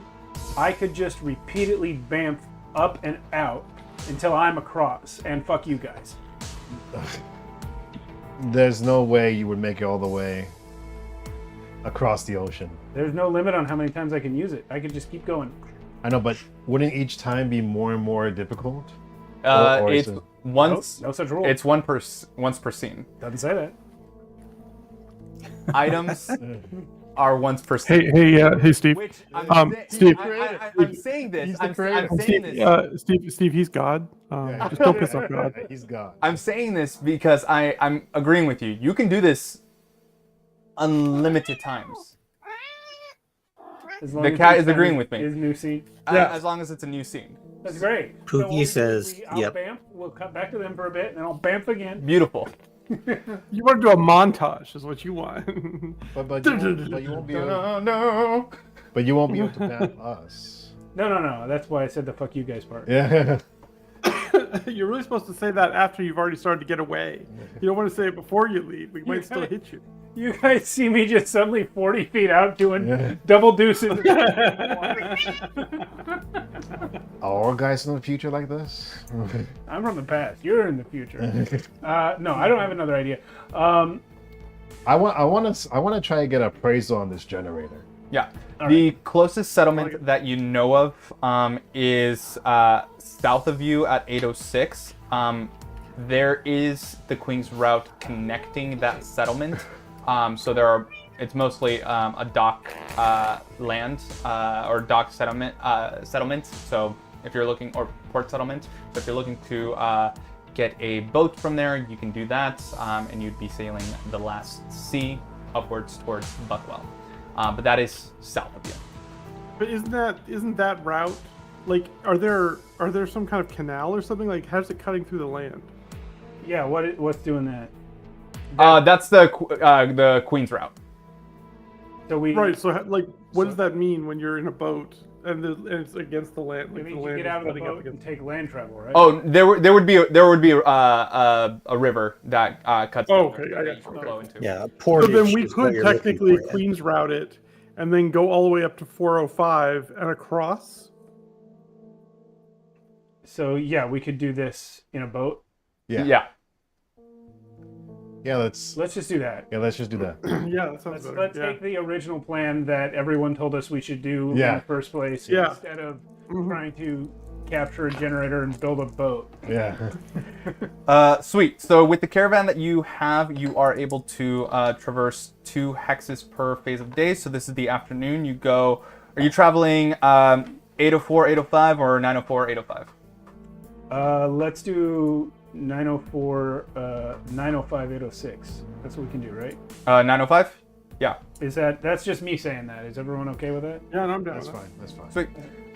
So landing there, rolling a d12. Actually, sorry, I'm gonna have y'all roll for this. Since you're the point guard on this, I'll have Morgan roll me that d12. D12, you sir. 4. That is a 4. Okay, you come across a specific event. I'm gonna have Tara roll me a d6.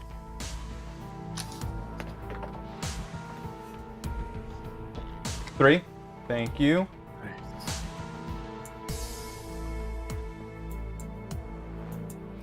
That is page 54 of the book. There we are. All right.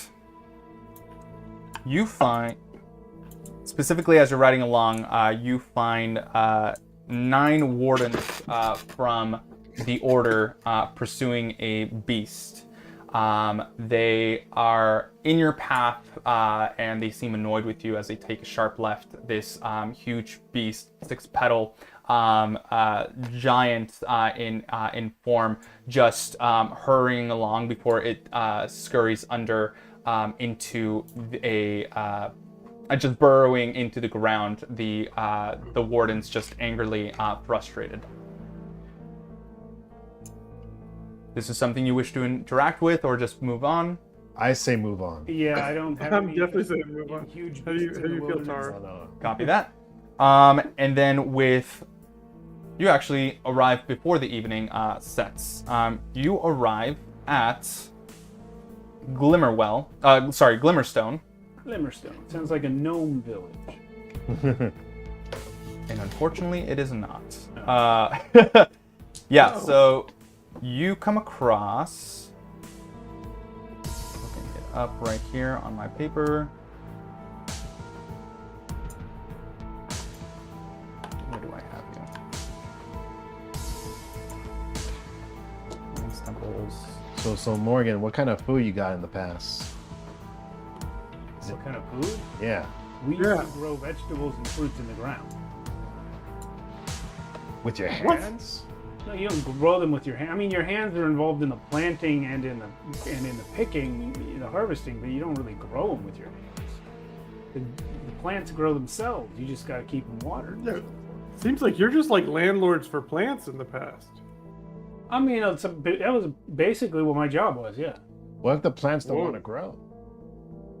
Well, sometimes they don't, and if that happens, you better figure something else out quick. No, because we got plants over here that talk to you. That's different.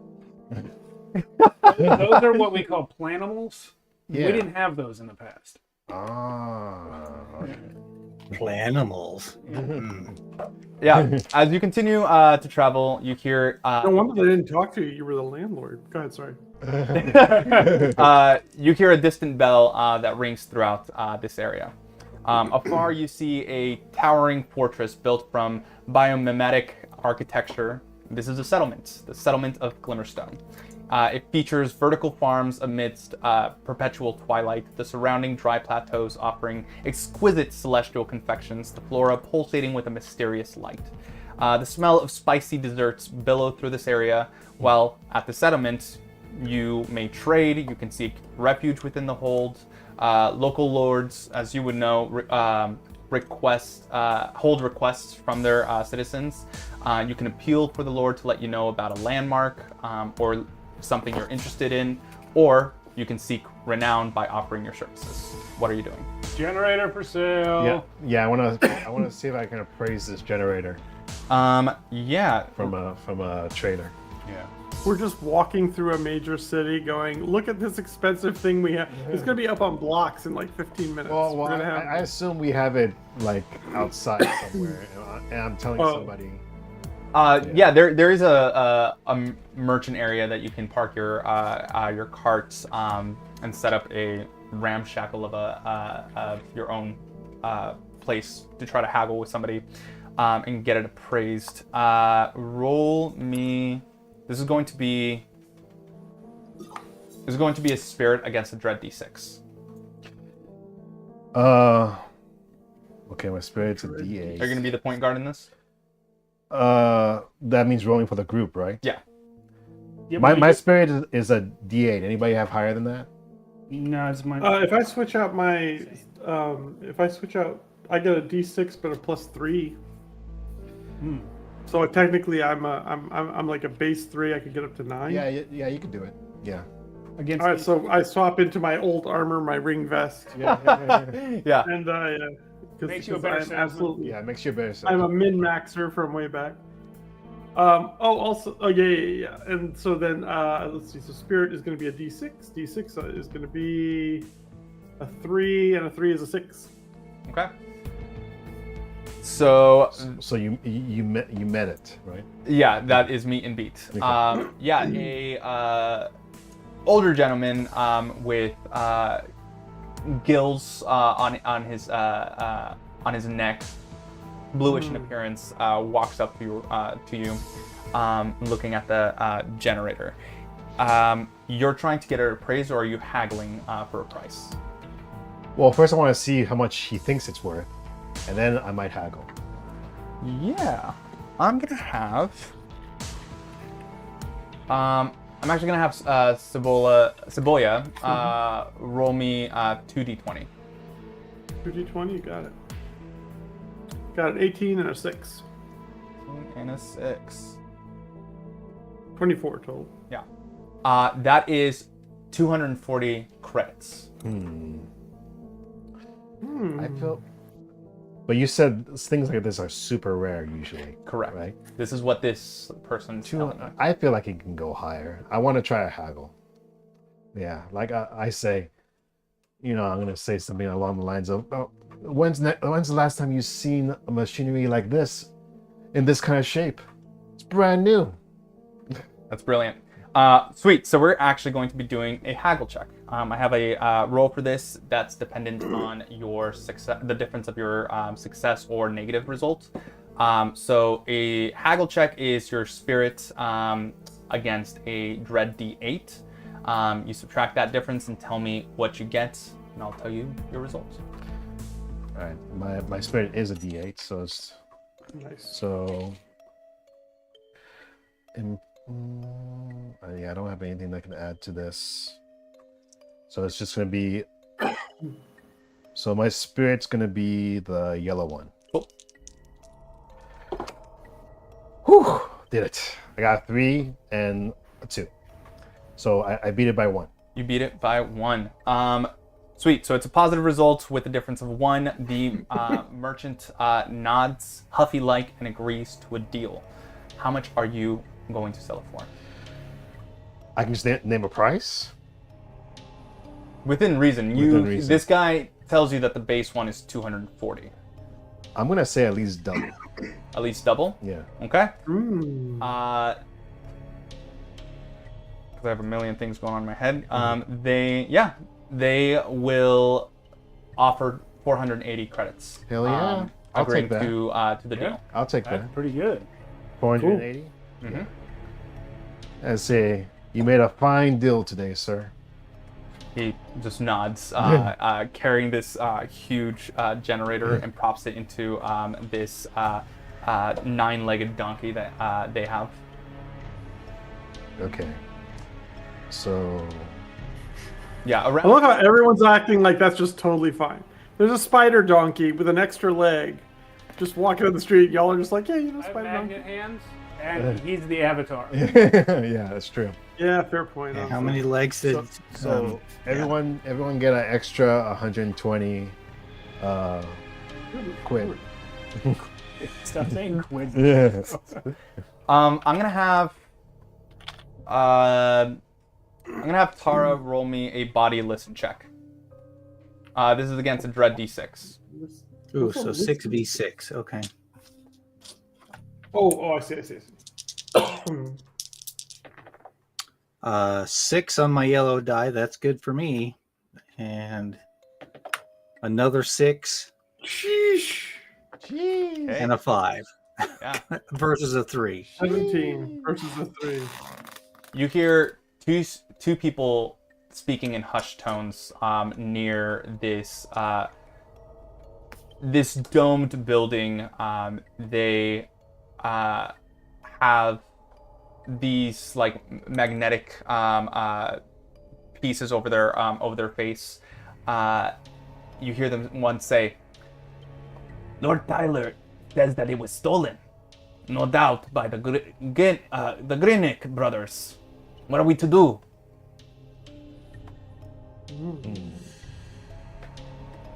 What are you all doing? Well, I'm going to whisper that to one of the others, like, these guys mentioned something being stolen by the Krennic brothers. Do you know who that is? Do any of us know who that is? Samuel, do you know who the Grenick brothers are? You can roll me. You were the lore check last time. History check. Yeah. Oh yeah, that's true. I just got kicked out of the dome not too long ago. So mine is a D6 versus a Dread D6. Alright, so... And Morgan, when you walk, do your magnetic feet pick up iron ore dust from the soil? So sometimes, the dread's gonna be the red one. Time to clean yourself off. I beat it by 1. Well, I mean, I wear shoes. Nice. So what do I know? Yeah, the Grinick brothers are they are a band of bandits that basically go about from settlement to settlement, causing a lot of havoc. There are a lot of whisperings that this bandit group has some shady dealings with the sovereign of Buckwell. None of it's confirmed, but that is what people are saying.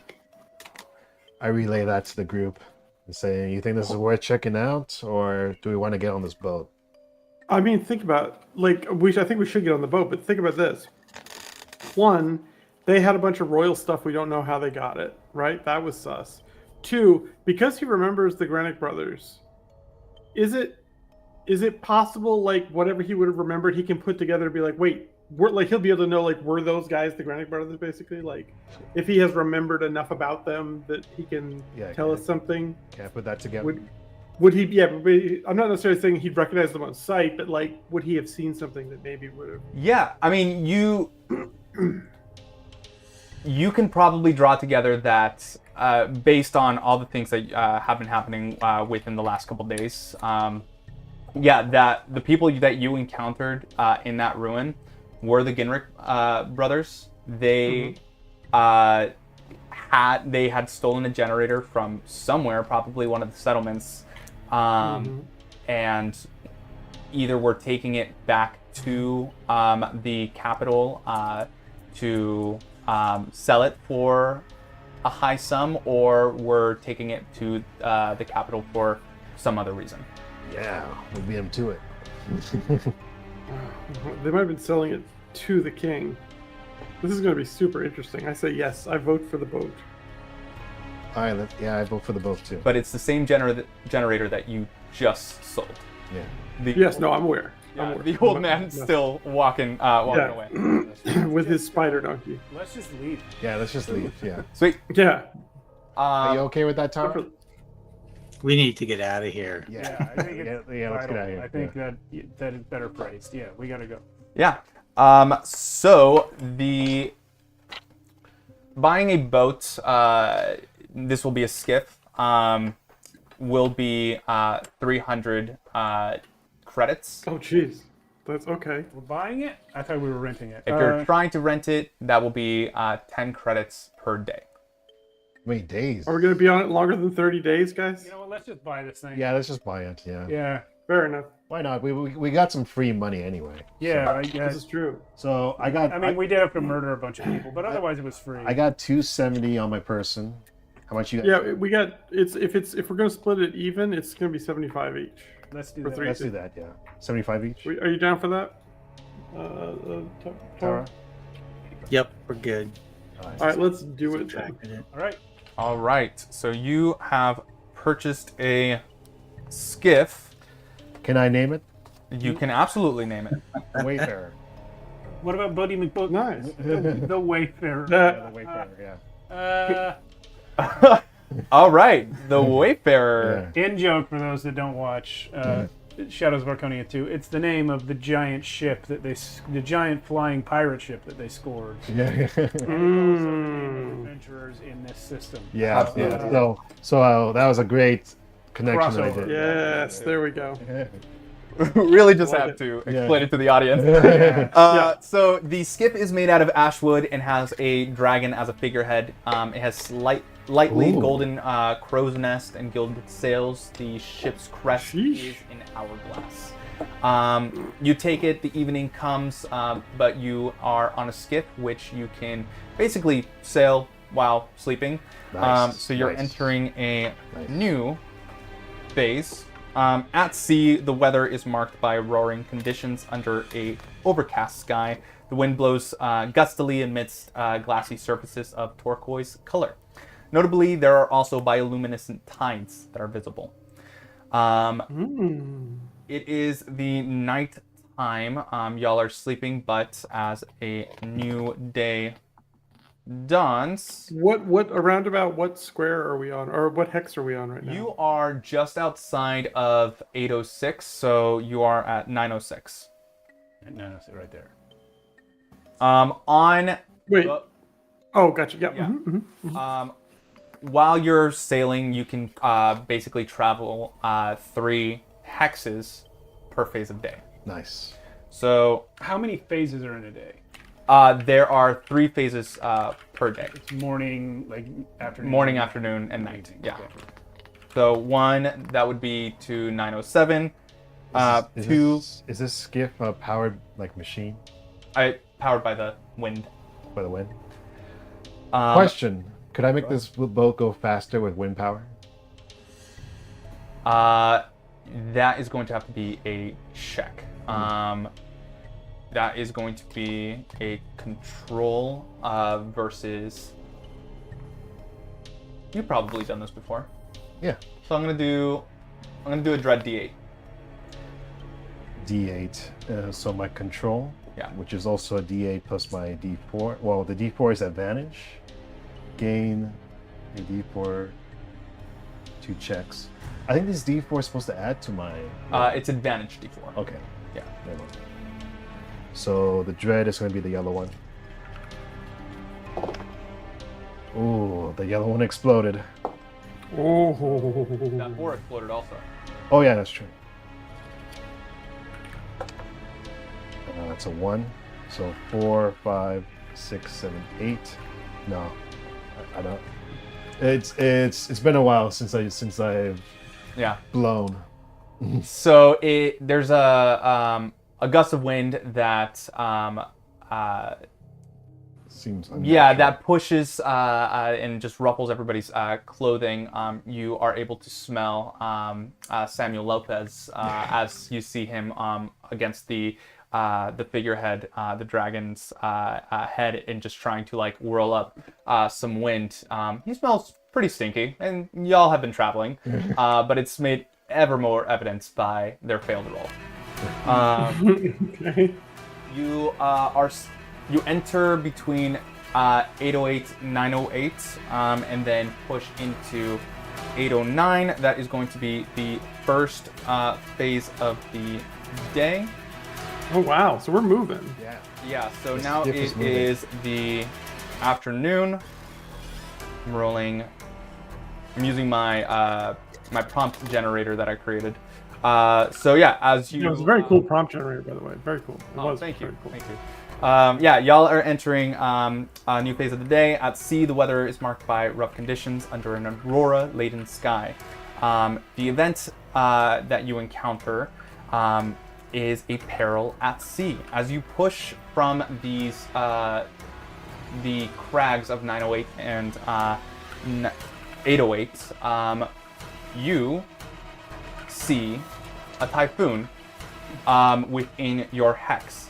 I need somebody to be the navigator within this group. They are going to be rolling their control sail check versus a dread d6. I have an 8. My control's D6. My control's D8. What's my control's D8? What's yours? Also 8. Any of us? Yeah. Who wants to do it? I vote Tara. Tara, navigate, please. Failure will result in stress against the ship. If No it pressure. does, No take. no pressure. I'm sorry, you said what was the dread? You said a 6? Dread is a d6 against your D6 versus a D8. All right. 5 on the 8 and a 1 on the 6. Nice. That's our navigator. Yeah. You see the typhoon coming up, the ship beginning to steer towards it as you feel like the pull from the typhoon, but you're able to course correct and push away from it. Brilliant job. Are you just following the Queen's route at this point? Yeah. Yeah, I guess so. Yeah. So that was the afternoon. 1, 2, 3. That is follow the coastline closer. Yeah, I mean, if that's what you wish to do, you can push closer to the coastline. I put that to the others. It could keep us close to the land. Sounds good to me, Captain. Yeah, pushing closer to the land. In the evening, you actually spot a shoreline just, I would say, south of where the main province is. It looks to be a smaller island, the terrain grassland with unique ecology of scorched pastures. If you wish to land, you may. Otherwise, you can continue going on. It is the evening. Pass. Okay. Morning comes up. 1, 2, 3. At sea, the weather is marked by, again, rough conditions under a sunset glow sky. The winds blow with a gale force amidst white-capped waves of emerald color. Notably, there are also distant thunderstorms visible approaching from the north. The sailing today is uneventful, and you make steady progress. Afternoon comes in as you barrel through the mountains and break towards one of the settlements. You see the settlement is off to your left if you wish to go up, or if you wish to just journey back, or I guess eastward towards Buckwell. Are we low on supplies or anything? You all have specific rations. Rations are used up every single day. So... We're talking about 3 nights, I think? Yeah. I think we would have bought some before we left. Yeah. Rations are a single credit, so if you are trying to make... Yeah, if we buy 20 credits worth, we're good for this trip. You're good for the I also bought 20. I separately bought 20 credits worth. Yeah, because if I have 5 days worth of food or whatever and water, that's my food, right? It's not everybody's food. Correct, that is your food. Okay. Okay, cool. So then, yeah, I just want to make sure I have 20 days. 20 credits, yeah, on that. Yeah. Same. 2, 3, evening comes in. Wow, another shoreline. It's a lot of little mini islands around here. I've got a little question. I'm going to bring up the map here to illustrate it. So we were just passing here, right? You actually just pushed... Oh, we were up here? Yeah, you were up there. Okay. Oh, wow. Whoa. So my question was going to be, and maybe we've already moved past it then, but can we, since if we're not going to stop there, can we just cut across that hex to save some time? Yes, you can. So that will get you... Is there any reason why that would be dangerous, I guess is the question. Not dangerous. It's all based on random events when you land on a hex. You are currently at 903, so the last leg of your journey towards Buckwell occurs, and you land there during the afternoon. So we're there at 9:01. Oh my god. Nice. Yeah. Great. Holy cow, y'all, we made it. Record time. Yes. Great boating, everyone. Yeah. So, yes, well done, Tara. Citadel of Buckwell. I got lucky. This is Tara gets lucky a lot. This is a place of trade, luxury, magic, and poverty. Ooh. This ancient holding is renowned for its sacred groves and market towns featuring violet lakes, the architecture built from brown stone rounded down, with old tech from the old world embedded in places. The city itself is nestled in a flat valley, the smell of fresh stews billowing throughout. Around you, you see beautiful mosaic pieces decorated with luxurious furs.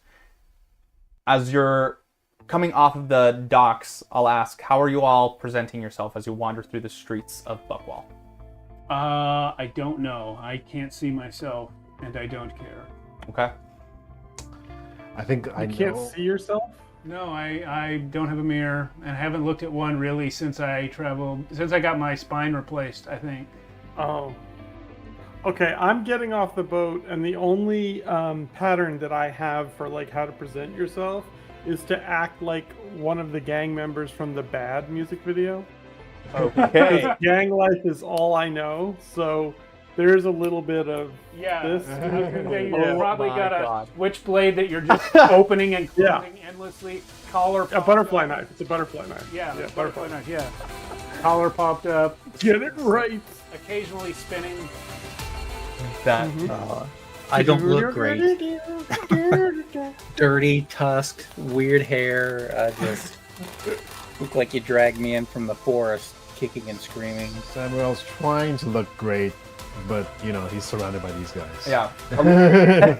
I assume I look as good as Samuel, but I don't. Yeah. Oh yeah. A lot of the people here wear like a red overdress with their faces covered, kind of like a hijab. While at the settlement, you can trade, you can seek refuge within the hold. Resting grants you the protected condition. Local lords hold requests from their citizens. You can appeal for the lord to let you know about a landmark or something you're interested in, or you can seek renown by offering your services. Something to keep in mind as you walk through the streets, you see many people, some of them are looking at you weirdly as much as they're willing to look. Some of them pay you no mind.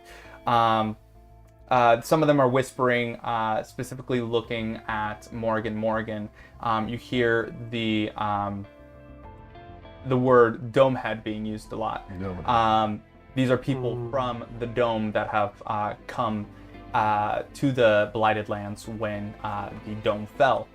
But you see horned cat-like officers with red eyes kind of approaching you more out of curiosity. Who is stepping up to talk to them? Since I'm from the land. Yeah, it's yeah. We all know. Yeah, Samuel's gonna try to present himself nice to the officers, and just. I try to be clear. I try to do my like ding ding ding ding ding ding ding like that, and then Samuel just like right past pushes me out of the way. Brilliant. Yeah. Okay, and you with these dome heads.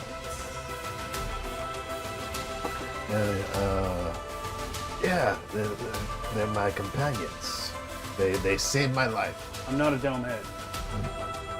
If you come from the dome, then I came through the dome, not from the dome. semantics. No, really isn't.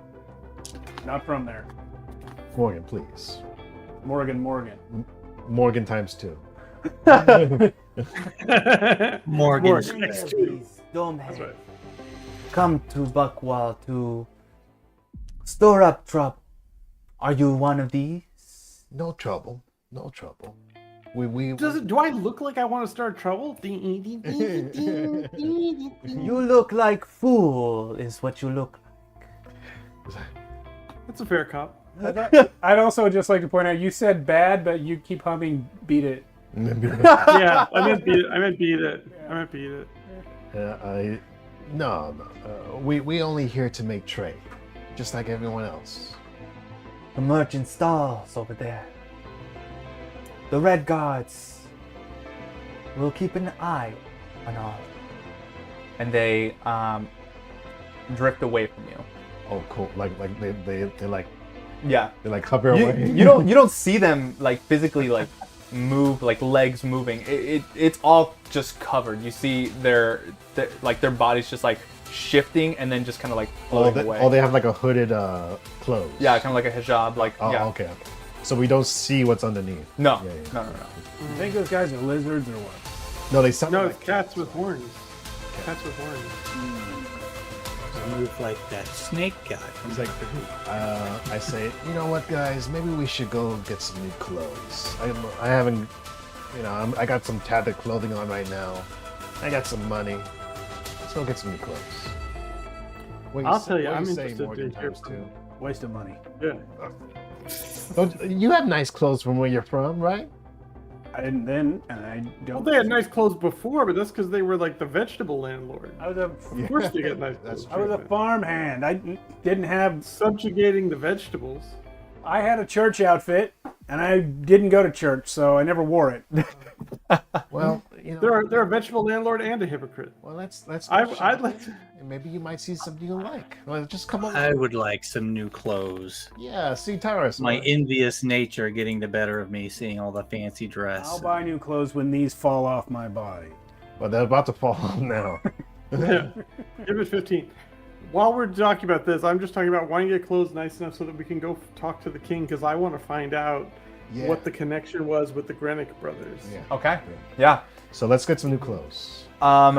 We'll do a little montage here with you guys. as y'all are some of you getting clothes, going into the market. You hear. At the end of the montage, I come out in a full Sweet 16 pink dress. Yeah, there is music kind of coming along, and specifically you coming from the old world. You hear the music and kind of just put yourself into the montage. This old. It is a dressing montage. It's a shopping montage. It's a shopping montage, and you guys all look fabulous.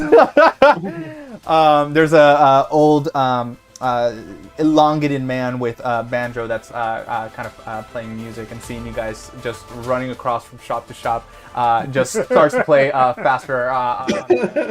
Vinny Hill style. While shopping, there is a red door cafe across one of these merchant places, and you see. It's funny, Cebolla, where you were presenting yourself as kind of like these ragtag, old-style bandits. There is actually, I wrote this down quite literally, a group of them standing outside this red door cafe. that are kind of just snapping their fingers along to the old banjo guy. They wear old world suits with torn fedoras standing outside. Oh my god, they're like them, gangsters. their back is pressed to the wall, flipping a coin, watching you guys do all of this, and just whistles over to you. Hey, you!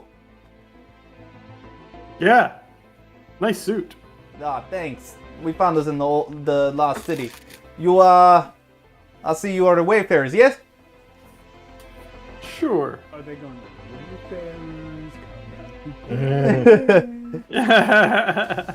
Listen. We come across different bandit groups all across the province. We know some people looking to get a little extra cash. Are you one of these people that are selling your selves for some money, or what is going on? We're gonna sell ourselves for some money, you guys? No. Are we mercenaries? We're interested. What do you got? What depends on the job. Depends on the Yeah. Nah, we got jobs all over the wazoo. We got there's a new, That's like a quid. That's like 7 quid. A wazoo is 7 quid. The fuck is a quid? That's what we said. Quids are bullshit. Yeah. They make no sense. I know. You do credits. You do credits? No, we do credits. Yeah. We Republic credits are no good here. Base credits that we offer for newcomers like yourselves are starting price is 300. But we can negotiate depending on how you feel about the job. There's a military group that's just set up outside the dome, the capital here, and they've been causing some trouble for our merry band of fellows. Military, you said? Military, yeah, dome heads. How much military? Military in the sense that they have these huge. They look like caravans. They're not caravans. They're on like treadmill-looking fucks. No, you mean tanks. But I mean, how many of them are there? Oh, I can't count. Hey, Joseph. Yeah, what's up, boss? That's my teacher from Tales from the Loop. He's here. He was missing. Joseph,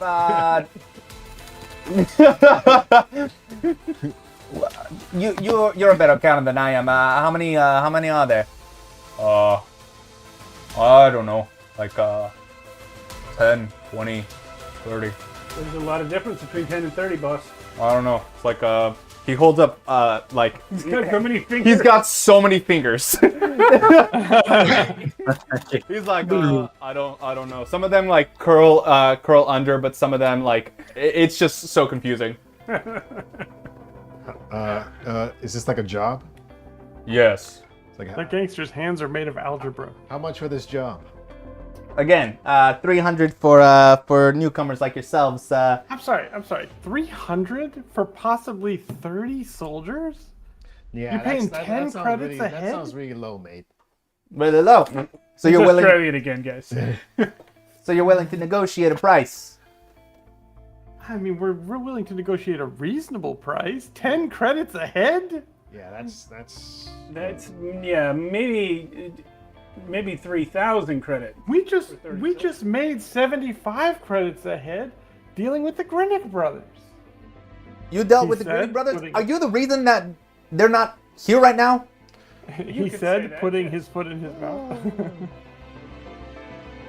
I reached for my bow. Oh, hey, whoa. You see like others like reaching for various weapons. Whoa. There's no need to Are we happy about that or Yes. Okay, we're happy about Yes. it. All right. Goodness. All right.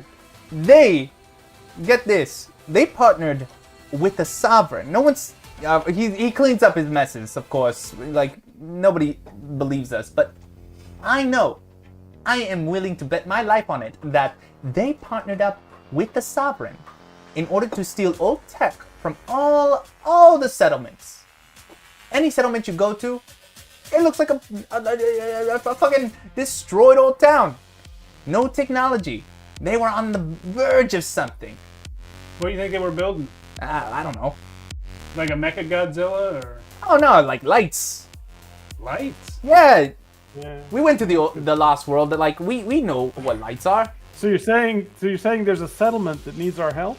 Is that what... Yeah. Tyler's settlement needs help. For 30 people ahead. 30 what? No, Oh, sorry. for 10 ahead for 30. Oh. And yeah. I feel like we got to get at least. We were. For the Greenwich Brothers. We took 75 ahead. Like we got to get better. Yeah, we gotta at least say 100 ahead. Well, 100 ahead for sure. 100 ahead? That we can do. And we'll bring you the head. Maybe we don't have to do that. Don't bring the heads over here. We'll bring you the scout. There's a lot of red guards around. We'll bring Morgan's really been wanting to do scalping. This is not part of the. Yeah. No, we'll just bring you like IDs or something. Two front teeth. 2 front teeth equals 1 head. Let's say Samuel. Let's just say yes, and we'll figure it out. We can do eyes. Yeah, well, Ears on a rope. Don't worry. It's got to be tiny. It's got to be tiny. Yeah, teeth is good. Teeth are good. Yeah, teeth are good. We just got to prove it. Otherwise, we're trying to get 10 times their offered fee out of them. We at least should be telling them, offering them some proof that we did what we said. No, I got you. Yeah. Oh, left ear. Yeah, Yuri says left ear. Voice from So beyond. so where's this settlement? Settlement's right outside the capital, just past the barrier. You're gonna want to cross. You're going northeast. Okay. It's just a couple hours. All right. Let's do it. Anything you could tell us about these guys before we go off to, like, anything? What? I guess I gotta do your job. So they got tanks. You want us to scout for you? No, we'll go. No, we'll hold your hands throughout this one. Hey. We'll take care of it. All right. He snaps his finger. You see this larger guy with a trench coat parting their coat. You see this huge hole in their chest as they reach in and pull out and start like shoveling coins out of their bodies. 100 credits worth for you guys. Like a down starter fee here? You said 100 credits up front, right? Yeah. Yeah, 100 Yeah, credits sure. up front, and then we'll It's 100 ahead though. 100 ahead when we kill them. Yeah. Great. For every pair of front teeth, 100. Okay. Oh, well, Alright. some of them are missing teeth.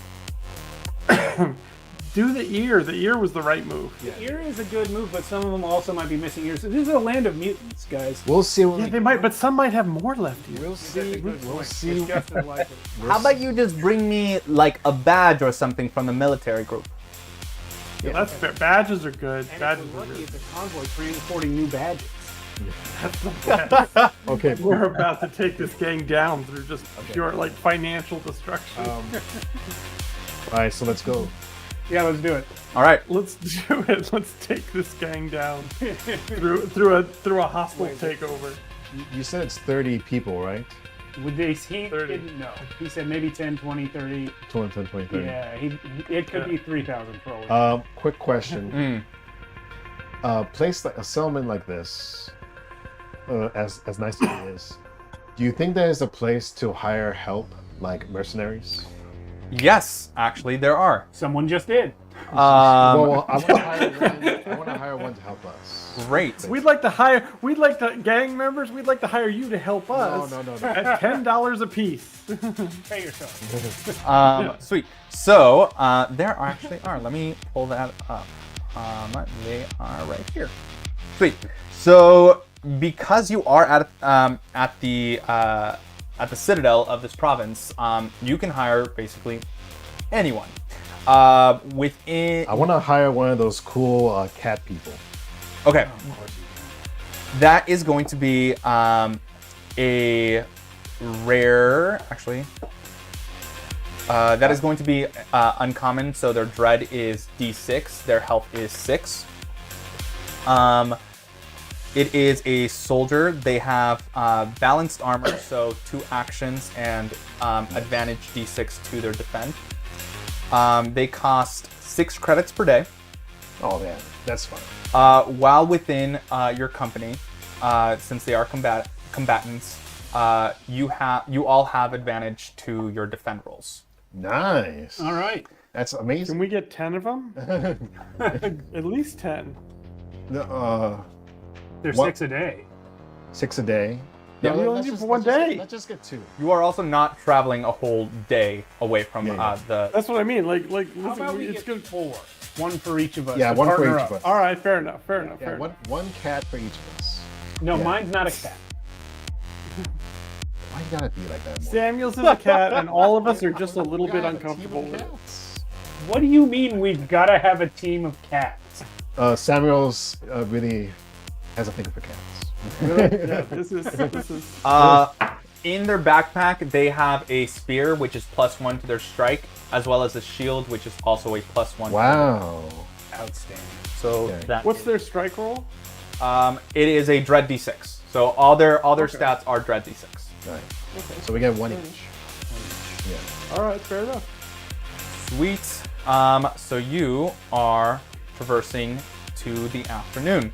The sky today shows marble amidst gossamer snowflakes. You see colored air currents crisscrossing the sky, creating a painting-like spectacle.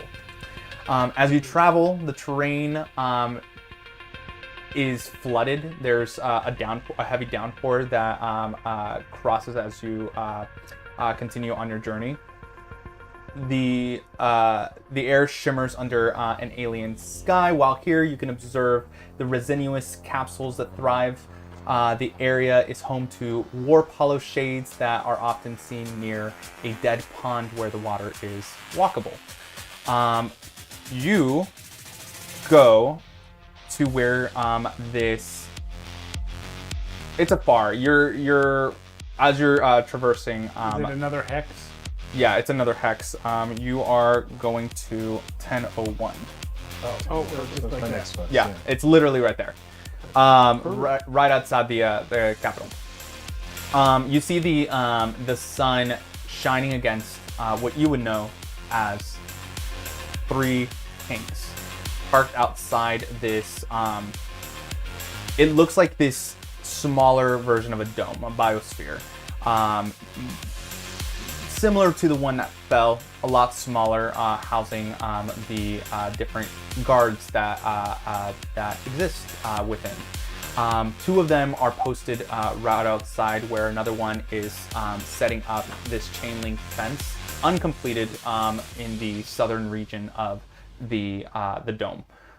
You don't know what's inside or how many of them. You just see the 2 posted up front where the entrance is, and one to the south, building a gate with 3 tanks to its right. Can we send my my cat guy to scout? That you can. Yeah. Yeah, and also my regular guy. And also my regular guy. I gotta be like that. I will need. So for them scouting, they're I'm assuming they're going stealthily. Yes. That's going to be their control dread d6 against a dread d8. How about you